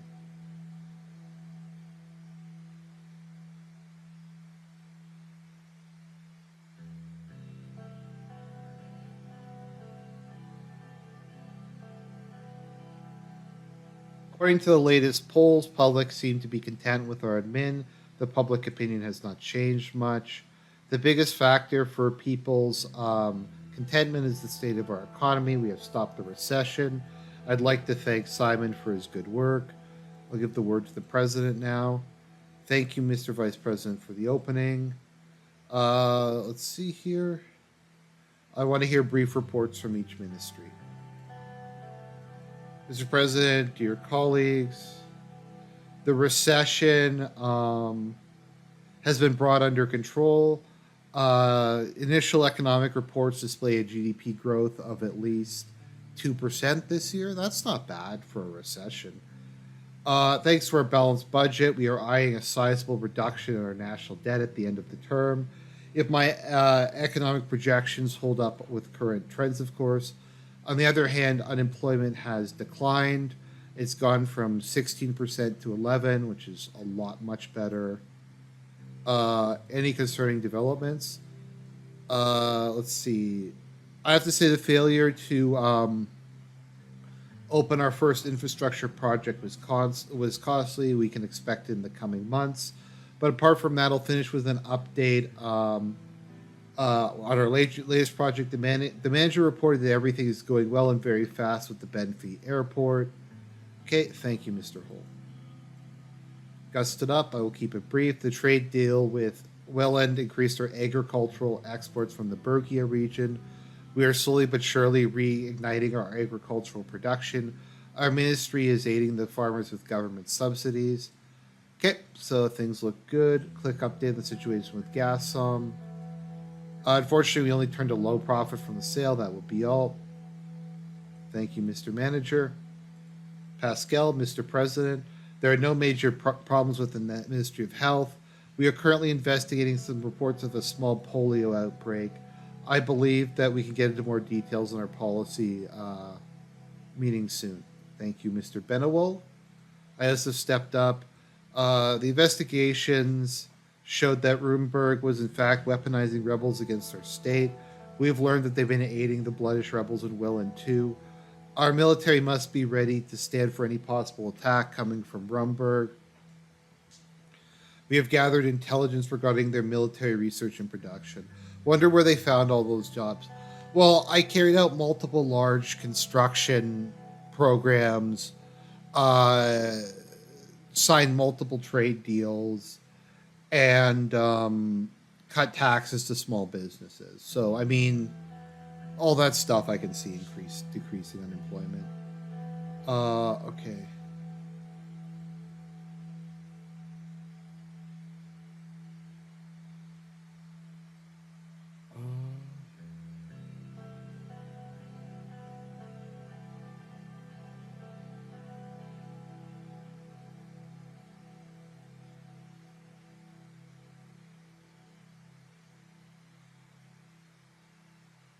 okay, education system, including its accountability. We've greatly improved our rural education, building new schools and bringing. Okay, our new curriculum, Lilith, Mr. President. There's an important report from our intelligence officers. We have disrupted the radio signals of several active Blooded Freedom Front militants in Bergia. There seems to be some sort of preparation going on.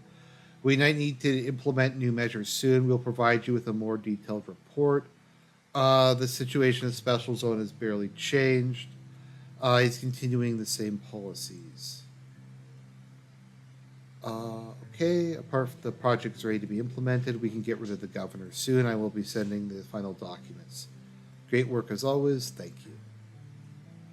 There's one more thing I would ask. I would like you to transfer the gendarmerie under the Ministry of Interior to improve internal security reports.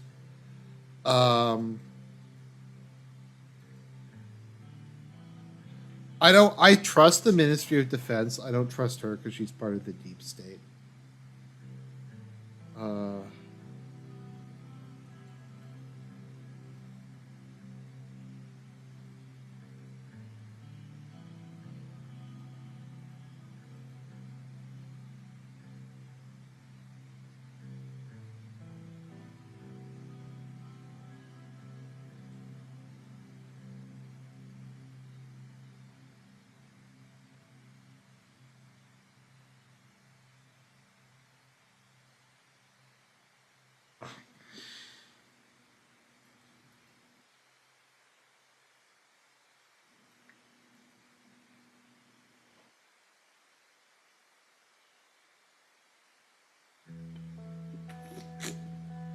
um, I'm gonna go with raising public opinion. Uh,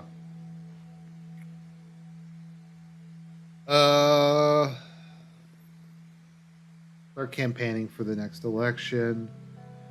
We need to put more focus on our constitutional victory. No comments. Let's move on. I believe that is everything. Gus stay behind. Mr. Manager. Okay. All right.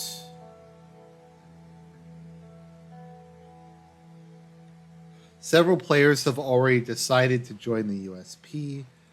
So I'm part owner of one of the main soccer team. That's good. Is the team winning? Actually, they're playing a lot better in recent years. You should check out a match sometime. It's a pleasure doing business with you.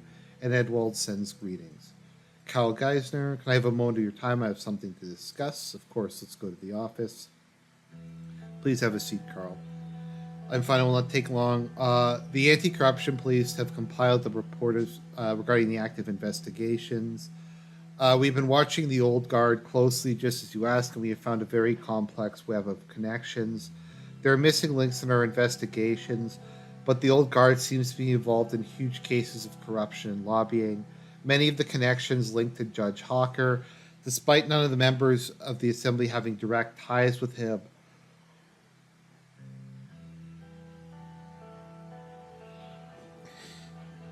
There seems to be a very complex web of connections that is proving very difficult to track.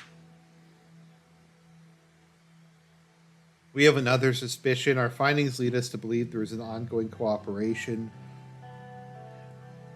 between the young swords and the old guard. Well, this is huge. It's very difficult to create a solid. Okay.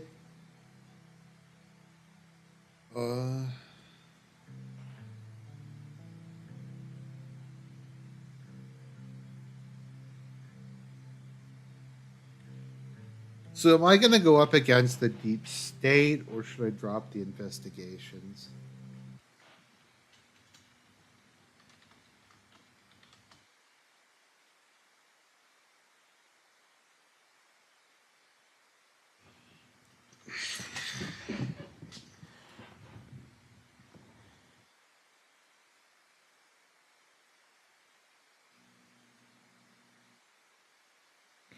You know what? Fuck it. We're going to try it. We're going to fight the deep state.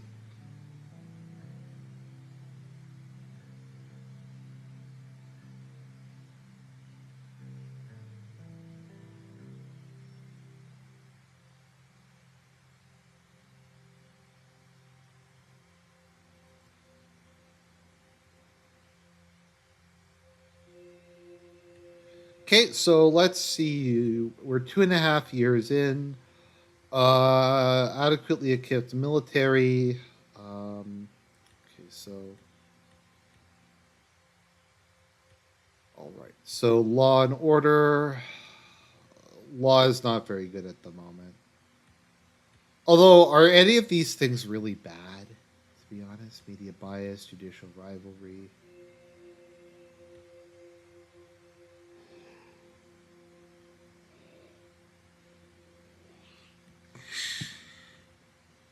Okay, let's see here.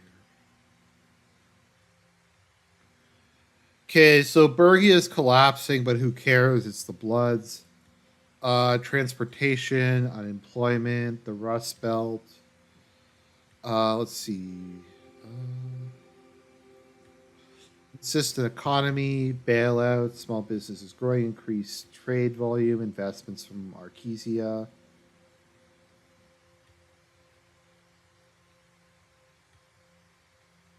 Okay, education's going good, but we have an inconsistent curriculum.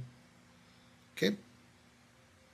Order is, yeah, not very good at the moment. And diplomacy is, it's okay at the moment, I guess. So we will resolve a lot of this stuff next term as the high speed railway is almost complete. And then we will be able to, we just need to do that and make an alliance with Arkesia, and we should actually be good to go. Um, so,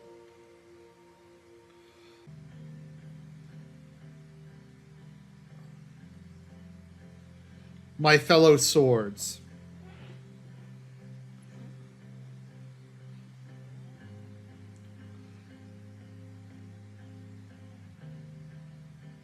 I'd like to speak about our future, about a great historic effort to give the words freedom, fairness, and hope new meaning and power. We have reached a turning point in Swordland's history.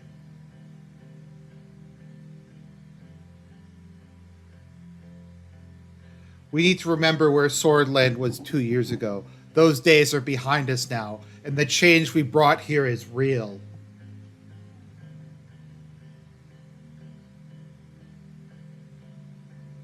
We made a constitution that no longer protects the rights of a few select elites, but ensures the participation of all.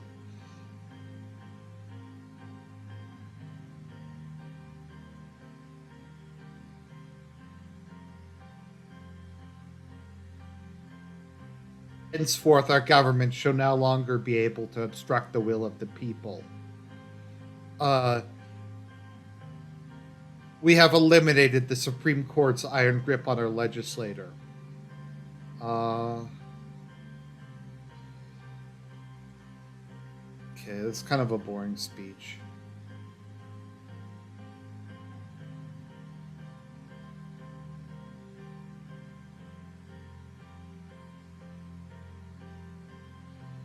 We're not gonna try Colonel Soul. So what I wound up doing was I I put in a constitutional amendment to take away his immunity, with the understanding that I would have to compromise on it in order uh, to get the Constitution passed. So that was like my sacrificial part of the Constitution. So let's see. Sorry, I just have to share this. By the way, I don't know if anybody's been following it. I'll probably do like a wrap up video of the week in review in a Friday or Saturday or something, but shit might get real in Ukraine very soon. There is some reason to suspect that there will be a coup at some point in the coming weeks. Let's see here. Our nation's poised for greatness. Morning will come. Victory is close. I'm glad to say that morning has finally come. The future in its future is in our hands. Okay. They shoot a fly away from my forehead. Was that with Hillary? I think.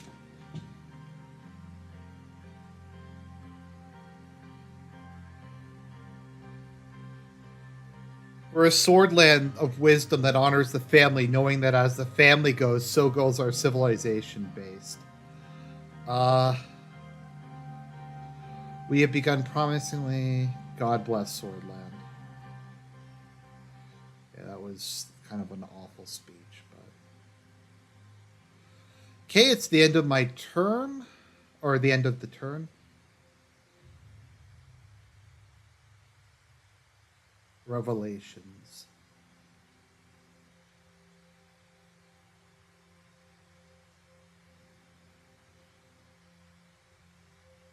Is the high-speed rail still not done? Wow. It's taking a really long time to finish. Okay, departure of the president's son from home.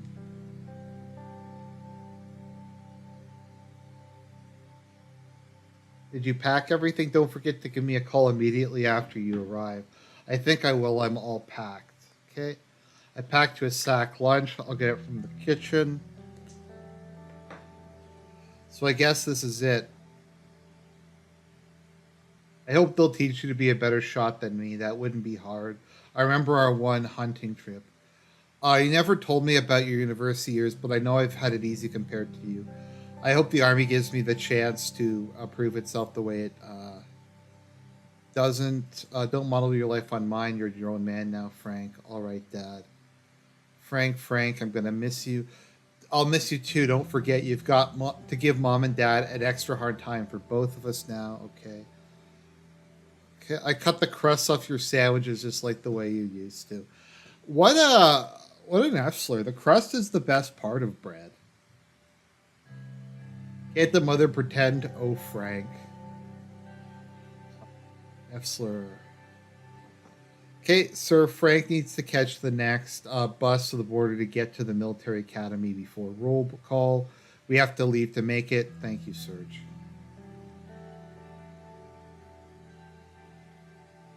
Make me proud. It's difficult to see them grow and leave, isn't it? It's time for him to find himself in the world. He will. We all did, after all. A military education changes a man, even if he never sees combat. I think it will be a liberating experience for him. It's never easy for boys to live in the shadow of their fathers. And it must be even harder when one's father is Anton Rain. A great man like you casts a very long shadow. Serge is the best. I love Serge.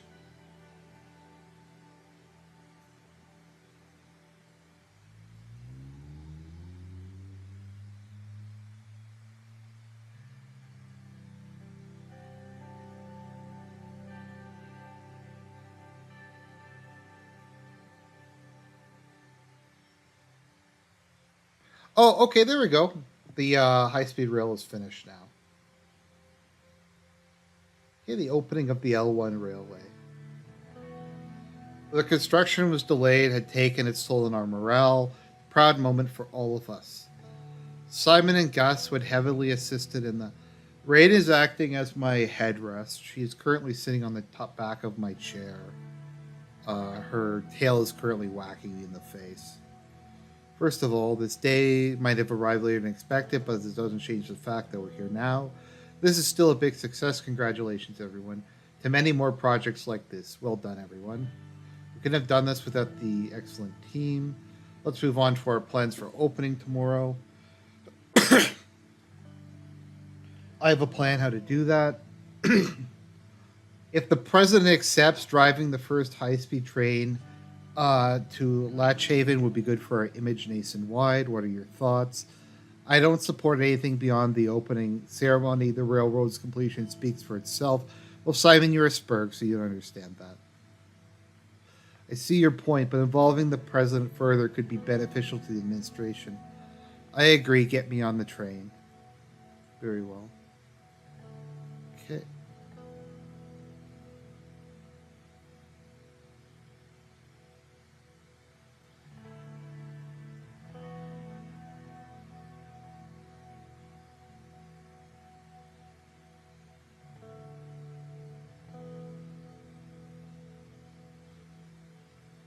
Swordish people have been waiting a long time for this. All right, we have a lot to work to do. See you tomorrow morning. See you at the ceremony. Okay. The crowd looked quite large. I spotted many party members. We took our places on stage. Signal for Lucian to begin the ceremony. Brothers and sisters of Swordland, I welcome you, Holsordians, today as a proud servant of the country. Lucian's voice,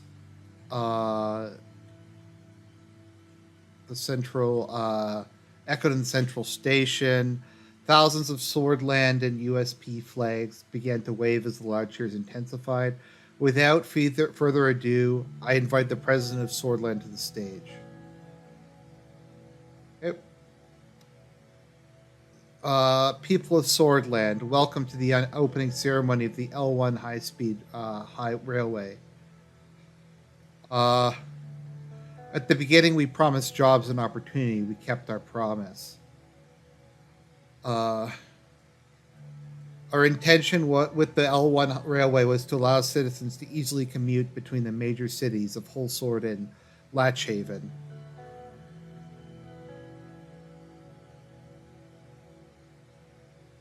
Thanks to the railway, travel between Holsword and Latchhaven is now twice as fast and endlessly more comfortable.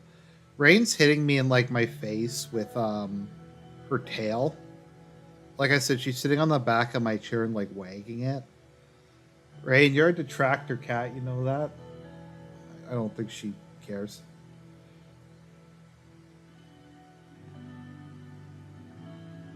Okay, I'd like to acknowledge my esteemed Minister of Economy and Tax, Simon Hold. Please come over here. Thank you, Mr. President. Our aim with this project was obvious. I think I found a spelling error. I think there's supposed to be a space there. To improve the speed and efficiency of transportation. Once we cut that ribbon, the citizens of Holsword get on the train. I believe you agree we succeeded. Okay. Citizens of Holsword, there you have it. As promised, Anton Rain, the fourth president of Swordland, has delivered. We walked towards the line where the first electric train was waiting. I still find it funny that in like Ontario we still don't have electric trains. And these like Turk Roach guys from the 1950s were able to build electric trains. Simon handed me a pair of oversized scissors, cut the ribbon, triggering cheers from the crowd. Hopefully this will lead to many more. Okay. Train is prepared, sir. Get on the train. I will drive the train on my own. The locomotive assistant flipped a few switches and the train began pulling out of the central station. I waved at the press and photographers as I drove. The new train was in pristine condition. Its electric engine provided the smoothest ride I've ever had. After an uneventful 4 hours on board, we were welcomed by a throng of citizens at Latchhaven Station. The railway officially opened to the public right after we left, and thousands began using it. It was a great victory for my administration. Oh, wow. Look at all these updates.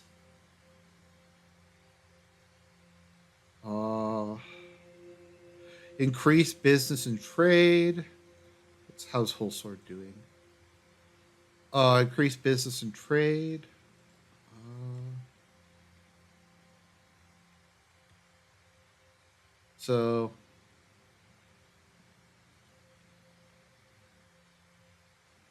okay, radical journalists killed. A reporter from the Radical was killed while traveling to interview Robar Lemon, the official founder of the State Education Corps, and a known. It was the Radical. I guess that's like a communist one,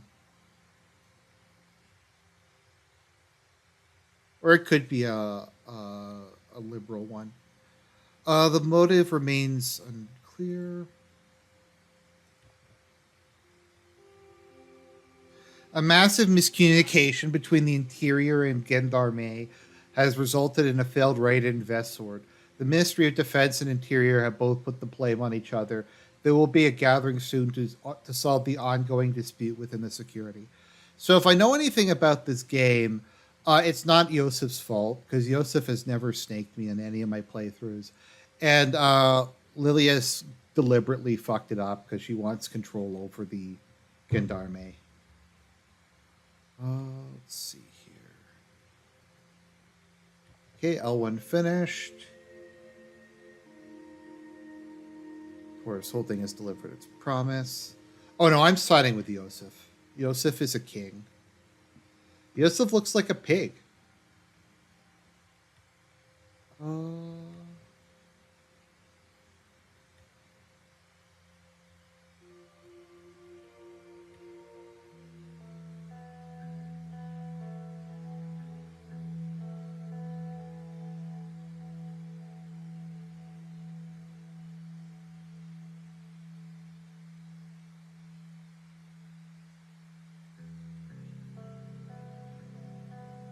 Slightly concerned about Peter. He seems to have his mind occupied. He's been late to almost every meeting we've had recently.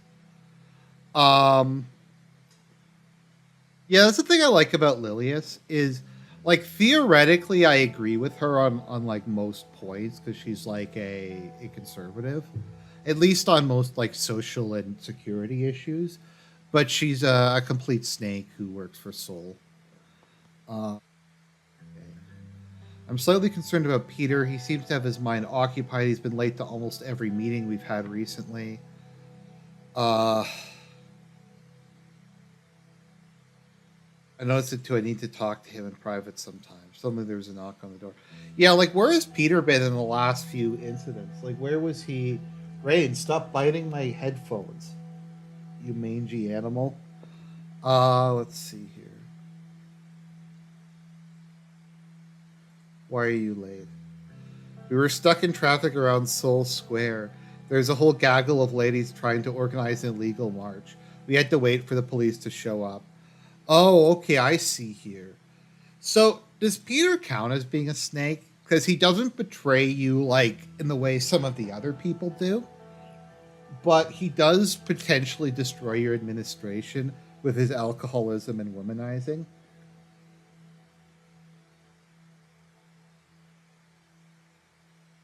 I don't know. You're blaming feminists. You're lucky you're blaming feminists because they're like the only ones who did that. Plans for the next reforms. You can use your presidential decrees to enact reforms now. We have enough political capital.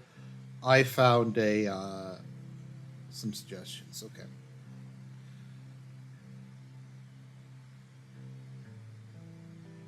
So if I had gone down the dictator route, I could do these. Pass these. I could do desalinization. We're not going to do that. Um,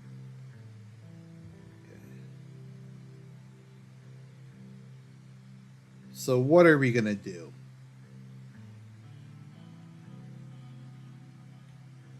Under this, the special status of Bergia is proposed to be abolished. The BSUM endorses transitioning the governor's rule to city-based.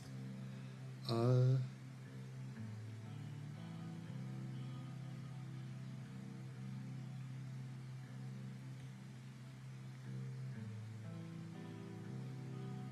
I thought I had the option to implement the special zone of Bergia.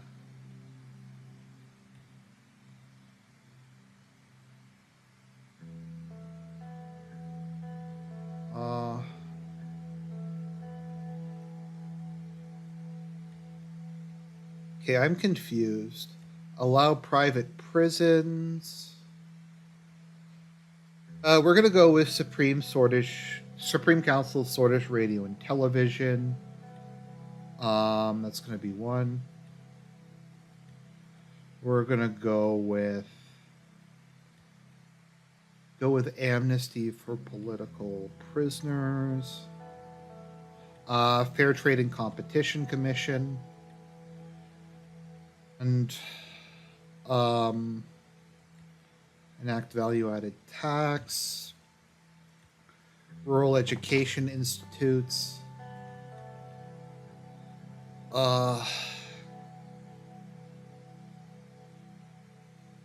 Yeah, you're right. It is kind of redundant. Okay, let's reload.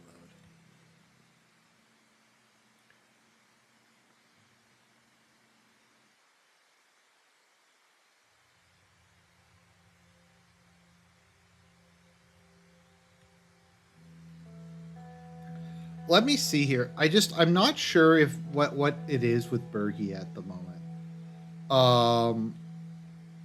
Let's see here. Because I actually do think giving them autonomy is probably the answer to this question. Or I'm not sure if the special zone quality interior.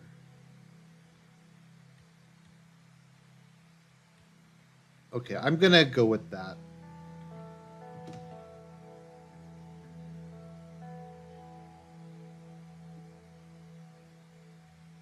Okay, so here's what we're gonna do. We're gonna do Fair Trade and Competition Commission. So that helps the economy. We're gonna do abolish the special zone of Bergia.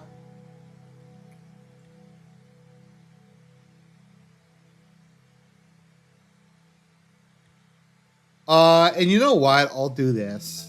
I'll do this. We will do this so we aren't entirely dependent upon Kronti.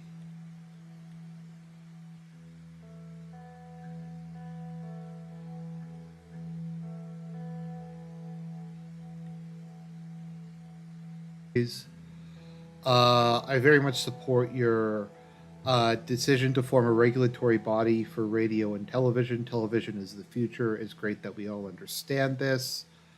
Let's see here. We will have control over the council. We will have control of the media. You see where I'm going with this. We respect your decisions, Anton. Okay.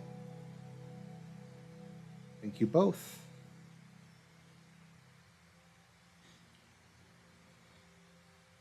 Okay, so let's see.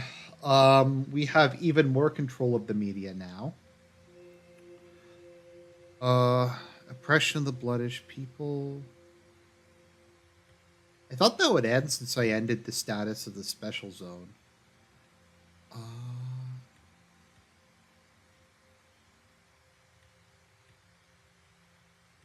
I feel like organized crime should go down because I did all that stuff. Oh well, anyways.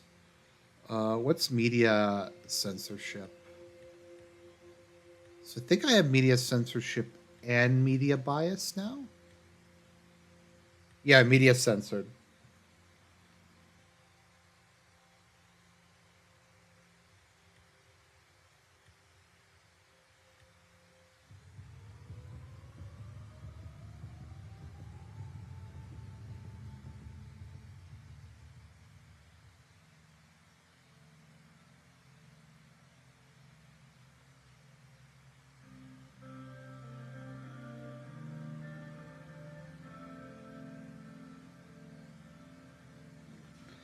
Simon, have a seat. Sat down in a chair in front of my desk. I wanted to have a quick chat about. So it's. I can almost skip this because I can't get a deal with Lesbia. I have a deal with Wellen. Go on. Oh, you need to investigate Karanti to shut down organized crime? Okay. That's fine then. Okay, so he's alcoholic during this. Well, he'll be like Peter then. Circling over Stallport. Apparently, he was so drunk that he couldn't get off a plane on a diplomatic visit Is he Boris Yeltsin? Uh,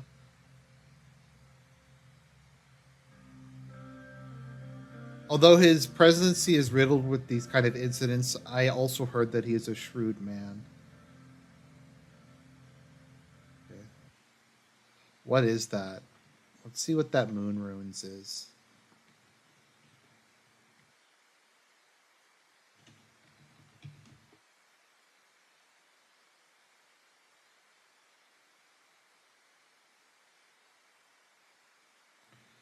It says, "My father is not friends with the Amerindians." Okay, that's a schizo post. Okay.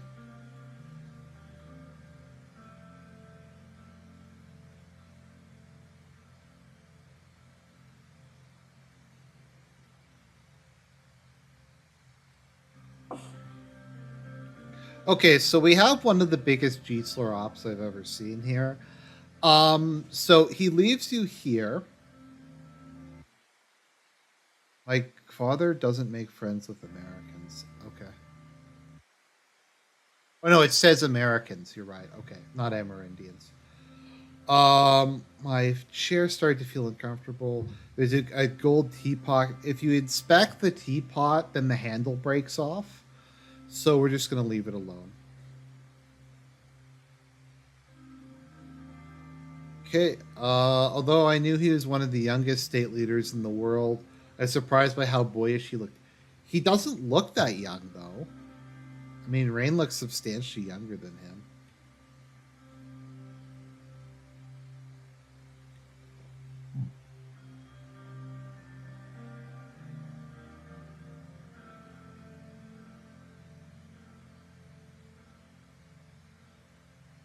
Thank you. It's good to be here. I hope you had a nice trip. I smelled the strong odor of alcohol. Don't say anything. Let's begin then. So you're here for a trade deal. What was it about again? Can you remind me? We want to provide sortish fishing output in return for lesbian capital. Sorry, I've just been very busy lately. You know, being a president makes you busy. So I don't have any issues with the deal, except there's one problem. Willen, your decision to defend the border while Smolak committed war crimes diverted all the refugees here. But I thought you wanted to take the refugees in. I thought that the refugees were like good and that we love our refugees. Now we have full blown refugee crisis in Lesbia, which unfortunately means the price has gone up. Uh, Tell me what you want. I want their oil, and how are you planning to get that? A lot of oil from Welland is passing through Swordland and Sordis. Petroleum owes most of the oil trade in Swordland.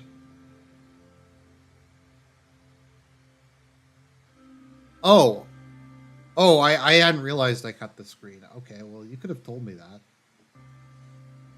Uh, okay, that's my bad. Yes, I do.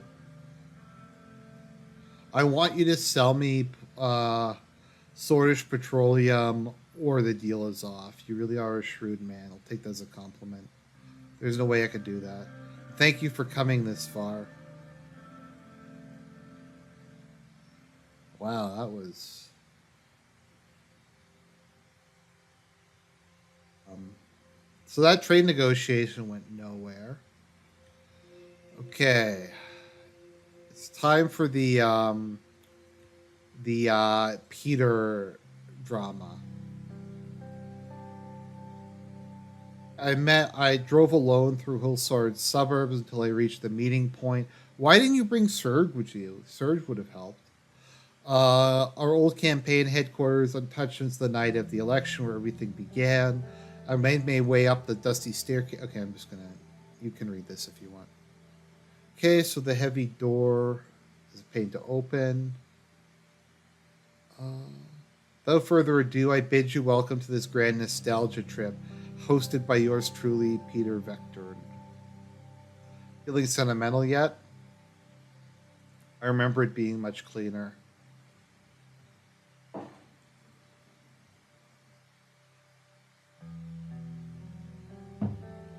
Peter flipped the switch and filled the room with swing music from the 20s. It still works.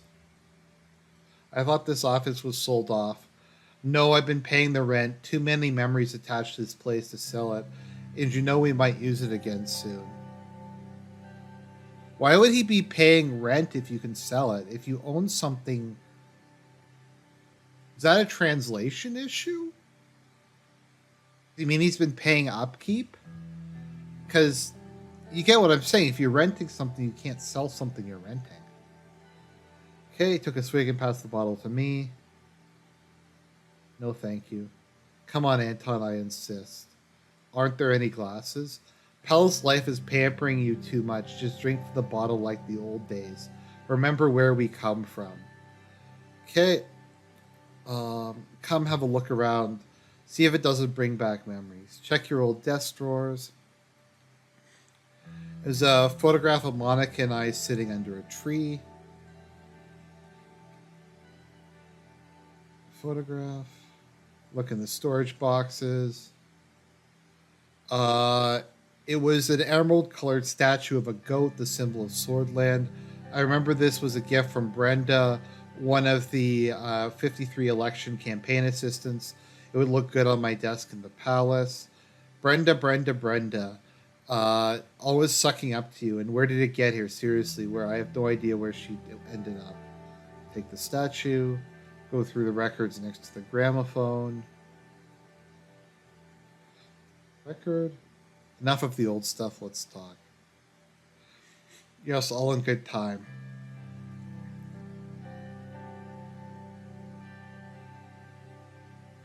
He shrugged, took a very big gulp of the bottle, and staggered to the side afterwards. I know you, Peter. What are you hiding? Nothing. Let's go up on the roof. The view is always amazing from there. Yeah, I'm sure this is not leading up to anything. Right as I was starting to get up, I heard a sobbing sound. I turned to see Peter and saw tears streaming down his cheeks. I have not yet seen a night sky beautiful enough to meet Peter Vector and cry. I messed up, Anton. I messed up big time. No shit. Evelyn's leaving me. She wants a divorce. What the hell did you do? I have been sleeping with your secretary. Oh, that's nice. I mean, you lucky man. You've been what?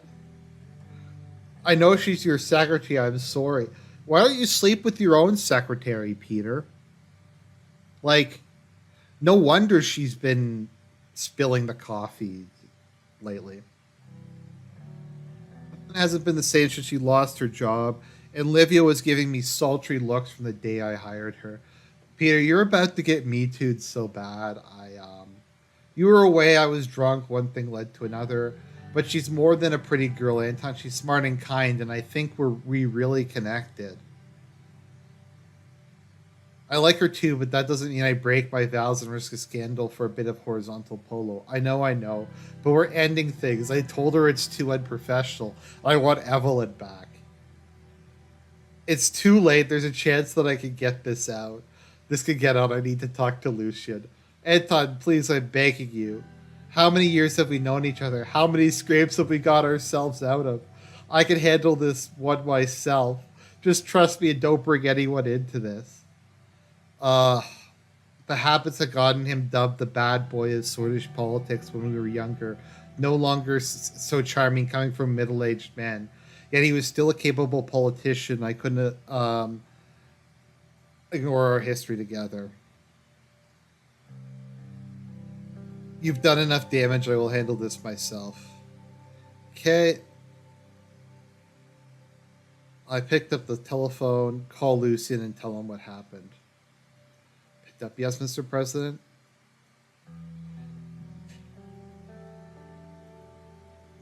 Yes, but early, before either of the two arrive.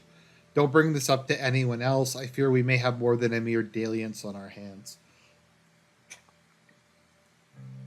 I went to bed but couldn't sleep at all. No, there's a specific way you do this, which I'm going to do. So, see recovered trade volume. Oh.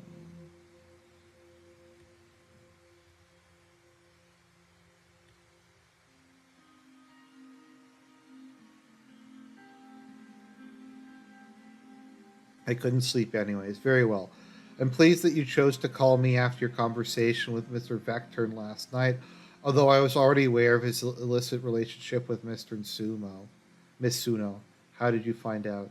I'll get to that. On its own, given Mr.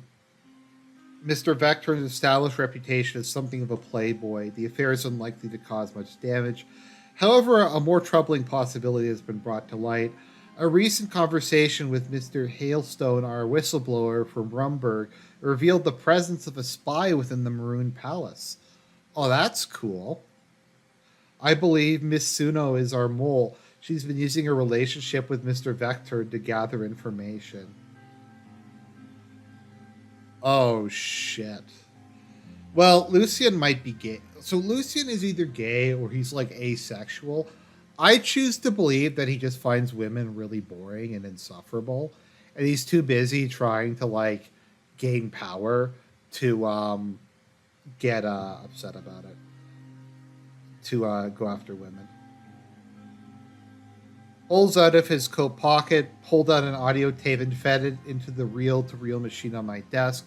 This was recorded in the palace at 1809 on the second day of your trade visit to Lesbia.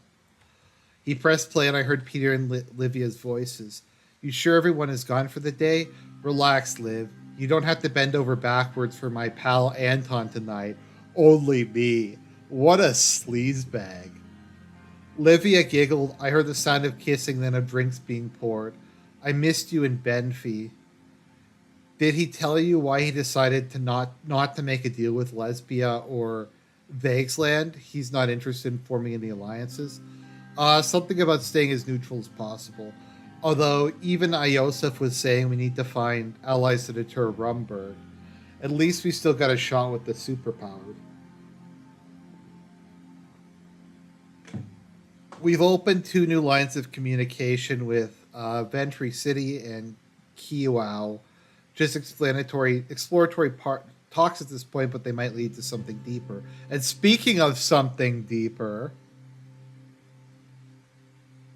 oh,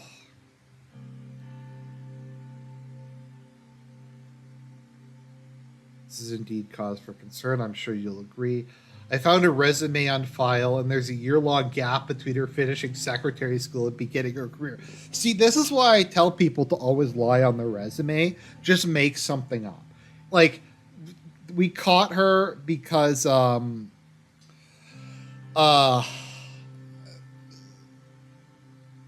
she had a gap on her resume. She somehow got through the that thing.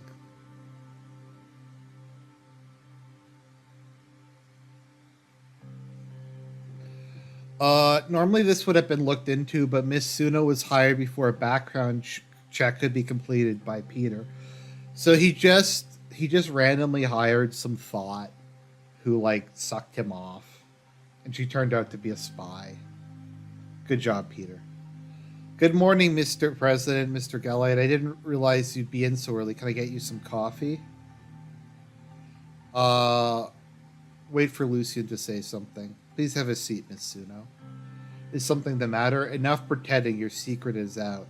I'm not sure what you're talking about.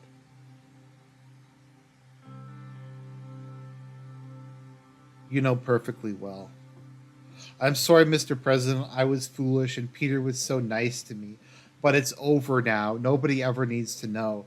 That's not what the president means, Miss Suno. We're referring to you being an intelligence agent for Rumburg. She sat upright, looking shocked. Pardon me, Mr. Gallade, but are you feeling all right?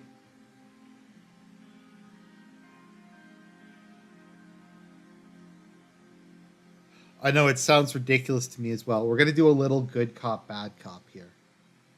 What were you doing in the year 1951? You must know I was working as a cigarette girl at Porto's. Is that like a euphemism? I was saving up so I could afford my own place in Holsword.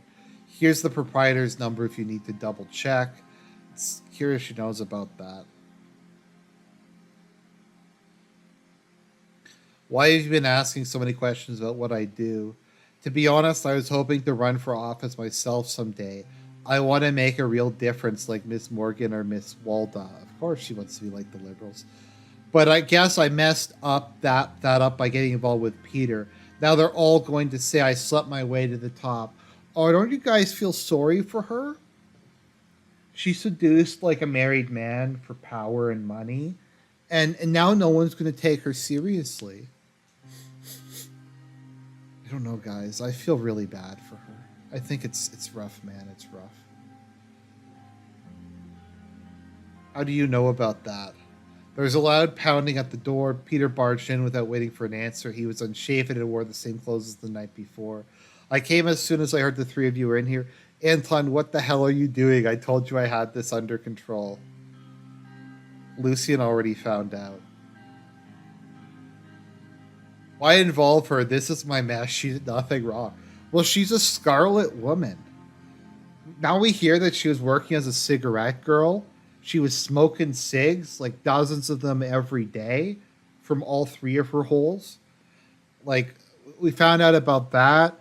We found out that she was having sex with a married man. We found out that Peter was leaking like top secret information to her. I mean, she's done a lot of shit wrong. How about just the fact that she's a woman, period? That's enough. Lucian has the preposterous idea that she's a spy. I have reason to believe she's been relaying information to Rumberg, information that you leaked to her in your carelessness. Lucian, you rat bastard, you've been bugging my office.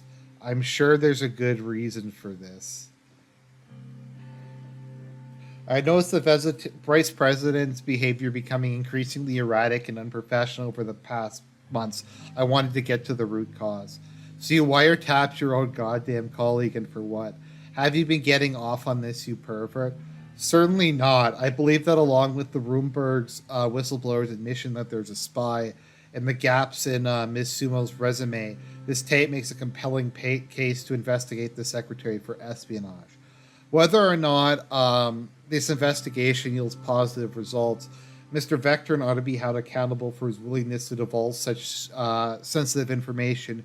He ought to stand trial or at the very least resign. I'm sorry, Mr. President. I've been paying attention to what goes on in the palace, not because I'm some sort of agent, but out of genuine interest, hard as that may be for you to believe. Because I'm an empowered woman. I'm a strong, empowered woman, and I want to make a difference in the world. And you're a meanie.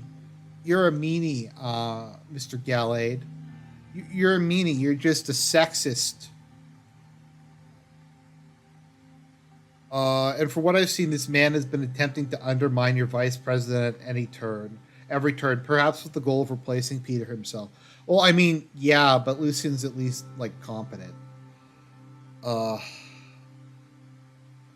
that actually makes a lot of sense. Thank you. I'm happy someone in the palace takes me seriously. I would never do anything to harm this administration. Could I believe? Peter and Livia, please wait outside while I try to talk some sense into Lucian. What are you going to do, Mr. President?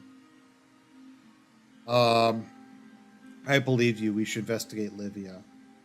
I appreciate your trust in me. And Mr. Vectorn, what will you do about his willingness to compromise sword-led security at the drop of a pencil skirt?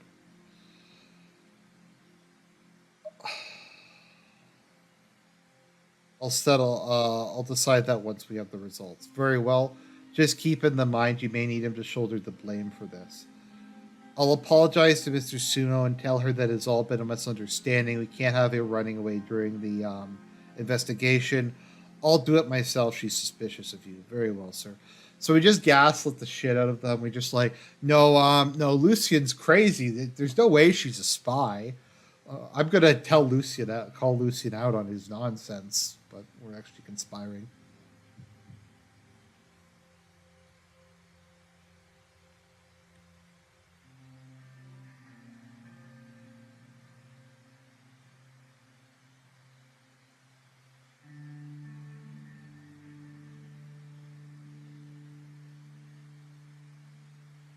Sorry about the disturbance my indiscretion caused. I hope it doesn't create too much extra work for you. Oh, Lucian's madcap accusation created the disturbance, not you. He did seem to be trying to protect you in his own way. Internal affairs was first on the list of items. Okay, let's see. Shall we begin? Tell me what's been going on in Bergia. I want to congratulate you again on your historic accomplishments for the Bloods in Swordland. Thank you for approving my plans for the revocation of the special zone. The internal security of Bergia has already been dismantled, and the local forces will be integrated. The governor position will be abolished. Local terrorists, local. Oh no, it would be. Okay, actually, it's not local governors will maintain power.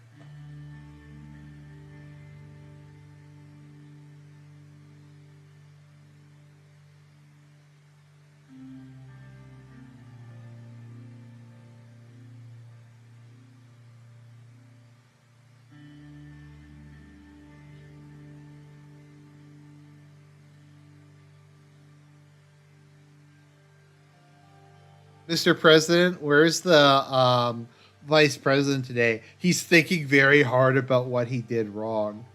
I don't know. Have you seen him? Not lately. Wanted to provide you with a few updates on the economy. The government budget is healthy enough that we don't need to worry about increasing taxes. That's good. Although it might be a nice fallback considering that the Swordfish tourism industry has been stagnating due to stability issues. That's the reason why we didn't pass the tourism bill early. That's disappointing to hear.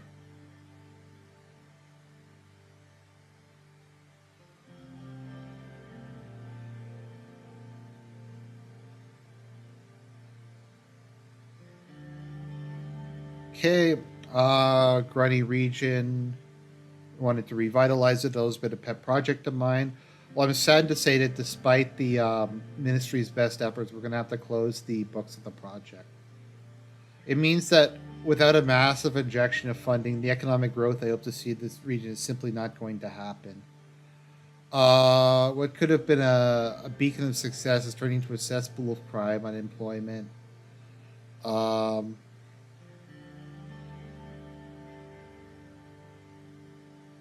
I know how much Grinny means to you. It's the breadbasket of the nation. But I invested there. I don't really get why that's the case. Okay.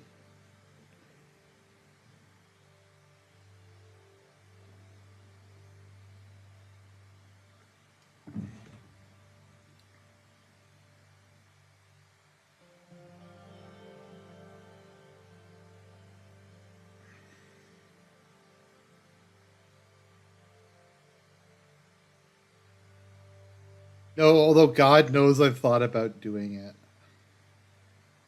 And if our status are granted a certain power in society, some know how to wield it responsibly, others do not. In his position, I hope someday he finds the strength to face his demons. Okay.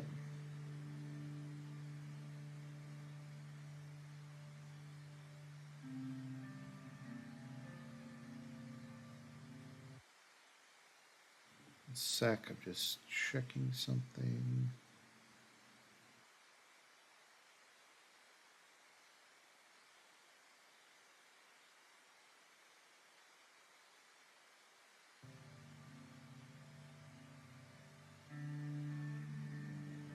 The last thing we want is a war on our hands. It's always a pleasure, David. Okay, so everything's an unmitigated disaster at the moment. Grunny collapsed. Wait a minute. Why is it collapsing? I'm building an airport. Huh? Why are they complaining? I'm in the middle of a massive infrastructure project. I don't know. Results of the affair scandal.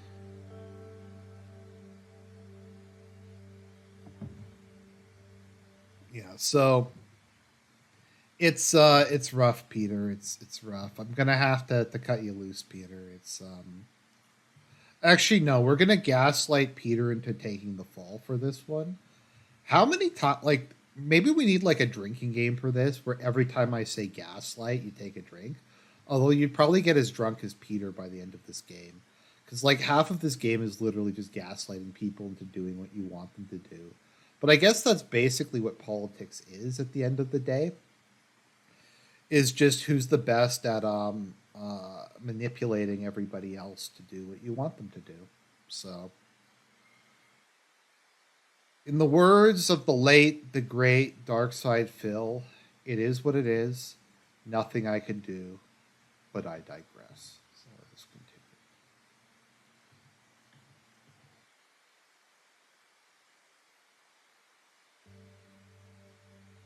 Of course.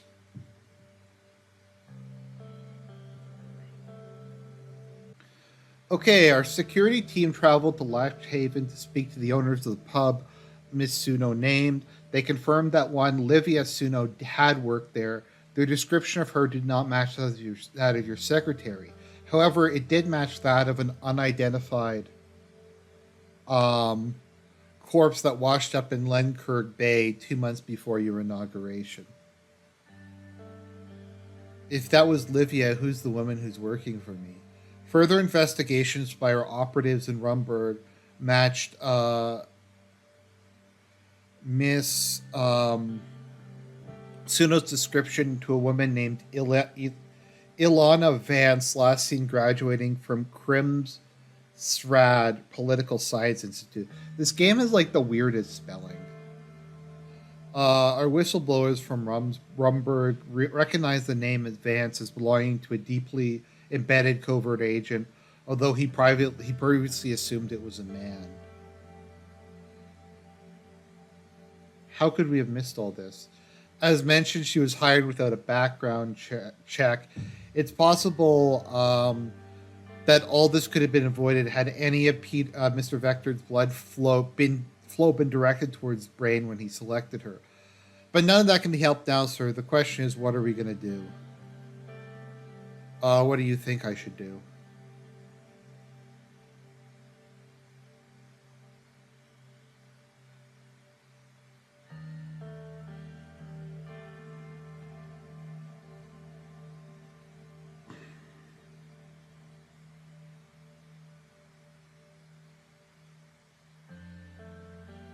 Okay, so we're gonna do some gaslighting. You can share the blame, but prepare to have your public opinion nosedive. Thankfully, Mr. Karanti can soften the blow. Would you do the same to your so-called best friend? I know I wouldn't. Uh, okay.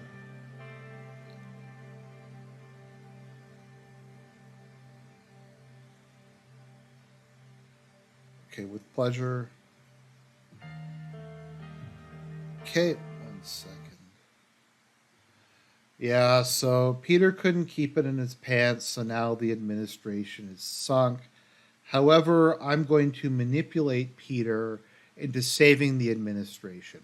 So we will do this. We're on so many levels. So we're gonna counter her G slur op with our own G slur op.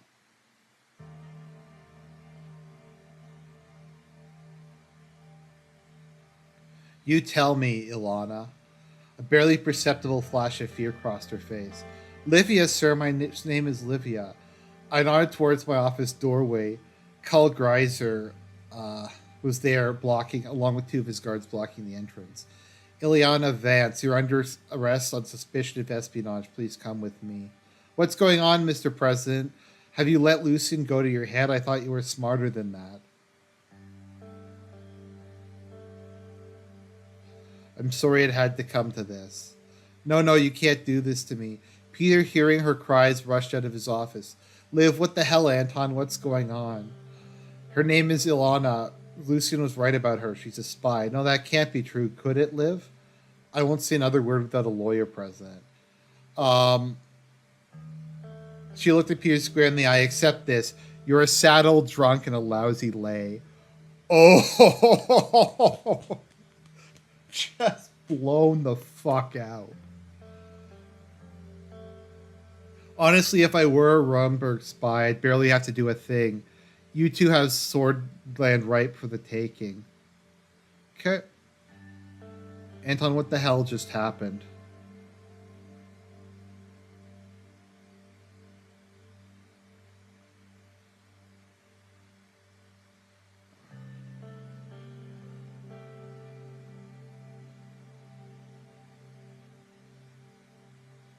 Lucien wanted to resign. I told him it was not happening. This is as much my fault as yours. The administration will take the hit. That's why I can't believe you do that for me.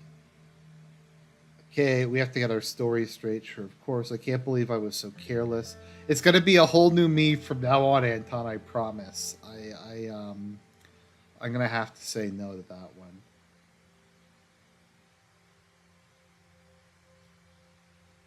Okay, so are you guys ready? We've gaslit Peter successfully into to doing this. You agree, Rain?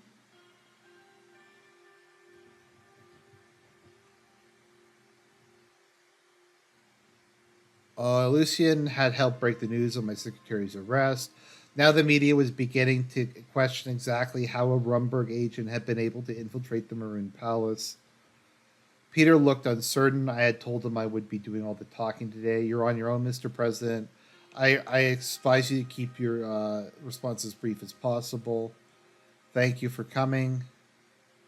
Uh,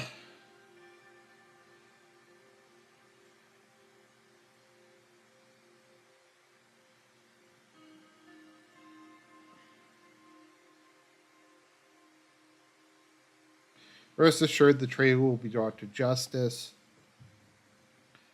Over the mains, we never should have been allowed to infiltrate the administration in the first place. Uh,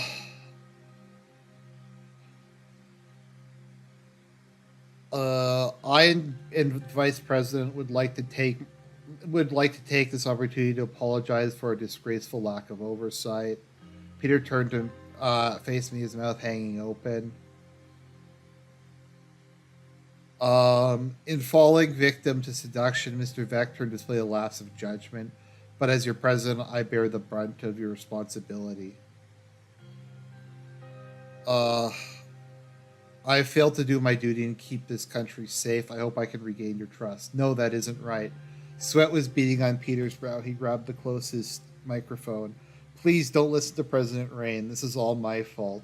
I was drunk and reckless. I broke my marriage vows. My selfishness compromised the Rain administration, all of Swordland.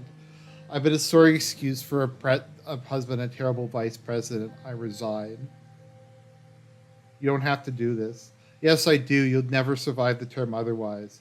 And I owe you this much after what I did. The reporters were waving at us. One woman in the front row looked particularly insistent, Mr. Vector. Are you implying that you and the covert agent posing as Mr. Rain's secretary were engaged in intimate relations?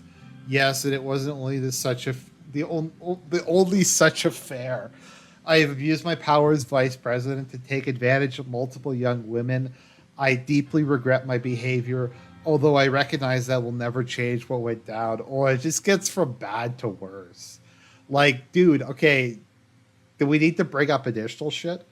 Evelyn, if you're watching this, I don't expect you to ever forgive me. Just know that I'm sorry.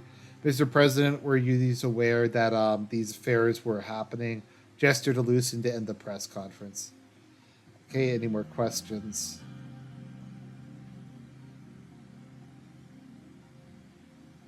Goodbye, Peter.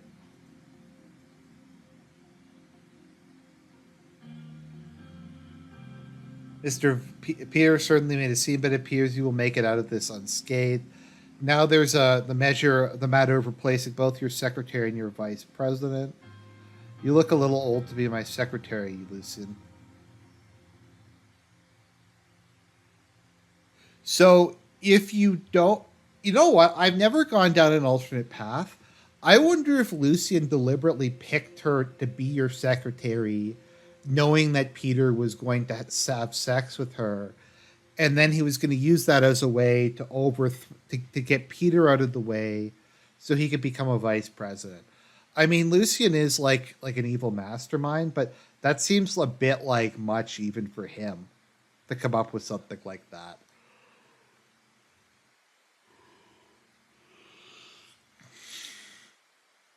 I don't know. It's an interesting question.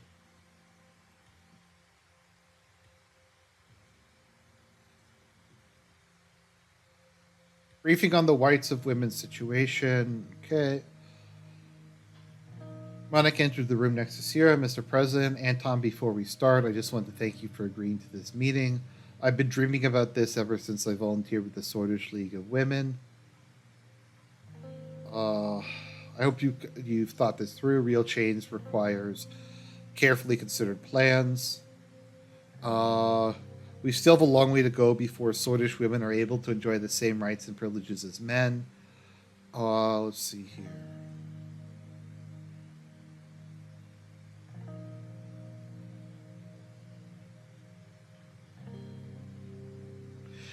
In in the Soviet Union, law dictates that women earn the same wages as men in their respective fields. My research shows this led to a 15% increase in productivity. You could say this had a direct influence on their superpower status. Yeah, guys, that's why the Soviet Union was a superpower, because it was feminist. 100%. Um, Argent passed laws ensuring maternity leave rights, child daycare centers, and tax deductions for working families. In return, they experienced a 12.6% boost in a working economy, uh, improved status of women. Okay.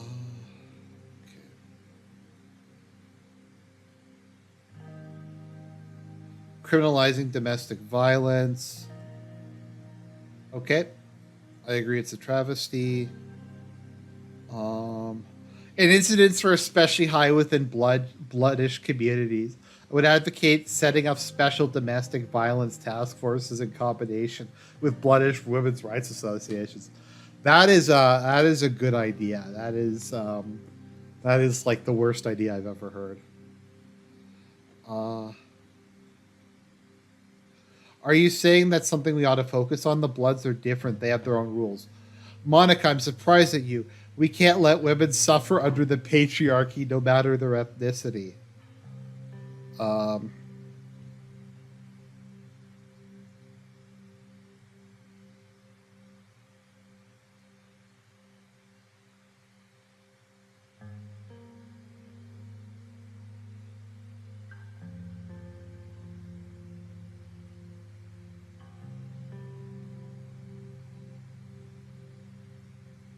um,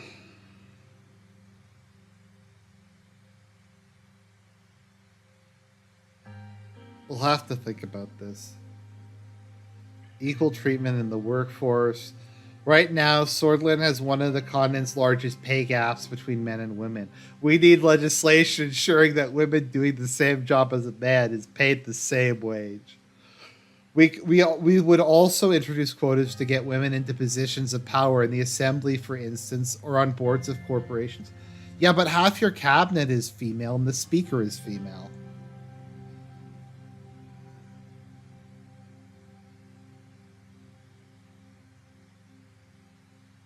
Women aren't making a living wage. What is there a terrible idea? Men are hired on the basis of their sex all the time, just not consciously. They're more than okay. It's up to us to give us.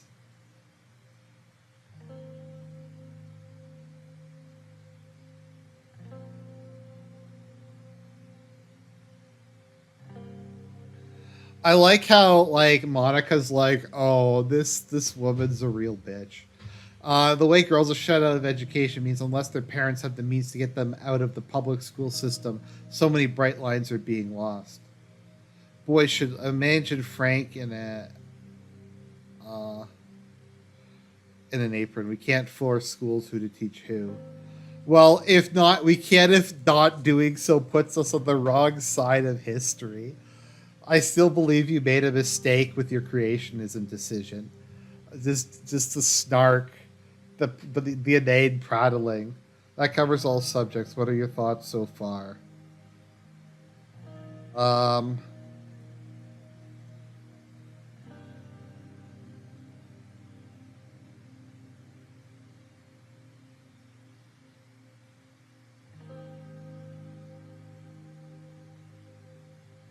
I want to establish a commission for women's rights in Swordland with me as its head.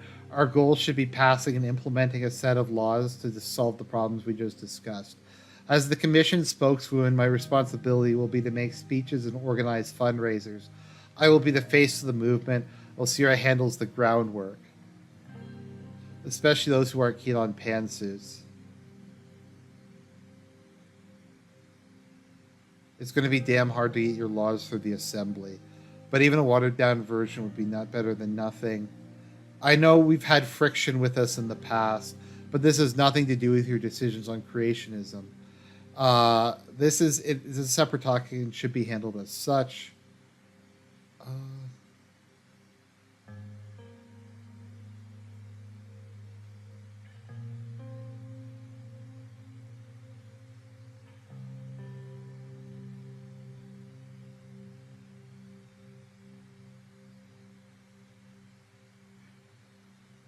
okay, I'm gonna gaslight her. Um, I'm gonna pretend to have this happen. Uh, okay, so what should I do? God, should I destroy my marriage to stop this travesty? The problem is, I actually agree with like most of it. I don't agree with the pay and quotas. I do agree with the a lot of the other stuff though.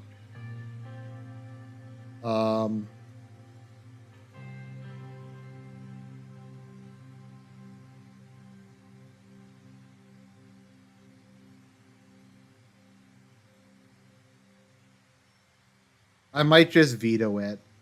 I might just veto it if it reaches me.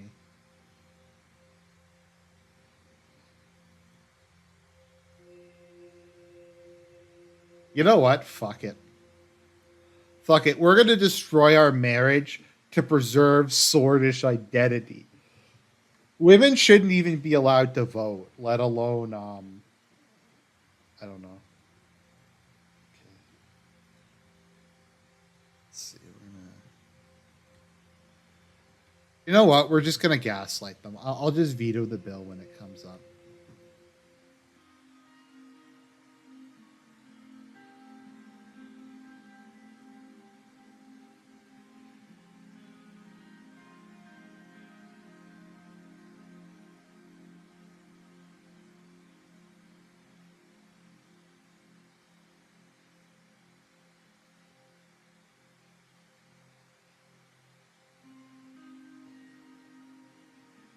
Okay, objectively, I am by far the most qualified candidate to be VP. I would advise you not only to think about our long history together, but also the many crises I've helped shepherd you through. I wouldn't say much beyond that, but I believe my work speaks for itself. In other words, I know all of your dirty secrets, and if you don't pick me as your VP, I'm going to snake on you and bring down your administration by leaking all of it to the press is at least how I interpret that. I don't know how you guys interpret that, but I feel like Peter's that Lucian's threatening us.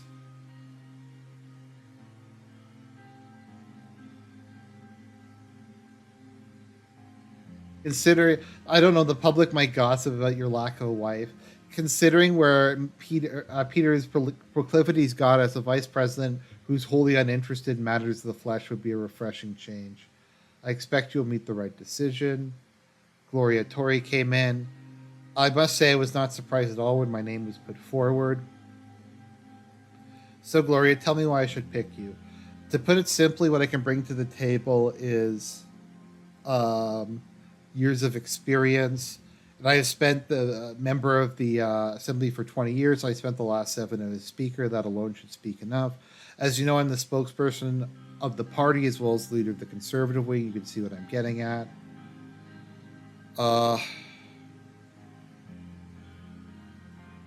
experience would be a great asset. Experience is important.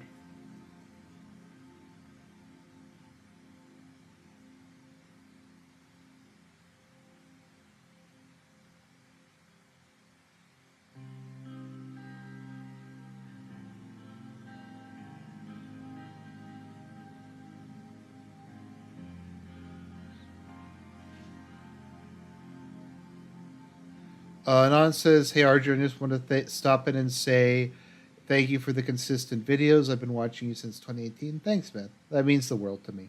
That really means a lot. I appreciate it. God bless you. Um. So now the leader of the conservatives is like the first women vice president of Swordland. No, the first women vice president of the whole continent. What support you lose among traditionalists, you would gain tenfold among Swordish women. There is much to be gained from selecting me, Mr. President. I believe you will take the right choice. That will be for now. Thank you. A minute later, Albin Calvin came in. He looks like a weasel, doesn't he? He kind of reminds me of like Peter Pettigrew from Harry Potter.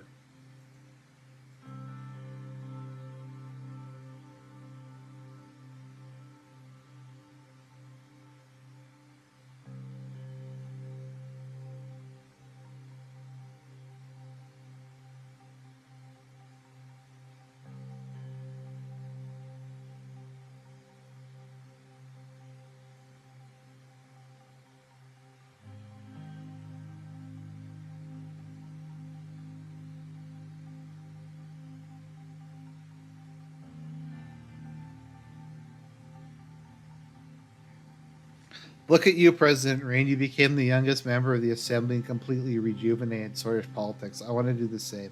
Yeah, I just paid you like I bribed you, didn't I? I'm pretty sure I bribed him earlier on to vote with me. Very principled man. Very principled man. You promised me a position in exchange for support in the Assembly. We will see about it. I trust your judgment. That will be all for now. Thank you. Thank you, Mr. President.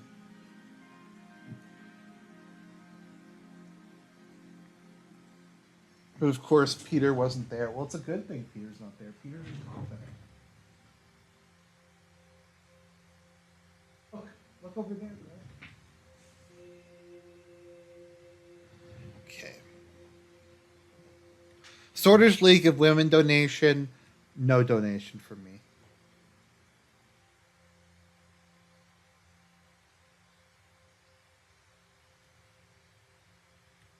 Vice president selection. Honestly, like if I was actually doing this in real life, I'd probably pick Tory because having like a moderate conservative would probably offset the issues I have. But we're gonna go with Lucian. Otherwise, he's gonna snake on us. And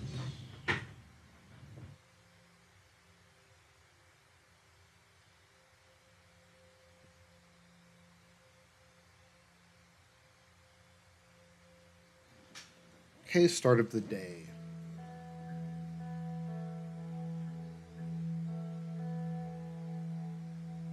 The Ashraf anniversary is coming up soon, the most important day for the Bloodish populace.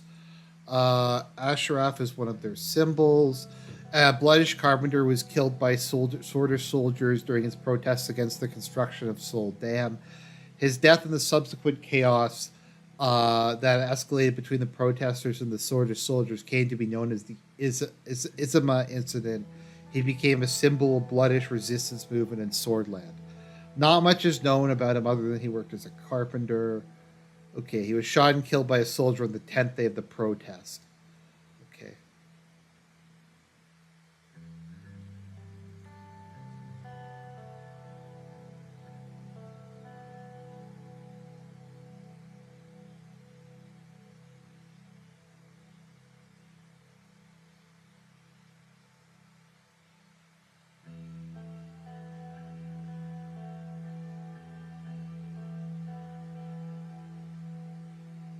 It's good to have you as my vice president, Lucian. I'm glad to have you as my president, sir. You can be my wingman any day.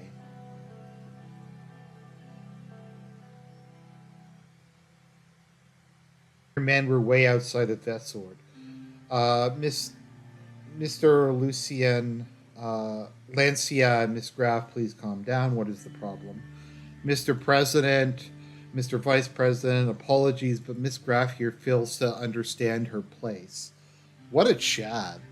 He's just like, look, woman, you want to be in charge of security? This is fucking Swordland. No woman is going to be in charge of my security force. If you continue to do so, you will pay for it one day, while threatening him. That's enough. Calm down, both of you. I'm trying really hard to stay calm, Mr. President. Yosef, let's let us know. So, Lieutenant General of the Gendarmerie was tracking a drug trafficking ring into the countryside of Vesord. We immediately acted on it. Just when we were about to raid their hideout with live weapons, the police units arrived at the scene and alerted the criminals. As a result, the criminals got away.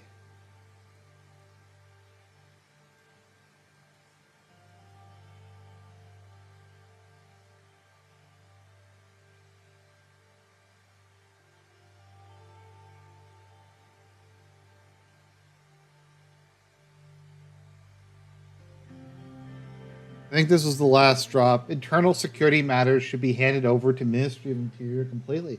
So that's the answer. Is just to give more power to the person who we're pretty sure is Seoul's deep state plant. We're gonna give her more power. I think that's a good idea. So I can either trust her, or I could trust Yosef, who doesn't really seem to have a political agenda. I trust the army a lot more than I trust her.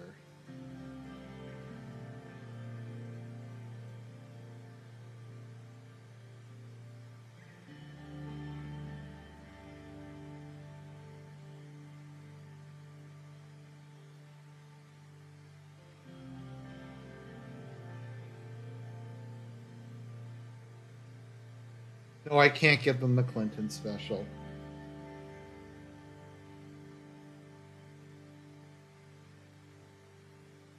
Lilith set us up to create this incident. What proof do you have? There's no way that the police arrived at the right time of a month-long search on the exact day and minute of the raid. Yeah, that is kind of sussy. No, you can't change the state religion. You can impose state atheism, but you can't change the state religion. You might be right. Heed my word, Mr. President. When dealing with these kind of situations, you always need to look at who gets what out of it. I won't stand by these utterly ridiculous and baseless accusations. I don't have time for this. Uh-huh. What is your decision? The gendarme will remain with the military.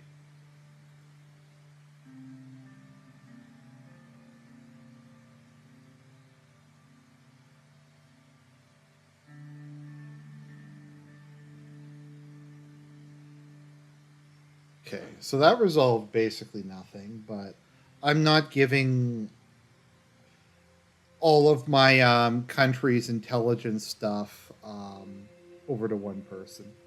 Okay, briefing on the current healthcare investigation.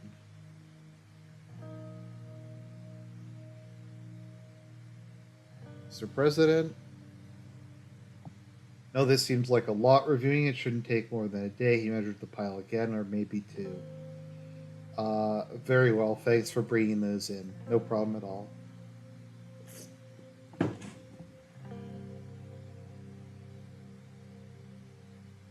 Okay, let's begin. I don't want to bore you, so I will quickly summarize. So, why did he bring all this stuff in if he was going to summarize? I don't know. Thanks to the allocated funds, we've improved healthcare in the country overall. I've used the resources to begin a comprehensive health reform. We have more patients treated, less waiting times, and higher treatment quality than the years before. That's great to hear. Just as I expected, it was a good decision to. No, you can go fascist and not take emergency powers. You have to have it set up so that you're making an alliance with the National Front Party. Look up a guide for a dictator run because that's different than emergency powers.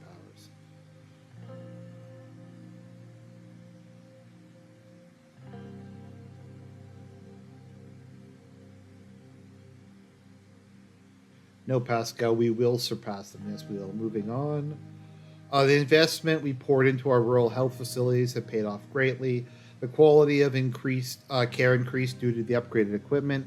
We were able to hire more healthcare staff. That's good. Yes, they've been neglected for a long time due to political reasons, not anymore. All of these efforts have resulted in a clear increase in quality of health service provided to our citizens. Now I'll give you the short summary. There's a very important matter to discuss. Okay, take a look. It was a report from the Ministry of Health. Each page had a stamp on it that read "For the President's Eyes Only." The report was titled "Polio Outbreak in Bergia." So I guess I could just let that could be the final solution to the bloodish question, is to just allow polio to kill everybody. What do you think, Rain? Rain's just lying on my lap. Okay, it's very concerning. Their total number affected is currently 1467. If only it was 1488. The death toll is at 23 so far. If we make more outbreaks, the results will be terrible. Thankfully, we've received the additional funding to our healthcare. This should curb the infection ratio, although I'm afraid this might not even be enough. I will do whatever it takes to eliminate the threat. We've done our research. There is a cure. A vaccine was recently invented in United Cantana, and the formula has been made available for free across the entire world, which is what happened with polio. What's his name? Dr. Salk? The inventor of polio didn't patent the polio vaccine. He instead just real publicly released how to make it, and it enabled mass production of polio vaccines at very cheap rates, and polio was more or less eradicated within a decade or two.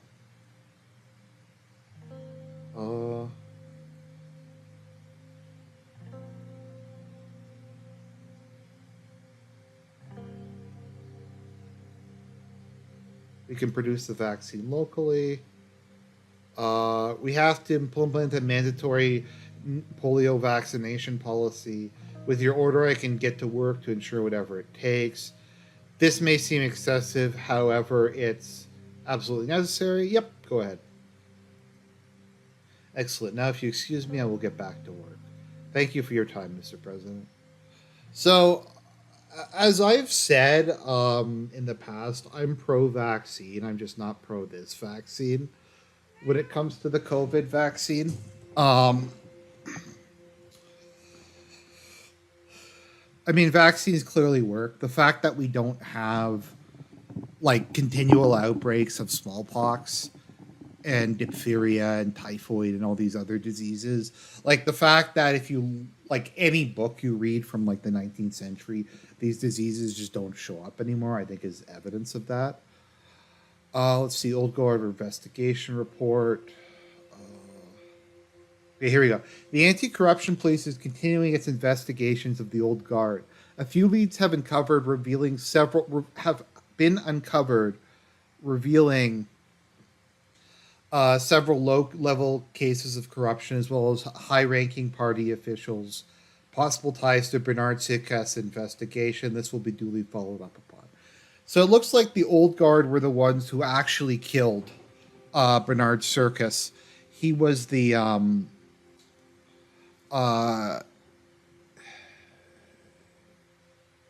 guy who got shot in the opening scene in this game. So if we all recall, let's just follow the conspiracy theory down the rabbit hole. Bernard Sickas got shot during your inauguration bowl. Immediately after that, who shows up? But Daddy Hawker comes in and says, "We want you to declare a state of emergency. We want you to do a state of emergency, and because we're having this violence that's going on." And we have this conspiracy theory that the opposition is working for both sides of the Cold War and Rumberg. So they're working for the non-aligned movement and the communists. and the capitalists, and we have to have emergency. Basically, what I'm saying, this whole thing is one massive G slur op.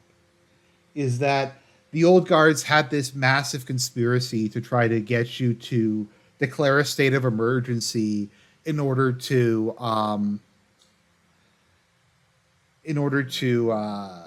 stop you. So yeah. So it's kind of interesting because I really had no idea that they were even going to bring it up again. I just thought it was something that happened. But that's kind of a cool thing about this game. Occasionally, you'll just find stuff like this where it'll unveil some of what's going on behind the scenes. So let's see, anti-corruption police. Oh, let's see, what else is there? Just seeing what else there is. Commercial activity is going. Special zone is okay, being abolished. So, from my understanding, as far as I can tell, Swordland is a unitary state where the governors are appointed directly by the central government, and there's no regional assemblies, but mayors and town councils get elected. So Constantine says most in-depth political simulator I've ever seen. It depends how you want to describe it in depth. Like there's some stuff that's a lot more artistic than this. Like if you look at like the economy simulator in Victoria 3 or like just some of the factory games. I'm sure there's like some really autistic thing that takes like 100 hours to figure out how it even works. As far as like simulating an actual running a country, I would tend to agree. Obviously, it's kind of dramatic, but you have real choices you have to make. There are real consequences, and there are real. Things are a bit more complicated than they immediately go. Yeah, it does give you the feeling of being a head of state in a national emergency. Fair Trade Commission has opened.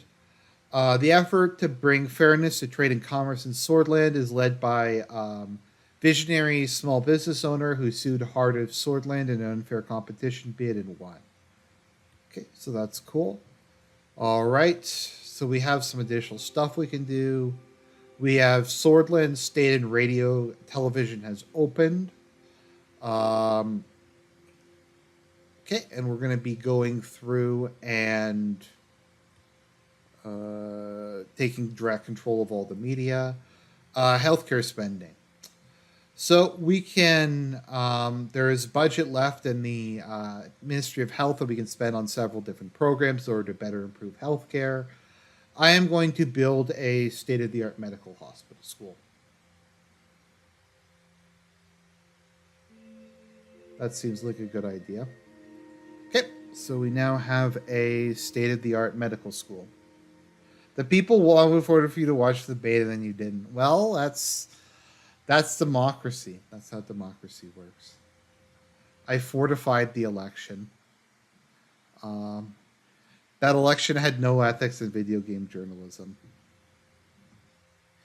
Let's see. So that we have a new. So yeah. So like, look at welfare. We have just like a massive, long list of positives. So stuff is going pretty well. Meeting with the family.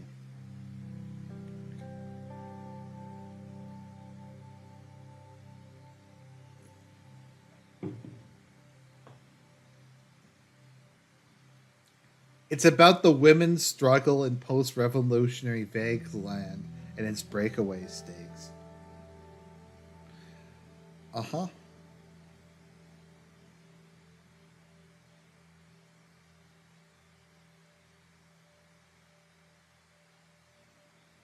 I was told it was Soul who collected most of them, quite unexpected, really. But anyways, actually, that's pretty normal. Like, so one of the things that would happen with Mao is most books were banned under Mao, but he would keep one copy of them because Mao was a bibliophile who loved reading. Uh, like he had a special bed design so he could hold more books on it. So basically, any book they found, they'd bring one copy to him so he could read it, and then they would burn all the others.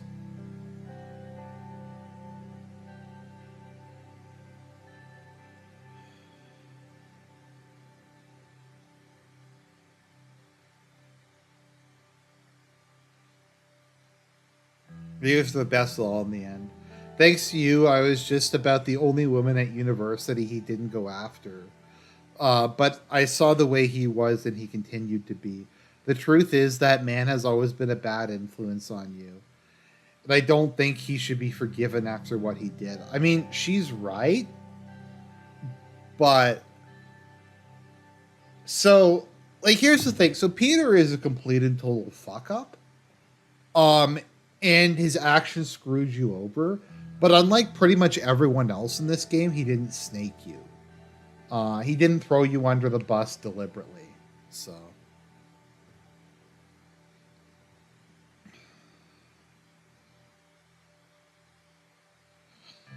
I know Peter had his problems, Monica, but he is my friend. I don't want to badmouth him behind his back. I know, I'm sorry. She sighed. I don't know, Anton. All of this seems to put you under a massive amount of stress. Maybe we can have some time for a little getaway. That sounds marvelous. Let's make the arrangements. Great. Okay.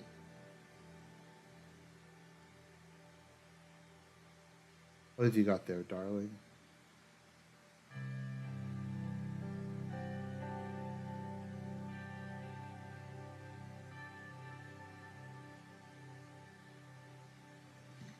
We hope that this. We advise all of you to tread carefully, for it was Anton Rain who grew the darkness over this land and suffocated our people. For what the president did, he and his family shall face retribution.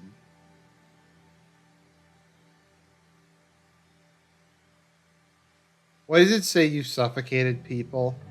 Um,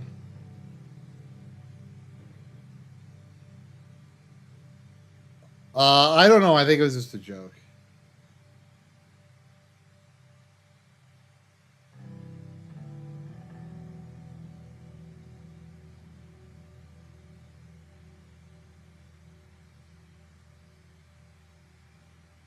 The Bloodish Freedom Front. So the Bloodish Freedom Front is just super angry at me at the moment. Even though I actually did a lot of stuff for the Bloods, but the Bloods are just not yeah.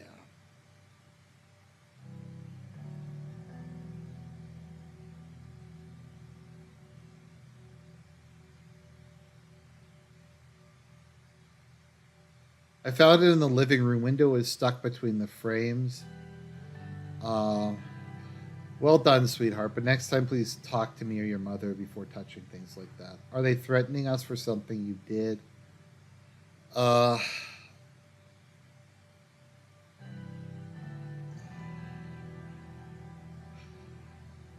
some people think I've done bad things, but you wouldn't really do anything bad, would you? I know you always try to do what's best for everyone. Uh, I strive to be the best I can be, but some people have different opinions. We can't let the bad people win. Uh, we will not let them win. We'll keep every precaution to take the family safe. Anton. Okay.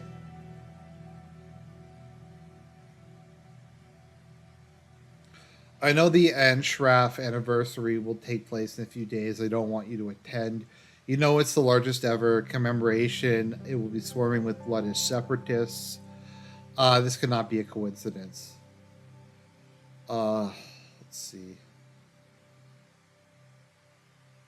I will not attend the victory. I will not take any risk. That's good to know. Please, Anton, listen to me this time. She sighed. Do you think we can trust the Presidential Guard after this? Uh,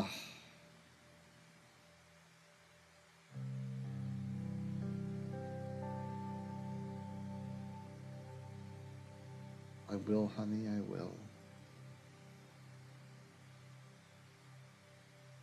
I felt a chill running down my spine.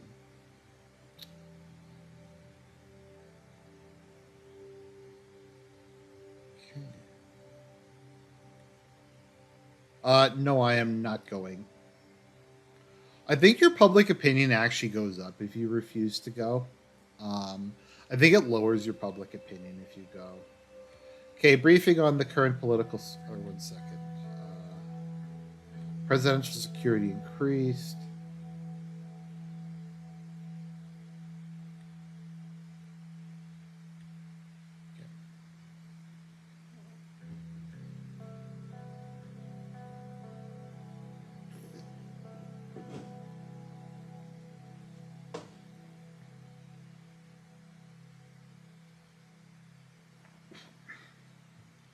Our initial reports are showing that, especially among the youth, advertisement over television is becoming a very effective method. I have consulted with a few advisors, and we would like to put out a television campaign. Sardland's largest advertising agency is already on board to produce the spots. For this, they will be given security clearance to come in and take footage and photos and videos in the Maroon Palace. Specifically, we want footage of the president working and posing. That way, people can feel closer to their leader in their homes. What do you think? That sounds great.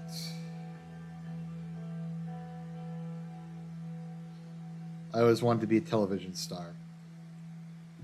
I'll assume that you're joking about the data. Yes, one more thing. The mayors are extremely happy with the extra funds you have provided to assist with their campaigns. This will surely boost our popularity. Excellent. We need all the help we can get.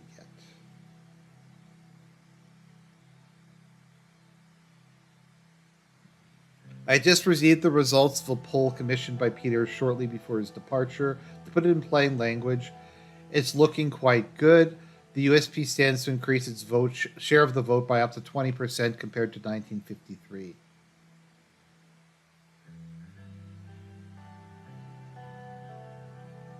But it's already quite a healthy lead. Still, there's no harm in striving for more. Looking at the demographics of the voters polled, you're doing reasonably well among conservatives. Okay, that's my support base. A lot of what I did was to try to make conservatives like me. They are 2/3 of them are likely to vote for you. The liberal base appears to be divided, but you have a considerable number of supporters there. That's not surprising, even if I did pass a lot of socially conservative policies. I did reform the Constitution and education and healthcare. For better or worse, you certainly aren't popular with nationalists. If you ever had any support from socialists, you completely lost it now. Unsurprisingly, none of the bloodish poll respondents said they were planning on voting for you. Lastly, we're pulling a big share of the centrist and unaffiliated vote. So, what do you suggest? Thank you, Mr. President. This may sound, but a convincing enough campaign can succeed where policies fail. Choosing to focus on your campaign was already a good start. I advise you seize every chance for exposure that you can. Like the television ad? Yes, precisely. On another note, okay. A robust economy will make up for a lot of unpopular policies. Very true.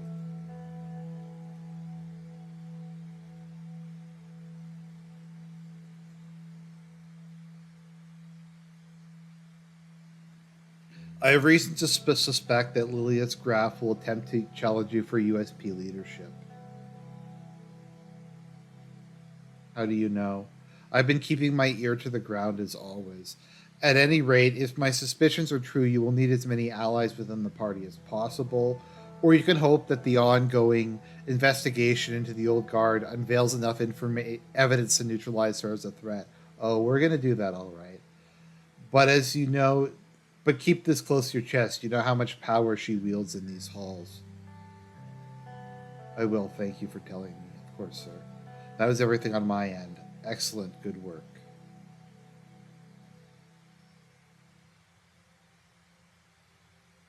Codex entry updated Supreme Court. Uh,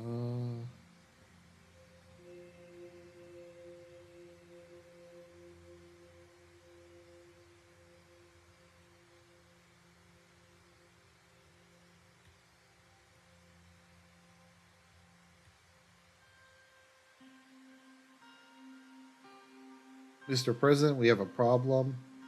Go on. This just came in here. Take a look.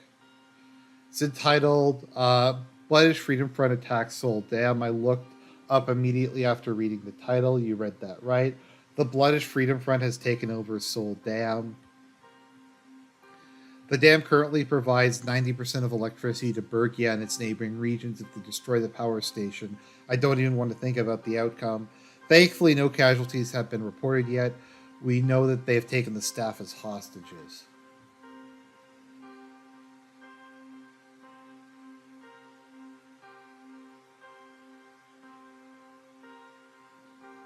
Okay, Carl Greiser comes in. There he is. He saluted me. Okay, what is going on? Mr. President, sorry for being late. I've already informed the president. We have just received the demands from the terrorists. Read the demands. President Raven, in the name of peace, we've taken hold of the Seoul Dam. The free people of Bloodia have suffered enough under the tyranny of Swordland. Our villages were destroyed. Our men and women assaulted. Our grandchildren, our children killed by our very own government in the name of this dam. We, the BFF, are with the people. We, the BFF, always defend the downtrodden. We, the BFF, fight for freedom. We know compassion. We, the BFF, are not like the Swedish government. We know compassion. We believe there's a chance of reconciliation between our people. That is why we are demanding a delegation from the Swedish government to negotiate the price of our freedom. We are ready to sit at the table as equals.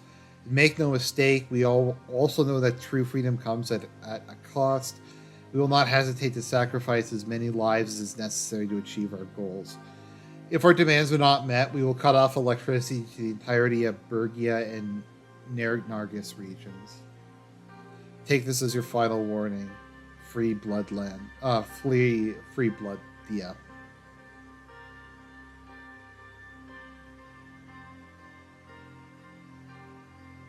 We will not negotiate with terrorists. Search and destroy.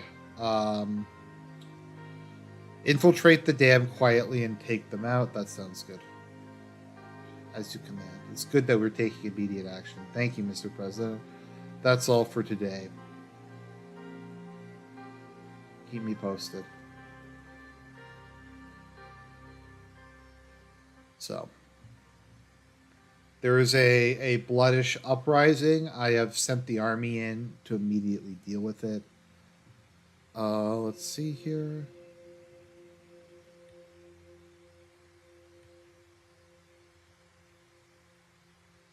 Okay. Arcasia offers military aid.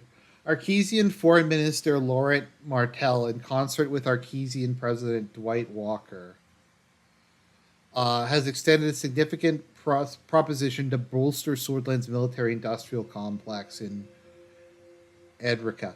The generous aid package includes financial assistance, logistical support, expert guidance from their private military companies. This aligns with the industrial expansion plans. Okay. Right, except the military aid. There we go. Okay, so I'm getting some more investments from my friends in America, or Arkesia, so that's good.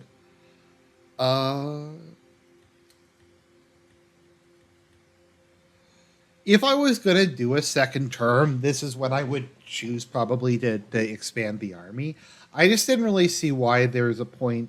It just massively expanding and modernizing the army during a depression didn't seem like the best use of money, at least in the short term. Let's see.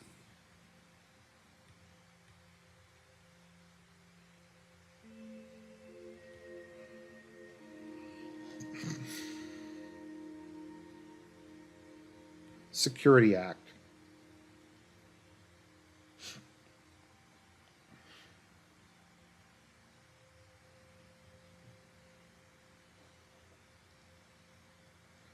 Okay, to fortify public safety. Okay. I will sign this into law. I think just about anything to reduce. We have an active insurrection going on, so I think just about anything is probably justified at this point in time. Governor Bergia kidnapped by BFF, bombing of outpost. Well, the polio disease is controlled, so that's good. What's the theme of this run? Democracy with Argent characteristics.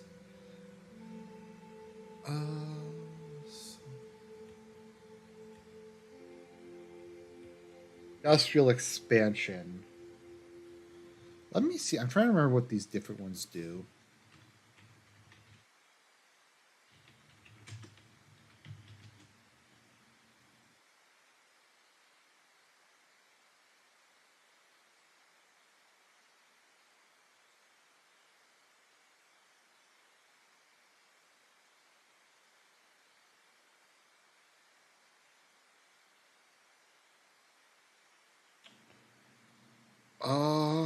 Let's see here.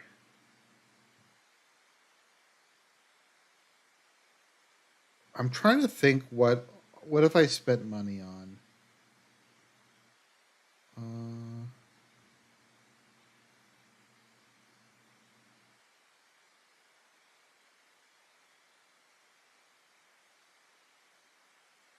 just not sure which one I'm supposed to take.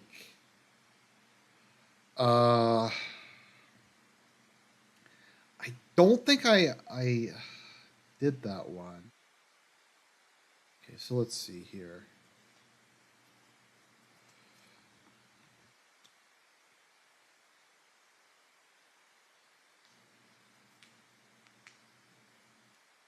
Uh,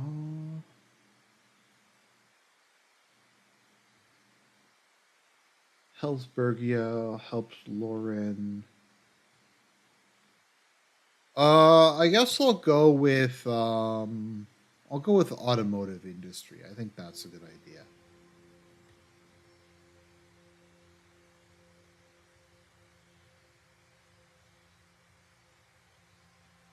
Let's see. Where's automotive expansion program? Oh, we'll see how it goes. Oh, oops. Okay, I went with cars. It's gonna be okay, guys. It's gonna be okay.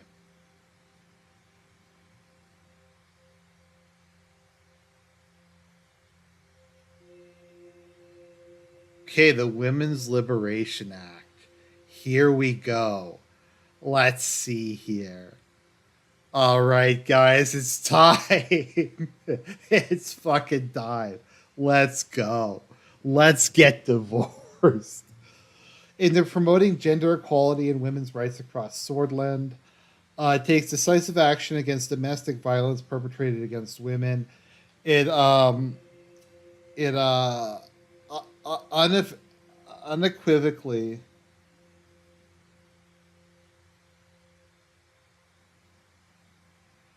Once you beat the game, that unlocks. System of state protection for victims of domestic abuse. This includes counseling, temporary shelters, arraignment, and legal support, ensuring a comprehensive safety net for affected women. Um, you can actually reload. It does autosave. Even if you haven't beaten the game, and you can reload autosaves.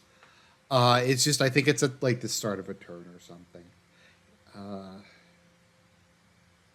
it mandates equal pay for. So I actually agree with Section One. Um, I don't think domestic abuse should be legal, so I don't really have a problem with outlining that.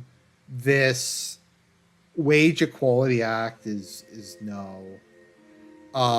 Education system, I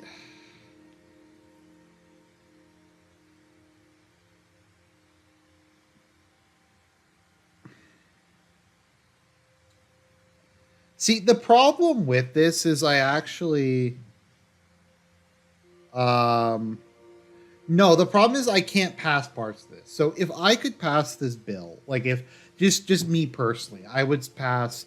Okay, criminalizing domestic abuse. That's fine. I agree with that. That's good. Um, allowing women to take the same curriculum as men in public schools, that doesn't bother me either. I would sign that.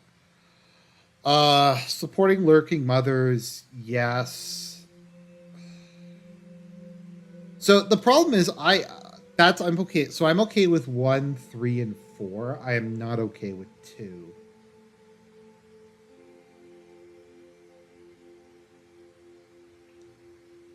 You know what? Let's veto this sucker. Let's see how this goes.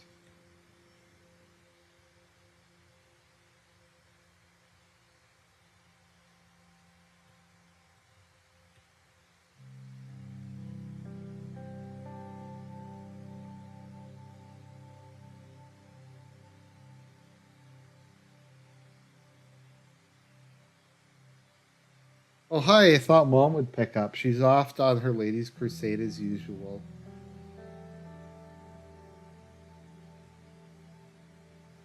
My commander's worried women might be allowed into the military now. He thinks they're too emotional to serve. I got the record you sent me, not bad, from old folks music. Peter thought you might like it. How's Uncle Peter doing? Surprisingly, he's actually seeing a therapist. He may even quit alcohol. The military is worried about things escalating with Rumberg since you threw Livia in jail. They're going more and more troops near Mogver. See, one of the problems is that's what the issue is when you bundle a whole bunch of shit together. The goal is obviously to get somebody to pass it. Um, and overlook the one bad aspect of the legislation, but in this case, yeah.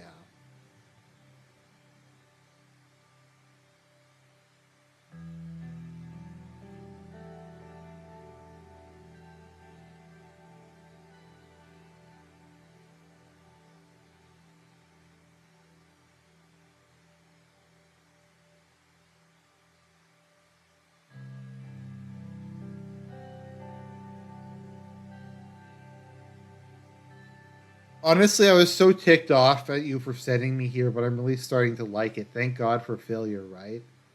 You were never a failure. Serge was here with my pizza. Wait, Serge is gonna come over and eat pizza and drink beer with me? This is like the best night ever.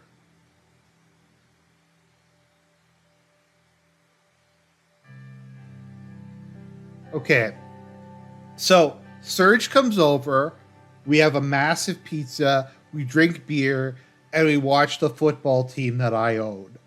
This is like the best night ever.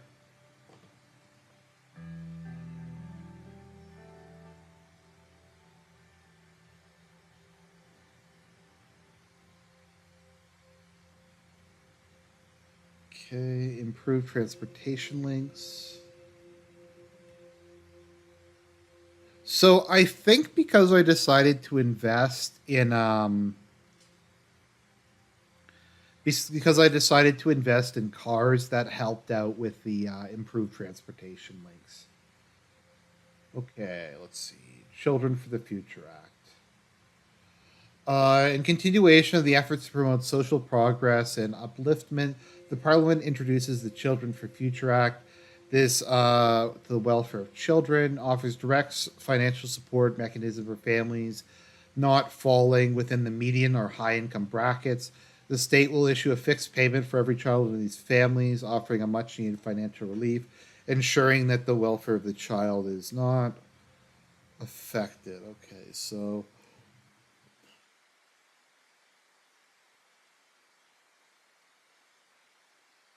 um just trying to find. So this is the Children for the Futures Act.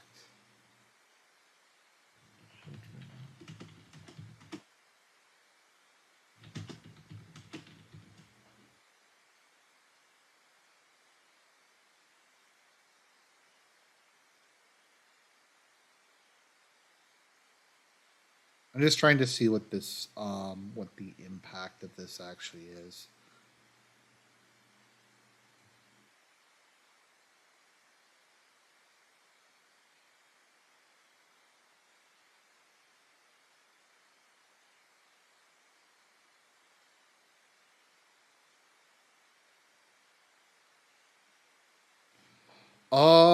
What does it do? It gives the green situation welfare benefits. Okay, I'm just curious. I'm just looking this up because I think I've gotten this before. Women's Liberation Act. Okay. Um, oh, if you pass the Women's Liberation Act, it actually hurts your economy. Let's see here. Children for the Future Act.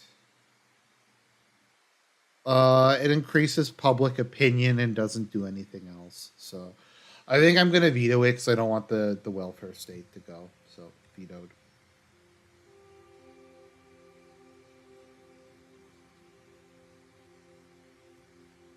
Human Dignity Act. Okay. Which previously allowed transactions involving. Let's see, does this one cost money?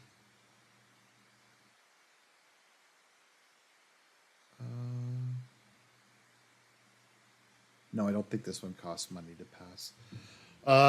The inadvertent loopholes created by the 1923 Act, which resulted in the unregulated existence of prostitution. This section explicitly categorizes prostitution as an illegal activity, irrespective of whether or not it occurs in an. Okay, so basically, it bans prostitution. Now, I actually kind of have mixed feelings about this. I don't know if you realistically can ban prostitution. I don't know. I've heard some arguments from right wing, like even traditional Catholics as to why prostitution should be legal and why you can't outlaw it. So I'm kind of unsure. I'm going through a conservative run, so I'm gonna sign this into law.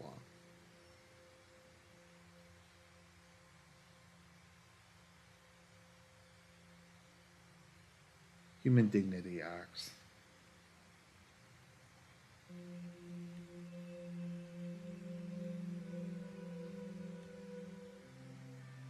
Wait, did I just get completely away with vetoing the Women's Liberation Act? Well, they shouldn't have sent it to me as as one thing. I would have signed parts of it. Okay, I straighten myself to look at Carl, who is sitting on the couch across from me, ready to give me the report on the Soul Dam. We all the rebels were eliminated immediately after with zero casualties from our security forces. One of the rebels who died at the operation was identified to be their current leader. We will soon eradicate their group completely, Mr. President. Have no worries. Okay, so finding smaller groups before they can reorganize. Good. You can count on us. Was there anything else? That's all there is for now, sir. I'll be going. Okay. So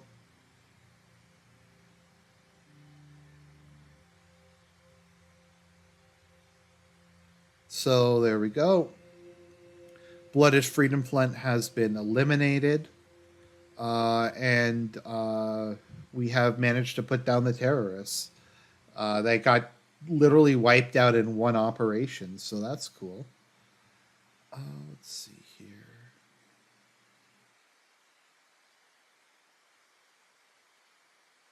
So I now have fund a political youth group. I think I'm going to not fund one. Because I don't think I need one at the moment. And the National Front doesn't like me, and I don't want to give them more power. I am going to. We have a couple bills to look at. Fair Luxury Tax Act. So I'm kind of on the fence. I don't think I actually have any problems unless I get to like -7 budget. And I'm only at -2, so I probably don't really need to worry about it. These bills cost a lot of public opinion hits if you enact them.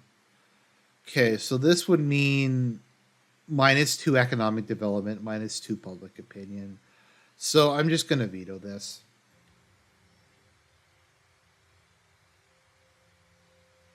We're also going to veto the alcohol tax act. Let me see. Or let me see. How much does this impact the economy?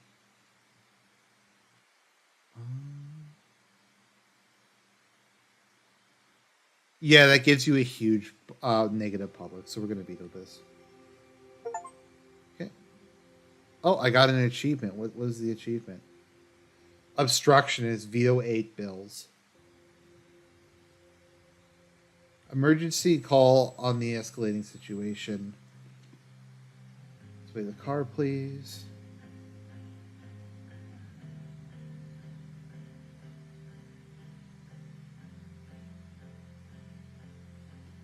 We must maintain peace in Swordland and Eastern Mercopa at all costs. What do you expect us to do, sir? Sit around and do nothing. They are testing us. We must respond immediately, otherwise they will think we are weak. What status report now? Mr. President, thank you for coming in at this late hour. Um, there is a situation. Falcon, please go ahead and provide your report. Mr. President, apparently 20 minutes ago, Rumberg downed one of our airplanes with anti-aircraft fire from the ground. The pilot was declared killed in action. The last recorded position of the plane was inside Swordfish airspace.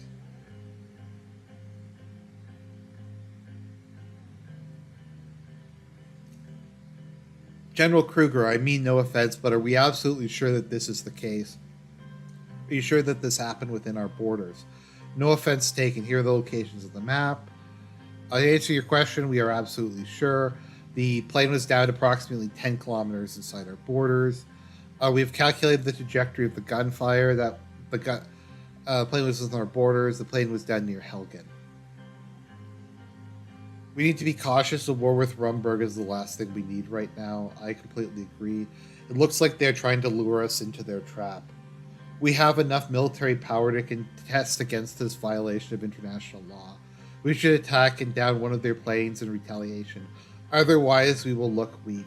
We can't look weak. If we appear weak, they will jump on the opportunity. We must order a military retaliation. Our army is to do whatever it takes to protect Swordland. What are your orders?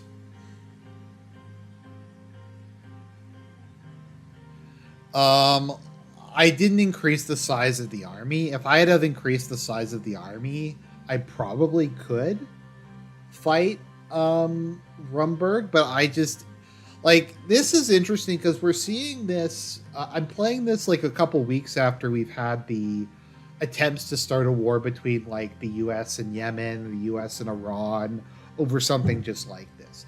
So who knows even what happened if the deep state shot this down? If maybe the plane was like further over Rumberg territory? Who even knows? Immediately again, be working on it. The diplomatic response makes sure that incidents like this are prevented. If there's a next time, I'm afraid it will be war. Yeah, so like you got to give Yosef some credit. He at least like is reasonable. Like he wanted it, but he wanted to like to use force. But yeah.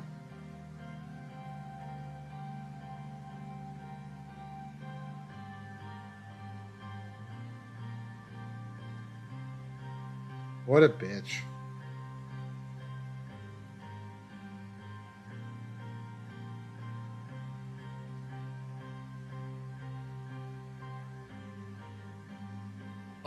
Okay, we'll do a military parade. That seems like a decent response. If Lucian, Yosef, and David all agree on it, then those three dudes have very different perspectives, but they seem to like it. Okay. Urgent meeting on potential alliances. Okay. Entered the room, Mr. President. We came as fast as we could. What is going on? Welcome, everyone. Due to the potential ramifications, I wanted everyone to be present for this meeting. We received an envoy from Arkesia. They were requesting a state visit.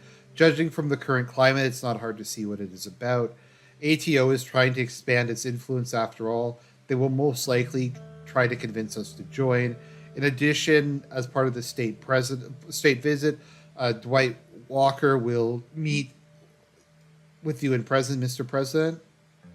Good. It's about time I wanted to meet with him as well. With all due respect, are you out of your mind, Mr. Lance? Well, Yosef. Just saying that we cannot even consider accepting this. I bet he will come here asking for our cooperation under the guise of enforcing their demands to join ATO. This will antagonize half the world against us, and we are going to be at the forefront of the battle. If you are approaching this from a perspective of national defense, then don't. We are in better shape than we were ever before. I assure you, we don't need any outside help, definitely not from Dwight Walker. We'll make it do somehow. Let's see what he wants first. We need to be careful. Mr. Walker will never give us anything for free. There will be some concessions for sure. What do you think is the right course of action? Rumberg is bound to increase diplomatic pressure in the upcoming Alliance of Nations meeting. Backchannels are reporting reports about Queen Beatrice Livingston meeting with military leaders. I'm afraid it might not be possible to stand against Rumberg without strong allies.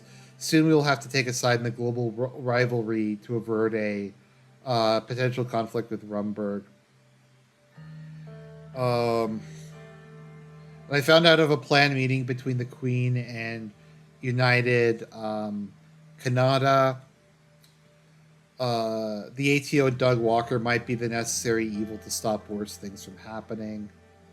Lucian, what do you think? We're going to decide. Very well, accept their offer. I'll send a response immediately.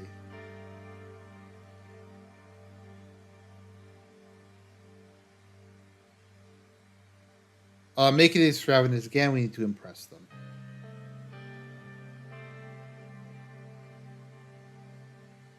So once again, I gotta give Yosef credit. Like, he doesn't like it, but he no, Dwight Walker. I just keep saying Doug Walker because it's just the way it is.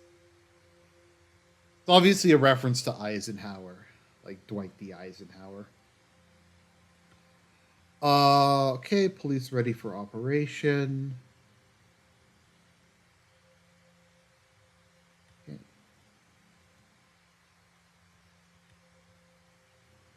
Canada Security Pact. Republic of Morella. Okay, so there's more countries joining each side. So I think Kairut is a Switzerland analog. It's where the Alliance of Nations is headquartered. Let's see here. Where was the League of Nations headquartered? Was it in Switzerland? I don't remember. Where was it founded? Yeah, it was in Geneva. Okay. So it was in Geneva. Okay. I was tripping up there for a minute. State visitor President Walker. Dwight Walker, president of Arkesia, head of the ATO, came out of his car, smiling and waving at the enormous crowd that had gathered. It's not every day an Arkesian president came to visit Swordland. Let's look at the Arkesian flag. No, that does not in any way look like the NATO flag.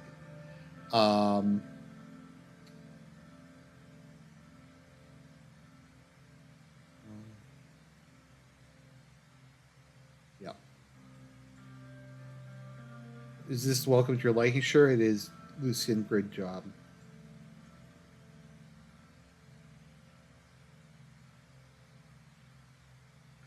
If you told me I would get to meet your lovely wife, I would have come sooner. That's a very Democrat way of doing it. I'm very charmed, Mr. Ray. Oh my, thank you, Mr. Walker. It's a pleasure to meet with you. So we have the Walker plan, which is basically the Marshall Plan. Let's see here.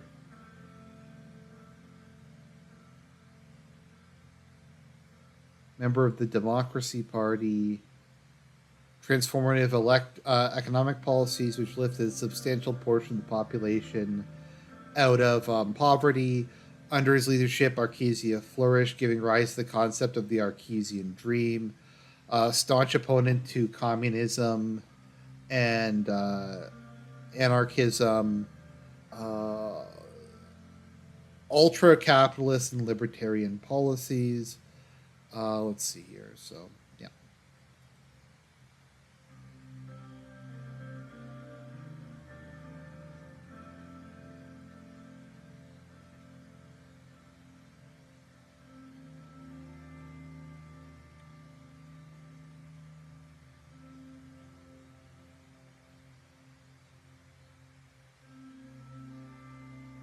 I've wanted to meet you for the longest time. I assure you, the feeling is mutual. That's why I'm here, in fact.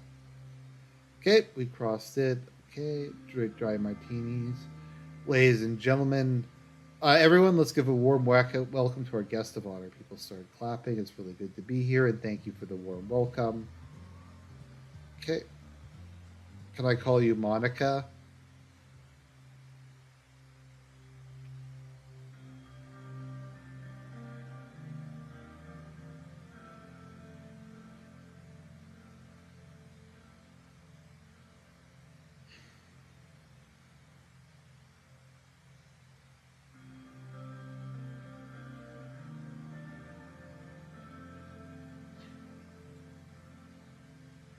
You saved me, Monica, at your service, Mr. President. Never took you for a dancer. That goes both ways, Mr. Walker. Okay. All right.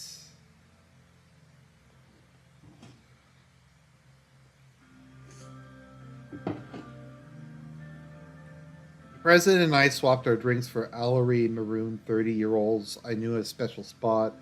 With our drinks at hand, we went down the stairs to the basement. Gradually, the music and the sound of the party started to fade away. We arrived at a cozy little corner office with not much inside other than a table and comfortable chairs. He took a seat and I followed suit. He pulled out two cigars. I took one. I heard you got a scandal, something about a secretary. Uh, the American president's asking about the secretary scandal. Really unfortunate chain of events, indeed. He grinned. Right. It's just a scandal, and I'm no reporter. I just made it out of a bad one myself. Oh, it was a rough one. Does it say what it is?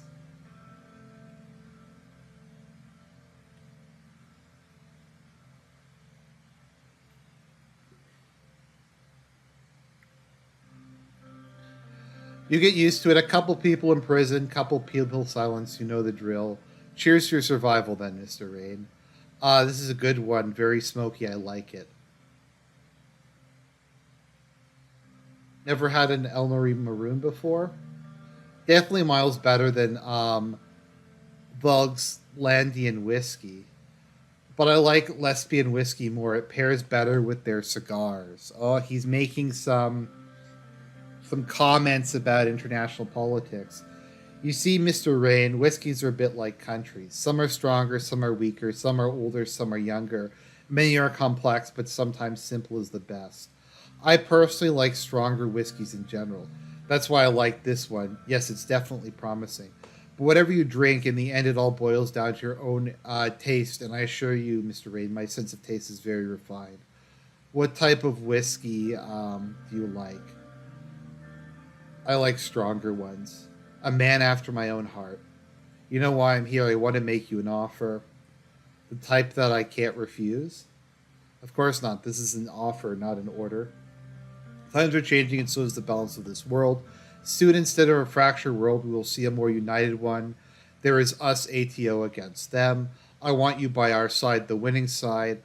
I think there is much we can achieve together, and you have shown me the proof.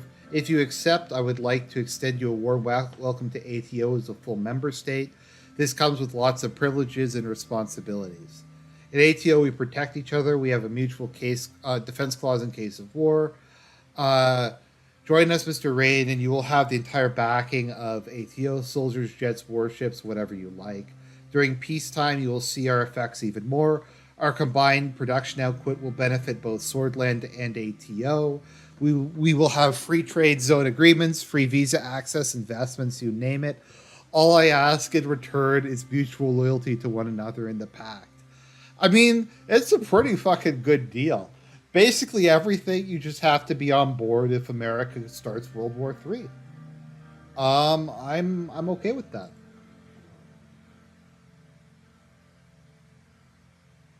The Swedish Armed Forces will be a member of the ATO military structure. All branches, be it Air, Navy, Army, will collaborate with the Alliance network. We will provide assistance and training for free. Armies will learn how to fight together and be stronger than ever in the face of the. Let's make history tonight. What do you say? Let's see here. Is that all you're asking for? Or is expecting more demands? But why, Mr. Rain? In my mind, we are already allied. Where I'm coming from, where I am coming is more so from the perspective of friendship and stability in Eastern Mercopa. Let's join. That's what I like to hear. Shut up and shook hands. Welcome to the ATO, Mr. Rain. Welcome home. Cheers to our newfound partnership. Now it's starting to taste better. Okay, we have much discussed, but we need to celebrate. Besides, I have a few dance moves to show off.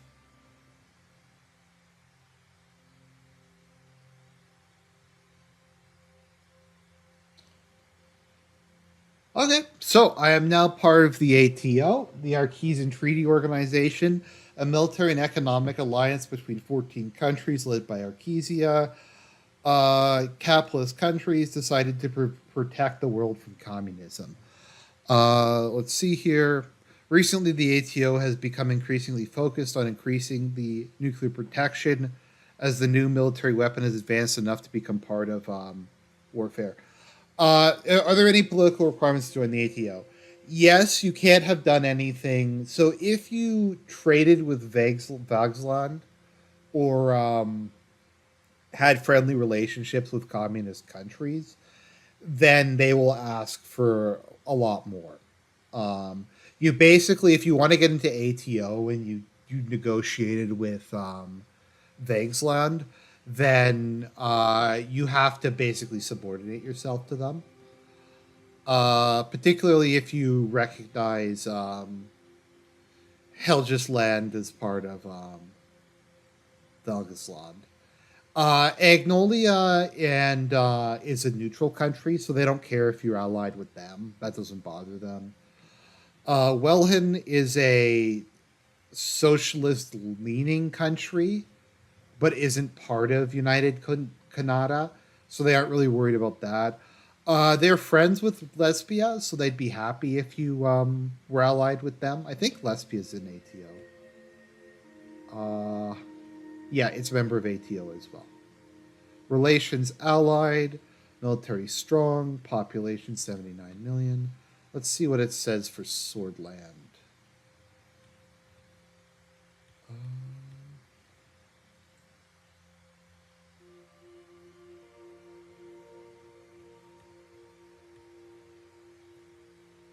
Okay.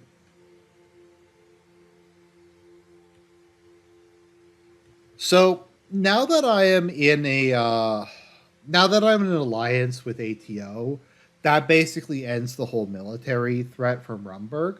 Because now that I'm part of NATO, if they were to attack me, they would go to war with America and the rest of them, and they have nuclear weapons as well. So that's so I'm good there. The only thing that can really screw you though is if you decide to join ATO and then start the war yourself. It will pull them into the Mutual Defense Pact, and it will basically exterminate. It'll cause a war that will uh, devastate the world. Let's see, country friendly relations, weak military. Just gonna look at what's it say for Welham. Neutral relations, weak military, trade agreement, oil trade, member of AN. What does it say for Russia? Relations neutral, military weak. Lesbia strong. don't think Canada. I don't think you can see Canada on this. Okay.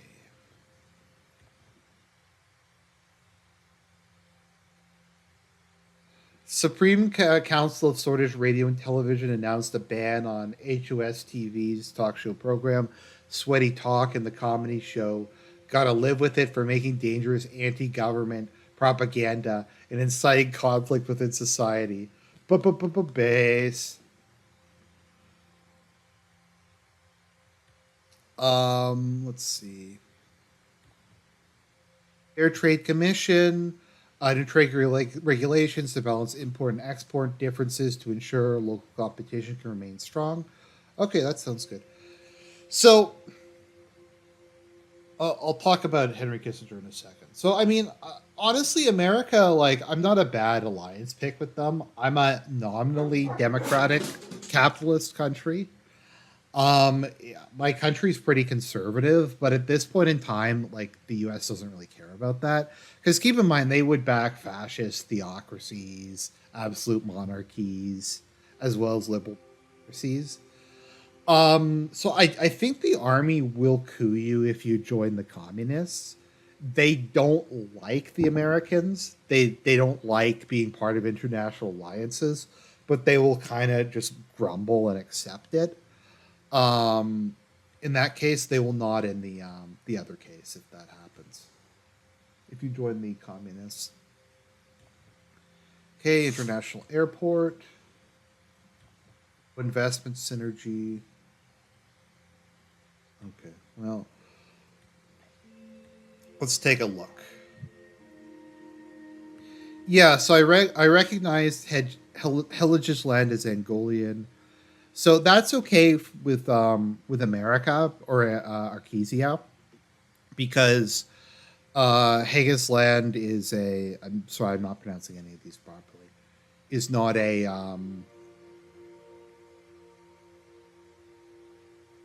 is a communist country, so they don't mind that I'm stumping a communist country. Okay, progressive approach, ATO member, heightened immigration, lots of trade with Wellhead, defended border against the BFF.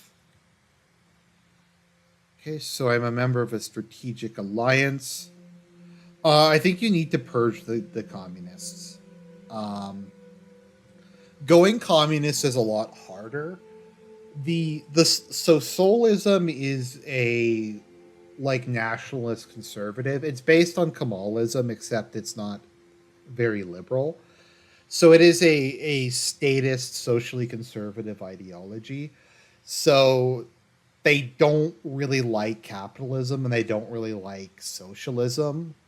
They hate communism more though than they hate capitalism, which I think kind of makes sense.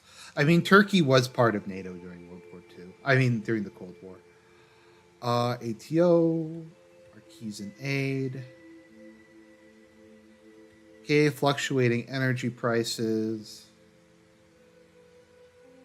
Okay, higher steel price. I'm just looking at this. Arkesan influence. Foreign energy manipulation. Embargoed by United Canada. I mean, I have a pretty wide range of partnerships, so I'm not particularly worried about that. Anti-corruption rates, security powers.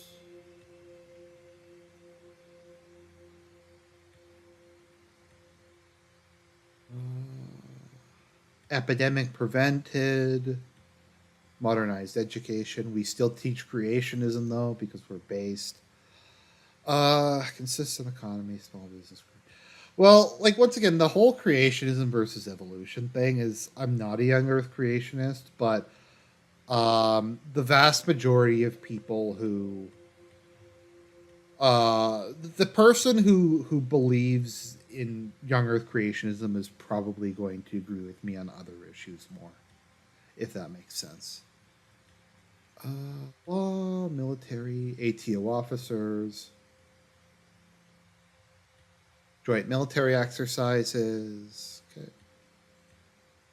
situations. Modernized Air Force. Okay, so our Air Force is modernized now. We have a military industrial complex. Things seem to be going pretty good, actually.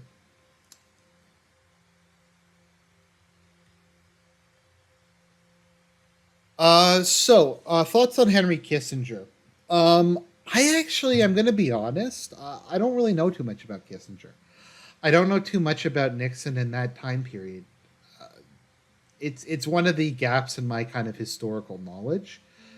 I had a book about Nixon I was reading a bit of, but it's not it in the Vietnam War are actually not something that I've really spent that much time on. I'm sorry to admit. So I think I'm gonna have to look into it more at some point. I don't really know anything about. I don't know enough about Kissinger. My understanding is that Kissinger, at the end of the day, was at least like intelligent. He was intelligent. He was pragmatic, and he was a realist. Even if you thought he was an asshole, he was at least someone who could be reasoned with.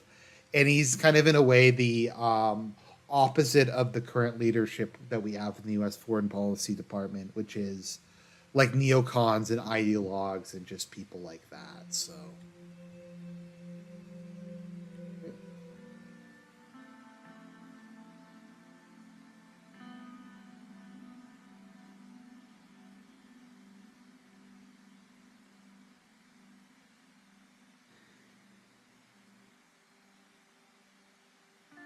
you ladies were asking for too much too quickly.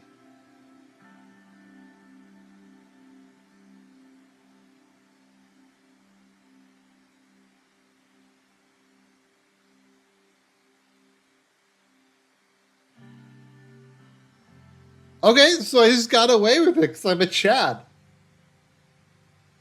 So, so my wife is just like, okay, nope. That's how much of a king Anton Rain is. She's just like okay with me ruining her life's work. What what an absolute titan. Okay. Medium investment synergy. I don't have enough money to do that big of one, but we will do a small scale ad campaign.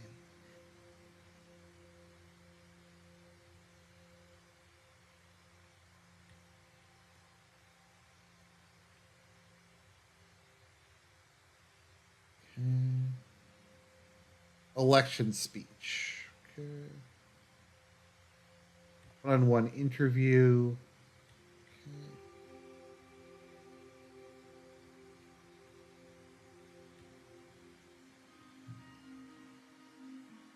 Okay. I was too busy thinking about how I would rally my party's conservative base at today's election kickoff. Good morning, sir. Morning, Lucian. Okay, small disc-shaped device. Okay, he gives satisfied nod.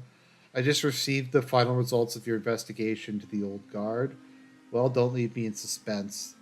Miss Morgana's task force suspected old guard members of multiple cases of corruption, lobbying, but when they looked into it deeper, they found something truly shocking. The old guard, led by Hawker and Graff, with the suspected approval of Sol, organized the assassination of Bernard Circus. I always thought they were involved.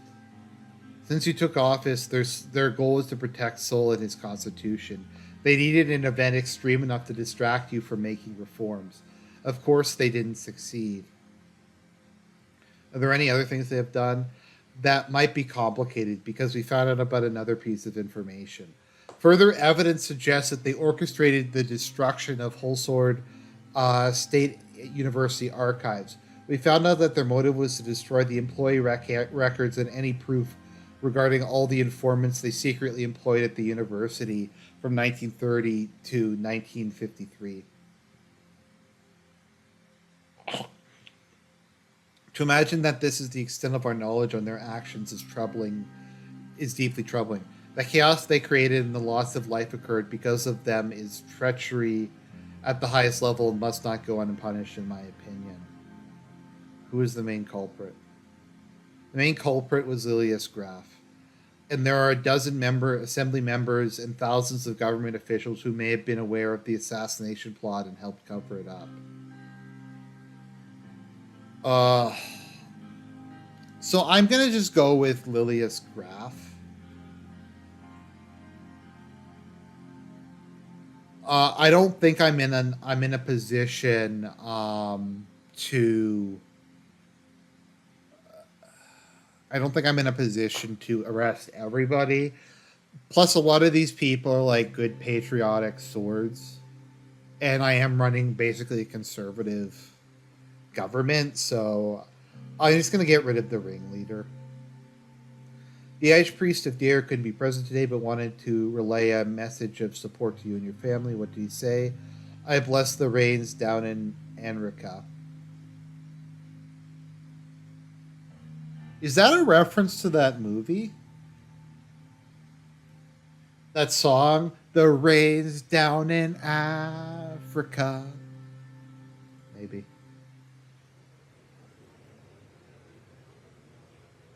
Okay.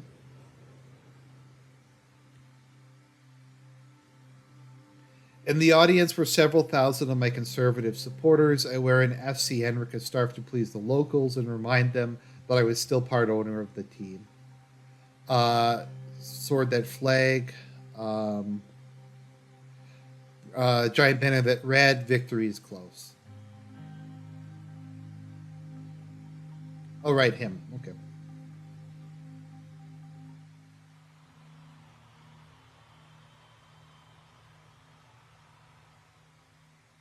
Mayor Curtin Leste gave a brief introductory speech. It was hard to forget how the Ben Fee event went down. Everyone cheered as I walked on stage. Although he was now part of the opposition as the member of the NFP, it seemed most of Anrica was still on my side. Yeah, like why do you, what was it that I stopped my wife from yelling at him? So why is he being a bitch and snaking on me?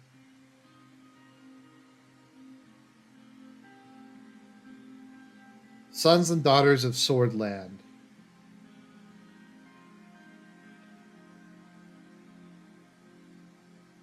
Over the past 3.5 years, many enemies have tried to destroy me and this fine country. Yet I stand before you now, ready to pledge myself to God and to Swordland yet again. I have begun to fix the disastrous economic decisions of my predecessors. As armed militants threaten to tear us apart, I promise I will uphold law and order.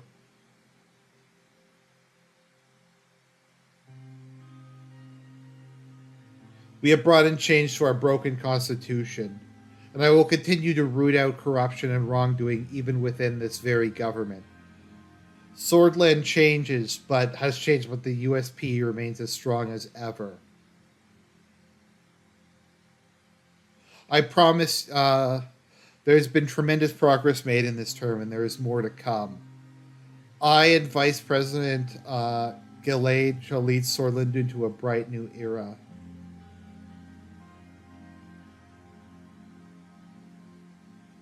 Uh, it is time, my fellow swords. A new dawn is upon us, and it begins right here and now. Morgana Vescor. Tooth to tooth, eye to eye, effin' our Erica.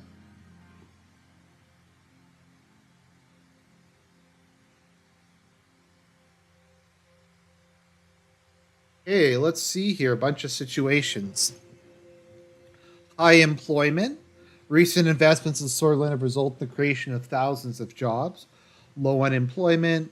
Good trade volume. Florida has become a major trade hub for production and energy. That's good. Uh, England, fish export and tourism hub. Okay.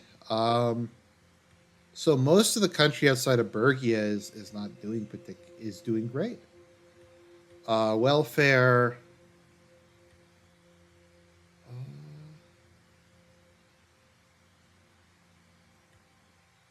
I thought I vetoed the. Did I sign the alcohol bill? Maybe I accidentally signed it. Maybe I'm like hallucinating or something. Oh well.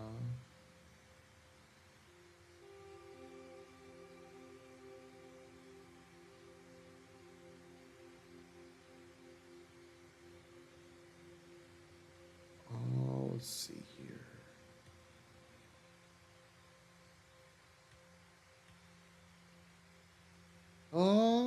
So yeah, I think things are like pretty good. I think we're gonna sail to re-election, provided that uh, I don't get removed in a coup or assassinated. Everything else seems to be going pretty good. Economy's good, social policy's good, policy's good. Most stuff seems to be going all right. Briefing on the current economic situation. Let's see here. I open the door and enter the largest boardroom in the building. Okay, Simon's there. Good afternoon, Mr. President. Good afternoon.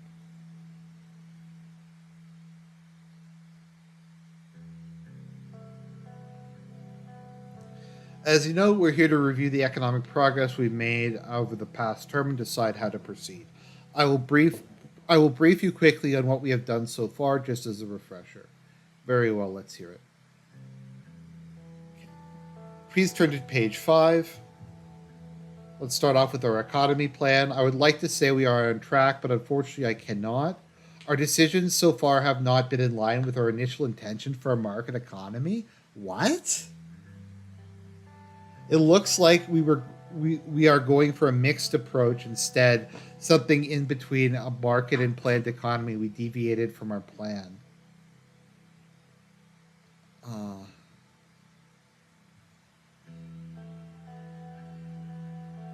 okay.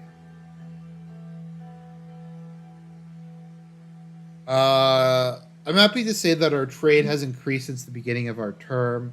We are on the right path. More trade means a vibrant economy, which means unbridled economic development. For better or worse, Swordland is becoming quite reliant on foreign economies. I can see the benefits, but most voters will not. We will need to provide them with the right narrative. Okay. Uh, we need to aim for a more balanced approach. Okay, we can consider that during the second term. In our attempt to repair Swordland's economic system, we went for a mixed approach. We tried to cater to the needs of both business and Swordist citizens. It's been a delicate balance. Thankfully, living standards are steadily increasing. We've been receiving fewer and fewer complaints about our welfare systems. Good, a satisfied population means more votes. Our production rate has gone down since the beginning of the term. We're at a low point now. What?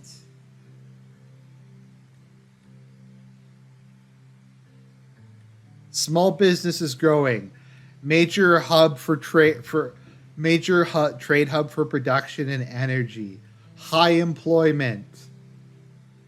What? I don't know.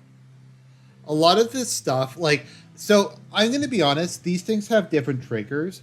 So it's possible for them to say, like, things that contradict each other.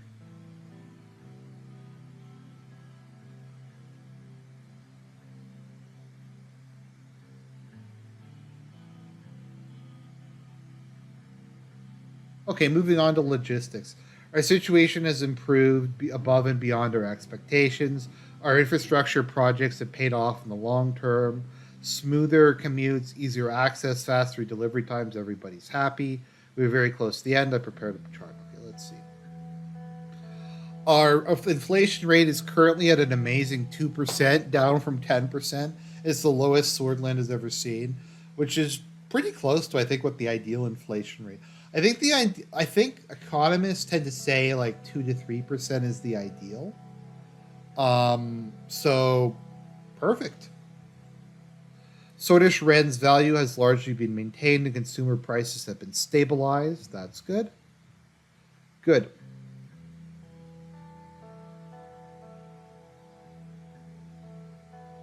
What is our debt situation?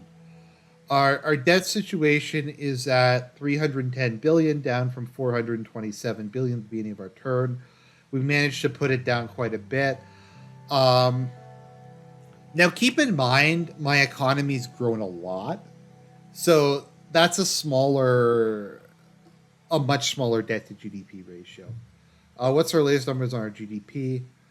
Yeah, so GDP went up by 50% and debt went down by like 50%. So that's a massive growth. Economy grew 16% in the last 4 years on average. Okay, how are we doing with employment? Unemployment is at 5%, which is basically perfect, down from 16%. Okay, that's all the questions I had. Our budget expenditure, we've been fairly balanced. Okay. Our economy is solid enough that we can start thinking big.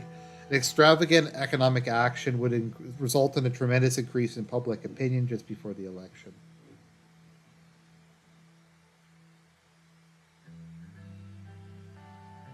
Let me see what these do. Um,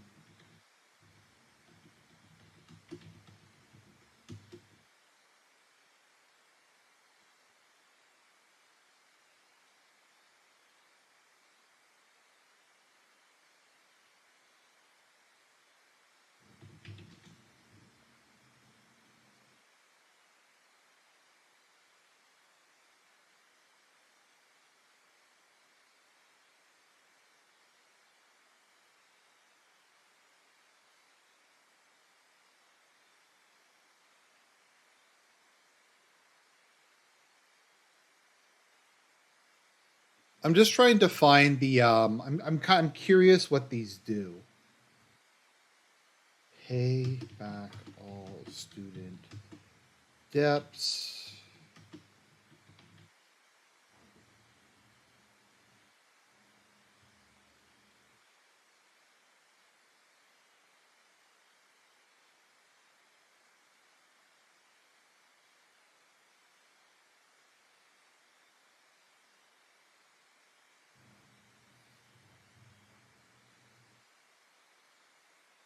Oh, okay. Okay. So the recommendation is if you privatized education, you'll pay back student debts. Okay.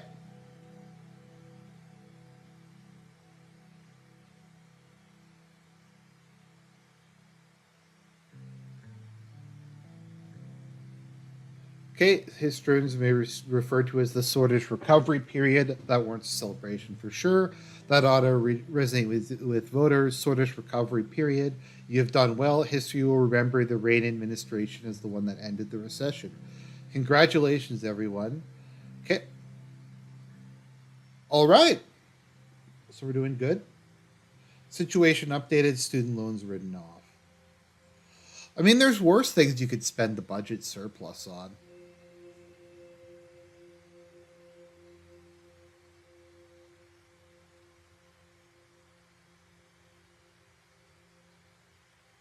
Okay, so people are happy. All right, we have an interview now.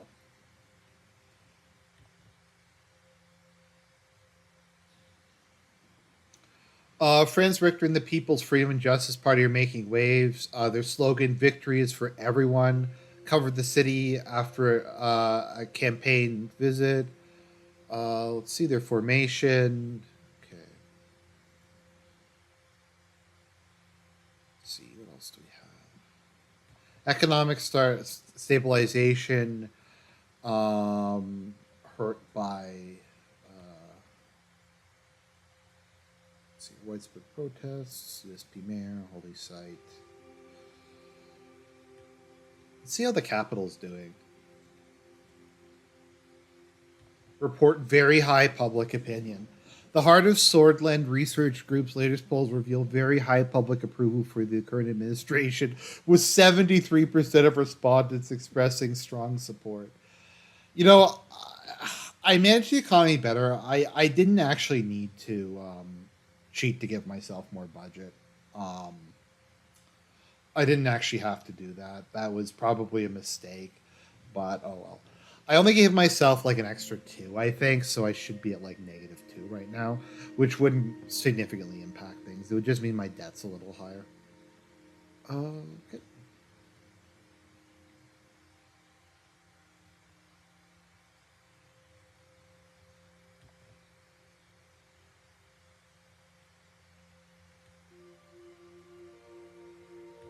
Moderate growth. Okay. Stable growth in Grunny. That's nice. Nothing wrong with moderate growth. You only cheated yourself. Yeah, that's true. Uh, Compared to all. Okay. There we go.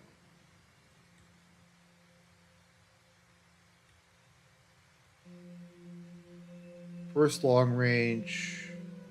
ADO alliance enlarges with the inclusion of Swordland. Okay.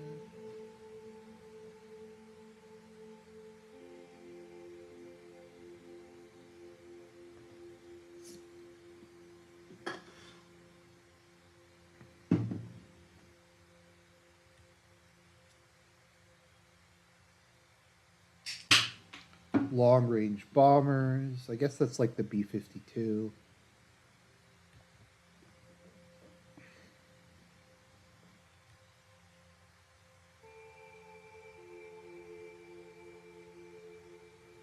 Okay, so now it's time for the interview about the upcoming election.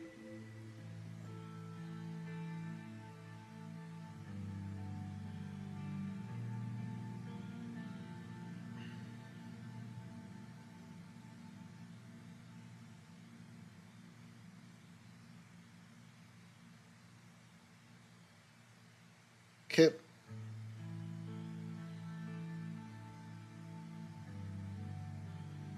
Second, I'm just gonna grab something.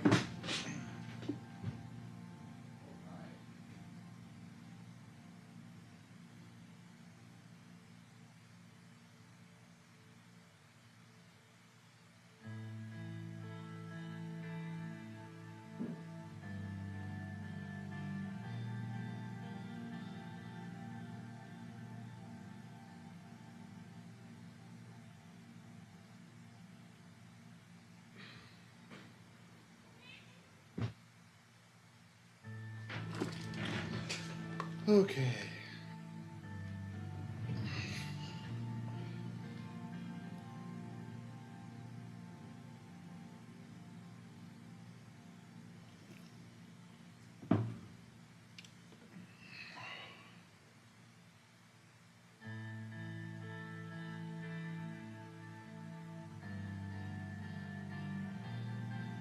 I don't want to think that they attacked us intentionally. It must have been a mistake. Does that mean your side is willing to have diplomatic talks with Rumberg? Um, of course. If they are willing to, yes. Do you believe Queen Livingstone shares the same statement? I hope she does. I want to look to work together to achieve peace.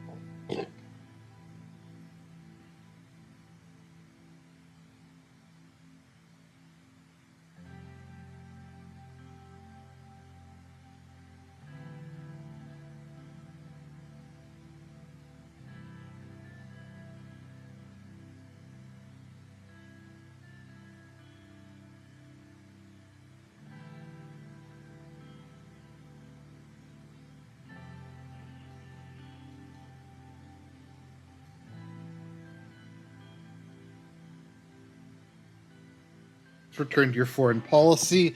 Let's talk about the ongoing conflict around Helige. I'm sorry, guys. I'm so bad. Like, you have to admit, though, the spelling of this shit is really confusing.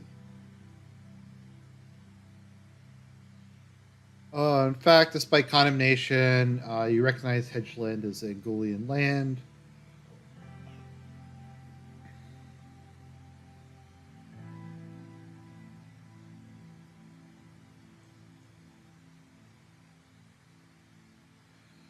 Angolia is the right owner of Hedgeland. What, let's see, he's trying to do is against international law.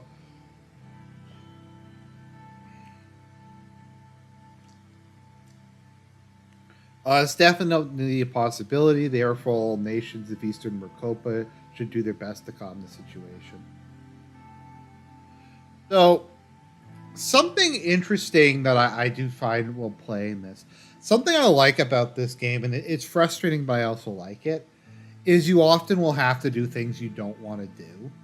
Like, you'll have to compromise, you'll have to, like, not say what you want to say, you'll have to be diplomatic. Playing this game, you really do realize why politicians say vague stuff all the time. Because in a lot of these situations, like, it would feel good if you could go and, like, just tell everybody to go fuck themselves and stuff. But you would get in major, like, it would not benefit you at all. Um,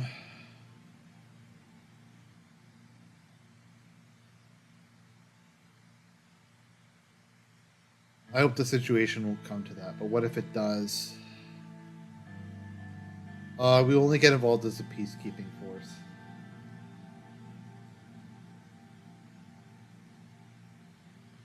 Normally close the borders to the refugees fleeing from a massacre. Your border guards worked in cooperation with WESSEC forces. Will you accept responsibility of thousands of lives that were lost in Willen?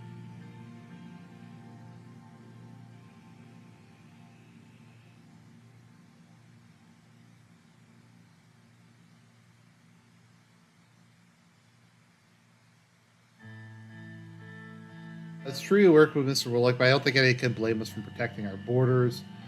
Many of it criticized Sorlin for its role in this conflict, not accept any criticism.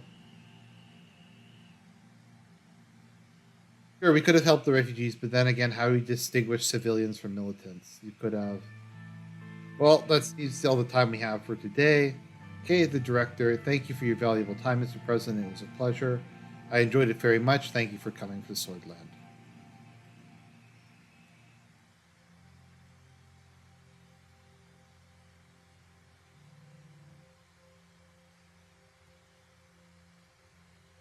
Private meeting with Lilius Graf. Rum of the helicopter engine, the first of its kind in Swordland, was deafening as we reached the landing pad of Entel Rock Prison. Okay.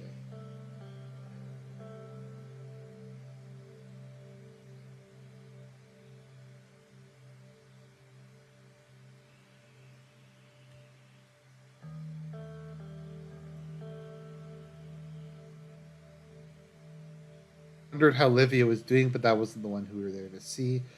Lilius had a quarter cell with a large window overlooking the seaside. It was equipped with a comfortable looking bed and a modest writing desk. She appeared to be busy writing letters as he opened the door.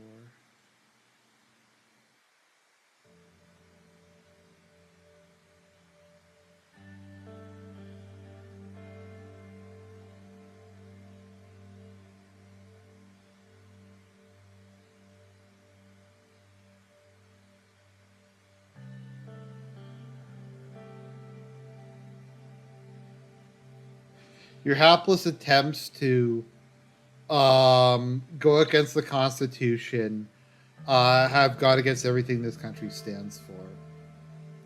President doesn't always know what's best. And you think you would have done a better job? I would not have let our proud republic stray so far from its soulless roots.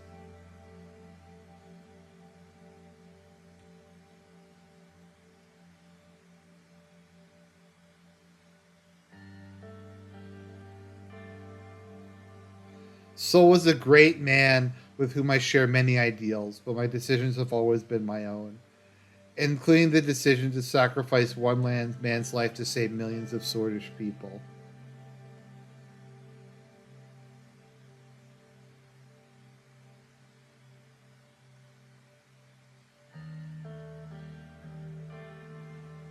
Sooner or later, the people will realize that Slow is the best leader they'll ever have.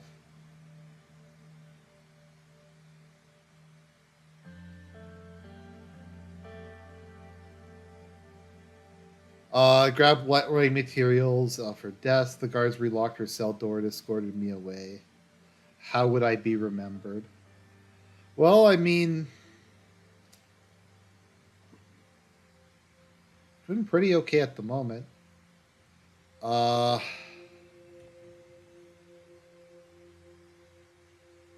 okay, Mansuleki is now the head of the Bloodish Workers Party. Okay, military parade.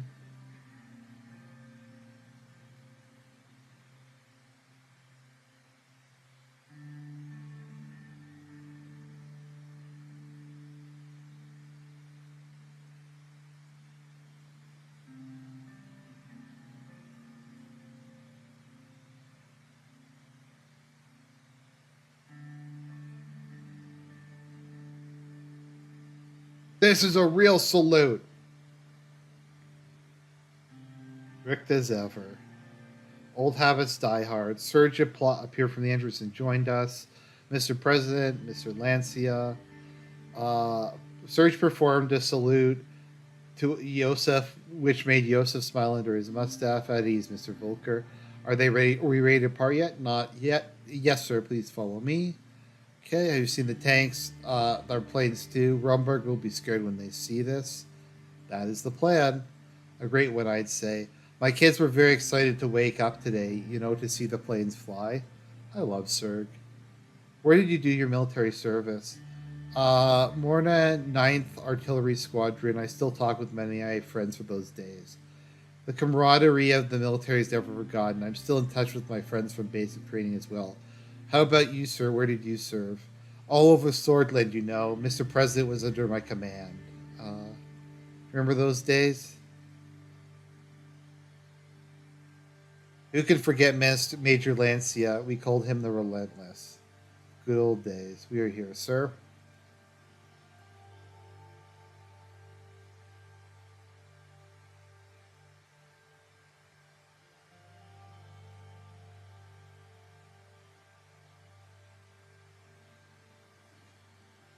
A group of 10, maybe 12 latest technology S-16 fighter jets flew above our heads. I thought the engine sound was going to leave me deaf. Tanks engines, the tanks, given my view, they were not the most modern models. Most modern models, however, they displayed our military might. I could even finish my thoughts as one of the tanks broke down and had to be towed. We waited for a few minutes of the announcement. Finally, it was our turn. On both sides of the Victory Avenue, there were numerous citizens cheering my name, waving their swordish flags. Salute. And a wave. I saw Sol sitting next to General Velkin. We kept our slow and steady pace. We are almost at the Artur whiskey statue under blades away. A group of soldiers saluted me. They looked proud and stout in new uniforms with brand new rifles. Okay.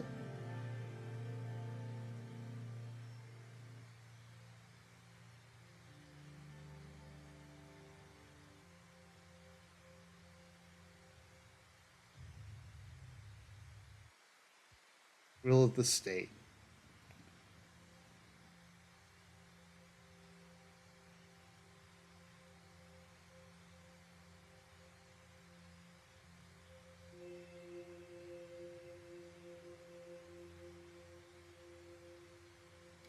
Yeah, so the parade, because I've done it when I've upgraded the military, and it's been more it's done better under that Arkesia. So because we're allied with Arkesia, we don't have to worry about Rumberg anymore. Because if they attack me, that triggers Article 9, and then it'll lead to World War III. Mercopin Championship Cup. Today, the management of RC Enrica has invited me to attend a pivotal football match. As a board member, I couldn't reject it. I had to be there at this significant moment for my team. They are representing Swordland in the international arena. I couldn't help but feel a surge of pride as Lucy and I headed to the station. FC Enrica was finally in the Mercopin Champion Cup, the most prestigious football tournament in the world. For the first time, a Swordish team had managed to qualify for the knockout phase. Millions of Swordish people were waiting to watch the FC Enrica compete against the legendary Rizian team. Real Montecaler, which is in no way Real Madrid. Despite all odds being stacked against the team, the mood was full of hope. Let's see here.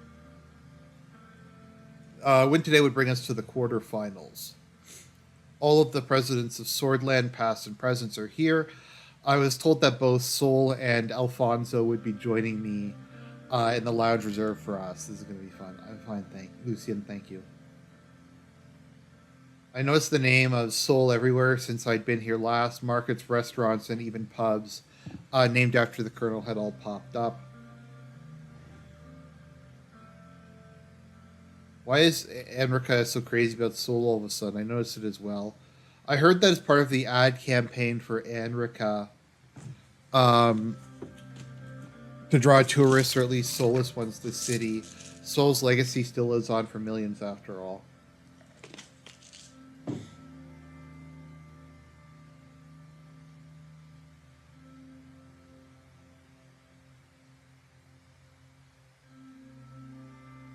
Any advice before I leave? You know the guests of honor more than I do, sir. If all else fails, just focus on the match. It shouldn't be difficult. Even the fact you're here will surely help our campaign image. I hope so, Lucian. Okay,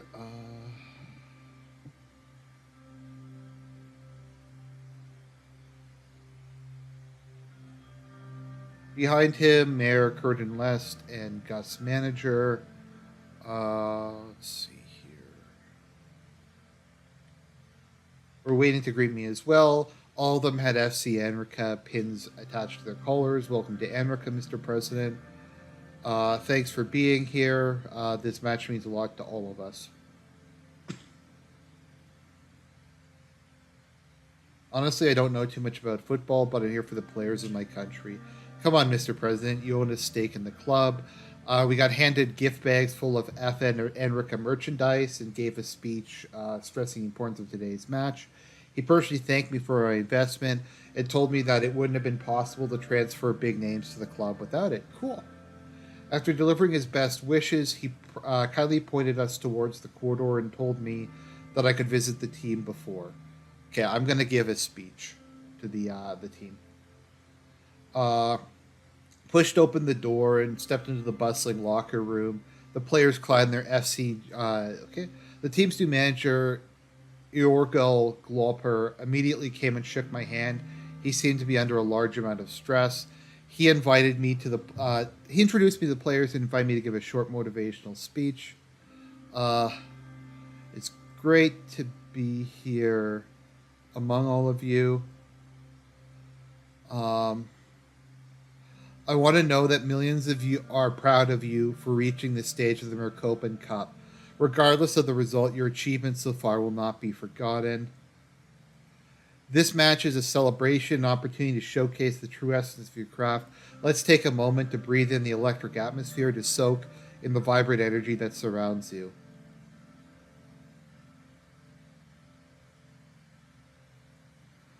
As you step onto that field, let go of any lingering doubts and embrace the sheer joy that comes with playing the game you love so dearly.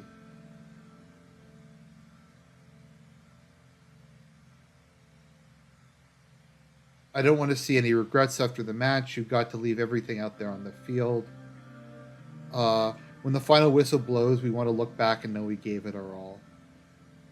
Now go forth, my fellow Anrican warriors, and leave. And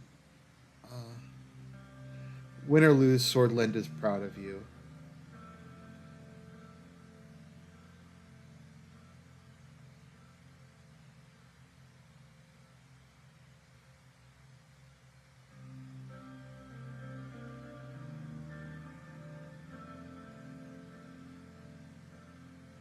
Sol did not react when I entered. To what do I owe this pleasure, Colonel? Mr. Rain, I didn't hear you come in. He smiled at me and gestured at the vacant spot beside him. Please join me. I didn't expect you to show up today. It's heartening to see you're a supporter of FC Anrica and Sorta Sports. I didn't know you were a football fan. You know I couldn't miss the historic moment.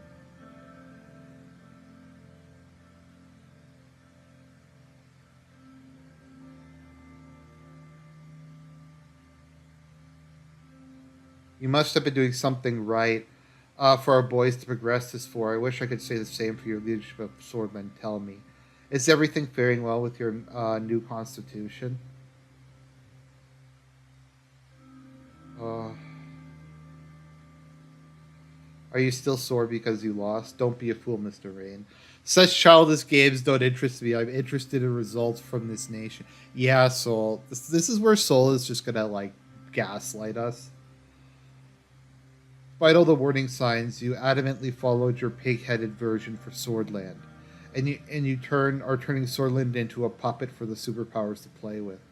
I never thought I'd live to see Swordland invaded by imperialists, especially at the invitation of a Swordist president. I'm warning you, Anton. The path you've chosen will only bring about exploitation and abuse.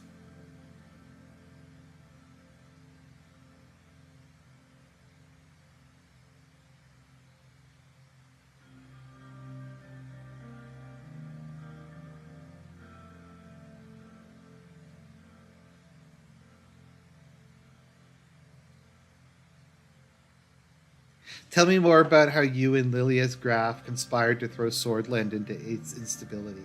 You made the mistake of your career imprisoning her, Mr. Rain. The woman is one of the truest Swordish patriots I ever met. Look, Mr. Rain, it's starting. Okay, under the portrait, the bottom row of boards slowly revealed the words "Welcome home, Colonel." I forgot that you were from Anrica. It's been some time. If it weren't for my name plastered everywhere in the city, I might have forgotten myself. Uh,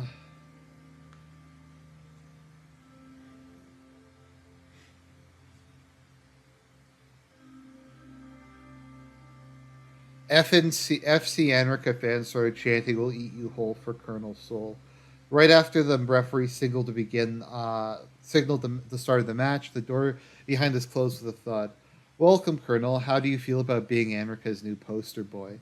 It looks like it's working well for the city, and if you move back home, I'm sure you get free meals and drinks everywhere you went.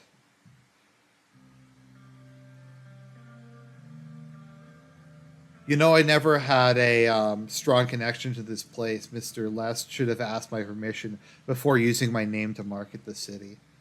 Oh, it was actually Gus Manager's idea. Why am I not surprised? He's full of ideas, your Mr. Manager, except when it comes to the job he's actually supposed to be doing.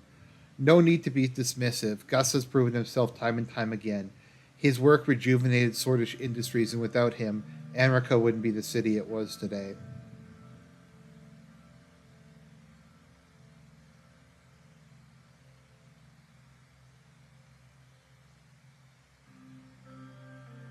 He invested heavily in this city and helped to transform Anrica into a tourist destination. He's the one who saw the potential in football. All of the man's so called accomplishments have been purely accidental. Sol is such a dick, and he just is trying to gaslight you. Like, all your conversations with him are him just trying to screw with you. It's kind of annoying.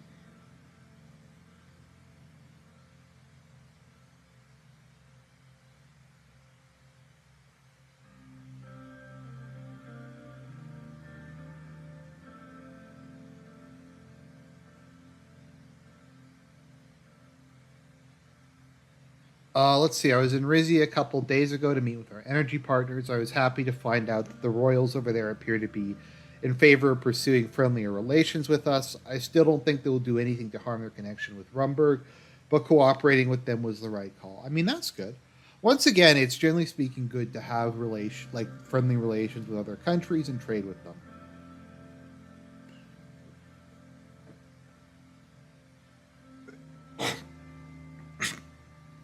You're fond of the monarchists now, Bald.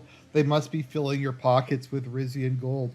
I don't want Swordland to make money. I don't want us to have good relations with other countries. I want everybody to hate us. I want no international trade. Um, I just want like everything to suck because I'm Colonel Soul and I'm just a dick.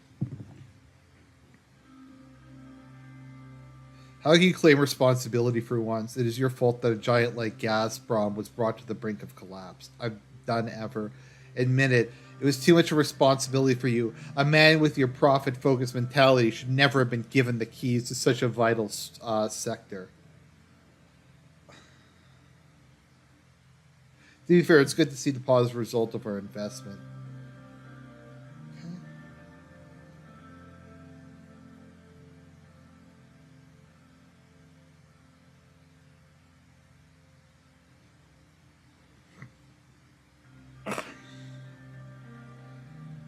With your strategy skills, you should be a football coach, Colonel. Don't make me laugh. How about you, Mr. Rain? It's been a while since we last met. Is everything going well at the palace? Uh,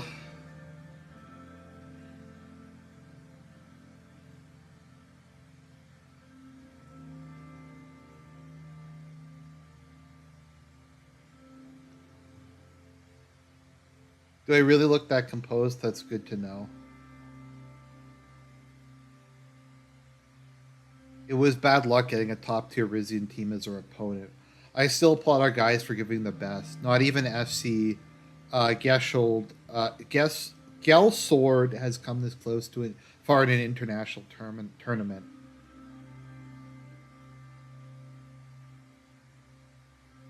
It's not even half light time yet. Enrica can still come out on top. Don't expect that to make sense to him. You're talking to Alfonso. Sure, I'll be a punching bag for both of us today. I'm not really like attacking him. I'm just saying the game's not over yet.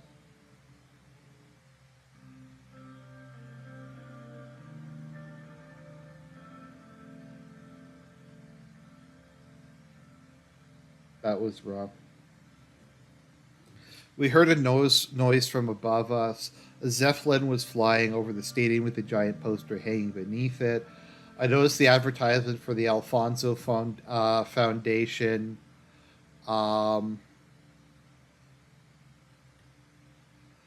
at the center of the poster stood Edvald Alfonso, portrayed with a warm smile and a twinkle in his eye. In his outstretched hand, he held a whimsical compass glowing with a soft golden light. Surrounding him were people from all walks of life and cultures. The tagline, written in elegant and uplifting typography, was prominently displayed at the bottom. Alfonso Foundation, bringing hope to those in need, one act of kindness at a time.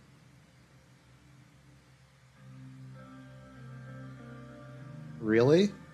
Doing my best to increase our exposure to help the homeless in this country. This isn't some commercial advertisement. I mean, it's 100% a commercial advertisement. Ladies and gentlemen, we bring you a message from the Alfonso Foundation, dedicated to spreading kindness and hope to the less fortunate. Oh, it's really cheesy. Picture a swordland where compassion shines brighter than the stars in the sky, where the power of generosity uplifts those who need it most. That swordland can exist thanks to the Alfonso Foundation. Led by the charismatic and esteemed President Edvaldo Alfonso, this foundation is on a mission to make a difference in the lives of our fellow citizens, one act of kindness at a time. You call this kindness? Every sortish when you donate to the Alfonso Foundation helps us to provide shelter, food, and a chance for a brighter future to those without a home, without hope. You too, Mr. Rain. Um, I thought you would see through this scheme. Just call the number 1-600 Alfonso to make your contribution today. Your support will help us extend a helping hand to those in need. To be honest, I think that ad was a little distasteful. I beg to differ. Alfonso, are you not ashamed? Instead of planning a proper affordable housing program, you're spending your time with crap like this. Is this your personal redemption? Spending a few rents out of your billions and portraying yourself as their savior? Uh, Unlike you, Mr. Soul, I'm not portraying myself as a hero here. I retired from politics just like you did, and now I'm using my clout to help the poor. What's so wrong about this? You know, I never called myself a hero. I never asked for this. It was my supporters who portrayed me as one. Don't spin the truth. Oh, like he's just trying to gaslight you here. No, so you started your own cult of personality. Like it's not even a question.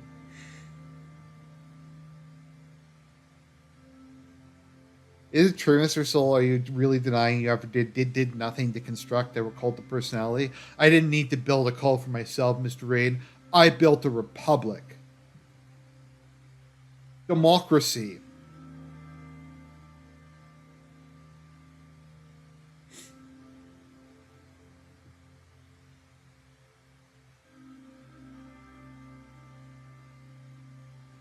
So it was I who controlled each and every member. I was behind every problem you faced within the USP. Do you really believe that? Well, I mean, it's been established there is a massive deep state. So not every problem, but like every other problem.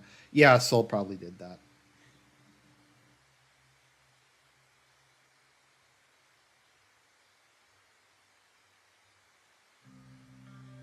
How'd you get line go up? I don't know what that means.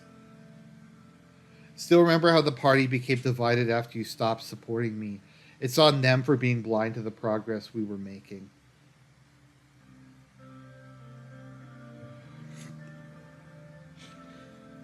Solas still make up the bulk of the USP today. Everybody is aware of your influence, Mr. Soul. Instead of blaming the party, why don't you take a look at yourselves? The same party has voted me out on their own volition and preference of the likes of you. What a bitch. You know what? I think that's a good way to describe Colonel Soul. He's just such a bitch. Um, like this whole thing is just him crying because things didn't go his way and complaining. And according to you, their only correct decision must have been to elect you as leader, and the rest are completely wrong. Do you think everything is a problem that is specifically created to block you? Well, that's his projection. I mean, you think everything is.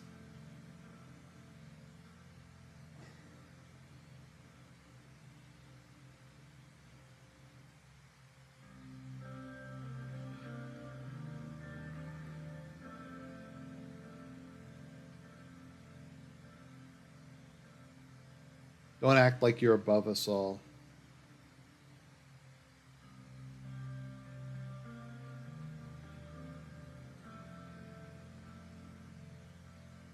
Kate 1-1. That's a great comeback. We can still make it.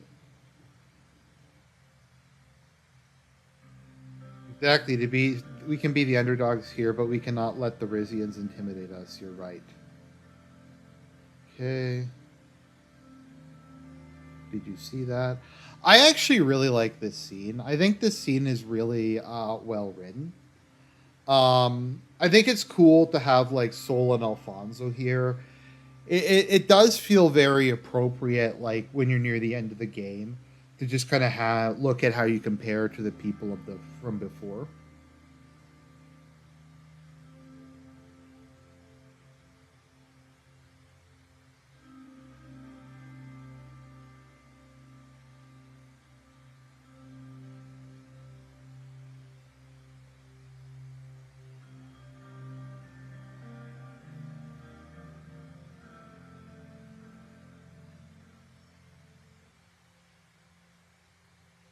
Because I normally win this match. I'm not sure what you have to do to ensure that you win. So they lost, but they got to the quarterfinals, so that's good. I got a lot of support. Uh, so yeah, so I don't know. Everything seems to be going pretty good, actually. Now we're heading towards probably the most insane scene in the entire game, the UN meeting. It's a council scene.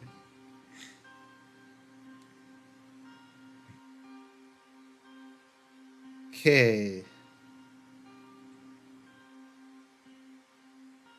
All the world's most powerful people under one roof. One wrong word and the world will go to hell. High pressure, I know. Just believe in yourself, Anton. From what I have seen, you will be do just fine. I love David. David's such a nice dude. Do world leaders actually do this? Yes. Some of this is based off of stuff that happened during the Cold War. Khrushchev did bang his shoe on the table and yell, "We will bury you."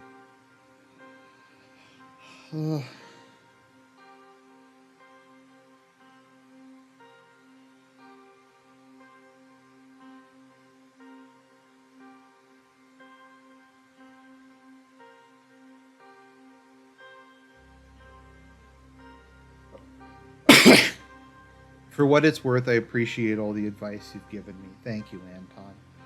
He's just such like a grandfatherly figure. I love David. Even if he is kind of a liberal, and I probably disagree with him on domestic policies, he is a good and faithful servant of Swordland, and he's not a snake. Um, Not being a snake in this game is actually a very rare and valuable thing.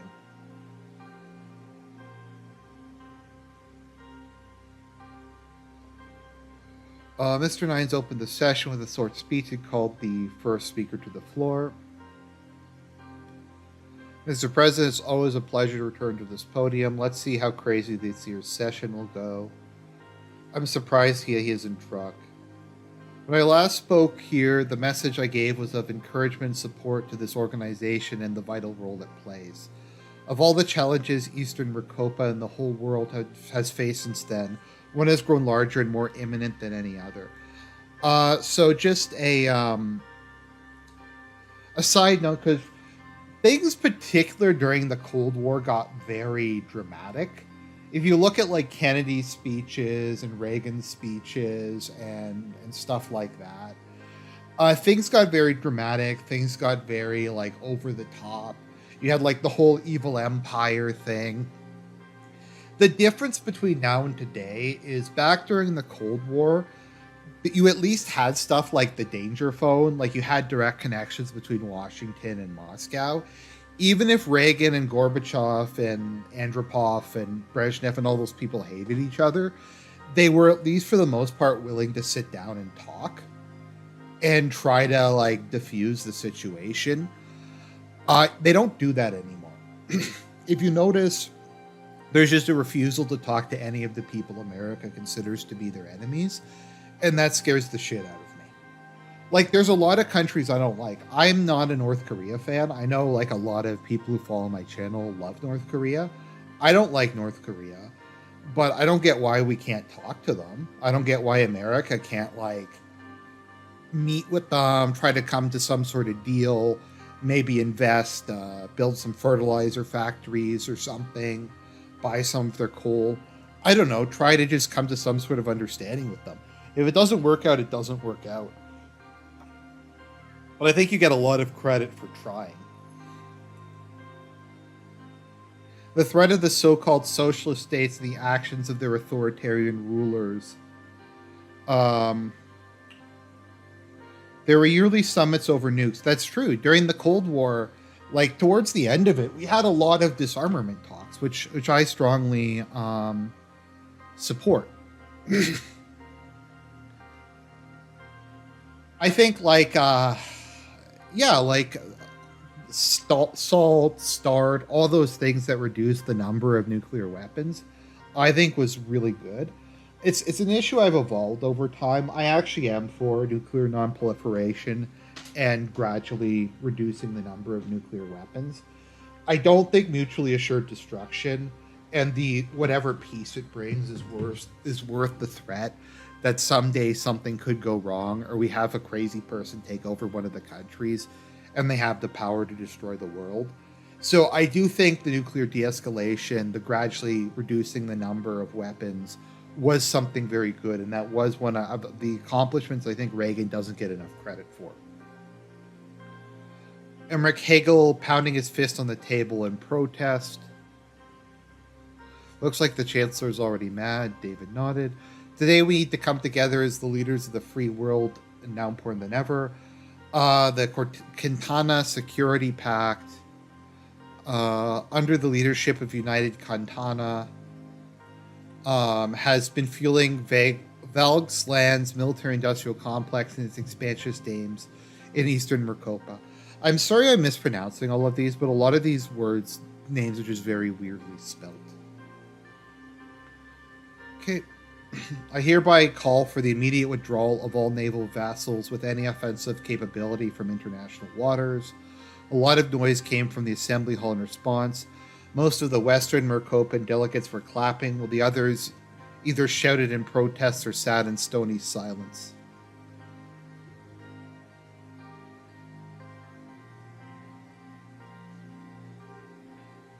Your policy seems to be a Richard Milhouse Nixon fan.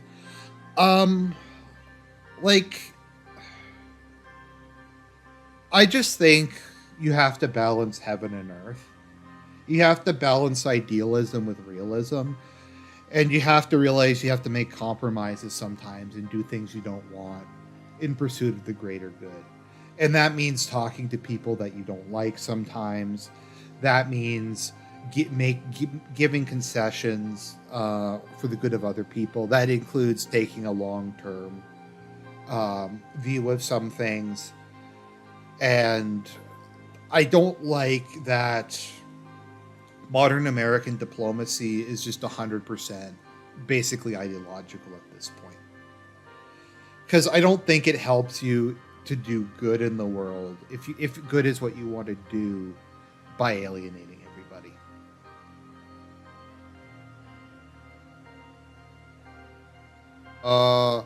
Transpire another state with socialist teachings and a state that wages war against its own citizens. Whelan, I kept listening. The purge of minorities in that country was again largely ignored by the international community. I would go so far as to call it genocide. Whelan violated our past treaties and mobilized their armed forces, deploying them close to our borders and authorizing them to partake in massacres. Lesbia was not only affected by large waves of refugees coming from Whelan, but by subsequent government seizure of all our companies that were active in the country. Oh, Muffin. Oh, Muffin. But shouldn't you be happy? I thought immigration was good. You should be giving Whelan money for doing that. That was not a bad speech.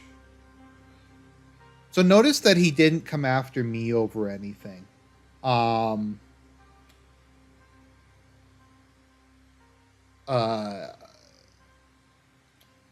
Who's the next speaker? Victor Smollett.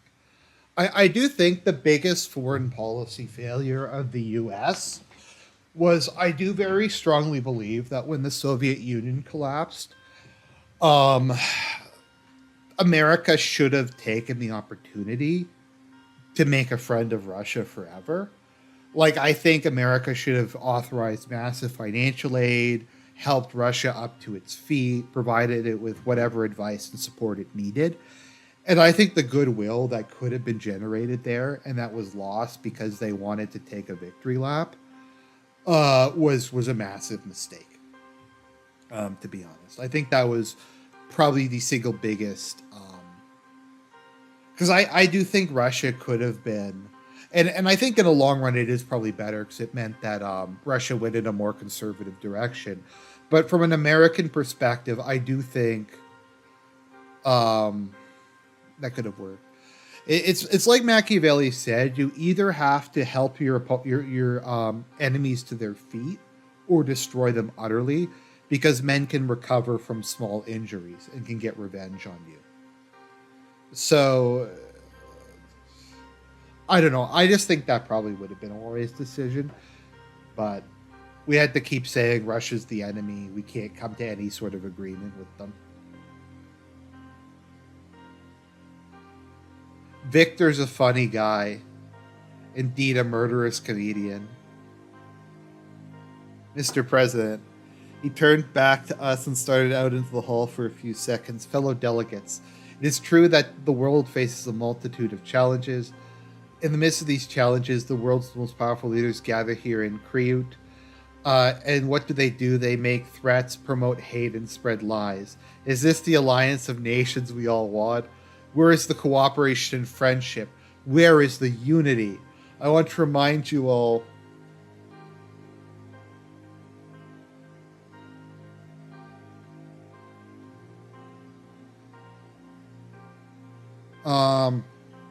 Remind you that of the wars that the West fought on our soil, of the foreign troops who occupied our country and seized our valuable resources. I want to remind you how they stole the oil from our sacred soil and how they did not know when to stop. The ATO soldiers left, but their interference never ceased. They financed armed rebel groups whose only purpose is to create terror inside our country. So, fellow delegates, don't you dare speak about Wellhead before you acknowledge your involvement in our civil war, before you acknowledge your own dark past. He is not entirely wrong.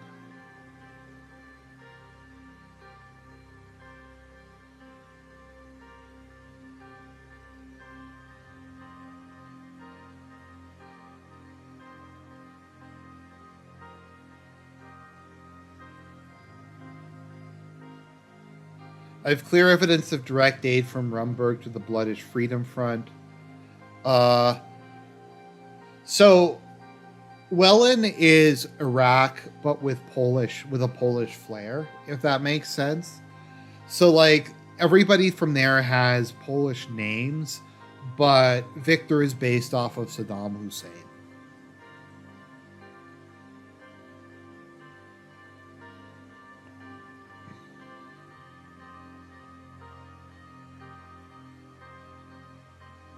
These documents will be published elsewhere. Copies have already been sent to the investigative affairs of the Alliance of Nations. I expect this organization to do its task and investigate this properly instead of leaving Welland behind as they have always done. Coming back to the claims of lesbian representatives, first, there is no evidence of civilian massacres by our forces, nor the so called purge of minorities. Second, the operation was limited only to the militant BFF, not the Bloods in general. So, something in this game is, in a lot of cases, um, you will have a country that's based on one country, but has the cultural aspects of another. So, Rumburg, I believe, is mostly based off of Tsarist Russia, but everything has British names. So, it is this like third world superpower that's not aligned with either the democratic West or the communist East, but and is an absolute monarchy, but is it is kind of Russian-esque because it's this massive country, but once again, it's not exactly.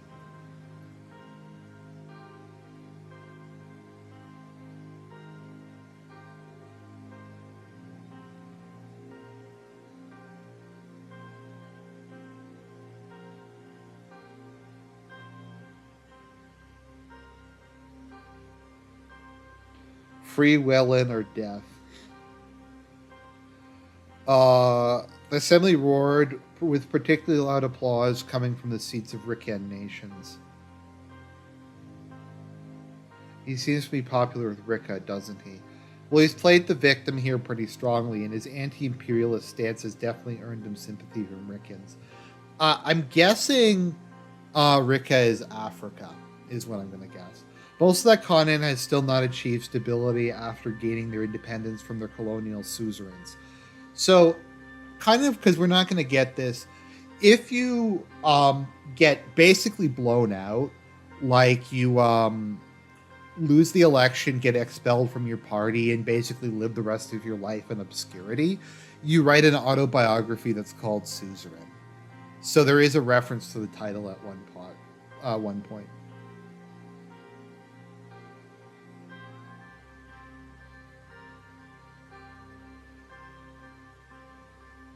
Martin Van Horten.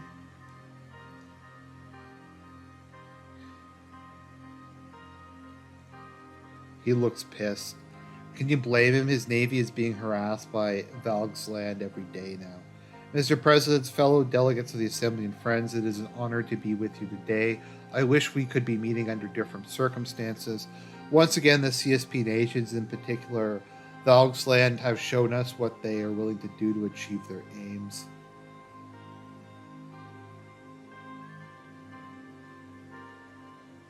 Yeah, like Valksland is based off of Britain, but I think it has German names.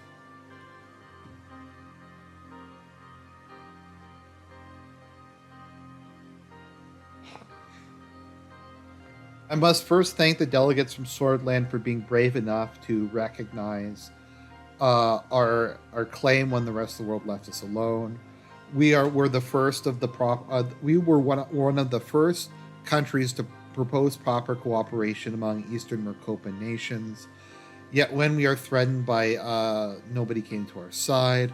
Although Mr. Alvarez voiced his indirect support from us earlier in today's session, I can't keep myself from wondering where he was when our fleets were under attack by the very socialists he spoke about. So I'm here asking for the support of the fellow member states of the Alliance of Nations. Agnolia is under attack by Valgsland.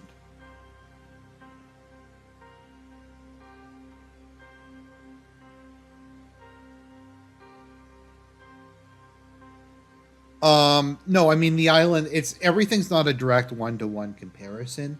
The island they're fighting over is based on Cyprus, but they're not exactly the same thing.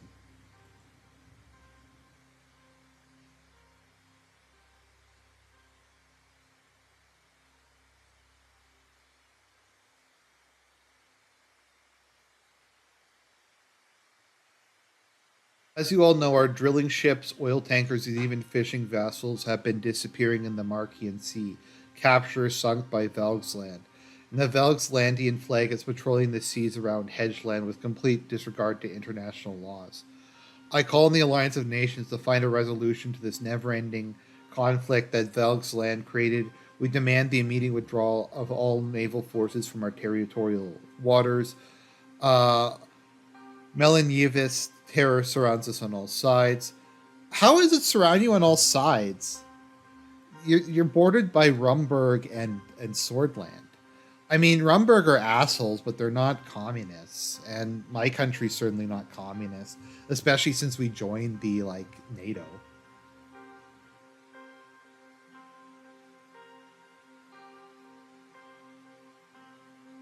You are a spineless jerk, a lackey of Archesan imperialism.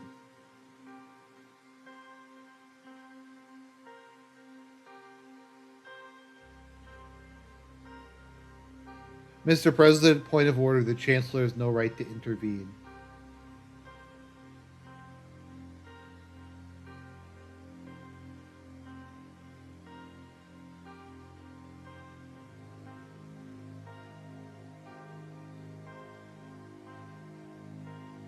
Buckle up, it's the Chancellor's time now. It looks like you're having fun, Mr. President. First of all, I want to extend a due welcome to the new states from Rika that have joined this organization. After fighting for years against colonialism and imperialism, they more than earned our membership vote. I am overjoyed to see them finally represented in the Assembly. As our numbers grow and more states are represented in this stage, we come closer to finding resolutions to the conflicts that plague us. Wouldn't it just, I don't know, exploit the continents of Rika, and Zina? So I guess Zina is Asia. Sadly, Volksland was also part of this plunder in the years before the revolution, when it still clung to the idea of imperialism. But when our masses found their voice, the old colonial powers and their financiers turned against them. These powers did whatever they could to hamper our revolution. They did not want the people to be heard. They're scared of us for showing the possibility of a better path.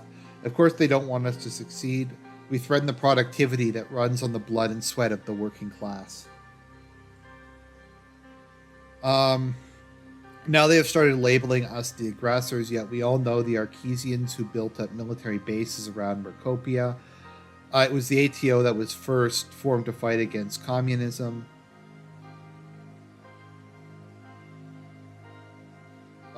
Territorial waters and threat from others. The delegates from Lesbia and Agnolia brought up the Felenco Treaty, but what were they doing when NTO forces patrolled whatever? They were silent. Um,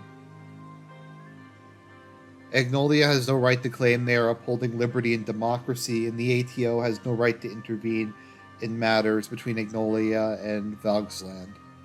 Just as no other country in the world has the right to determine what type of naval vessels we use, no country can enforce us to not defend our seas. Let's see here.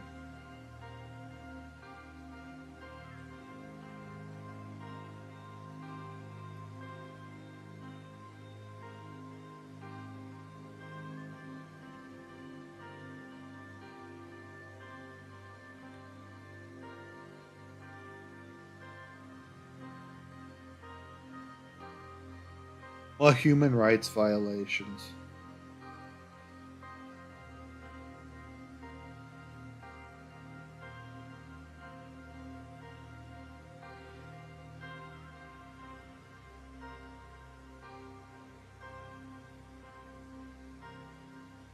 Queen Beatrice Livingston.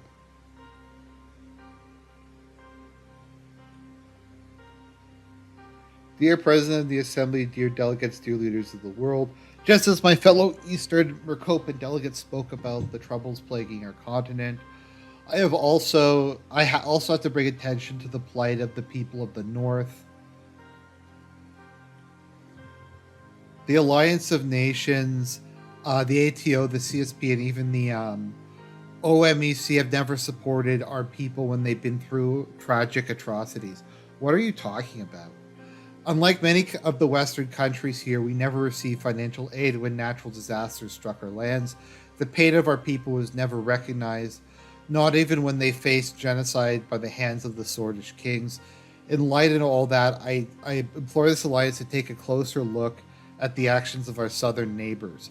They took in traitors and gave them protection.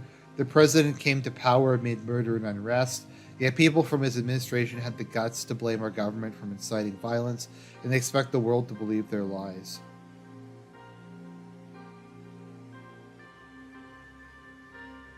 Um, Swordland closed their borders to innocent bloodish people fleeing from being massacred by Wayland.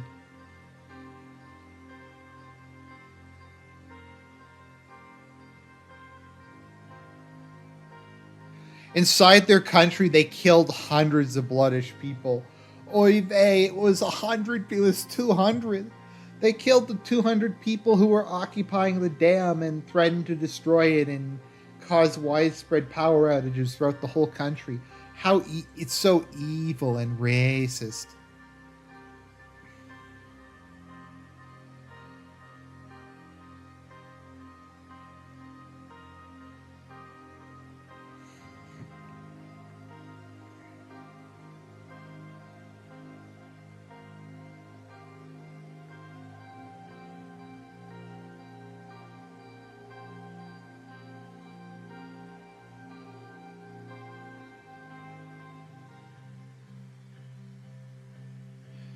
Okay, good luck, Mr. President. Thank you, Mr. President, fellow delegates.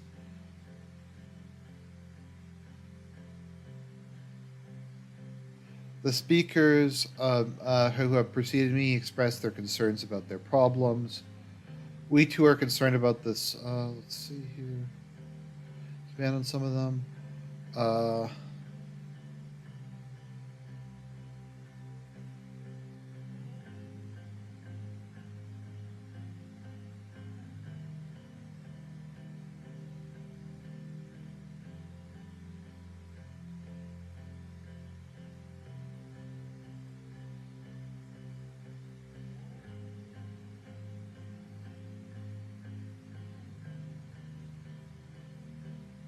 It was claimed earlier that Willen was involved in a genocide. Such strong words shouldn't be spoken without proper evidence. I have to admit the operation resulted in many unnecessary deaths. I'd also like to expend my support to Mr. Van Horden. Um,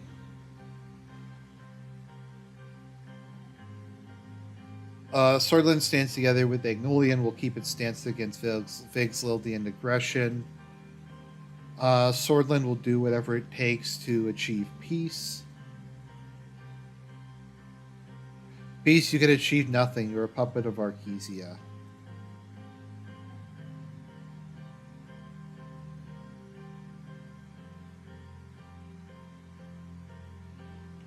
Swordland has always wanted to have peace between our nations, yet we are threatened by Rumburg. We were diplomatic even when you shot down our plane.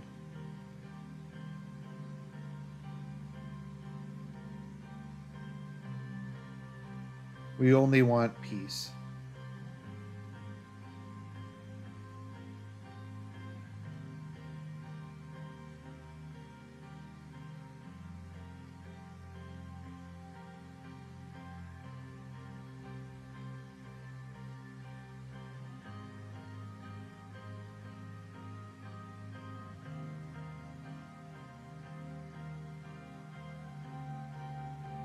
Peace in Rakopa, peace in the world.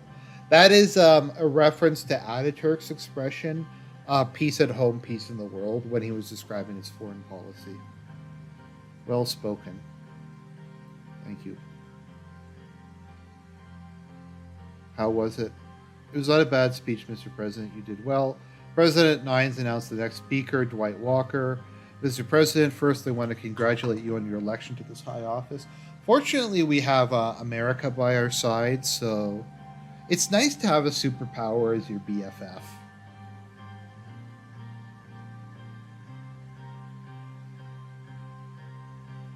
It's very troubling to see the democratic nations of Mercopa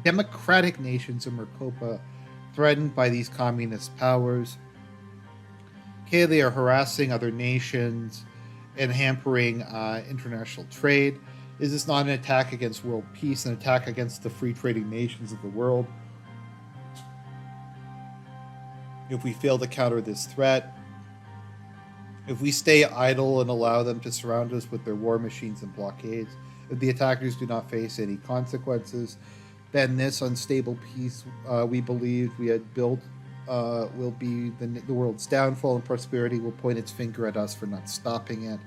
Posterity, sorry.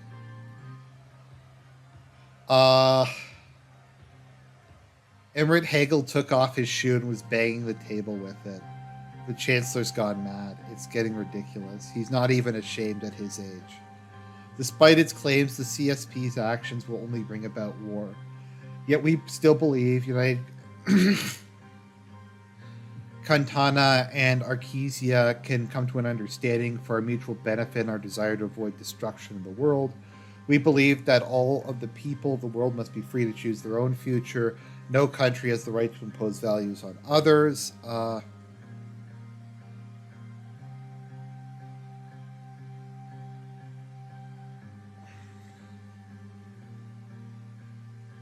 Silence, please.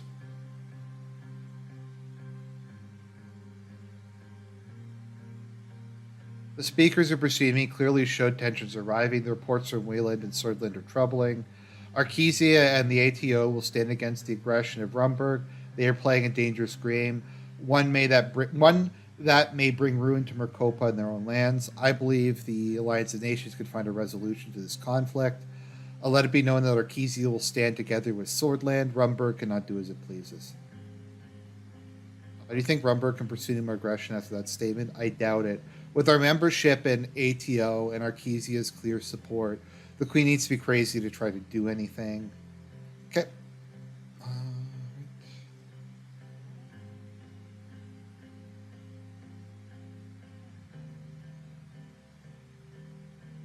Okay. Stand up and applaud his speech.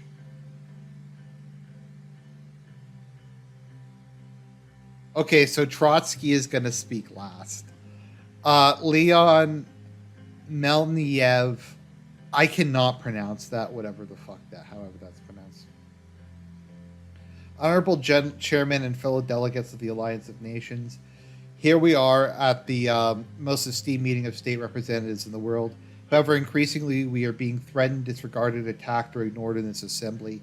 The representative of Arkesia has just shown this unfriendly attitude towards us again.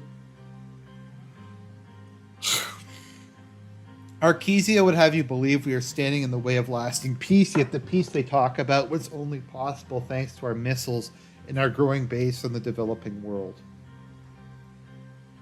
The ATO kept waging wars against the people's revolutions and forcing new independent states to be their puppets, binding them to themselves through the Arkesian lira.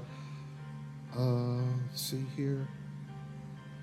Have you ever accepted our invitation to talk about denuclearization?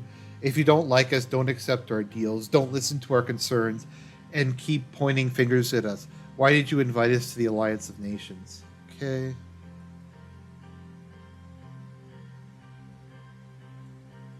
History is on our side.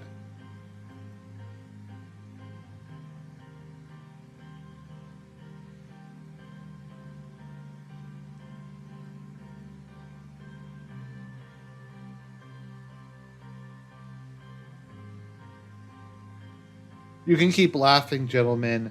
Communism will bury you.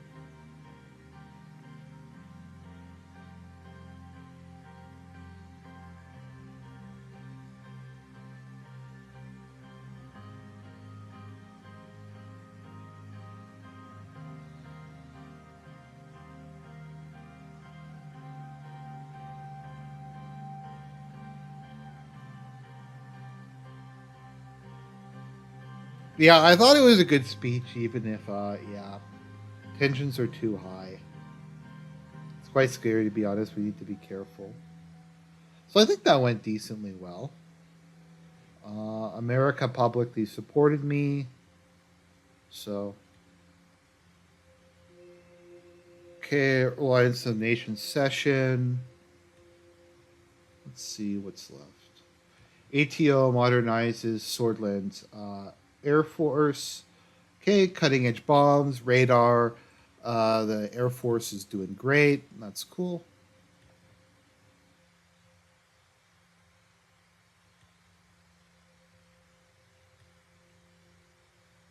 Election poll results. The election drawing near, our staff at the Maroon Palace have conducted election polls across all Swordland. Our polls show that around 38% of Swordist citizens would likely vote for the USP in the upcoming election. Okay, yeah, that's really bad. Um, how did it go down that much in such a short period of time? I don't know if we'll be able to win re-election at this rate. Uh, although it might actually be higher than it was. Oh, right. We still have the debate. There's still a couple more things I can do to slightly increase this. Let's see.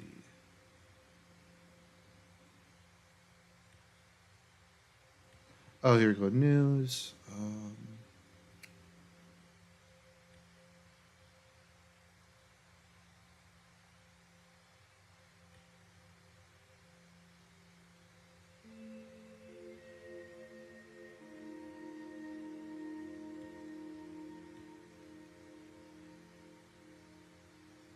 I'm gonna keep it. I don't think I'm gonna lose the election. Even if I lose the election, I don't think I'm in that much trouble, to be honest. Private meeting with David. Mr. President, may I come in? Yes, David, please come in. Thank you. Thank you for your time. Anything for you, David. Want to ask how you're doing. I'm fine, thanks for asking. That's very good. Please be sure to take some time for yourself amid all of this. If you ignore the mental fatigue, it will surely creep in on you. It will poison your thoughts. Thank you for your valuable advice. Thank you for taking my advice over the years. What a privilege for me. I had the chance to watch my student grow into a fine and strong leader in my lifetime. What a privilege indeed.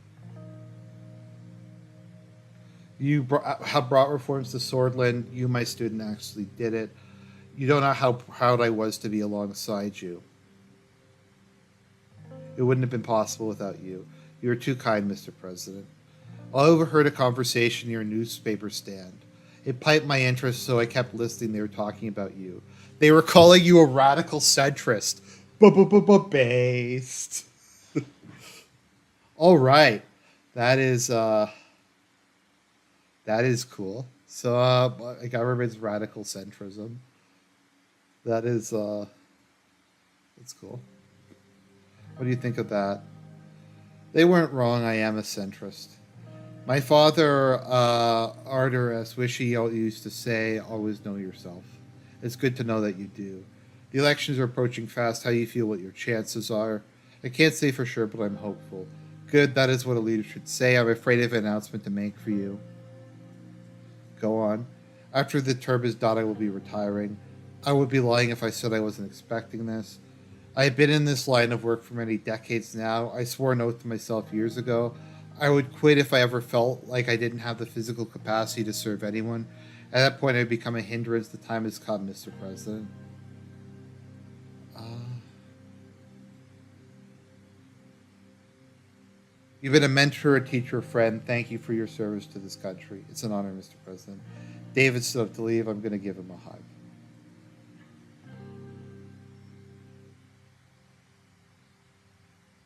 I kind of wish I could, like, there was some award or medal or something or title I could give him.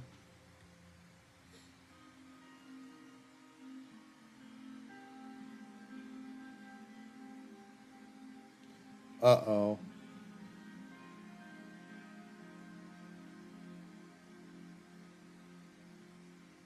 Good evening, Mr. President. I'm here to let you know I will be handing you my resignation shortly. Your resignation was the meaning of this. Exactly what it looks like. I'm resigning from my position of cabinet. I simply cannot go on anymore after what happened. But why? What are your reasons? I suppose I owe you an explanation. Even though you acted against the epidemic which saved millions of swords, I cannot and will not stand with your abuse of power. The things you did behind closed doors shook me to my bones when the news came to my knowledge. You have your, you may have your reasons, Mr. President. This is for the greater good, but the same line of reasoning will simply lead to more atrocious actions. I will hand you my resignation once the turn is done, Mr. President. I have no choice but to accept your resignation. So did only one minister resign?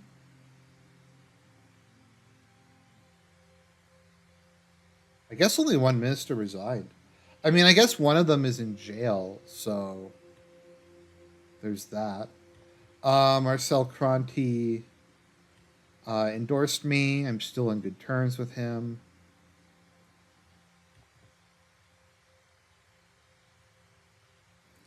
This way, both conservative and reformist voters while also trying to attract new undecided voters. Kate Scheiding while expanding the potential voter base.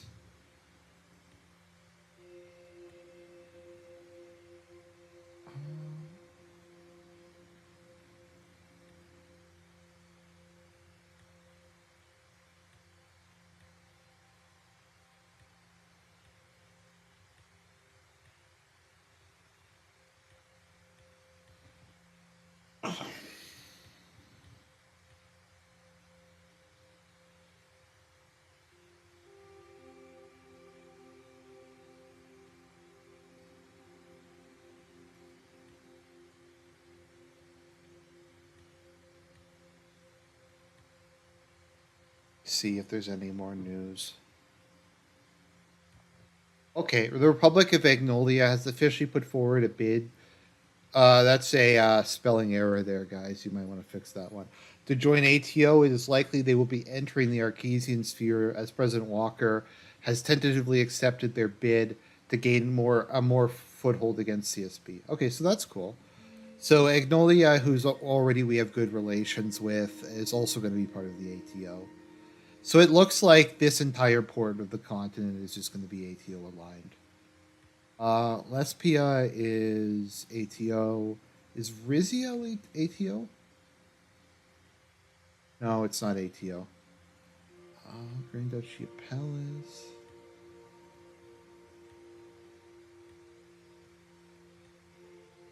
Helen.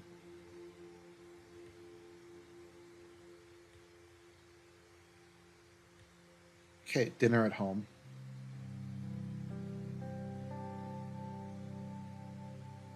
How was school today?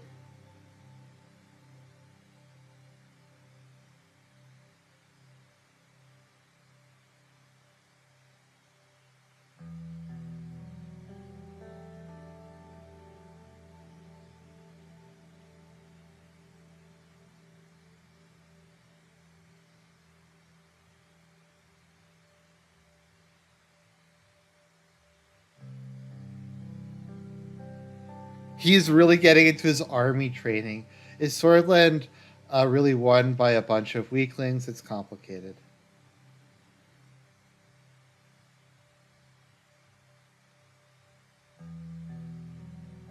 I know that the past 4 years have tested our strength as a family.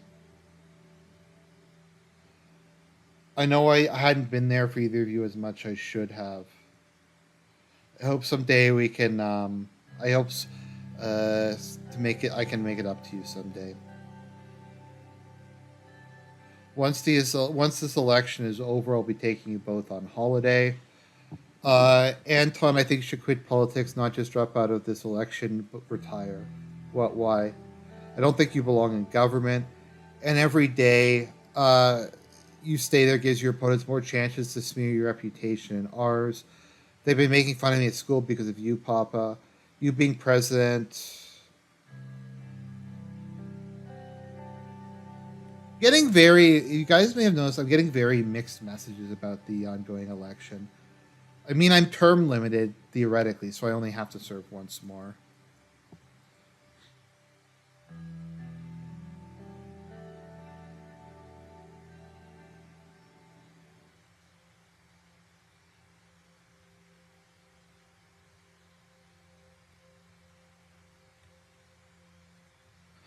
Main focus of the election campaign, we're going to pick the military.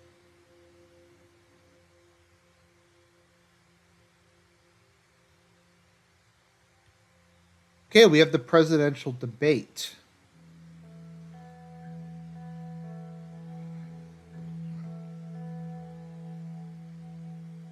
Check your reflection. I didn't remember all these wrinkles being there 4 years ago. Have a seat. Okay.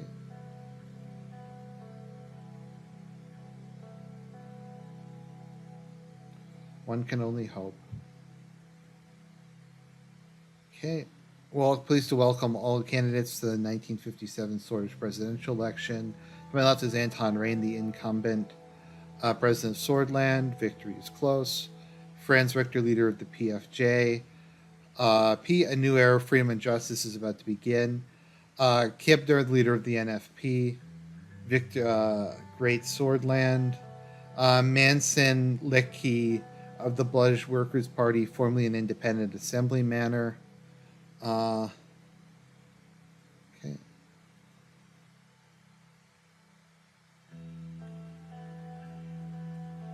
Dennis Stoller of the Communist Party.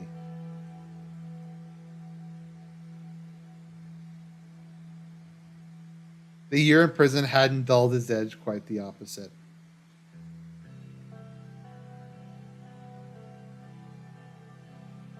What will be your first priority? What will your first priority be when you take office? President Rain has pointed us in the right direction, but only the PFJP can transform Swordland into a true democracy. Okay. As president, I would crack down on the enemies of the state who are tearing this country apart. Separatists, militants, foreign agents, criminal cartels. We shall show them all the meaning of Swordfish justice. This simply proves the point I was about to make. Swordland is not as free as long as its women and minorities are still discriminated against. Only once we dismantle the mechanisms of oppression can we begin to move forward as a country. And of course, the number one mechanism of oppression is capitalism. Okay, let's move on. President Rain, you have already pledged to make the military a focus of your second term. Would you care to elaborate on that? Budget constraints during my first term meant the military went underfunded. I regret that now.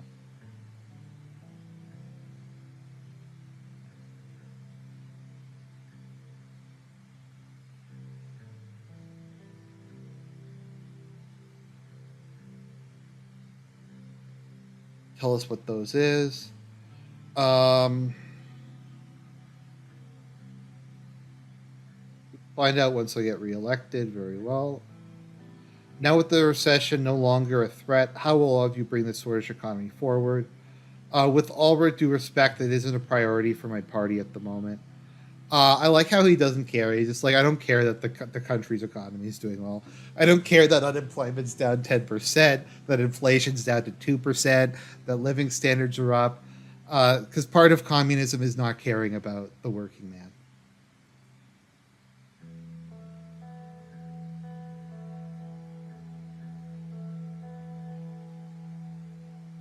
A comprehensive program of tax incentives for small businesses.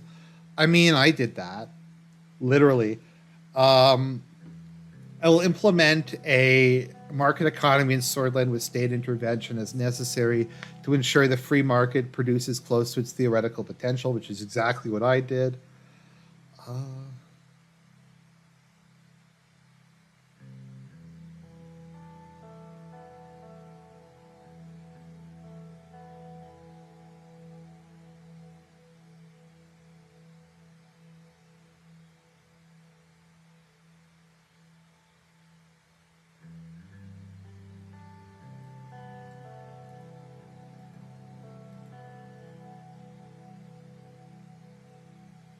um,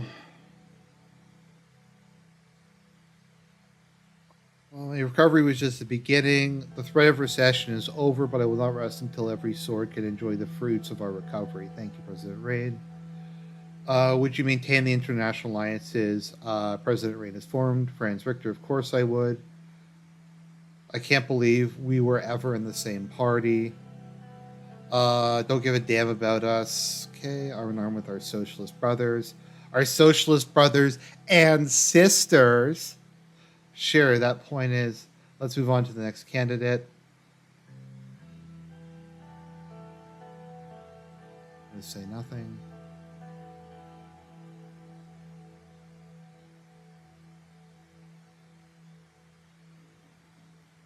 Of course, I would advocate for staying on good terms with Arkesia, but Swordland's strongest ties must be to our tribal cousins Vaguesland and Agnolia. Together we conquered the lands of Rum so many centuries ago, and together we who are pure of blood will rise up and reclaim this continent. Meme.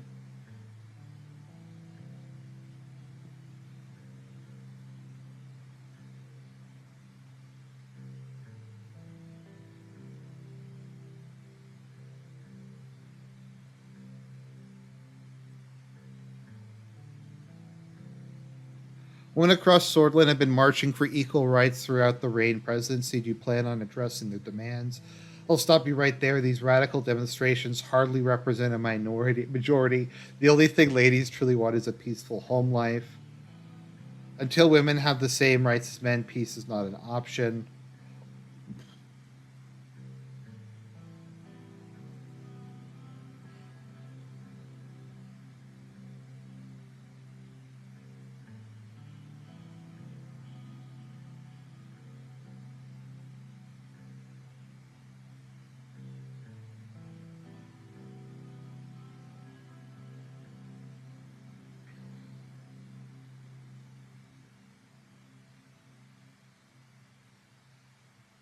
Um,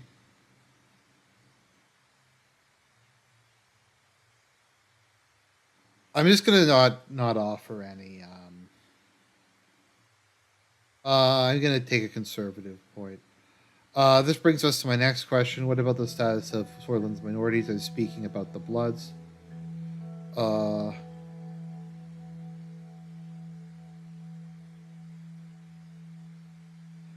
I have no problem with the Bloods community as long as they make an effort to integrate into Swordfish society.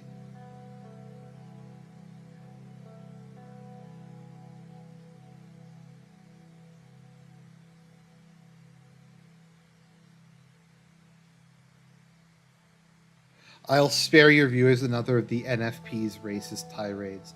Xenophobia is still alive and well in Swordland despite the president's best efforts. I will work with the Workers' Party of Bloodia to ensure that the bloodied people get the equal stats they've been denied for so long. Say nothing.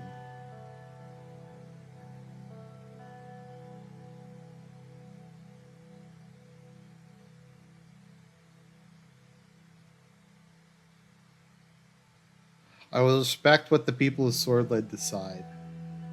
Uh, the mere fact that you had to ask that question is proof that Swordland is far from the democracy it must become. Surely this is disrespectful question to ask a sitting president. The leader of Swordland shall stay in power for however long its people and God's will. If there is a God, you will never become president.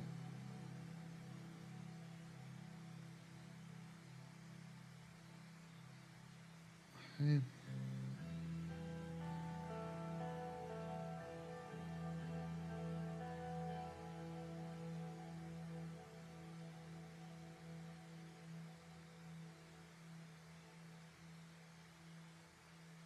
A new day began to dawn. We will not abandon what we started. Okay, so let's see. All right, it's time for the results of the election. Let's see if I won or failed. Okay.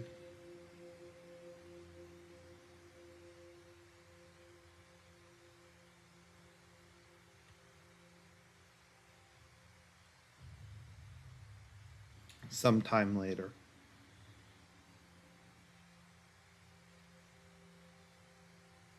Well, let's see the results of the election.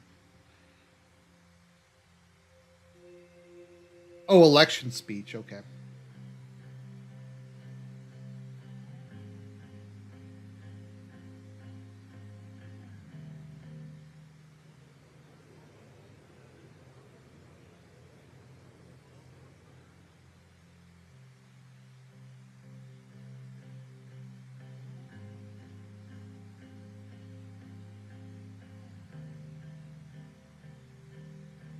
People of Swordland. Uh,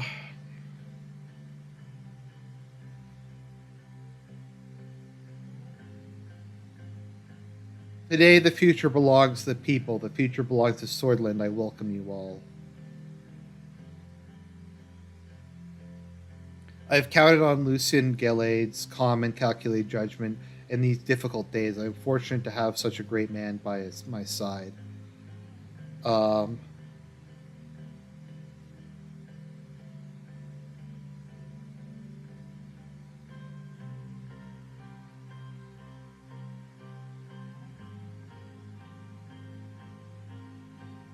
Okay, my greatest thanks comes out to all of you who came here today. You are the backbone of this campaign. Your noise is shaking the whole country.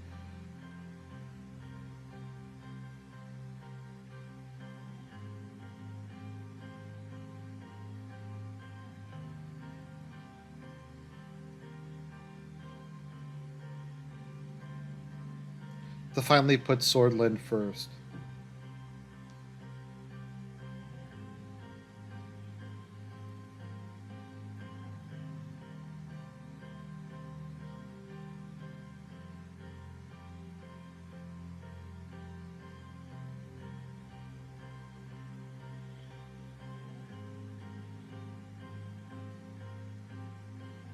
Okay, we overcame economic instability. I made law enforcement the focus of my administration, and our country is safer and more secure because of it. We improved rural health treatment substantially by hiring health staff and upgrading equipment. We built new rural schools and increased access to education. In the face of foreign intervention and internal militants, we enacted new security laws and eliminated the threats. By establishing the Free Trade Commission, we ensured healthy competition so that our citizens can buy higher quality products for less. One of our historic achievements was to pay off all student debt. We erased it completely. The crowd was cheering President Rain.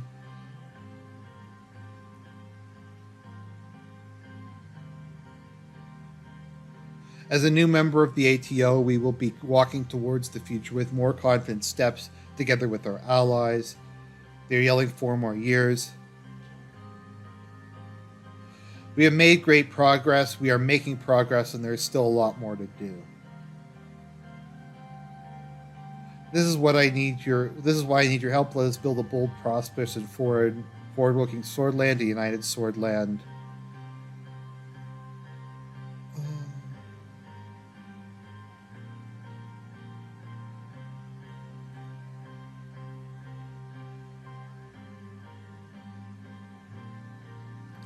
Together, we have been building our dream of Swordland, the great Swordish dream.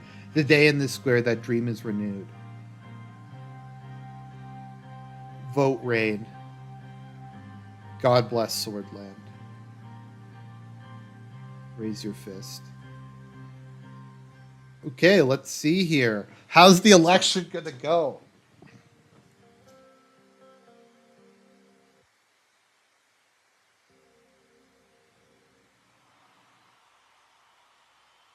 The United Swordland Party came out as the winner, again securing your second term as president. Victory had come. The National Front was now the second biggest party in the assembly, leaving the PFJP to be the third. In a historic success, the People's Front coalition got both the Workers' Party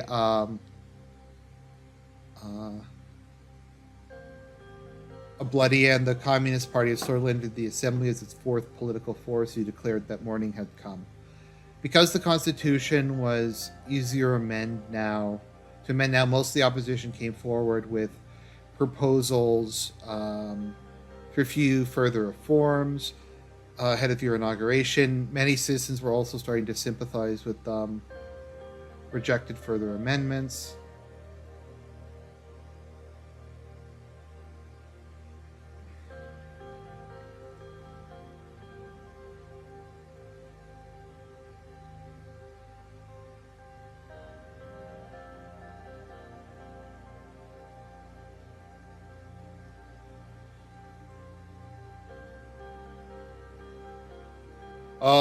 You worked hard to reach the potential of the Swordish dream. With a sense of duty to your nation, Um, you worked hard, sacrificing all your time, your sleep, even your soul. Thanks to your efforts, Swordland became a stronger and better place to live for its citizens, and you heard them cheer your name. You smiled. You knew you did deserve to be praised more than anyone else for the success. You needed more power to do any better. Okay,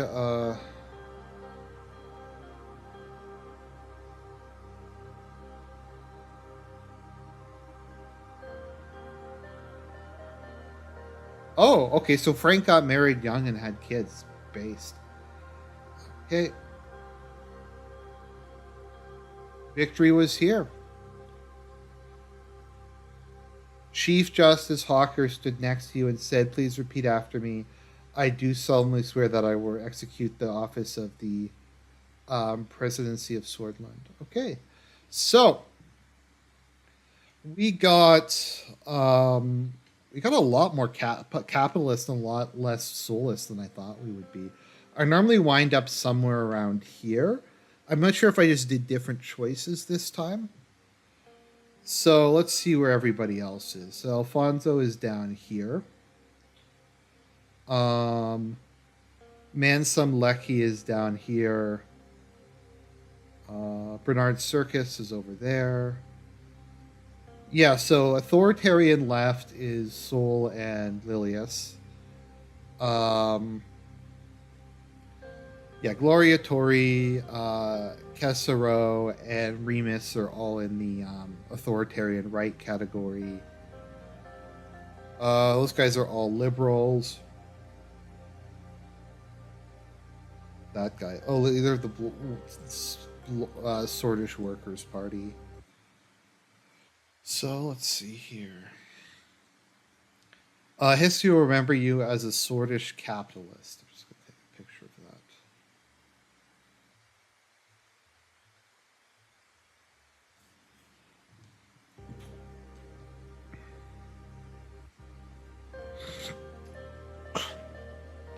2.2 million people found a job. 81% fewer maternal deaths were recorded. 99 police officers and 640 bloodish militants were killed in firefights. 18,000 people arrested for their suspected ties to Red Youth. 86,000 soldiers became unemployed. Okay, investigations were launched on 311 state officials. 11,300 domestic violence cases. 13,000 new businesses.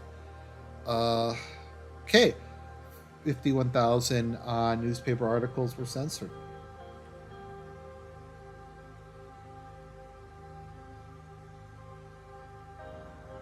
And there we have it. We finished it.